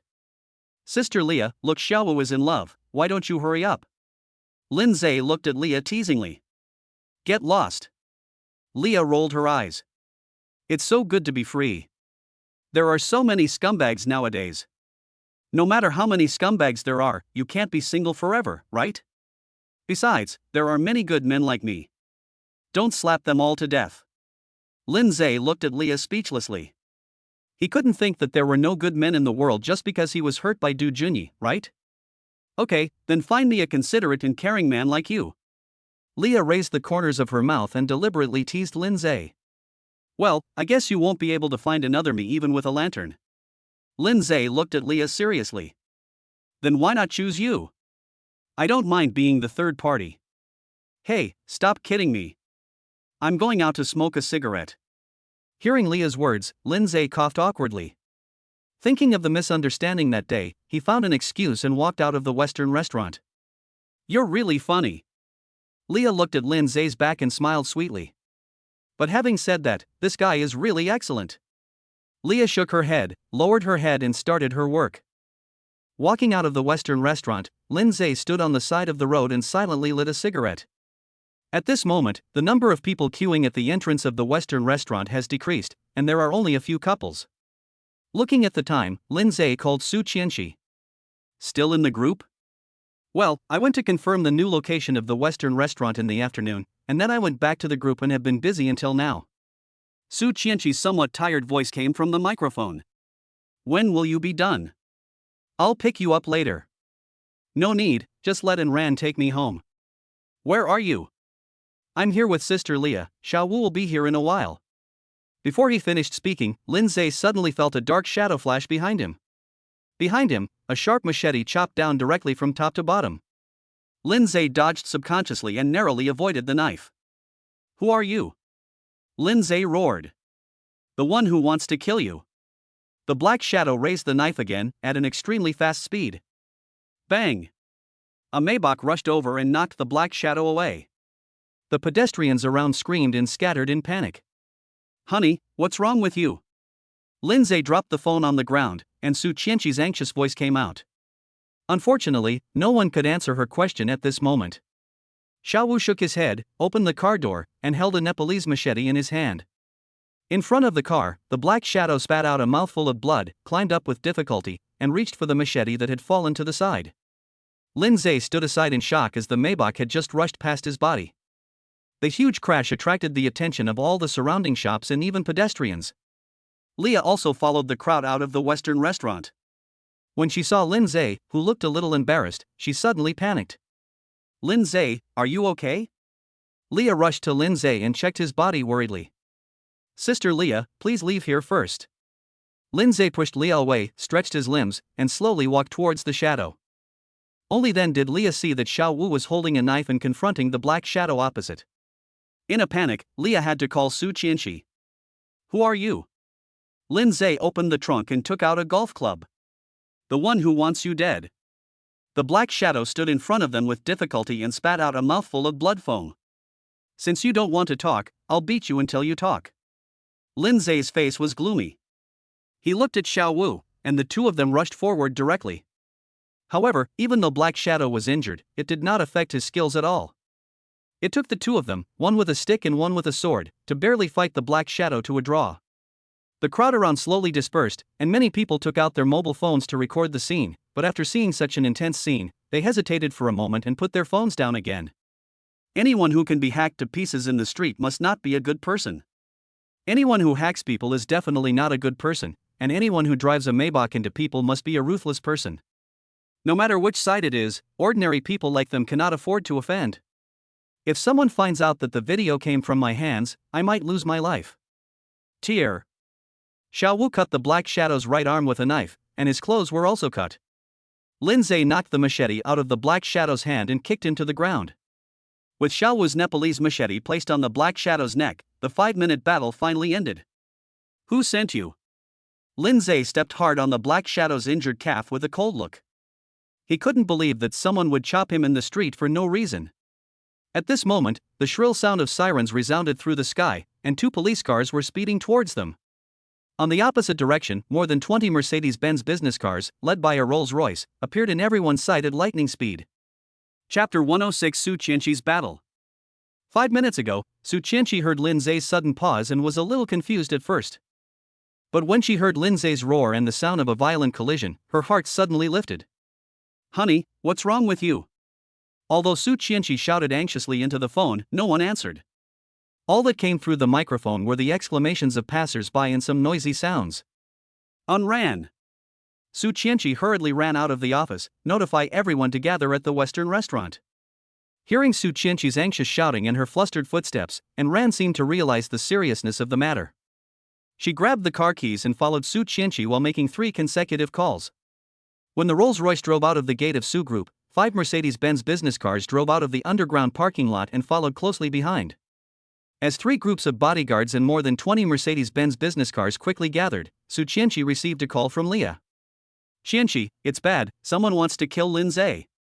Hearing Leah's nervous tone, Su Chenshi frowned, clenched his fists and his heart beat rapidly. Ran, I don't care what method you use, you must reach the Western restaurant within 5 minutes. At this moment, Su Chenshi was completely confused and she was extremely worried about Lindseay's safety. Ran didn't say anything.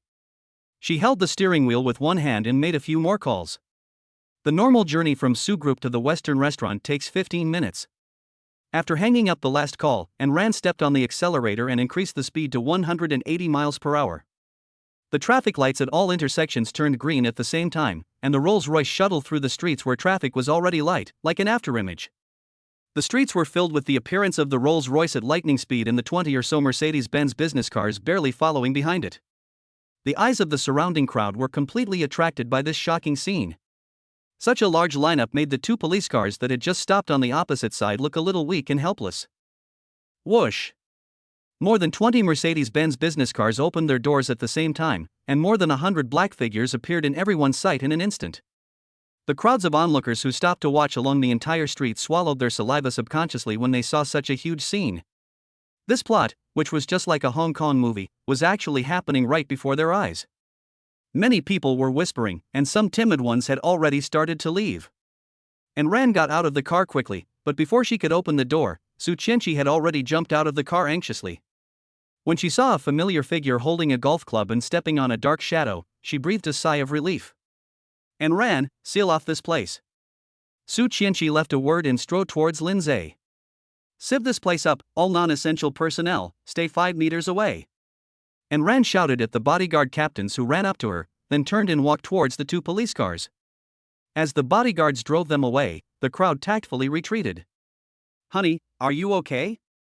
Su Chenshi walked to Lindseay and looked at him with some concern. It's okay, who asked you to come? Lindseay frowned and looked around. At this moment, more than 100 bodyguards in black surrounded them like a solid wall. Such a huge lineup even moved Lindseay. Xiao Wu subconsciously looked up and saw a large group of well-trained strong men.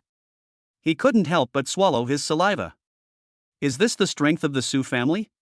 Being able to mobilize hundreds of people in a short period of time and completely close the roads, without fear of any consequences.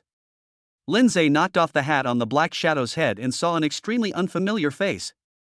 He looked at Su Chenshi and shook his head at the same time. They didn't know the person in front of them and had never met him before. At this moment, Ran, accompanied by 2 police officers, came to Lindseay and his companions. The 2 police officers nodded to Lindseay and Xiao Wu, signaling them to put down their weapons, and then directly handcuffed the black shadow on the ground. Ms. Ran, should we take this person away first? Facing the police officer's inquiring gaze, Ran looked directly at Lindseay. The necessary procedures still need to be followed. There was a hint of ambiguity in Lindseay's words. After all, if someone slashes someone with a knife in public without giving the public an explanation, he will not be able to escape blame. Ran nodded as if she understood, and winked at the police officer. The black shadow was pulled by 2 police officers and slowly walked out of the bodyguard's encirclement. When the black shadow saw this group of strong men, a hint of disbelief flashed in his eyes. Seeing the black shadow who had slashed people with a knife in public at the beginning being taken into the car, the crowd of onlookers began to slowly disperse. Ran, leave a few people behind and let the rest of you go.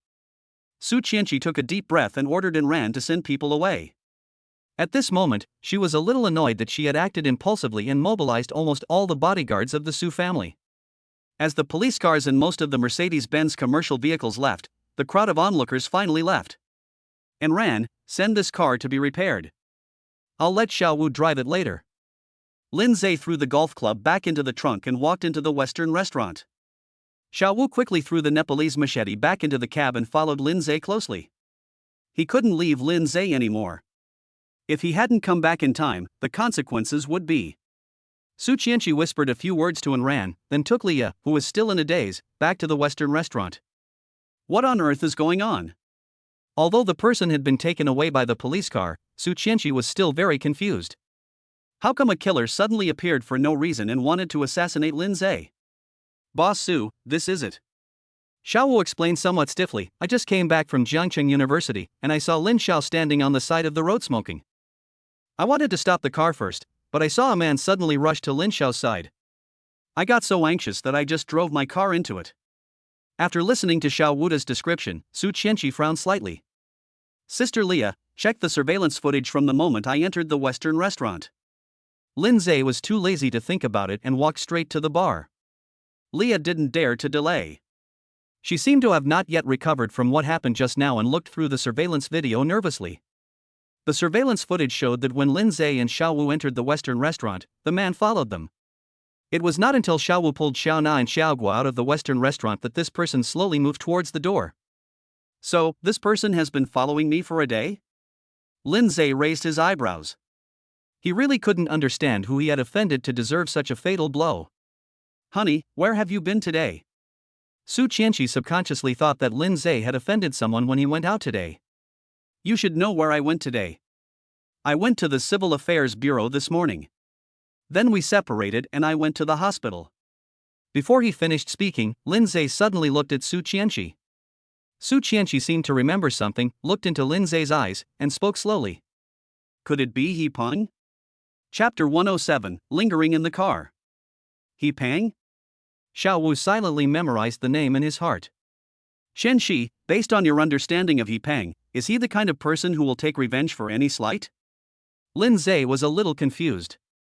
Even if he had offended him at the Civil Affairs Bureau, they wouldn't send someone to kill him so quickly, right? Although the He family's strength is second only to the Su family, it is not so. There was a hint of uncertainty in Su Chenshi's tone, and she didn't know whether this was done by the He family. Forget it. I don't want to think about it anymore. I'll go to the police station tomorrow and ask and I'll know. Lindseay shrugged indifferently. It seemed casual, but he had a feeling that the person who killed him this time should be in the same group as the person who shot him last time. As to whether this matter has anything to do with He Peng, further investigation is needed. Sister Leah, I'm sorry to bother you with your business tonight. Lindseay pointed to the deserted Western restaurant and looked at Leah apologetically. It doesn't matter whether you can earn this little money or not, as long as you are safe. Leah returned to her previous state and hesitated for a moment before speaking. Has the location of the new store been decided? It was just confirmed today. I am asking the design department to make the renderings. How long will it take to complete? If the progress is fast, it will take a month. Su Chenshi looked at Leah with some confusion, wondering why she was suddenly so concerned about the progress of the new store's renovation. You clearly didn't want to leave so soon before, why is he so anxious all of a sudden? Lindseay has been assassinated twice here. I don't want to stay here anymore. Leah took a deep breath and looked at Lindseay with some concern. Hearing this, a hint of disbelief flashed in Su Chenshi's eyes. She seemed to sense a hint of extreme worry in Leah's tone. It's getting late, let's go back first. Xiao Wu, stay and help Sister Leah clean up the mess. Remember what I told you today. Lindseay coughed lightly and quickly changed the subject. He also sensed a hint of concern in Leah's tone that went beyond friendship. Xiao Wu wanted to refuse, but when he saw the 10 bodyguards guarding the door, he nodded silently. Chenshi, I'm letting Xiao Wu drive the Maybach, you won't have any objections, right? Sitting in the back seat of the Rolls-Royce, Lindseay held Su Chenshi's hand. Why give it to him? Su Chenshi was a little puzzled. Xiao Wu doesn't have a decent car either. Whenever he needs something, I'll pick him up and let him drive the car. If he needs anything, he can just come and pick me up. What about you? Su Chenshi nodded. It was indeed more convenient to let Xiao Wu drive the car. She didn't feel bad about giving the Maybach to Xiao Wu, it was just that Lindseay had said that he quite liked that car. I'll listen to you and change one to avoid embarrassing you. Lindseay hugged Su Chenshi in his arms and kissed her intimately. Okay. I told you that you should change your car. Let's give that Maybach to Xiao Wu. Go to the garage tonight and choose whichever one you like. Su Chenshi hugged Lindseay's neck excitedly. He finally agreed to change the car. This car is pretty good. I heard there's a partition at the back. Lindseay glanced at the rearview mirror and smiled calmly. Anren shifted his gaze from the rearview mirror, silently raised the partition, and pretended to be nonchalant. Chenshi, I was a little frightened tonight. Shouldn't you comfort me? Seeing that all the partitions were closed, Lindseay quickly pretended to be pitiful. I was frightened too. Sister Leah told me that someone wanted to kill you. My heart was beating in my throat. Su Chenshi angrily slapped Lindseay's strong chest like a resentful woman. Since we are all frightened, let's comfort each other. How to comfort? Before Su Chenshi understood what Lindseay meant, he directly blocked her red lips. Honey, this is in the car. And Ran is still in front. Su Chenshi said hesitantly, pushing Lindseay away with an attitude of half-heartedly accepting and half-rejecting. If I remember correctly, the sound insulation of this car should be good. Before he finished speaking, Lindseay's big hands began to wander over Su Chenshi's delicate body. Sensing Lindseay's dishonesty, Su Chenshi stole a glance at the partition and his breathing gradually became rapid. And Ran drove the Rolls-Royce and parked it steadily in the underground garage of Su Group. After turning off the engine, he quietly got out of the car, closed the door, started a white Audi R8 next to him, and left this place of trouble. Gu Feng, where are you? And Ran called Gu Feng as soon as she drove out of the underground garage. I just got home, what's the matter? Gu Feng was confused as to why he called so late. Come to the underground garage in 10 minutes. I have something to talk to you about. Can't you just go home and tell me? This is our home. Stop talking nonsense. If I don't see you for 10 minutes, you are not allowed to go to bed tonight. And Ran hung up the phone without any hesitation, raised the corner of her mouth slightly and then stepped on the accelerator. Hubby, don't be like this. Su Chenshi's panting voice was heard from inside the Rolls-Royce. And Ran is gone, what are you afraid of?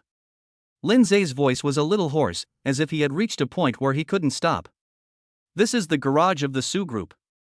There are security guards patrolling at night. Su Chenshi's voice became smaller and smaller and was gradually replaced by moans. It's almost there, just be obedient for a while.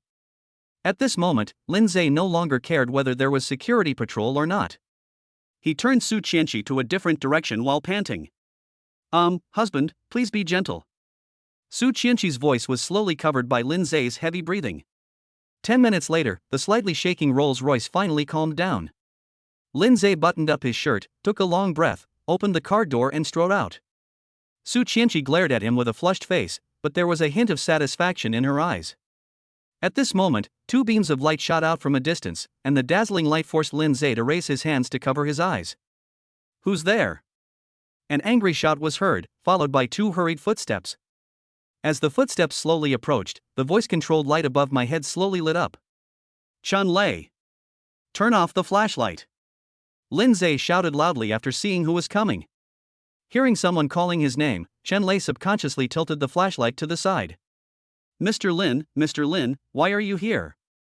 After seeing clearly that it was Lindseay, Lei and another security guard stood obediently 2 meters away from him. I'll pick a car. It's okay. No need to patrol here. Lindseay quickly found an excuse to prevaricate. He couldn't let them see Su Chenshi in her disheveled state. Okay, Mr. Lin, let's go now. Lei didn't dare to resist Lindseay's order. Now, everyone in the entire group knows that he is President Su's boyfriend. Wait a minute, go to the Human Resources Department tomorrow to get the security captain's badge. Lindseay pondered for a moment and quickly called Lei. Yes. Mr. Lin. Lei was overjoyed.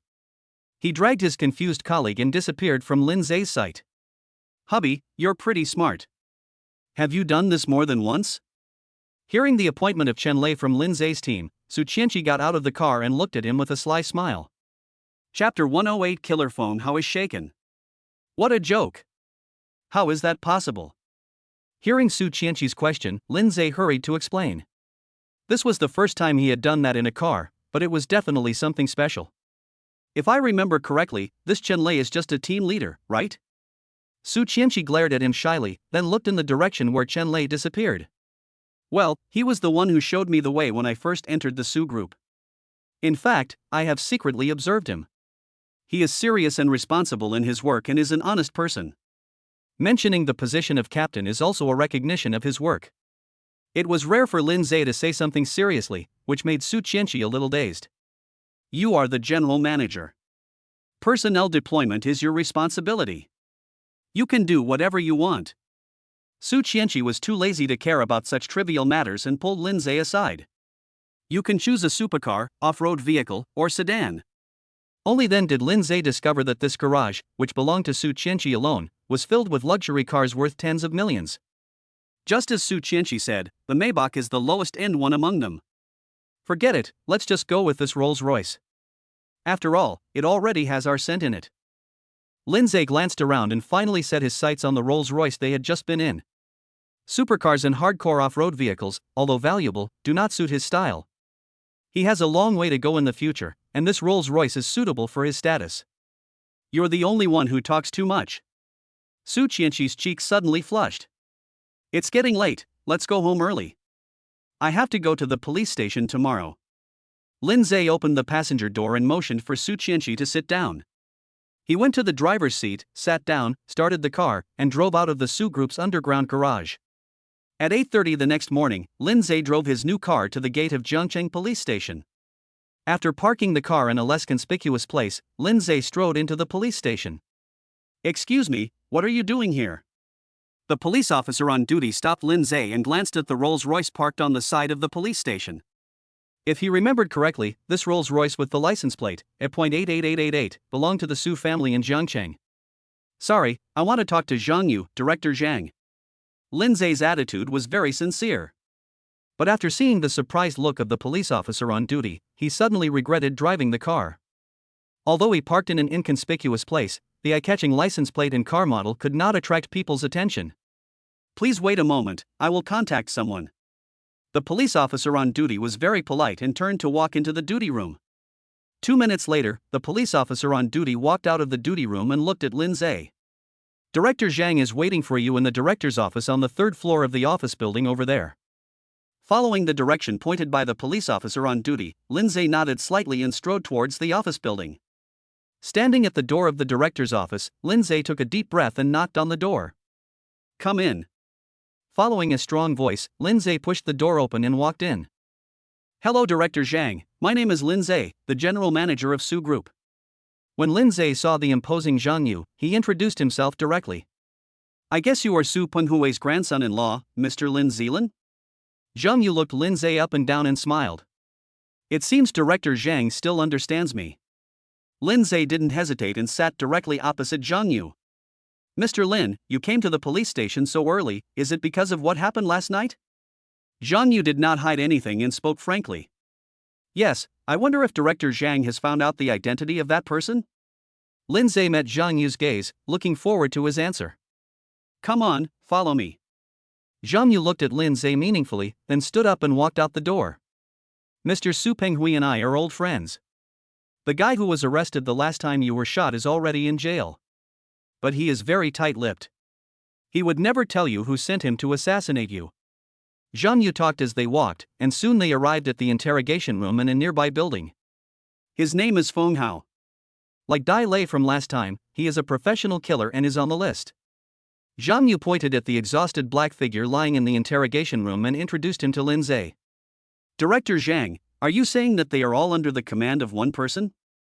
Lindseay frowned slightly, wondering who on earth was so determined to kill him. I'm not sure about that, but I interrogated him all night last night and he didn't say a word. Zhang Yu felt helpless. This kind of person was the most difficult to deal with. They were already dying, and now that the assassination attempt failed and they were caught, whether they spoke out or not, they would face the death penalty. Director Zhang, can I talk to him alone?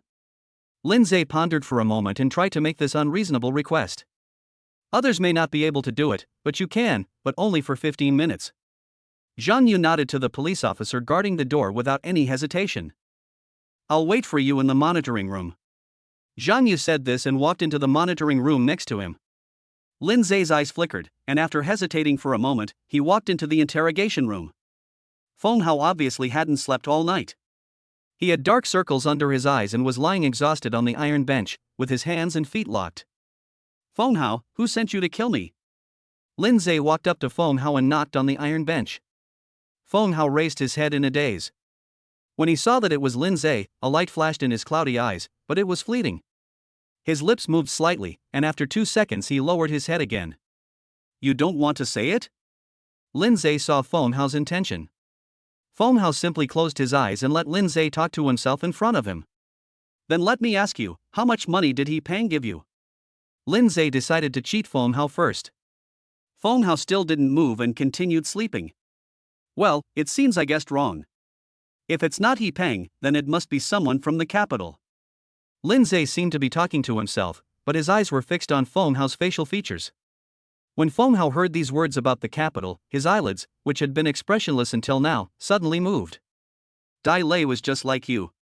He refused to say anything and was thrown into prison and unable to leave for the rest of his life. If you're willing to tell me who's behind this, maybe I can use some connections to set you free. After all, your action this time was just stabbing someone with a knife, not using a gun. Lindseay still stared at Feng Hao's facial features and continued talking to himself. Feng Hao seemed a little shaken, his brows slightly wrinkled. I only have 15 minutes, and there are 8 minutes left. Lindseay looked up at the time, as if warning Feng Hao. Feng Hao's eyes opened slightly, his hands clenched the edge of the iron bench, and he slowly sat up. He stared at Lindseay with his cloudy eyes, as if he was making a very difficult decision. 30 seconds later, Feng Hao sighed and slowly spoke. Are you sure you can keep me from going to jail? Chapter 109, Middleman, Luo Yang. For a wanted professional killer, what he desires most is freedom. The bait thrown by Lindseay is enough to break the defense of anyone facing imprisonment. I want to send you to Jiangqing to kill my people. You must be very powerful. Think about it yourself. With his status, would he kill an ordinary person? Lindseay narrowed his eyes slightly. He wanted to trick out the person behind Feng Hao. Feng Hao looked at Lindseay suspiciously, but when he thought of the group of strong men last night, he nodded silently in agreement. Indeed, given the strength of the person behind him, he would definitely not send him to kill an unknown person. Those sturdy men last night were obviously well trained and had the same temperament as mercenaries. Why should I believe you? Feng Hao was shaken. Who doesn't yearn for freedom? Isn't it enough that I can stand in front of you now? Lindseay pointed at the shackles on his wrists and ankles, and the meaning was clear. Okay, what do you want to know? It was obvious that Feng Hao longed for freedom. Is the person behind you from the capital? If you don't feel comfortable saying it, just shake your head or nod. Lindseay pulled the chair behind him and sat down in front of Feng Hao casually. Feng Hao showed a trace of embarrassment, hesitated for a moment and then nodded silently. What does he want me to do? They told me that all I had to do was cripple a man named Lindseay. Feng Hao smiled awkwardly. It was a very shameful thing for a killer to fail. Just cripple me? Not kill me? Lindseay was stunned. If he remembered correctly, the killer named Dai Lei really wanted to kill him last time. This time, I just want to make myself disabled. What exactly is this medicine selling? Yes, that's the mission I received. I thought it would be easy to accomplish, but. Feng Hao laughed at himself. He didn't expect that he would be taught a lesson by two juniors in the street. If the car hadn't suddenly rushed out and knocked him away, Lindseay would probably have been lying on the hospital bed dying. And I must have already escaped from Jiangcheng. How could I be tortured like this here? Lindseay suddenly felt very fortunate that Feng Hao, who was hit by a car, was able to hold on for 5 minutes under the joint attack of himself and Xiao Wu. If Xiao Wu hadn't suddenly appeared, it would have been difficult for him to resist Feng Hao at his peak. Thinking of this, Lindseay couldn't help but break out in a cold sweat, as if he had been through the gates of hell. Who is the person behind you? Lindseay's face was gloomy and uncertain. He must find that person. If I tell you, will you let me leave here? I can't guarantee that you will leave immediately, but you won't stay for too long. Lindseay directly answered Feng Hao's question. If Feng Hao could reveal the mastermind behind the incident, he would definitely not let Feng Hao go to jail. To get close to the mastermind behind this, you need Feng Hao's introduction. Feng Hao pondered for a moment, as if he had made a great decision, and slowly said, his name is Luo Yang, and he is from Beijing. Then what? Lindseay asked anxiously. That's all. Feng Hao shrugged.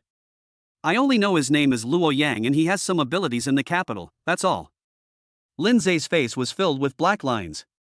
He thought he could get to the bottom of the matter, but in the end he only found out a name. But it's better than not asking anything.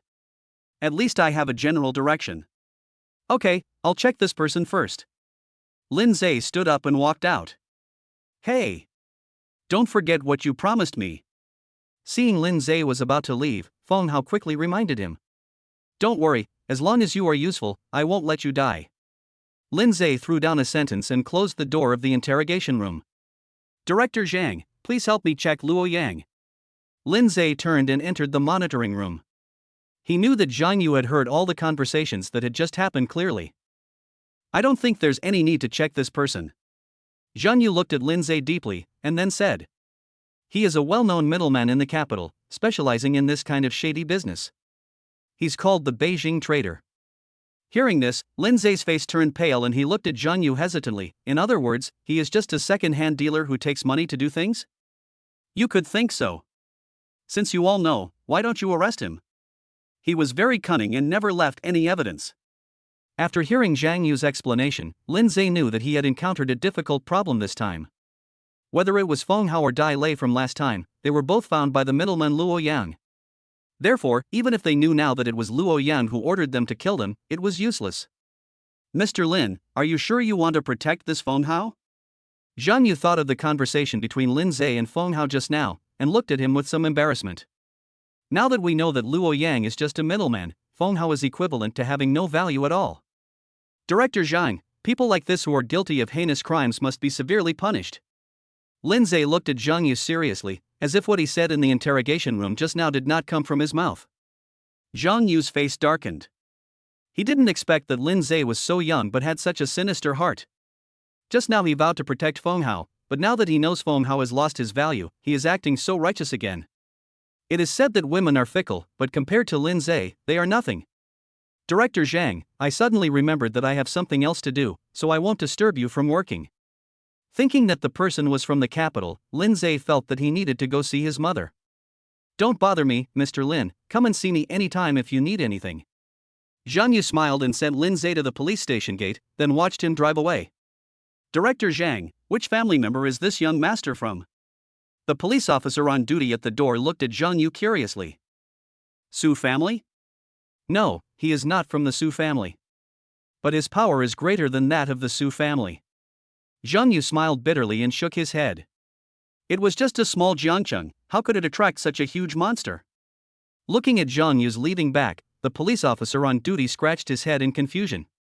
At the gate of Ningya Multinational Corporation, Lindseay just rolled down the window and was about to explain his purpose to the security guard, but he saw the railings rise up directly. The security guard standing at the door saluted very respectfully, with no intention of stopping them. Lindseay secretly clicked his tongue. It seems that the value of this car is still quite decent. As soon as the car was parked, a female receptionist in a professional suit quickly stepped out of the gate and held an umbrella for Lindseay. It's not raining, why are you holding an umbrella? Lindseay closed the car door and looked at the female receptionist in confusion. Boss, the sun is too strong. It would be bad if you get sunburned. The female receptionist smiled and talked a lot of flattering nonsense, but her eyes kept looking at Lindseay from time to time. He drives a luxury car worth tens of millions and wears a custom-made suit. He must be a big customer of the company. Wait, why does this person look familiar? Excuse me, I would like to ask, are you the one who came to see Mr. Chu last time? The receptionist's eyes suddenly lit up and she looked at Lindseay in disbelief. That's right, I'm the guy you mistook for Chu Yunyun's son last time. Chapter 110 Yining's questioning. Hearing Lindseay's strange words, the receptionist smiled awkwardly. Is Mr. Yi here? Yes. Mr. Yi is here. Seeing that Lindseay was not angry, the front desk receptionist quickly replied. The identity of this young man is probably not something that small employees like them can guess. Sir, I'll take you upstairs. The front desk receptionist straightened his back and raised the umbrella higher. Lindseay shook his head helplessly, too lazy to say anything else, and strode into the company lobby. Lindseay's appearance undoubtedly caused the entire first-floor lobby of Ningye to fall into panic. The female employees passing by stopped and pointed at Lindseay's figure and whispered to each other. Many employees wanted to step forward to ask, but were warned back with eyes by the front desk receptionist who was following Lindseay. It was not until Lindseay entered the elevator that the employees gathered together reluctantly went back to their own work. Secretary He, this gentleman is looking for Mr. Yi. The front desk receptionist walked to the door of the president's office and bowed to explain to Secretary He beside the door. He Jiaying raised her head from the desk and looked at the receptionist in confusion. He glanced at Lindseay standing beside him and looked at the receptionist with some displeasure. Don't you know that you need to make an appointment to see Mr. Yi? I'm sorry, Secretary He, the main reason is that this gentleman is. No matter who you are, you have to make an appointment first. This is the company's rule. He Jiaying looked at the front desk receptionist impatiently and then dialed the president's office. Mr. Yi, there is a gentleman at the door who wants to see you. His last name is. He Jiaying covered the microphone and looked at Lindseay. What's your name? Tell Mr. Yi that my name is Lindseay. Lindseay smiled indifferently. Every company has its own regulations, and everyone must abide by them. Mr. Yi, he said his name is Lin. Okay, yes, I know Mr. Yi. He Jiaying hung up the phone in a hurry, stood up quickly and bowed respectfully to Lindseay. Master, please come in. Although Lindseay didn't like this title very much, he shrugged indifferently and pushed open the door of the president's office. Secretary He, why do you call this gentleman young master? The receptionist was filled with confusion as she had never seen Secretary He being so humble to anyone. He is our CEO's son, so what should I call him if not young master? Okay, you should also return to your post. He Jiaying glared at the receptionist and continued to organize the documents in her hands. The receptionist looked as if he had eaten a shocking melon. He covered his mouth in shock and turned to walk towards the elevator. She didn't expect that this breathtakingly handsome and wealthy man was actually the CEO's son. I must go downstairs quickly and tell them this shocking news. Having made up her mind, the front desk receptionist rushed into the elevator like the wind. Seeing the elevator door slowly closing, He Jiaying raised her head and looked towards the president's office, her eyes flickering with no one knowing what she was thinking. Sir, why do you have time to come to see me today? Seeing Lindseay coming in, Yining put down the work at hand and spoke first. Mom, I think Lindseay is short of money, so he came to borrow some from you. Chu Yunyun held a document and looked at the speechless Lindseay with a half smile. Mom, sister, please stop slandering me. Besides, I am the general manager of the Su Group after all. How could I be short of money? Lindseay rolled his eyes at Chu Yunyun and slumped down on the sofa. How long has it been since you last came to see Mom? No one comes to visit you for no reason. Tell me, what are you doing here? Chu Yunyun was very fond of Lindseay, so she sat directly opposite him and started questioning him. Mom, I have something to ask you. Lindseay was too lazy to pay attention to Chu Yunyun and looked up at Yining who was walking over. I told you, he came to the company specifically because he had something to ask you. Chu Yunyun's face was full of gloating, as if she had caught Lindseay. You two always quarrel whenever you meet. Someone who doesn't know would think you are siblings. Yining looked at them jokingly, and then asked Lindseay, what do you want to ask me? Mom, has Uncle Gu been staying in the capital? Yes, why do you ask this suddenly? Hearing Lindseay's question, Yining suddenly had a bad feeling. I want him to help me find someone. Please give me his contact information. Lindseay hesitated for a moment and chose a more tactful way to ask for Uncle Ge's phone number. Why are you looking for him? Yining raised her eyebrows. Lindseay would definitely not look for Lao Gu for no reason. I asked him about someone. You grew up in Jiangchun, why would you ask about people in Beijing? Lindseay was speechless. He had been like this since he was a child and would never lie in front of Yining. Sir, I'm your mother. Do you have anything to hide from me? Yining was anxious. She could tell from Lindseay's actions just now that he was lying. Chu Yunyun seemed to realize that something was wrong. She put away her playful smile and looked at Lindseay nervously. Although she was willing to joke with Lindseay, deep down she was very concerned about Lindseay's safety. Hey, don't look at me like that, isn't it okay for me to say it? Seeing Yining and Chu Yunyun looking at him nervously, Lindseay spread his hands helplessly. Under the gaze of Yining and Chu Yunyun, Lindseay had no choice but to tell them everything that happened last night. Bang! As the sound of glass breaking was heard, Yining clenched his fists tightly. Lindseay glanced at the shattered glass and sighed helplessly.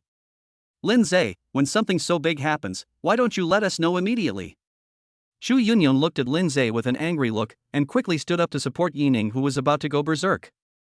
I can handle this little thing myself. Besides, I just went to the police station before I came here. Lindseay wanted to explain, but when he saw Yining's cold gaze, he immediately lost his temper. The killer disappeared last time, and this time he sent someone to cripple you. Who in Beijing dares to touch anyone from the Yi family? Yining tried her best to control her emotions and kept breathing in and out. I only found a middleman named Luo Yang, so I want to ask Uncle Gu to check this person for me in Beijing. I think that the person who knows my existence must not be an unknown person. Lindseay expressed his concerns with these words. Anyone who can accomplish such a feat in the capital must be a man with connections. With my current strength, it is definitely not enough to shake the other party. However, before knowing the other party's true identity, he must expand his power as soon as possible. Sir, don't worry about this matter, I will investigate it myself. I think he has lived enough for his life, as he dared to touch my son Yining. Yining slapped the sofa angrily, took a deep breath and dialed Lao Ji's number. Lindseay, come have dinner with our mother tonight. You haven't seen her for a long time. Seeing Yining talking gloomily into the microphone, Chu Yunyun asked Lindseay carefully. Sister, I can't today. I have an appointment. Before Lindseay finished speaking, a message popped up on his phone. Mr. Lin, the appointment has been made. Chapter 111. Invite Yang Gang to join the game. You finally come here, can't you postpone the dinner and have dinner with Mom? Chu Yunyun pulled Lindseay aside and scolded him in a low voice. Sister, you know I won the shantytown demolition and reconstruction project, and there are many relationships that need to be smoothed out. Lindseay quickly grabbed Chu Yunyun's hand, which was about to strangle him, with a look of grievance on his face. I guess in this world, apart from Yining, Chu Yunyun is the person who nags herself the most. It's not that he doesn't want to have dinner with his mother, but he really doesn't have much time left.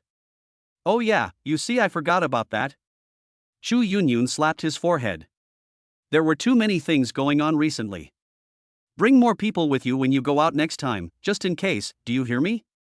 Chu Yunyun couldn't help but feel worried when she thought about what happened to Lindseay last night. Don't worry, sister. I'm lucky. Lindseay said with a perfunctory smile. After these 2 assassination attempts, he suddenly realized something. You can't simply expand your power. You have to be strong yourself. If you rely solely on others for protection, something bad will happen sooner or later. Sir, come home with Mom for dinner tonight? After Yining finished the call, her expression gradually softened as she walked towards Lindseay. Tomorrow night. I have a dinner date with 2 bosses from the shantytown tonight. Lindseay did not hide anything from Yining. Okay, the important thing is to be safe. Take Chenshi home tomorrow night. I think Lao Gu will have news tomorrow. When Yining heard the word shantytown, she knew that Lindseay was busy with the demolition and reconstruction project, so she didn't force him to stay. I see. I'll be leaving now. Lindseay raised his hand to check the time, then said goodbye to Yining and Chu Yunyun. I'll ask Secretary He to take you there. Your sister and I still have some work to do. Yining walked to the desk, picked up the intercom and dialed. You guys are busy. I'm already a grown-up, so there's no need to send me off. Lindseay knew that Yi Ning was busy with work, so he waved and opened the office door. Master, the CEO asked me to take you there. As soon as she walked out of the president's office, He Jiaying hurriedly got up from her desk and came to Lindseay's side. Okay, if you want to send it, go ahead. Lindseay shrugged indifferently. There was a beautiful woman accompanying him downstairs, so why not? Young master, please come this way. He Jiaying respectfully asked Lindseay to walk towards the elevator. Looking at Lindseay's straight and tall back, He Jiaying's heartbeat suddenly accelerated, and she followed closely with her white teeth biting her red lips. How long have you been in the company? Seeing He Jiaying press the floor button, Lindseay spoke calmly. Master, I just graduated from Jiangcheng University and have only been working here for a few months. You've just started your internship and you're already the CEO's secretary. It seems like you have extraordinary abilities. Master, you are joking. I am just average in ability. It is the CEO who favors me. He Jiaying stood sideways in front of Lindseay, glancing at him from the corner of her eye from time to time. Hearing this answer, Lindseay did not speak. He Jiaying looks young and has a sweet appearance, but her tone and speaking skills are very skilled. Such people can be entrusted with important tasks at work, but it is not suitable to get too close to them as this may cause trouble for yourself. Seeing that Lindseay stopped talking, He Jiaying's eyes swept towards him from time to time, her red lips slightly parted but she seemed to be hesitant to speak. When she learned that Lindseay was Yi Ning's son, her restless heart could no longer be suppressed. I came to Ningya Multinational Corporation just to make myself stand out. Now an opportunity to make a breakthrough is right in front of me. How should I seize it? Ding. The elevator indicator light reached the first floor and the door slowly opened. Before He Jiaying could say anything, Lindseay walked out of the elevator first. When He Jiaying saw Lindseay's car, she could no longer control her restless heart. Master, I'll open the car door for you. He Jiaying walked quickly to the driver's seat and reached out to open the door regardless of whether Lindseay agreed or not. I don't know if it was because I was going too fast or my steps were unstable. The next second, He Jiaying's body suddenly tilted and fell backwards. Lindseay subconsciously reached out to support her. He Jiaying twisted in panic and fell smoothly into Lindseay's arms. Hey, Secretary He, are you okay? Lindseay coughed lightly and quickly helped He Jiaying up. No. It's okay. I was walking too fast and my foot slipped. I'm sorry, Master. I will pay more attention next time. He Jiaying's cheeks turned slightly red, and her hands were fidgeting with the hem of her skirt nervously. It's okay, go and get busy. Lindseay looked at her meaningfully, got into the car, started the engine and left. When the Rolls-Royce left the company compound, He Jiaying's originally shy expression instantly turned cold. Master Lin, I don't believe I can't get you. After informing Xiao Wu to go to Jiangcheng Hotel to make preparations first, Lindseay drove slowly on the roads of Jiangcheng. I saw clearly what He Jiaying had just done. With such a strong scheming mind, if it were my old self, I might really think that He Jiaying was a weak woman. Unfortunately, he is no longer the same person he was before.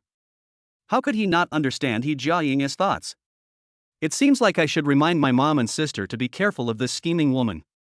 Lindseay muttered to himself and continued to drive slowly towards Jiangcheng Hotel. Remember, smashing the cup is a signal, rush in immediately when you hear the sound. In a private room next to room 888 of Jiangcheng Hotel, Xiao Wu gave serious instructions to Zhang Hui. Boss, who are we going to deal with today? Zhang Hui nodded ignorantly and looked at Xiao Wu in confusion. The other men also looked at Xiao Wu curiously. Not everyone dared to cause trouble in Jiangcheng Hotel. From today on, remember this. As long as it's Master Lin's order, you have to do it even if it means going against Wang Qingde. One more thing, if anyone dares to leak young Master Lin's information, don't blame me for not being considerate of my brotherhood. Xiao Wu warned his men in great earnestness, a sense of pressure emanating from his body. I understand. I won't ask questions that I shouldn't ask. Zhang Hui quickly covered his mouth. He witnessed with his own eyes the methods used by both Xiao Wu and Lindseay. I would rather offend Boss Wang than offend the Cine Society. This is a piece of news that has recently spread among the Jiangcheng underworld, which has made everyone nervous. There might be some room for maneuver if you offend Boss Wang, but offending the Cine Society would definitely be a dead end. Xiao Wu, someone is downstairs. Gao Yuan knocked on the door of the private room and looked meaningfully at Xiao Wu and the dozen or so big men inside. Thank you, Mr. Gao, for giving us this convenience. I think Mr. Lin won't cause you any trouble. Xiao Wu naturally knew what Gao Yuan was worried about. It's okay, just keep your voice down. Gao Yuan smiled calmly. What a joke, he is just a pawn who plays both black and white. Faced with the Sini society and the Su family, which are such huge behemoths, he had no choice but to obey. Chen Shang, tell me the truth, are you following this so-called young Master Lin? Yang Gang got out of the car and looked at the sign of Jiangcheng Hotel with an unfriendly tone. I still say the same thing. It's better to find a good backer than to live a life of idleness and wait for death in the old city. Chapter 112 Yang Gang's Appointment. Chen Shang was too lazy to pay attention to this smelly and tough guy and walked straight into the hotel door. Yang Gang retracted his gaze and looked at the hotel entrance with a complicated expression. Finally, he sighed and walked in. The younger brothers behind him looked at each other, hesitated for a moment, and followed. Boss Chen, you are quite punctual. This must be Boss Yang, right? Seeing the door of the private room being pushed open, Xiao Wu quickly stood up to greet it. In terms of status, Xiao Wu is naturally a head higher than them now. After all, they were just two small forces huddled in the shantytowns, with a considerable number of people. But in terms of age, Xiao Wu, as a junior, should not lose his proper manners. Chen Shang, if I remember correctly, it was this guy who sent you to the hospital last time, right? Yang Gang ignored Xiao Wu, pulled out a chair and sat down with an arrogant look on his face. Yang Gang, be careful with your words. Don't forget that this is not the old fortress. Chen Shang glared at him angrily, then turned to look at Xiao Wu. Brother Xiao Wu, where is young Master Lin? Ugh. Yang Gang spat in disdain. I think you were really beaten silly by him. You actually called a junior brother? Hearing the tone of Yang Gang's voice, Xiao Wu couldn't help but clench his fists. Yang Gang, I've said all the nice things to Master Lin, don't make yourself look bad. Seeing that Xiao Wu looked unhappy, Chen Shang glared at Yang Gang again. Oh, it's quite lively. Just then, a calm voice came from outside the private room door. Upon hearing this, Xiao Wu hurried to the door of the private room and waited respectfully. Lindseay put his hands in his pockets and walked slowly into the private room. Mr. Lin. Chen Shang quickly bowed. Since you're here, sit down instead of standing. Lindseay nodded slightly, glanced at Yang Gang who was sitting with his legs crossed, and sat down in the main seat calmly. Seeing the real boss coming, Yang Gang coughed lightly, put down his legs and sat up properly. Yang Gang had heard of the general manager of the Su group. Even Boss Wang has to give some face to him, so how could a small leader of an external force like me show off in front of him? Xiao Wu, asked the waiter to serve the food. Lindseay waved to Xiao Wu behind him and turned his gaze to Yang Gang. I'm really sorry for inviting Boss Yang to be my guest so abruptly. But my time is limited, so I can only treat it this way. Lindseay lit a cigarette and blew out a light smoke ring. Mr. Lin, right? Chen Chang told me that you want to demolish the old city. Yang Gang took a deep breath, looked at Lindseay and continued, why do you think I can compromise? Lindseay held up two fingers and met Yang Gang's gaze, because I have money and power. This sentence without any emotion made Yang Gang's eyes start to avoid. Lindseay was right. In this world, as long as you have money and power, you can do whatever you want. Yang Gang, as an outsider, you are able to set up a sect in a place like the shantytown where all kinds of people mix. I admire you very much. But you have to understand one thing, even if you stay in the shantytown for your whole life, you can't change the current situation. Lindseay stared at Yang Gang intently, as if he could see through his heart. Yang Gang's eyes drooped slightly, and he admitted that what Lindseay said was the truth. Although the outsiders in the old city formed their own small gangs. But they are still just ordinary people who are not presentable and are at the bottom of society. Even if they were given a lifetime, it would be difficult for them to get out of the old city with their abilities. However, being lectured by a junior in the tone of an elder was really embarrassing. I am a man of limited talent and knowledge, and I am just a rough man who makes a living by physical strength. I don't understand what Master Lin meant. Yang Gang simply pretended to be stupid. He wanted to see what Lindseay was up to. Since Boss Yang wants me to take the initiative to propose conditions, then I won't hide it. I heard from Boss Chen that you, Boss Yang, are a man who values friendship and loyalty. Since you came to Jiangcheng to make a name for yourself, how about I take care of everything? Lindseay's gaze remained on Yang Gang, quietly observing his expression. I wonder what Master Lin means by all-inclusive. Yang Gang raised his eyes and met Lindseay's gaze, his expression obviously moved. I will take care of all the problems that bother you, such as household registration, housing, work, etc. Lindseay is very generous, after all, he has a scapegoat backing him up. Hearing this, Yang Gang showed a hint of surprise, and his eyes revealed a hint of disbelief. Yang Gang, you must be aware of young Master Lin's status. His words are as good as gold. Seeing that Lindseay offered such tempting conditions, Chen Chang felt a little worried for Yang Gang. Yang Gang glanced at Chen Chang and took a deep breath. With such tempting conditions, what does young Master Lin require of us? Yang Gang is not stupid. As a businessman, no matter what conditions he puts forward, he wants to maximize his own interests. It's very simple.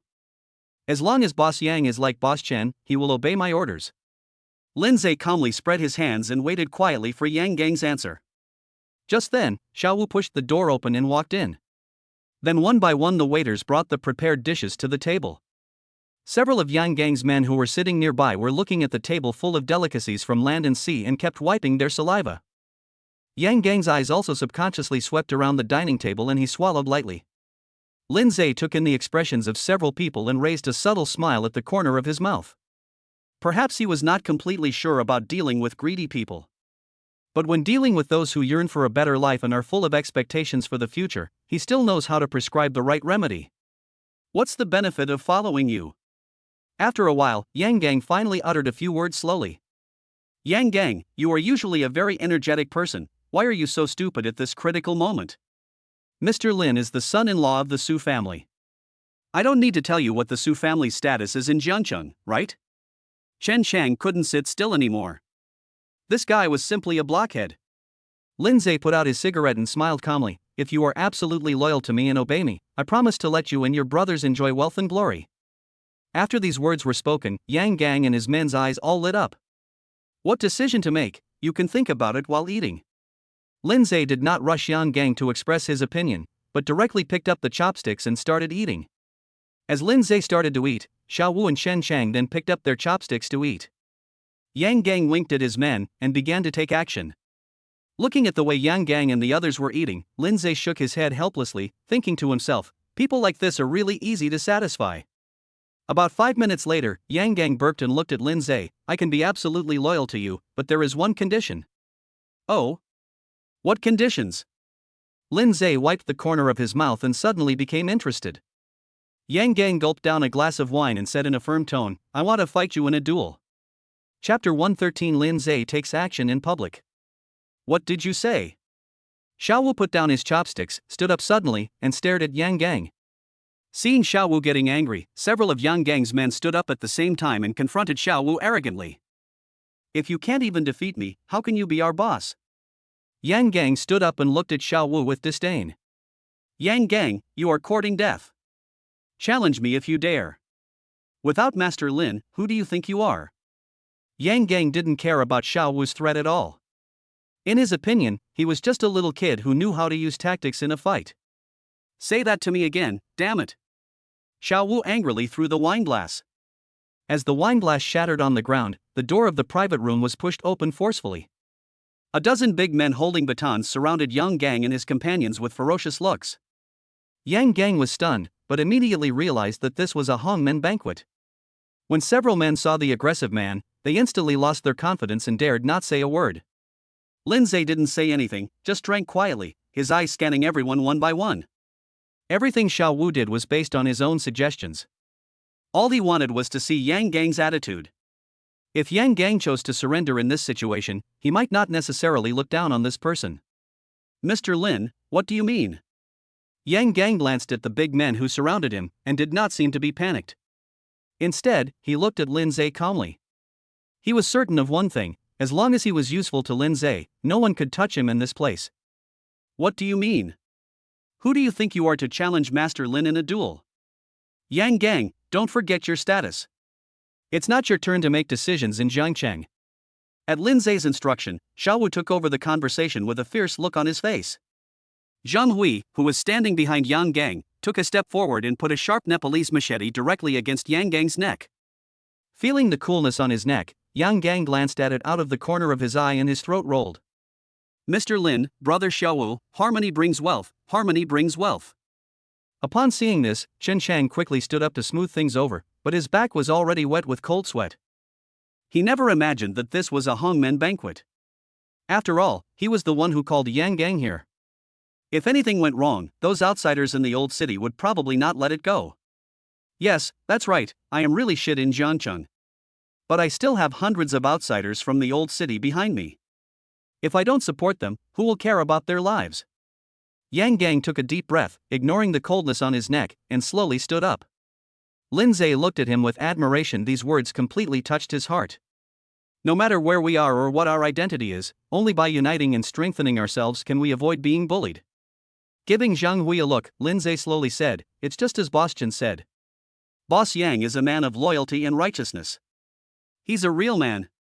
Feeling the chill on his neck disappear, Yang Gang couldn't help but breathe a sigh of relief. We are now living in a society ruled by law, and we must value harmony above all else. Since Boss Yang wants to test my skills, it would be petty for me to refuse. Lindseay stood up slowly and looked at Yang Gang fiercely. "Mr. Lin, you can't." Xiao Wu was about to stop him, but was interrupted by Lindseay waving his hand. "Boss Yang, how about we go to the open-air stage outside the shanty town? But there is a prerequisite. If I win, you and your current subordinates will join the Cine Society and obey Xiao Wu's orders." As soon as Lindseay finished speaking, Yang Gang's expression became complicated.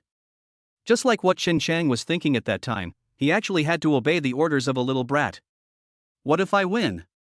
Yang Gang still held a glimmer of hope in his heart. After all, no one wants to be suppressed by a junior. "If you win, in addition to the conditions I set before, I will let you have a place in Jiangcheng." Lindseay narrowed his eyes slightly, and his expression gradually became gloomy. His goal was to get Yang Gang to join the Cine Society and use him for his own purposes. But if you really lose, who would keep an enemy under their nose? Okay. Mr. Lin, please be straightforward. I promise you. Yang Gang raised his glass and clinked it with Lindseay from a distance, then drank it all in one gulp. "Mr. Lin, are you sure you want to fight him? Only by beating him can I win the support of others and make him work for me wholeheartedly. What if you lose?" Xiao Wu whispered carefully, looking at Lindseay. "If I lose, the shantytown will be relocated immediately." Lindseay patted Xiao Wu on the shoulder and walked out the door first. "In this battle, we can only win and not lose." On the open-air stage outside the shantytown, Lindseay unbuttoned a few buttons on his shirt and slowly rolled up his sleeves. Yang Gang stood 3 meters away, rubbing his hands gently. Under the illumination of the open-air stage lights, a large group of people stood densely packed below the stage. All members of the Cine Society, Chenshi and his men, as well as the migrant residents from the shantytowns who cheered for Yang Gang. "Mr. Lin, fists and feet have no eyes, I'm sorry." Yang Gang clasped his fists and shouted, then swung his fists and rushed towards Lindseay. The corner of Lindseay's mouth rose slightly, his eyes instantly became sharp. After dodging Yang Gang's punch, he raised his fist and hit him in the lower abdomen. Yang Gang was knocked back 3 steps, a look of disbelief on his face. But he did not stop, and threw another heavy punch at Lindseay, straight to the face. Lindseay was extremely alert at this moment, applying the Sanda spirit to the extreme. The moment the heavy punch brushed his cheek, Lindseay directly kicked Yang Gang to the ground with a sweeping kick. After 2 consecutive encounters, Lindseay just felt a burning pain on his cheeks. On the other hand, Yang Gang climbed up in a somewhat embarrassed manner and looked at Lindseay vigilantly. Xiao Wu was worried about Lindseay in the audience, even though he knew that Lindseay's kung fu was not inferior to his. But if he got injured, he wouldn't be able to explain anything to Su Chenshi. Lindseay felt that Yang Gang's strength was superior to his, but his fighting skills were still lacking. As long as I don't confront him head-on and seize the opportunity, defeating him is only a matter of time. However, he didn't want to waste time on this, so he had to make it quick. As the 2 people approached again, Lindseay's eyes turned cold and he swung out with his left hand. Yang Gang blocked subconsciously, but was hit hard on the right cheek. Before he could react, a knee kick hit him hard in the abdomen. Yang Gang retreated again, and just as he steadied his steps, he saw Lindseay's fists raining down on him in the face. Damn it! He's risking his life. Yang Gang resisted Lindseay's attack, but became more and more frightened. He could sense that Lindseay had fighting skills and was physically strong enough. But he is different from Xiao Wu. Xiao Wu consumes the opponent's strength in the early stage, while Lindseay just fights hard right away. After blocking several punches from Lindseay, Yang Gang rolled out of his attack range. Just as he was about to stand up and fight back, Lindseay's voice floated into his ears like the god of death. "It's over, Yang Gang." Chapter 114, The Forgotten Birthday. Hearing this, Yang Gang was obviously stunned, and his movements paused for a moment. At this moment, Lindseay appeared in front of him with a ferocious face, clapped his shoulders with both hands, and kicked and hit him hard with his knees. Faced with this sudden attack, Yang Gang subconsciously raised his hand to block it. The next second, Lindseay punched Yang Gang hard on the temple, and then kicked him off the stage. Great! The moment Yang Gang landed, Cine society erupted in deafening cheers. "Mr. Lin, are you okay?" Seeing this, Xiao Wu quickly handed him a bottle of water.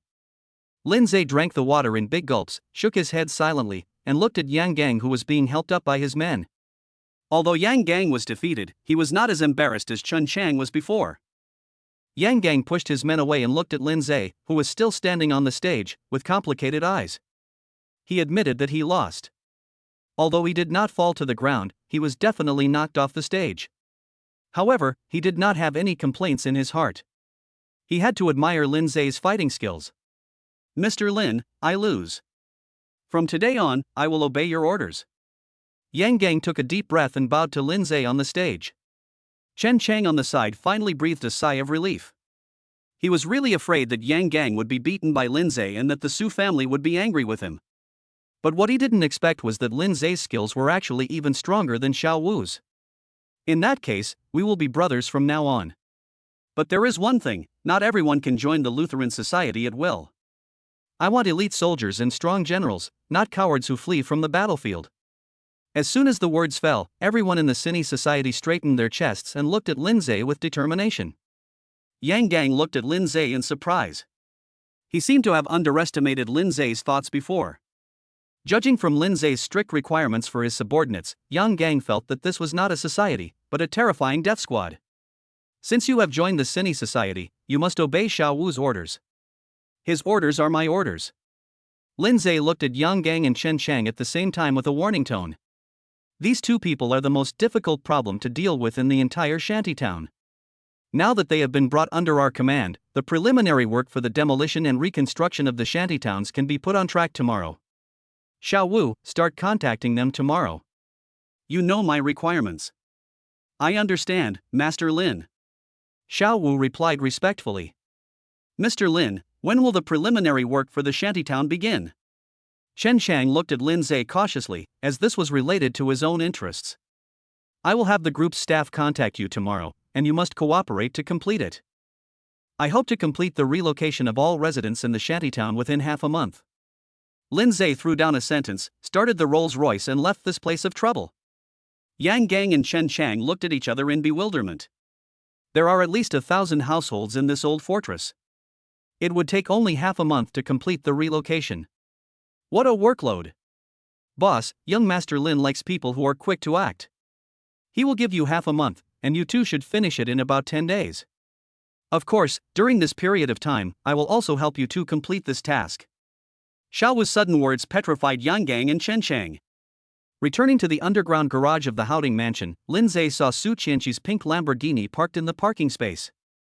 Lindseay shook his head helplessly. He really couldn't understand why a girl liked sports cars. Walking out of the elevator and arriving at the door of his home, Lindseay pressed his fingerprint and gently opened the door. All the lights in the living room and bedroom were turned off, and the whole house was shrouded in darkness. Looks like he's asleep. Lindseay glanced at his phone and it was already 10:30 in the evening.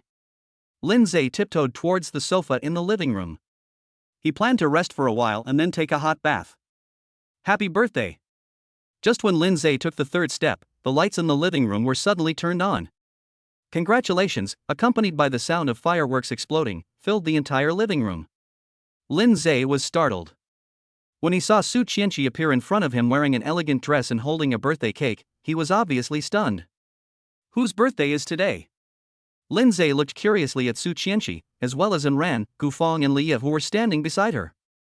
Happy birthday, hubby! Su Chenshi held the birthday cake in her hand, walked up to Lindseay, and looked at him with her big eyes blinking. It's my birthday today? Lindseay was startled and quickly took out his cell phone to check the calendar. Sure enough, today is his birthday. No wonder my mom and sister insisted on asking me to go home for dinner this afternoon. It turns out it was because of this. Lindseay patted his head in annoyance. He even forgot his own birthday.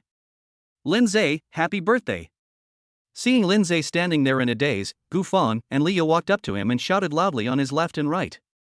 Thank you, thank you. I'm sorry, I was so busy that I forgot about my birthday.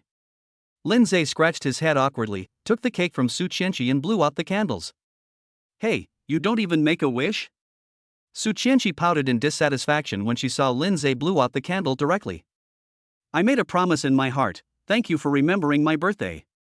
Lindseay handed the cake to Gu Feng and hugged Su Chenshi tightly in his arms.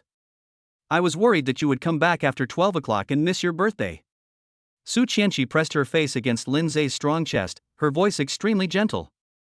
Silly boy, no matter how busy I am, I will go home before 12 o'clock. Lindseay kissed Su Chenshi's forehead gently, his eyes full of doting. Hey, hey, hey. We were called here to celebrate Lindseay's birthday, not to watch you show off your affection. Leah placed some simple midnight snacks on the dining table and looked at the two people who were sticking together with dissatisfaction. That's right, they just know how to show off their affection. Come on, my dear wife, let's kiss each other. Gu Feng said as he shamelessly asked and ran for a kiss. Get out. Don't touch me without my permission from now on. And Ran rolled her eyes at him. Gu Feng stood there awkwardly, muttering quietly, humph. The governor is allowed to set fires, but the people are not allowed to light lamps? Okay, let's eat cake. Su Chenshi left Lindseay's arms, walked to the dining table and cut the cake carefully. Lindseay, what have you been busy with recently? It's harder than climbing to heaven to have a drink with you. While everyone was eating cake, Gu Feng opened the red wine and grumbled to Lindseay in dissatisfaction. We two brothers have plenty of time, but we do have some things to deal with recently. Lindseay casually opened a can of beer in front of him. He was still not interested in red wine. Lindseay, given your current status, isn't it time to try a different kind of wine? Seeing that Lindseay was still drinking beer, Leah couldn't help but secretly click her tongue. Some things, once you get used to them, are hard to give up. Just like people, once you choose someone, you can change yourself for her, but you can't give up on her because of yourself.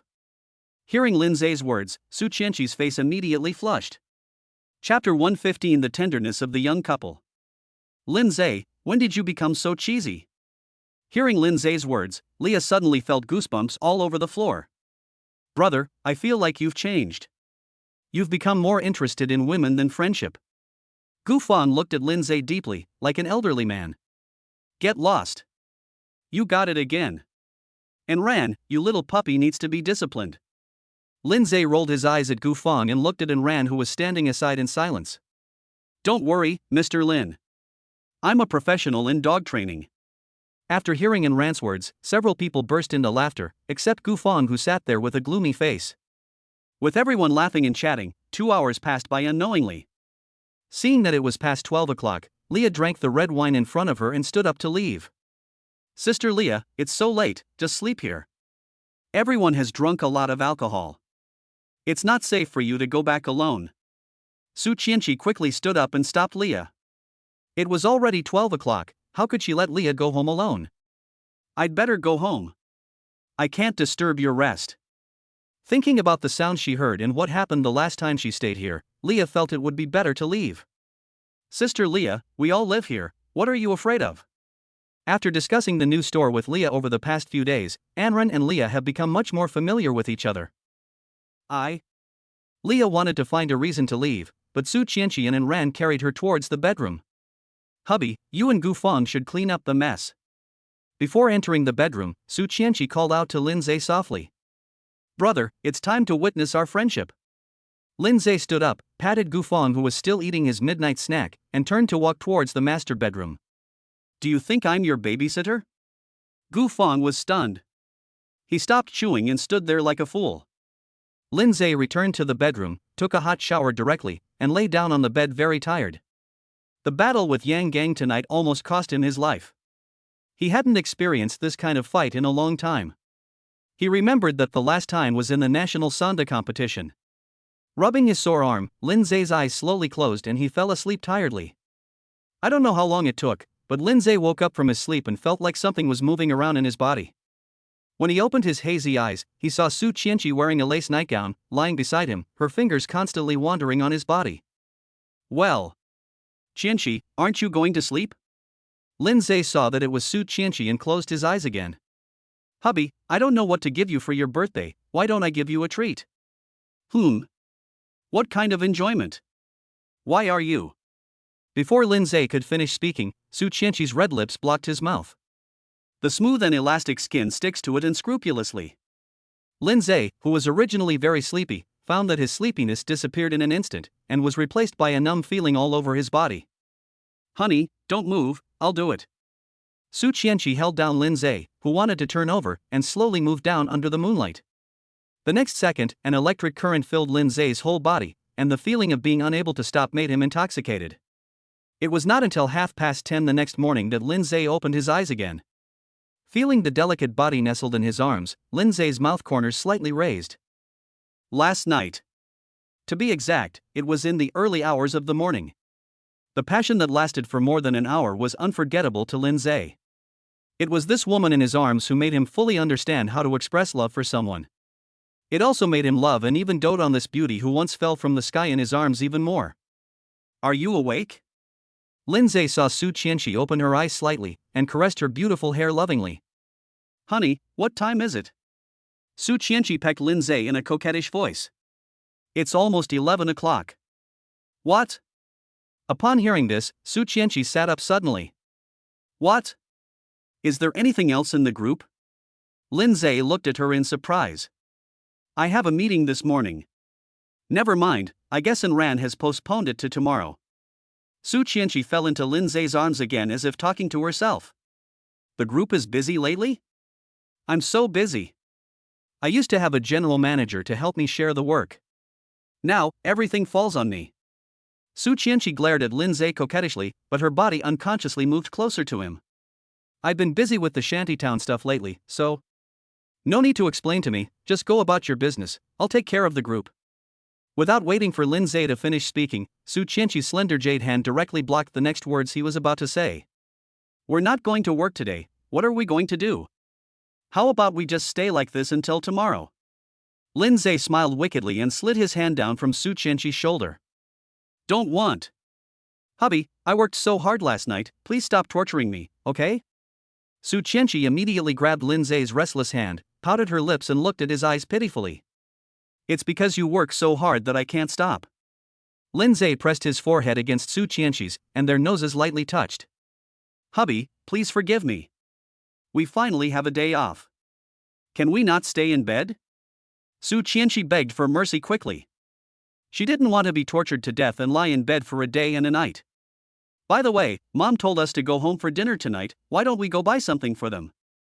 Who are they? And my sister, Chu Yunyun. That's obviously my sister-in-law. Hearing Su Chenshi's words, Lindseay's face was full of embarrassment. But there was nothing wrong with what Su Chenshi said. She was her sister-in-law and her own sister. Okay, hurry up and get up. We'll go back early today. Lindseay sat up and touched Su Chenshi's head. Honey, I want you to hold me and take a bath.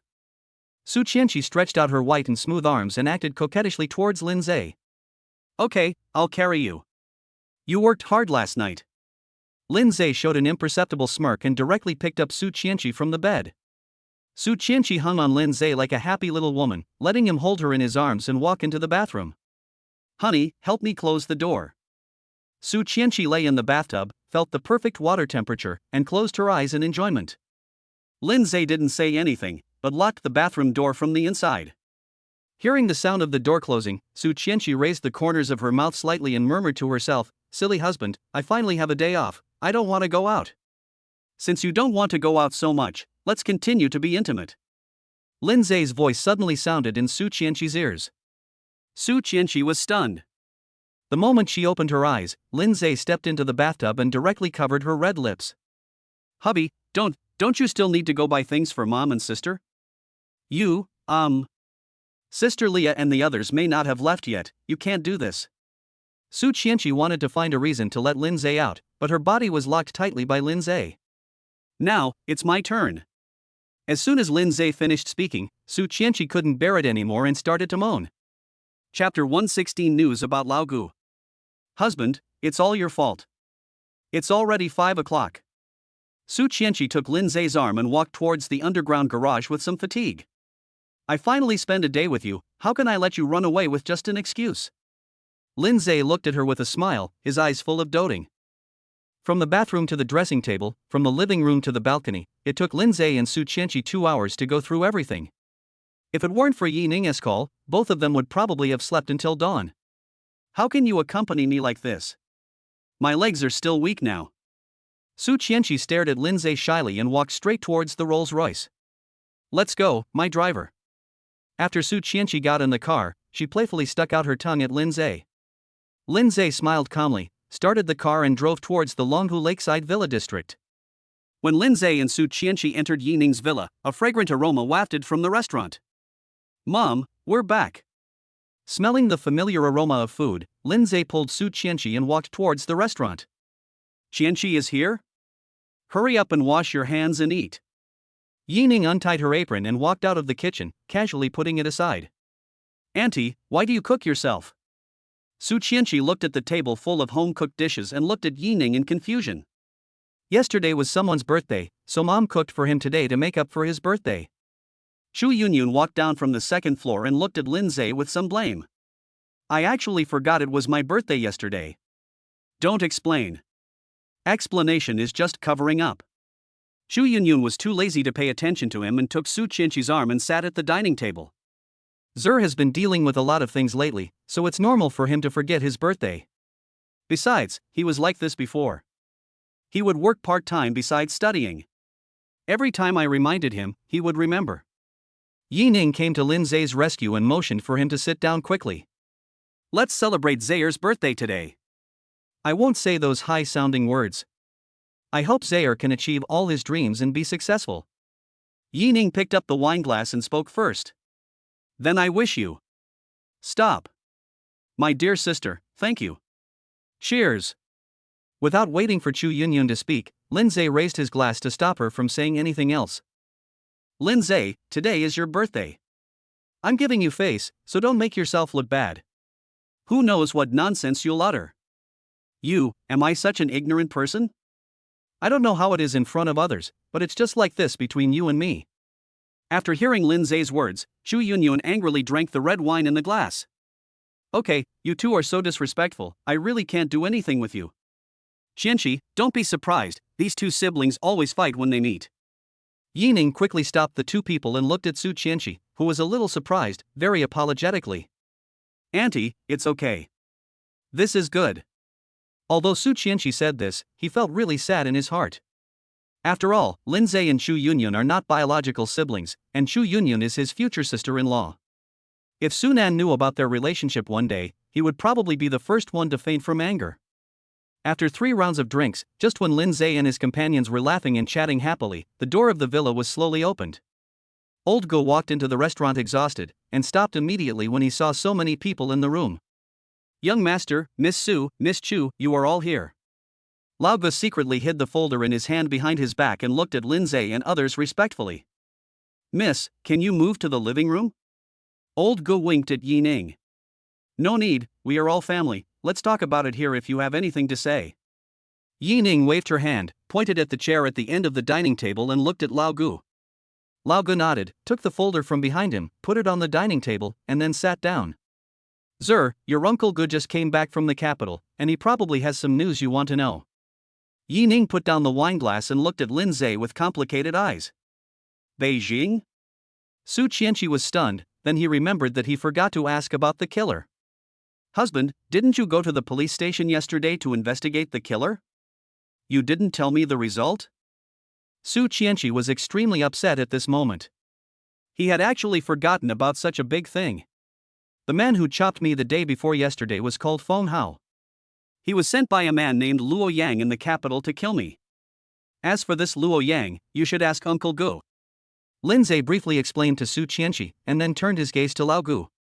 It's like this, Old Gu opened the folder and took out the information inside. After the eldest lady told me about this, I returned to the capital overnight. After a day of secret investigation, I finally found this traitor Luo Yang. After interrogating him for nearly 7 hours without him revealing his identity, I finally learned from him that he was a man named Zhang Tao. Lao Ge handed the information to Yi Ning and continued to explain. This Zhang Tao is the leader of a gang that has just emerged in Beijing in the past few years.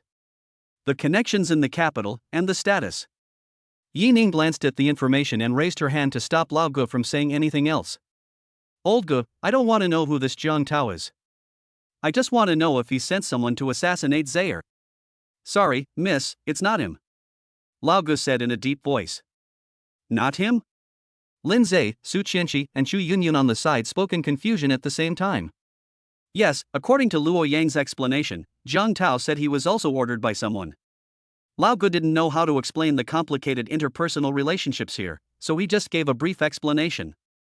So, the person hiding behind them should have a very deep position in the capital. Yi Ning pondered for a moment and spoke slowly. But Auntie, Lindseay grew up in Jiangcheng. Who can regard him as a thorn in their side at this time? Su Chenshi looked at Yi Ning in confusion. This was too illogical. Yes, why at this time? Yi Ning also frowned in confusion. Who on earth knew that Lindseay was in Jiangcheng? Also, who would want to kill Lindseay? Two huge question marks kept jumping in Yi Ning's mind. Miss, before I came back, I asked my friends on the street to spread the word that no one is allowed to have any ideas about the young master. Seeing that Yi Ning was worried, Lao Ge gritted his teeth and told her about this. You are not necessarily doing this for Zaire's good. Although Yi Ning knew that Lao Ge had good intentions, the enemy was in the dark, and this was a bit of fanning the flames. Mom, don't think too much about it. Am I not living well now? When Lindseay saw Yi Ning's gloomy look, he felt a little distressed. I'm already this old, I shouldn't make my mother worry about me. This matter is of great importance. The people in the capital are very shrewd. I'm afraid if they fail this time, they will send someone to assassinate you next time. Yi Ning still looked at Lindseay worriedly, but didn't know what to do. Mom, just put your mind at ease. Your son is grown up now and knows his limits. Lindseay comforted Yi Ning, and he imprinted the name Zhang Tao deeply in his heart. Chapter 117 Chu Yunyun's Worries. Miss, I feel that it was done by those families in the capital who coveted the status of the Yi family. Nothing like this has ever happened before, until you returned to the Yi family and took over Ningya Multinational Corporation. Lao Ge hesitated for a moment before he mustered up the courage to say this. Ever since Yi Ning returned to the Yi family and took over the family business, it can be said that a huge sensation has been set off in the top circles in Beijing. After all, the reappearance of the business queen who had disappeared for more than 20 years made some families feel uneasy. Especially since Lindseay is on the rise recently, many people probably want to strangle him in the cradle. Maybe this is the reason. I shouldn't have returned to the Yi family, let alone taken over the family business. Yi Ning agreed with Lao Ji's opinion. After all, they had been living a peaceful life for more than 20 years. If I hadn't returned to the Yi family, Lindseay wouldn't have been assassinated twice. Mom, this is not your fault. You don't have to be like this. Seeing Yi Ning fall into deep self-blame, Lindseay hurried to her side and held her shoulders with concern. My son has to grow up. He can't live under your protection forever, right? Besides, I don't want to be a weak person. It's normal for a strong person to have some bumps on the road. Believe me, I will make those who try their best to deal with me pay the price they deserve. Lindseay's expression was firm and his tone was resolute, which made Yi Ning stunned. Maybe it's because I haven't had a good talk with my son for a long time. Why do I feel that he has changed a lot? This momentum comes from the heart, not just a casual statement of indifference. Okay, Uncle Ge, you haven't eaten yet, right? Come and eat. Lindseay patted Yi Ning on the shoulder and turned his gaze to Lao Ge. Lao Ge nodded silently, put away the documents in front of him, and started eating in silence. Su Chenshi tugged at the corner of Su Chenshi's clothes and walked towards the balcony seemingly casually. Su Chenshi was stunned, then stood up and followed. Lindseay looked at the two women who stepped onto the balcony and shook his head helplessly. Chenshi, tell me the truth, what has Lindseay been doing recently? Chu Yunyun frowned and looked at Su Chenshi seriously. Sister, isn't he busy with the Shantytown project? What else can he do? Su Chenshi's eyes were a little evasive. Although Chu Yunyun was not Lindseay's biological sister, she was also recognized by Yi Ning. Not to mention other relationships, the mere fact that she is his brother's girlfriend is enough for her to take her seriously. Chenshi, I've been in Jiangcheng for many years and I'm a veteran. Do you think you can hide it from me? I recently heard that a new gang has emerged in the Jiangcheng underworld, called the Cine Society. Chu Yunyun sighed helplessly. She knew that Su Chenshi just didn't want to make her worry. But he had been the general manager of Ningya Multinational Corporation for such a long time that he had a lot of connections. I've also heard about this Cine Society. I heard it's quite powerful. Even Wang Qingda has to give it some space. Su Chenshi still didn't want to mention this matter and continued to beat around the bush. Really? Why did I hear that Lindseay is the boss behind this so-called Cine Society? Sister, stop joking. Lindseay is the general manager of the Su Group. How can he be? Su Chenshi wanted to continue beating around the bush, but when he saw Chu Yunyun's rare cold eyes, he subconsciously changed his words. Okay, I admit it was Lindseay. Chu Yunyun sighed, showing an expression of as expected, and turned to look at the starry sky. Chenshi, you are the apple of the Su family's eye. You must have known everything I can find out. I may understand Lindseay's original intention of establishing the club, but you must keep an eye on him and don't let him go down a path of no return. Although I'm not his biological sister, I really treat him as my own brother. Although we sometimes fight each other when we meet, this is also an expression of our affection as siblings. Chu Yunyun muttered a few words like an old woman, then turned and looked at Su Chenshi, as if begging her. Don't worry, sister. I won't let Lindseay go down that path. I believe he would not choose that path either. Su Chenshi nodded solemnly. She didn't expect that Lindseay occupied such an important position in Chu Yunyun's heart. Well, I believe you on this point, because Lindseay loves you very much. By the way, I also heard something. It seems that the families in Jiangcheng are secretly conspiring to deal with your Su family. Although Chu Yunyun knew that Su Chenshi must know about this, she still hesitated for a moment and reminded her. It's the families headed by the He family. My father came to the company yesterday and told me about this. Su Chenshi shrugged helplessly, and then said, the He family has coveted the Su family for many years. It is only a matter of time before they become opponents. Seeing that the Su family was well prepared, Chu Yunyun said nothing more and took Su Chenshi's arm and returned to the living room. What bad things did you two say about me? When Lindseay saw the two people coming back, he looked at them jokingly. Stop being so conceited. Can't we talk about something else? Chu Yunyun rolled her eyes at Lindseay and pulled Su Chenshi to sit next to Yining. Mom, why don't we go up there and look at the stars? It's rare that the night sky is so nice tonight. Chu Yunyun saw Yining preparing to turn on the TV and immediately suggested. Okay, it's nice to look at the starry sky. Yining nodded in agreement and walked upstairs accompanied by Su Chenshi and Chu Yunyun. After finishing his meal, Lao Gu saw Lindseay sitting on the sofa watching TV boredly, and hesitated for a moment. Young master, how about we have a chat? Old Gu stood respectfully beside Lindseay. Okay, I just happen to have some questions for you. Lindseay stood up and walked out of the villa. Old Ji's eyes flickered, he sighed and followed. Uncle Gu, I guess you want to ask me about the Cine Society? Walking out of the villa compound, Lindseay silently lit a cigarette and walked on the tree-lined avenue of the community. Well, I don't understand why you want to start a club, young master. Old Gu nodded. He didn't understand why Lindseay, who was obviously the young master of the Yi family, wanted to create his own power. With the influence of the Yi family in Longwa, Lindseay can accomplish whatever he wants by simply using the Yi family's network of connections. Uncle Gu, does my mother know about this? Lindseay was not in a hurry to answer Uncle Ji's question. The eldest lady doesn't know. I never tell her such things. Lao Gu understood Lindseay's concerns and quickly explained. That's good. Don't let my mother know about this. I'm afraid she will worry. Seeing Lao Gu nod silently, Lindseay continued. I don't know what the Yi family is like, and I don't know what I will encounter once I return to the Yi family. The reason why we established the Cine Society and built our own power is that we don't want to rely too much on the Yi family. I want to grow quickly based on my own abilities, or my current advantages. Only in this way can I better protect my mother and the people I care about. Lindseay looked up at the top floor of the villa. On that large platform, there were 3 people sitting there whom he had to protect at all costs. Chapter 118 Lao Ji's Promise. Old Gu looked at Lindseay quietly without saying anything. He seemed to understand Lindseay's good intentions, and seemed to see Lindseay's growth during this period. The protection of the Yi family might allow him to have enough food and clothing, but it would not make him powerful. No matter how powerful the Yi family is, the relationships within it are still complicated.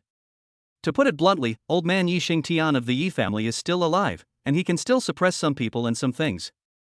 If one day, old man Yi Xingtian passed away, the entire Yi family and even the entire capital city would be in chaos. By that time, if Lindseay did not have any trump cards, he would sooner or later be kicked out of the Yi family, or even kicked out of Beijing. Young master, I just want to remind you that this road is a double-edged sword, hurting others and yourself. Old Gu sighed and carefully reminded Lindseay. I understand. Don't worry, Uncle Gu. I won't go down that path of no return. Lindseay smiled indifferently. Seeing that Lindseay understood his intention, Lao Gu also showed a rare smile. Uncle Gu, there's something I don't know if I should ask. Young master, just tell me what's the matter. Old Gu knew that it was his turn now. You just said in the restaurant that you asked your friends in Beijing to warn people.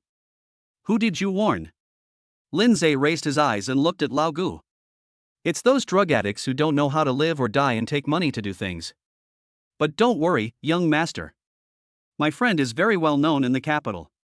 At least in the past few months, no one dares to go against the wind. Lao Gu hurriedly explained to Lindseay, as if he was afraid that he would misunderstand his intentions. The more people they send, the faster we can figure out the purpose of the person behind this. But young master, excuse me for being so nosy, can you guarantee that you can always turn danger into safety? Maybe not, maybe yes, life depends on fate. Aren't you afraid that they will send 2 or even more people next time? That's why I'm anxious to expand my power. Only when I'm strong can I have a deterrent effect on those behind the scenes. Lindseay threw away the cigarette butt and crushed it hard. How could he not know this problem?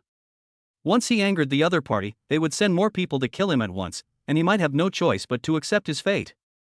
But he is not a man who accepts his fate, so he must expand his power to make the other party cautious. Old Gu looked at Lindseay deeply and said nothing more. In his opinion, although Lindseay is not very old, he already has the qualities to become a superior person. Uncle Gu, one last question. Lindseay looked at Old Gu, are you the Yi family's Deadpool? Hearing Lindseay's words, Lao Ji's body suddenly stiffened, revealing a hint of strangeness in his eyes. Young master, why do you ask this? It's okay, just asking casually. If Uncle Gu doesn't feel comfortable talking about it, forget it. Lindseay shrugged indifferently, holding his head in his hands and strolling towards the villa.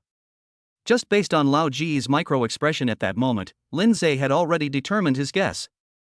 Young master, if you have any troubles that cannot be solved in Jiangcheng, please let me know. Looking at Lindseay's back, Lao Gu gritted his teeth and bowed to him. Lindseay waved his hand with a sly smile on his face. Mom, sister, it's getting late, we should go back. Lindseay came to the large platform on the 3rd floor and looked at the 3 women, who were covering their giggles from time to time, with a smile of relief on his face. Why don't you stay here? There are plenty of rooms. Yi Ning was a little reluctant. No, the preliminary relocation work of the shantytown will officially begin tomorrow, and I have to go to the group for a meeting early in the morning. Lindseay walked behind Yi Ning, put his hands on her shoulders and kneaded them gently.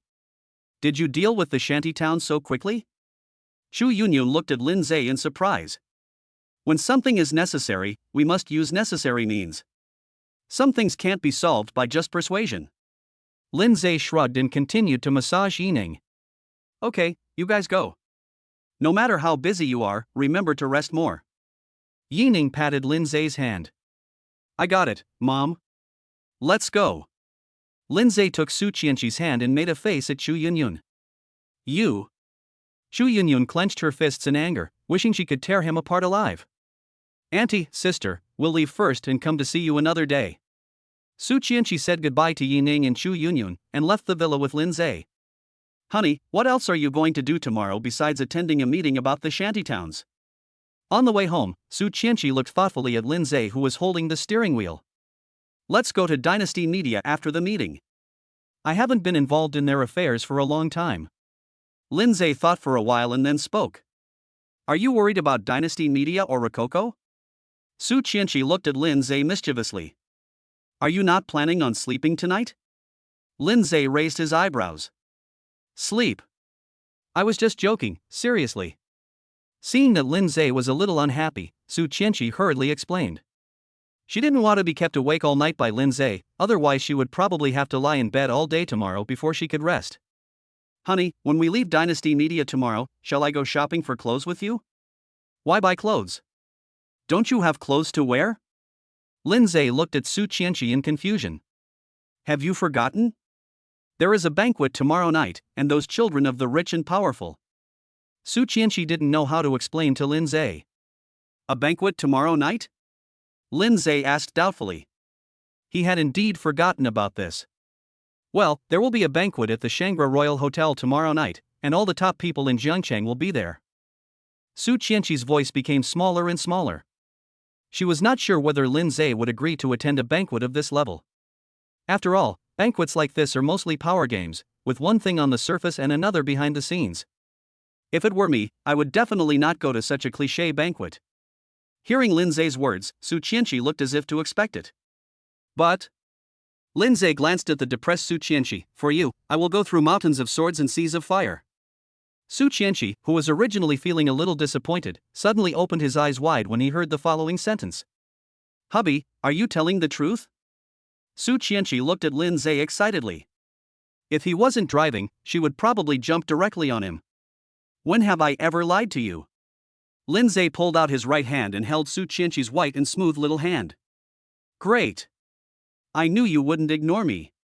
But let's make it clear first, if someone messes with you, I won't hesitate to attack. Lindseay parked the car and looked at Su Chenshi earnestly.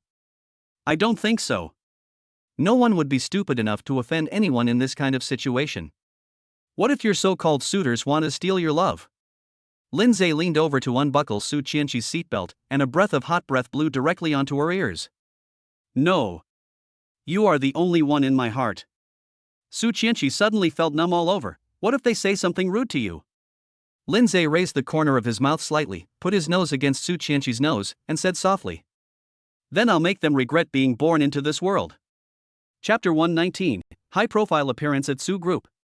The next morning, Lindseay drove a Rolls-Royce with Su Chenshi and appeared in front of the gate of Su Group in a high-profile manner. Under the attention of all the employees, Su Chenshi openly took Lindseay's arm and walked towards the elevator. Hey, did you see that? The president and general manager are showing off their love in a high-profile way. Oh my god, this is incredible. Don't you want to avoid suspicion at all? If Master Su knew about this, he wouldn't go berserk, right? Watching Lindseay and Su Chenshi enter the elevator, the employees in the lobby gathered together and whispered. The internal group of Su Group employees was in an uproar. Almost at the same time, all employees of the Su Group knew the important news that Lindseay and Su Chenshi made a high-profile appearance in the group. In the conference room, as the senior executives stared in amazement, Su Chenshi pushed Lindseay into the position of president.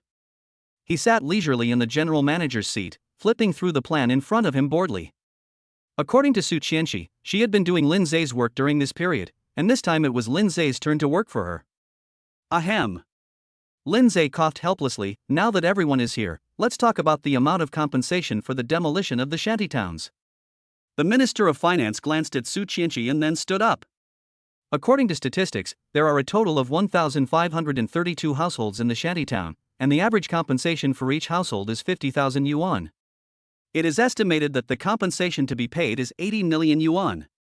If the project is delayed later, compensation is estimated to be required. No ifs. Lindseay interrupted the Minister of Finance without waiting for her to finish. Take out 50 million as a reserve fund for demolition, just in case of emergency. We will send someone to liaise with Chunchang and Yanggang this afternoon, and we will officially start the preliminary work of demolition this afternoon. Lindseay's decisive tone startled all the executives present, and their eyes all turned to Su Chenshi standing aside. Why are you looking at me? Listen to Mr. Lin. Su Chenshi waved his hand and continued to look through the plan in his hand. Boss Lin, excuse me, what can our marketing department do? In order to ease the awkwardness of the situation, Zhao Min stood up and looked at Lindseay. The marketing department should continue to do research, and it would be best if you could give me a complete research report within 10 days. Okay, Mr. Lin. Zhao Min breathed a sigh of relief and winked at the Minister of Finance. Okay, if there's anything else, feel free to communicate. Lindseay winked at Su Chenshi and strode out of the meeting room. Husband, why do you want to take out 50 million? Su Chenshi stood up and chased after him, looking at Lindseay in confusion. If we don't give some corresponding subsidies to the elderly, the weak, the sick, and the disabled, do you think they can leave the place where they have lived all their lives? If they refuse to move, they will lead the riots and hinder the progress of the project. Once a dispute arises between the two parties, any incident that occurs cannot be resolved with these tens of millions more. I have already told Chen Chang and Yang Gang to take the lead in persuading the indigenous people. This way we can spend more money and advance the construction schedule. Why not do it? Lindseay went straight to the general manager's office and lay lazily on the sofa.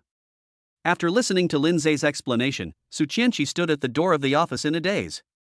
Indeed, according to Lindseay, if spending tens of millions can allow all residents in the shantytowns to relocate as scheduled, then the money is worth it. Every time there is a demolition, there will be a few stubborn residents who refuse to move in, and sometimes even people will die. There are a few that can be solved with a little money. Once the construction period is delayed, the loss will not be just tens of millions. The look Su Chenshi gave Lindseay became unusually brilliant. He was simply a business elite. Are you standing at the door as a door god? Lindseay glanced at Su Chenshi, who was standing at the door. Yes, I will be your door god so that you won't be seduced by some little girl. Su Chenshi rolled her eyes at him, closed the door and sat down next to him. With you, the jewel in the Su family's crown, here, who would dare to take advantage of me? Who knows?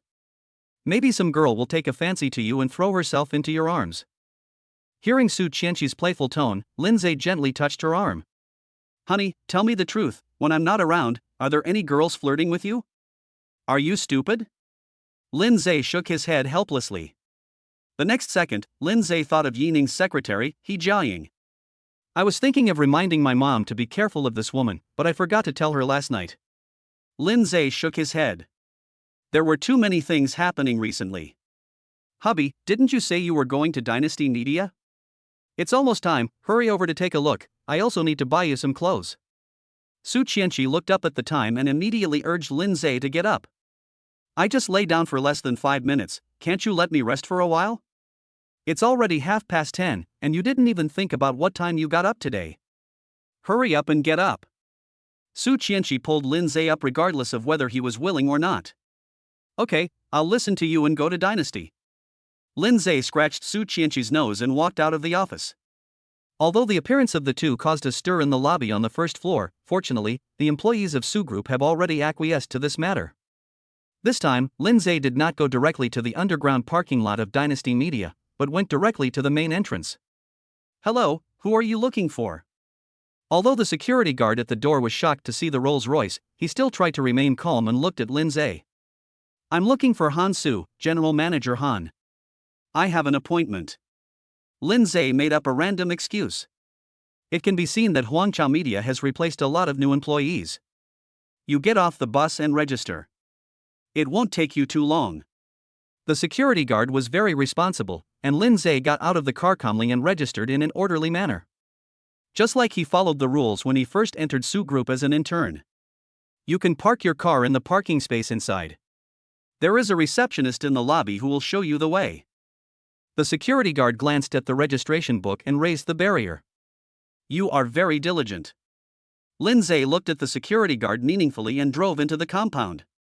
Hubby, why do I remember that Dynasty Media didn't have this yard before?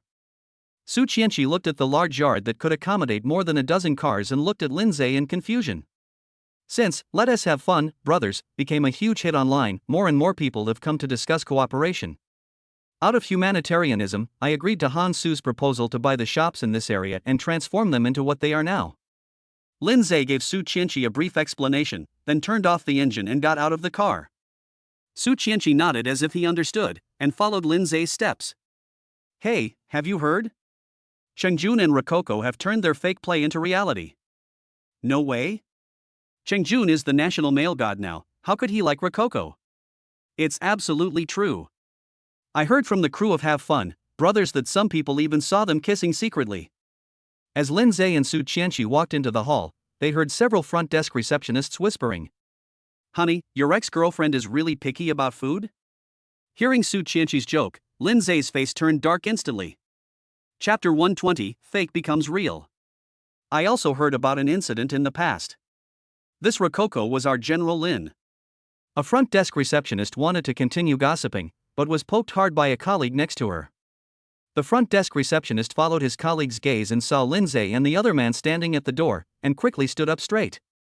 "Hey guys, who are you looking for?" A professional smile and professional movements were done in one go at that moment. "I'm looking for Han Su." "Are you looking for Mr. Han? Please tell me your name so I can check the appointment information." "Lindseay." "Okay, Mr. Lin, please wait for a moment." The receptionist had just finished speaking when his voice suddenly stopped, and the search in his hands also stopped instantly. The three front desk receptionists looked at Lindseay in shock at the same time, with disbelief written all over their faces. "What? I don't have an appointment?" Lindseay asked in confusion. Mr. Lin, please stop making fun of us. I will notify Mr. Han right away." The receptionist was embarrassed and quickly called Han Su. At first they didn't recognize him until Lindseay said his name. Everyone in the entire Dynasty Media knows Lindseay's name, even if he is a newcomer who has just arrived. 5 minutes later, Han Su strode out of the elevator and hurriedly trotted towards the front desk. "Mr. Lin, why didn't you inform me in advance when you came to the company?" Han Su came to Lindseay, panting. When she looked up and saw Su Chenshi behind Lindseay, she suddenly lost her voice. "Su. President Su, you are here too." Several front desk receptionists looked at each other and then at Su Chenshi with confusion. This woman was truly as beautiful as a fairy, and even though they were women, they were fascinated by her. But why is General Manager Han so in awe of her, even respecting her more than Lindseay? Su Chenshi just snorted lightly, which was considered as an answer to Han Su's question. "Han Su, there have been some big changes in the company recently." Lindseay's unfriendly tone reached Han Su's ears. Han Su's heart skipped a beat, and he thought, could it be that he had made another mistake? "Boss Lin, Boss Su, you two came at the right time. It just so happens that the second episode of Have Fun, Brothers is being recorded and reviewed there. Why don't you two take a look at it?" Han Su rolled his eyes and quickly changed the subject. "Oh? I haven't seen what the original film looks like yet. Honey, shall we go and take a look?" Su Chenshi shook Lindseay's arm coquettishly. "Okay, let's go see how the second recording goes." Lindseay didn't hesitate and pulled Su Chenshi towards the elevator. Boss Han, who is the girl next to Boss Lin?" Seeing Lindseay and the other two leave, the front desk receptionist Han Su, who was also preparing to leave, looked at her curiously. "Didn't you guys watch the news video about the last celebration party? That's the president of our Su group." Han Su explained casually, shook off the receptionist's hand, and headed straight for the elevator. She is the president of Su group? If I heard correctly, she just called Mr. Lin her husband, right? Oh my god, we discovered another shocking piece of news. When the three front desk receptionists saw the elevator door close, they started to gather in a circle and gossip again. In the conference room, the director, screenwriter, and 8 artists of varying degrees of fame of Let's Have Fun, Brothers were watching the original film on the big screen with great interest. From time to time, bursts of laughter could be heard, making the atmosphere in the meeting room somewhat harmonious. Rococo and Chung Jun sat at the back of the conference room. From time to time, they looked at the big screen and laughed, and their hands were doing some unknown movements under the table. Seeing that the door of the conference room was open, Lindseay took Su Chenshi's hand and slipped in quietly when no one was paying attention. Han Su wanted to stop him, but when he thought of Lindseay's intention, he sat back in his seat obediently. Su Chenshi watched the original film playing on the big screen and tried her best to restrain herself from laughing out loud. This was the first time she had seen the original footage of an entertainment show and she found it very funny. Lindseay glanced at the big screen, but his eyes kept scanning everyone from time to time. It wasn't until he saw Rococo and Chung Jun that he stopped looking. Just like the receptionist downstairs said, the level of intimacy between the two people has far exceeded the relationship between ordinary colleagues. However, even if they really did become a reality, it would have nothing to do with me. As long as it doesn't do anything that damages the company's image and interests, Lindseay chooses to ignore it. Thinking of this, Lindseay retracted his gaze, held Su Chenshi's hand, and watched the show on the big screen seriously. Time passed minute by minute, and the show finally came to an end. Okay, everyone has watched the original film, so feel free to give us any comments you have. The director turned off the projector, stretched and turned slowly. Just when everyone thought there was no objection, a voice suddenly sounded. Why is there such a long gap between the first and second issues? Faced with this voice mixed with doubt, everyone frowned and looked towards the direction where the voice came from. I remember what we said at the beginning, it must be on the air every Saturday. What are you doing these days? When the sound rang out again, everyone's eyes were focused on the location where the sound came from. When everyone saw the owner of the voice, they stood up in surprise at the same time, bowing slightly unconsciously. Mr. Lin, when did you come? The director's voice trembled slightly. Answer my question first. Why did it take so long to finish recording the second episode? Lindseay's face looked a little ugly. He stood up and strode to the big screen. This. The director didn't know how to explain for a moment and looked at Han Su for help. Boss Lin, this is what happened. After the first episode, we haven't found a suitable venue for recording. So it was delayed for a while. Han Su's words were not confident. After all, it was delayed. Don't you know how many fans you will lose if a variety show is postponed? Once this show loses its ranking, how much loss will it bring to the company? Lindseay glanced coldly at the entire audience, with a hint of displeasure in his tone. Are you short of sponsorship or venue? Seeing that the situation had reached a stalemate, Su Chenshi quickly opened his mouth to ask. Mr. Su, we are short of staff. Although he didn't know when Su Chenshi would come, the director could only answer truthfully. This episode was rushed out overnight and must be broadcast in the original time slot. As for the sponsorship and venue issues, I will let Ran contact you. Su Chenshi quickly tried to smooth things over. After all, it was not their fault. Who made the chairman of this company appear to be missing every day? Han Su, remember this, if you have any difficulties in the future, just call Ran directly. Seeing that Su Chenshi said so, Lindseay had no choice but to give up. Just when Han Su and others thought everything was fine and just breathed a sigh of relief, Lindseay suddenly said, I heard that some artists under the company used the show effect to hype up couples, but they actually did it for real?